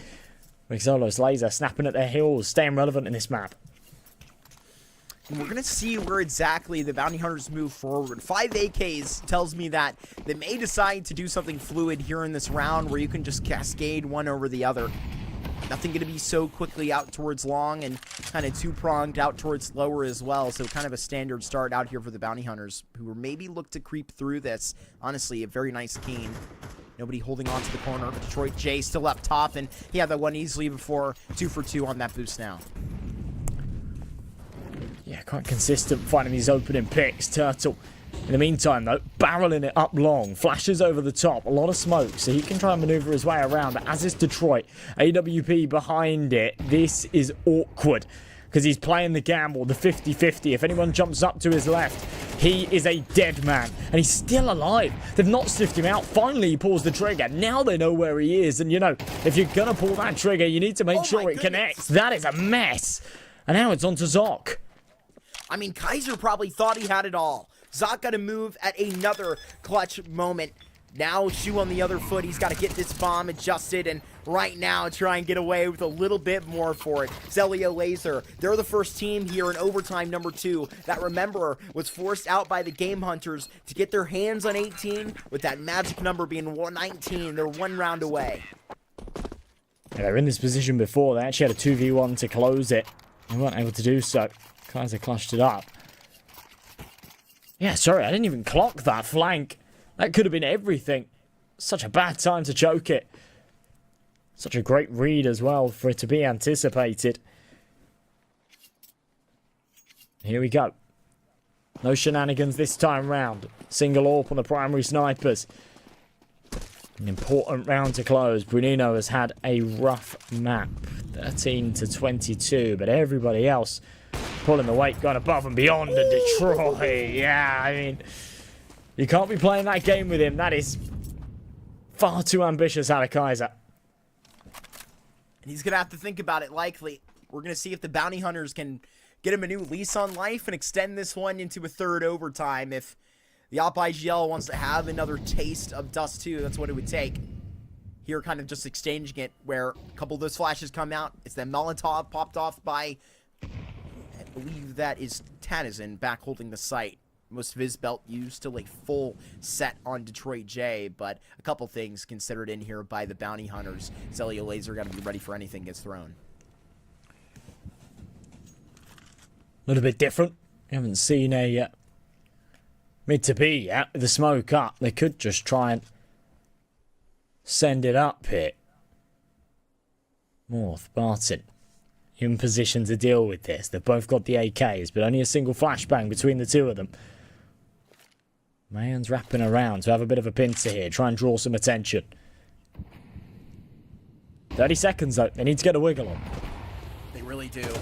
Gotta get it going now. Even Tadison, do what you can. Throw it all at the wall and see what can stick, because the bullets are hitting, and just like that, it is a 2 versus 5. Bounty Hunters, they have been let down in the ring. It's Zelio Laser that, through trouble and through the decision, comes through into overtime on their map pick, and at least come through 19-17, clear enough to take a 1-0 lead in this series.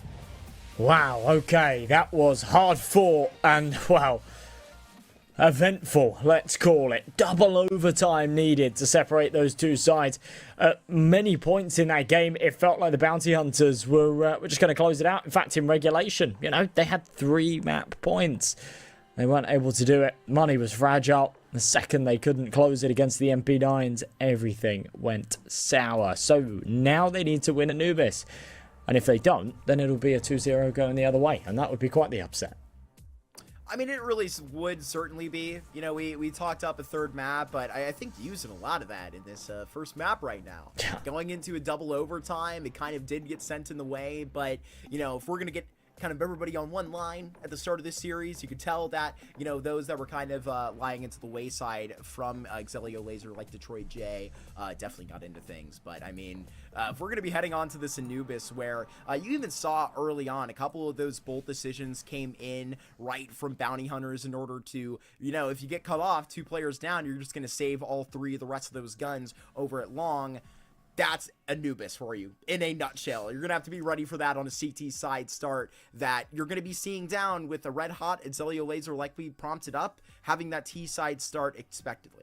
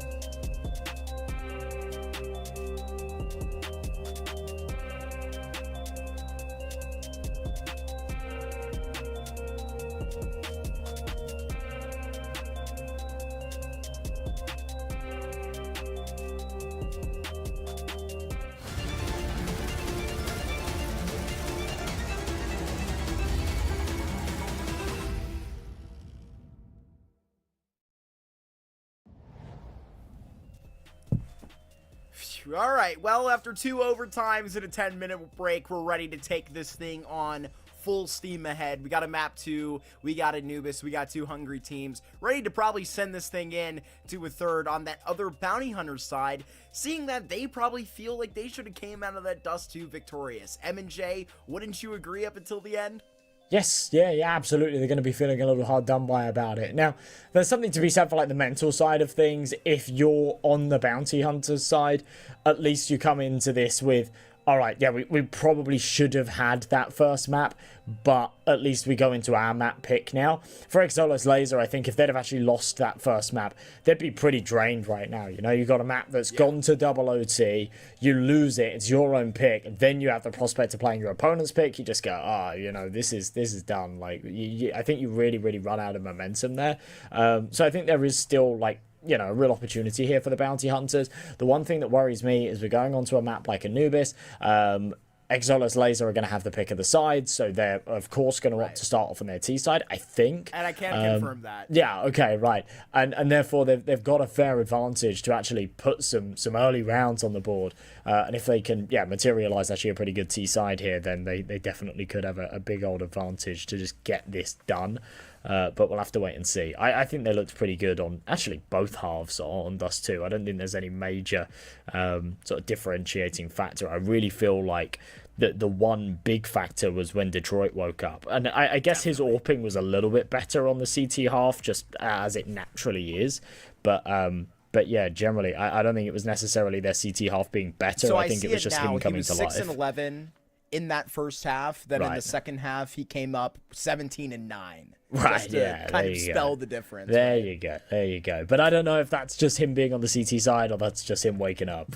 I think warming up, ready to go. Hopefully not just a reason. I definitely think this is a guy that could get up aggressively and sort of send that going, but it's like riding that hot hand. You could probably even take advantage of that because you know what? A guy that, you know, even to my knowledge, I know that springing out in North America, right, in our ECL, it was Danico that did really cause a lot of problems, even in his, like, I mean, at 29 years old, he's still rocking it, man. And there in that previous game, when he's coming up with like 100 DAR at one point, I think it was 30 kills plus that he had on that rifle, kind of toting that consistently for Exolus Laser. You see moments where it was Tadazin popping off. I think Moth is going to, I think Barton is going to get better as this thing goes along naturally. Just with his lack of reps on this squad and now stepping into new shoes, it'll be very clean and a guy you definitely want to have around in the late round, but sort of the same difference. I think a guy like Turtle shows up a little bit worse on the scoreboard, but actually has a lot of impact. Yeah, I'm with you. Turtle was having a lot of impact. I think we're ready to go into map number 2, though, so we will jump into things. Anubis, as I said before, the map pick are the bounty hunters, and they need to make sure that they make it worth its while, because otherwise they'll have no chance of taking this to a third map. They'll be 1-1. It's not the worst place to be, but I'm sure they'd much rather be in that 2-0 position. So let's jump into things on Anubis. I mean, we talked about the fact before that neither of these teams have really got too much tenure on this map. They've both played it once in the last 3 months, and not great results for either side. Bounty Hunters came a little bit closer against the Vikings, but either way, it is both red. So this one's going to be an interesting game. Exolus Laser kicking things off on the T side, as you confirmed a little bit earlier. And a slow start. Look, situationally, I think I'll hold that result against the Vikings in some high standard, but writing what we know in this game, see if the hot hand is the one that strikes first, and it does. Tadazin going to be just getting into this A side, rather this B side, and into perfection. Rather Turtle, a player we highlighted from the Bounty Hunters, just with the frag back, but there's been something working this entire time. Into A main, now it's race to which mountain our Bounty Hunters going to get there in time. Well, they're getting a wiggle on with it. Julie's there in middle. Need both. There it is. Mayan follows up as well. And that is a very good turnaround. After space lost, Glock will be able to trade it from behind. Seemingly unaware was Kaiser. Danoko did a very good job at just sort of slipping behind the enemy net. But there's surely not a lot he can do with this. He's got the bomb. He's got a 1v3. He's seen the legs trying to tap away. Not going to happen with 30 seconds. His options limited. He's going to try and funnel into this A site. Block can be quite powerful at this range, but can't find the head. Turtle easily can just pick that up. Bounty Hunters, we talked about it, right? It was a hot hand striking first of Tadison, still upon that engagement, but Turtle had quite the stunning kill back. But it was just that timing that kind of catches up at that moment. Guys, pull back from that B engagement because we got the real party going on over here. But it's, you know, a little bit hard to rotate all through T-spawn, right? At this point in the round, you got to sort of hit it up through mid. You're hoping that trade comes eventually. Doesn't. Also, the force doesn't come through. Zealous Laser have a little bit of respect to him. Alright, well, the Bounty Hunters here to play. And a very good start for your CT side. I think, yeah, everyone's grown very used to Anubis just having that heavy T favor. For your defensive half, you can take sort of 4 rounds. You're generally fairly happy. So winning the pistol and already getting halfway there before you're even really challenged is definitely a nice little bonus. A couple of MP9s here as well. Opportunity to rack up some money. Opportunity to farm some of these kills. Zealous Laser waiting for that aggression. I don't think it's going to come. Instead they'll just funnel through mid. Opportunity here to maybe do some damage. It's Turtle on that other side with the premium rifle. Timing sees him facing towards Temple. Not the other man that you would want to have in the situation. Facing from the side of Solo Laser, because Myron is not going to take any prisoners. He is just going to leave you in the dirt. He does with 2 of those. Now the baton handed to Turtle. All right, 1 for 1, but the rifle handed over. It's just so much that you may not get that back. But we'll see if it leads to a bit of a bomb plant. However, this is a game-winning angle, regardless of what you have. Even getting that trade is honestly type of nice, but it's just the SMG that is cut out, and you get the rifle back. Profits for the Bounty Hunters as far as I'm concerned, but not a bad hit by Zealous Laser.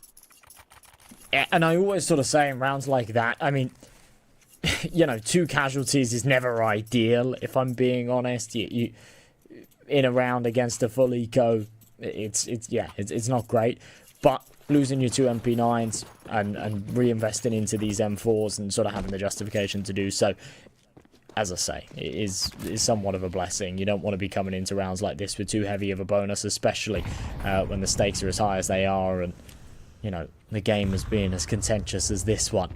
Oh, man. A lot of early damage onto Barton. That is brutal. He's not even seen anyone. In fact, he's not even been close to seeing anyone. It's just that nade stack through the A window. Absolutely hammered by it. I'll definitely catch that time or 2. Definitely a classic to be going through emotion spam by that. However, it is what it is. Another smoke cycled over towards Z-Box. Barton softened up, can definitely have kind of a different approach towards this than he may have, can sort of extend what he is going to be able to bring through. Meanwhile, all of this happening, they put Tadison in a place where he can actually just try and split with this mid approach. Temple smoke up onto a T timing. He's right here to just hit this off into the green. Right here, they're right outside of A main. This is the smoke they're waiting on as well, but gone in a vanish. It's Myron and Kaiser to hold this down, M&J, and they've just put another molly up for 6 seconds on the timer. That time is already running pretty thin. Flashbang will delay for another second or so, but Denoco eventually will emerge. Spots the first on the broken wall. Detroit's there to trade it out, and spotting the second there in heaven too. And very, very little friction met there on the A bomb site. Damage dealt, but no kills found. And for the Bounty Hunters, not a lot of justification to even go for this rotation. So they're just going to hold on to all 3 rifles here. I think for Zealous Laser, so low on health, they don't really want to go for the hunts either. They don't have a lot of cash in the bank themselves. So keeping all 5 alive would do them some favors here. It really would. And that's sort of what we were kind of doctoring up before this did actually come to a map 2. Just sort of talking about what the CT side experience of a map like this can feel like, of now seeing if Zealous Laser can, you know, kind of maneuver off of a round like this, can nip continue to manipulate into clean hits where bounty hunters don't really have a chance to respond, right? There are some maps where you kind of approach these retakes a little bit differently. On a Dust 2, where you could maybe argue for a lot more of them. Here on Anubis, they're very, very hard to reach into, sort of if your pockets aren't fat with utility. I mean, it's kind of a big difference that you have going on here, so bounty hunters are very keen to get all three of those rifles out, and I wouldn't be surprised if they go for something a little bit more risky and see if it pays off to kind of drag this T side back into the dust. A couple of MP9s back out around those rifles. Didn't cause them any trouble last time, but they were against a whole lot less. We have certainly seen our fair share of unorthodox round wins with low buys as such, but that was on Dust 2. Different turf. Similar setting. Different blueprint. Barton being quite loud about his pursuit into the canals. But yeah, it's all just sound cues, nothing more. He's not afraid of the smokes this time. At least not appearing to be. Can just get out and see where the lineup is. Into the next engagement. They can put that nade on the way through to pop the smoke that was just on that way of fading. So a lot of map control going forward, or at least trying to bait. That's actually quite great to get down Turtle on the hook. That's a big kill in middle. But now this clean hit has not been what it was in round 3. It's an immediate trade to the back of the stage, but now 2 players back to back on the street and ticketed. This is Zelio Laser getting in with another big round, and this time there's nobody saving out of it, M&J. That's a big statement. 3 alive there, right? But it doesn't really do it justice. You see how low they all are. Couple more bullets would have done the trick, and I think that round was a whole lot closer than it may have seemed. But yeah, well played. I like the execution. Even though they didn't seem too ready to take the fight. Just having that second man there when the mid player dropped to try and go into connector. You still got one just deep, holding for that swing, there for the trade. Tidy stuff. Just the eco here for the bounty hunters. Exolus Laser will be able to take the lead. We stressed before, it's what you expect here on the T side, but it's just how much they can get out of it. Pop one over. They are feeling for the stack, but if you can send in Donico to do the dirty work, you're seeing a lot off of this. It's bold to fight right here. Gotta understand that. And you're surprised that Detroit J has not moved that line. Now they're telling him to just get in, no excuse about it. They've come in with an AK through this engagement, and look who's lying in the cut. It's Zoc that's going to get up and likely find this timing, but it's Tadison looking for it. This could be a hell of a timing here, but he sees the back of the elbow as he spins around, and Tadison is going to be ready for it. But just like the baton, it's handed to Byron, with that AK ready to go. M&J, just a couple more timings to crack in a little bit more damage, but I don't think the bounty hunters are going to be coming up out of it. That's the timing I was talking about it, and it doesn't come their way. Yeah, I'm surprised man doesn't just get out of dodge with that AK. This was a round that had already come a little bit close for comfort, given the fact that CT's run an eco. They've taken more out of it than they bargained for. At that point, maybe should have cut their losses. Either way, they'll be on a buy here, so M4s will come out. Won't be that premium rifle, the AK, but it'll make do, perhaps. We'll see. First tactical pause used of this map so far. And they were really heavily utilised in map 1, weren't they? Obviously, remember, we did go into double OT, so yeah, extra rounds to sort of squeeze them out. But even in regulation, I think maybe 4 or even 5 of them were utilised. So yeah, both teams liking to take those extra few seconds. Unfortunately, this one's going to segue into a technical pause. We were kind of plagued with them in our match earlier on with Atro. It was like, yeah, every single pause came with a different issue as well. And I was saying to him earlier, right, like, everyone's so used to over the years South American CS having these technical pauses, you know, it's like a staple of this region, I guess. And now that's somehow become like, now everywhere just has technical pauses. The game's so temperamental and broken that, yeah, it's not even like a South American thing anymore. It just feels like There's always tech problems now. Would like Counter-Strike 2 to work sometimes. Major ready game. Yeah, me too. It'd be nice, wouldn't it? Especially for me. Well, Sometimes, I played a couple of games earlier, my screen just kept going black. No reason. It wasn't my monitor, because, you know, it was... Like, it was on black, but, yeah, it just...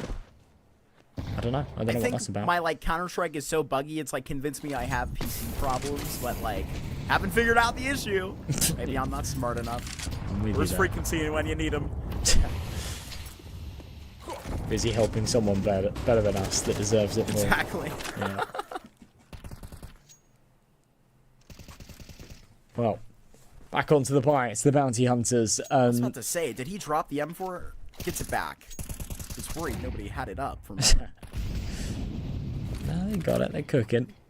A lot of damage dealt early on from these spams as well, but sort of giving up a lot of space in the meantime. All the way up mid. This is Tatters in. Good flash. He'll clear the doors, and it's just been granted all this room for free. Smeared right behind this smoke as well. This could be very much relying in their favor. They have to get tricky like this with no util up on Kaiser, and he just gets the spam anyway. That molly isn't hitting anything with that smoke up. Ran over, cropped, just gone. Save these rifles if you can, but with HP like this, you're sending the dogs, Tattison, Detroit J after him. Just way too much legroom being given up there in middle. And even, like, the Heaven player, right? Desperate to try and support main as soon as those spams come through and, yeah, the attention's diverted. Obviously, there's no eyeballs on camera. Like, there can't be. It's just so desperate. It's so... sort of brash. Panicky. We're not able to do anything with it. So, Nino and Zoc. Last two alive. They'll try and hold on to these rifles. I think the Wolves will come hunting. I don't want to feed them too much, but yeah, it would be in their interest to get rid of these rifles, and there you go. Yep. They'll do so without problem. That's a big bruise. Knowing what K-User pulled off last time with the 5-7 in hand, I gotta see if it's a buy like that. Turtle will just half armor into it, but... Bounty Hunters, unfortunately, another swing and miss on the green. The Hero Scout is back, M&J. Bounty Hunters are cooking. Yes, they are. Okay, some pistols that... MP9 on Turtle, Kaiser with that Scout out. We'll still have enough money to buy into the next, just about, as a result of that loss bonus, but... Good little bit of damage onto Zoc as well. He's actually been subject to that a couple of rounds in a row now, so... Maybe, eventually, we'll learn. But that nade will keep coming.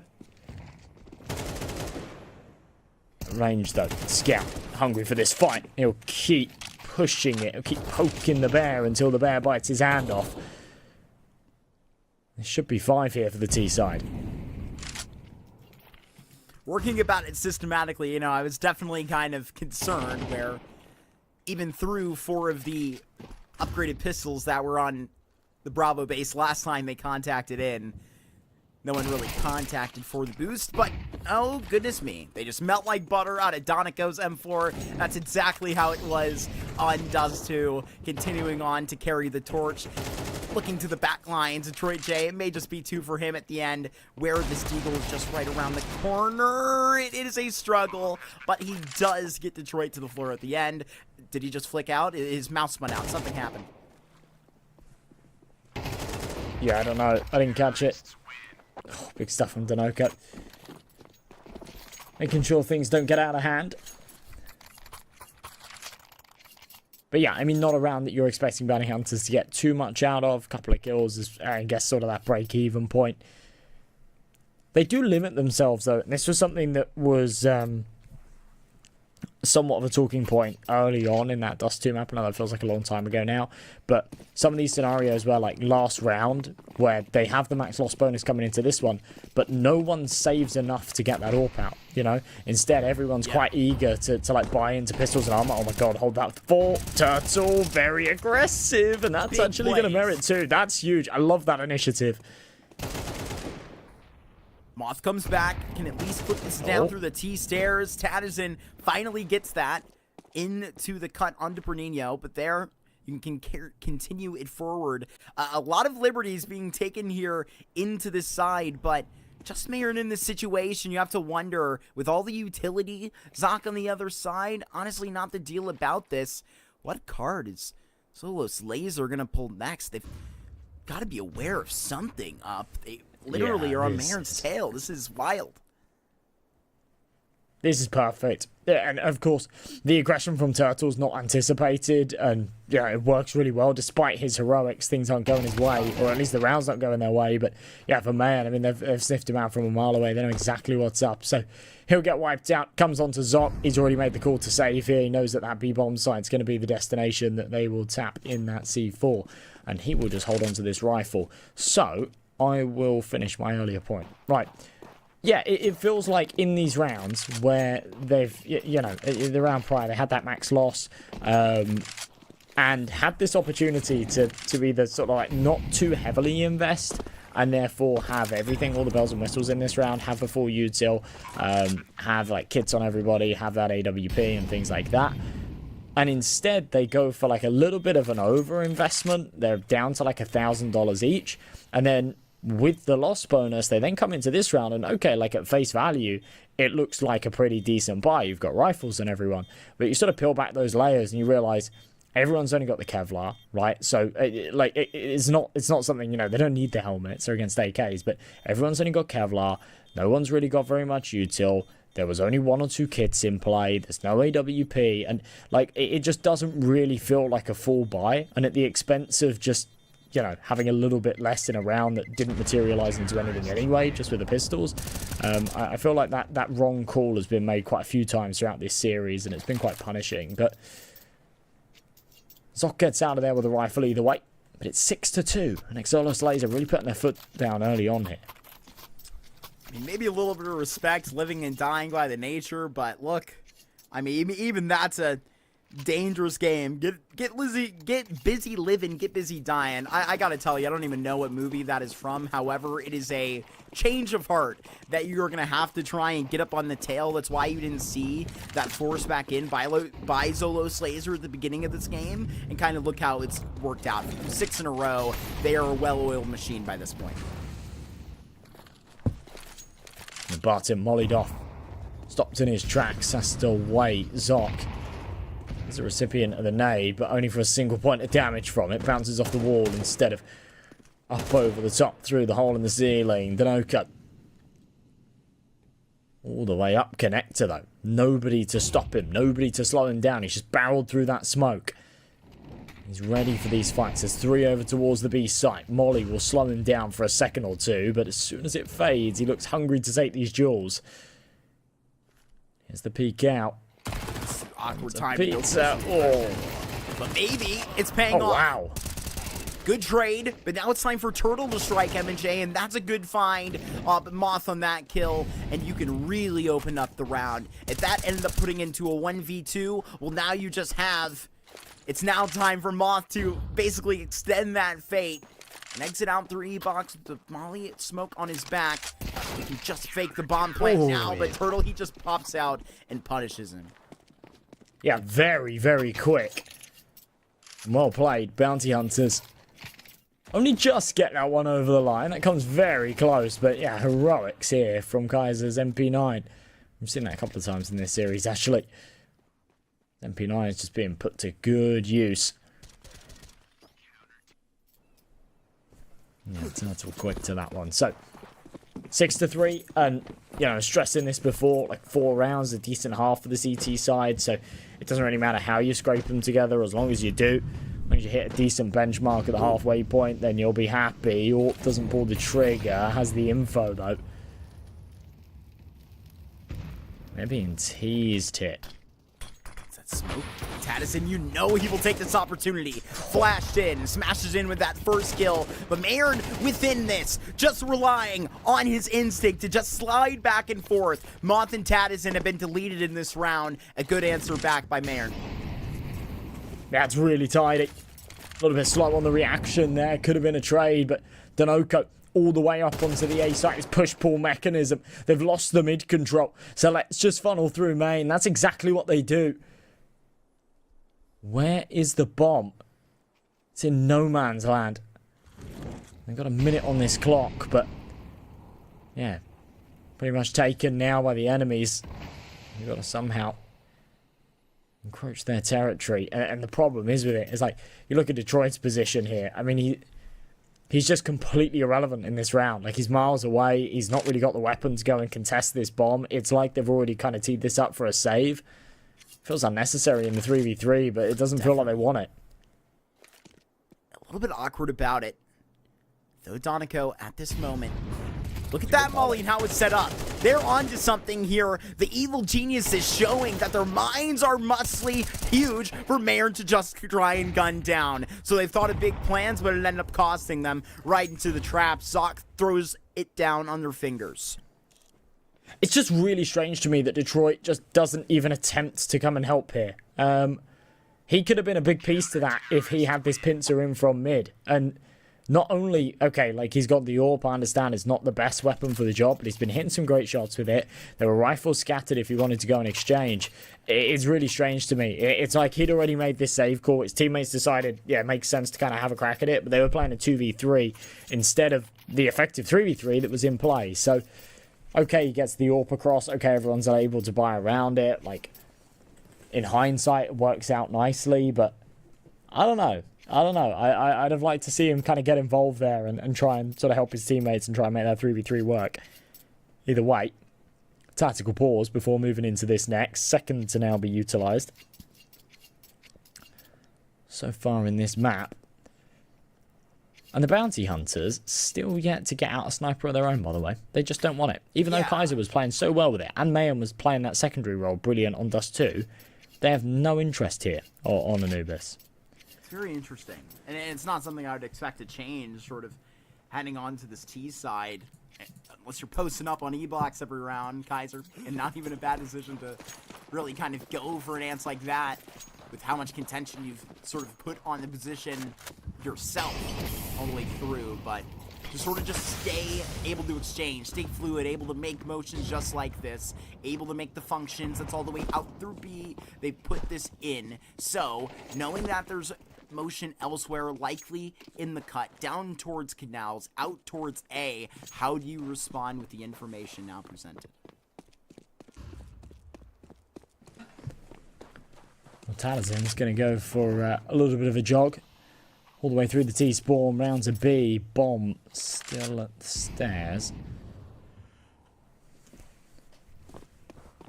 Three-man stack up on this A site, so a minute on this clock. And Xanos Laser still haven't really made like a hard call on this decision, but they've got pieces just about everywhere. Like, Barton's in a good position where he could just sort of take this con control. If he can find an entry onto this B site, then that could be where the bomb goes.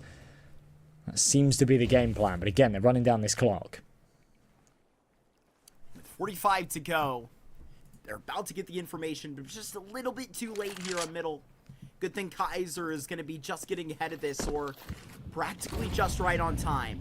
Knowing that there's going to be something here, but the middle exchange quickly is turned into a flank, but it's extended and going to go all the way through T-spawn, so we'll take a moment. Oh, nade, 8 by Donico, swallowed on the exchange, but now knowing where it's coming from, Turtle hits a banger of a shot. Tatis and Detroit J, they're all into motion, and right here, Detroit J shows you why he saved over the op, so he can just stop the flank from coming through. Mayern right around this corner, and nobody is going to survive out as Detroit J just snaps all the light out of the bounty hunters.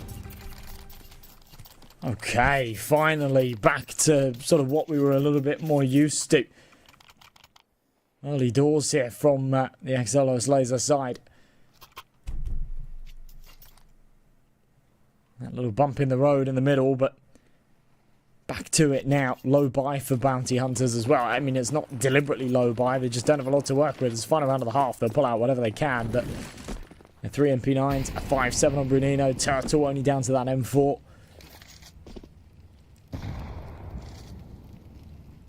Feels like a tall task. To be honest, they've actually done exceptionally well with buys like this, but Perhaps not this round. It's a big early kill from Detroit. Bomb going down just right off that. In 12. A double flank again. Barton clipping you in the back lines. And Tad is in to just embarrass you. But Mayer, he's been in a spot like this before. Gunned down by the Opper. How does he change this one up? The answer is he probably just cannot. Just seeing throughout this, out of the smoke, it's Zoc that is clipped, and Detroit J puts out Mayern once again, but that is the end of the first half, and Solo Salazar are steaming ahead with a 4-round lead. You love to see it. Map up, really putting their foots down here. There's been some great rounds out of them, and actually, it's felt like there could have been a little bit more as well, you know, when you look at some of these opportunities, you look at that potential 3v3 that they didn't really go for. Yeah, there's been certainly scenarios. This was another one right here as well, that 2v2, that it didn't quite go their way.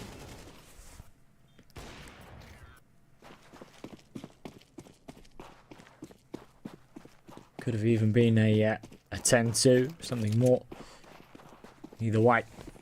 Pistol round could be the killing blow here, and the USP's under pressure already. Whilst in the first half, Bounty Hunters then collect another. Things can start to change and their fortune can rise. There, 2 big kills just at the start of this thing as the bomb will go down. We'll see if the double flank by Zolo Slazer can end up finding any gear. Much like the Bounty Hunters were put in a desperate situation, this is the next move. And surprise, surprise, it's Mayern that's actually looking for this. So it's coming through now. And he takes a lot of contact, but he actually comes away with nothing. Still, here with no kit in play, this becomes a whole lot more impossible.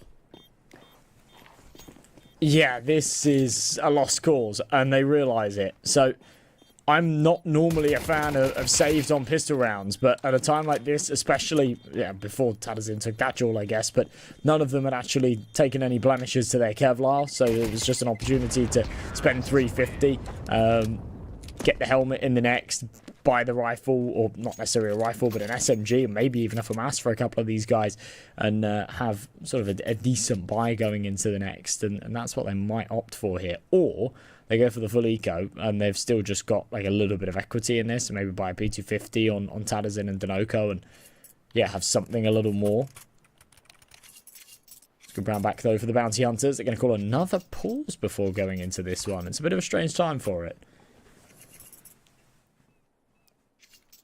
Hopefully, perhaps nothing irregular to cause, however. Do just wait on it for one more moment. Bounty Hunters, it's not going to be absolutely a mystery here to see exactly the attitude forward, to probably just kind of whip Zolo's laser back and show that Bounty Hunters can absolutely get this thing back in their direction, much like they did on Dust 2, where it was really back and forth, even causing that second overtime to begin with, but Zolo's laser closed it out. We can see if there's a similar bounce back, but I gotta say, there's no change of heart over here. They're not investing in after losing the pistol. They're thinking for the long game right now. Yeah, I like that. A little bit of a margin for error, but, you know, not a huge one. Saw the Bounty Hunters economy well and truly fall apart at the tail end of Dust 2, or at least the regulation of it. Solas Laser do not want that happening to themselves. So, just these pistols, flashbang in, it's big onto the Mac 10. Galil only goes 1 for 1, and wow, okay. They actually recover that quite nicely. USP, tons of damage. There's another kill. 2 out of it, not bad. Still an opportunity for a third here as well. Walt's got a P250 and a bit of Kevlar. Ball through. Game Ender will not find anything out and about. Kaiser gets that through. Only lose 2 on the engagement, but again, you get this ball rolling, but now we're here for what we paid the price of admission for. Detroit J to go ahead and reach for this AWP out in their first rifle round. You know he's been waiting for that as he stands as the glass cannon. We're going to see where he pokes that through. He's carried through his performance as well. You know, we were sort of saying, like, we were contemplating whether or not he had stepped up because he was on the CT side of Dust 2 and that orb's just a little bit easier to use there, or whether or not he was just slow to start and had woken up. And I think that, yeah, the fact that he's 13-7 right now sort of answers that question. MP9, super aggressive, love it. 1 for 1. Not even yet. I mean, he's down low and he's pressing hard. I guess he'll eventually get traded, maybe get a bit more information out of it. Yeah, Kaiser's going to check for it. So there you go. He'll be taken out. But yeah, good information gained. MP9 for an AK. They'll take that all day long. Bounty Hunters now left sort of scratching their heads. They might have to change the game plan.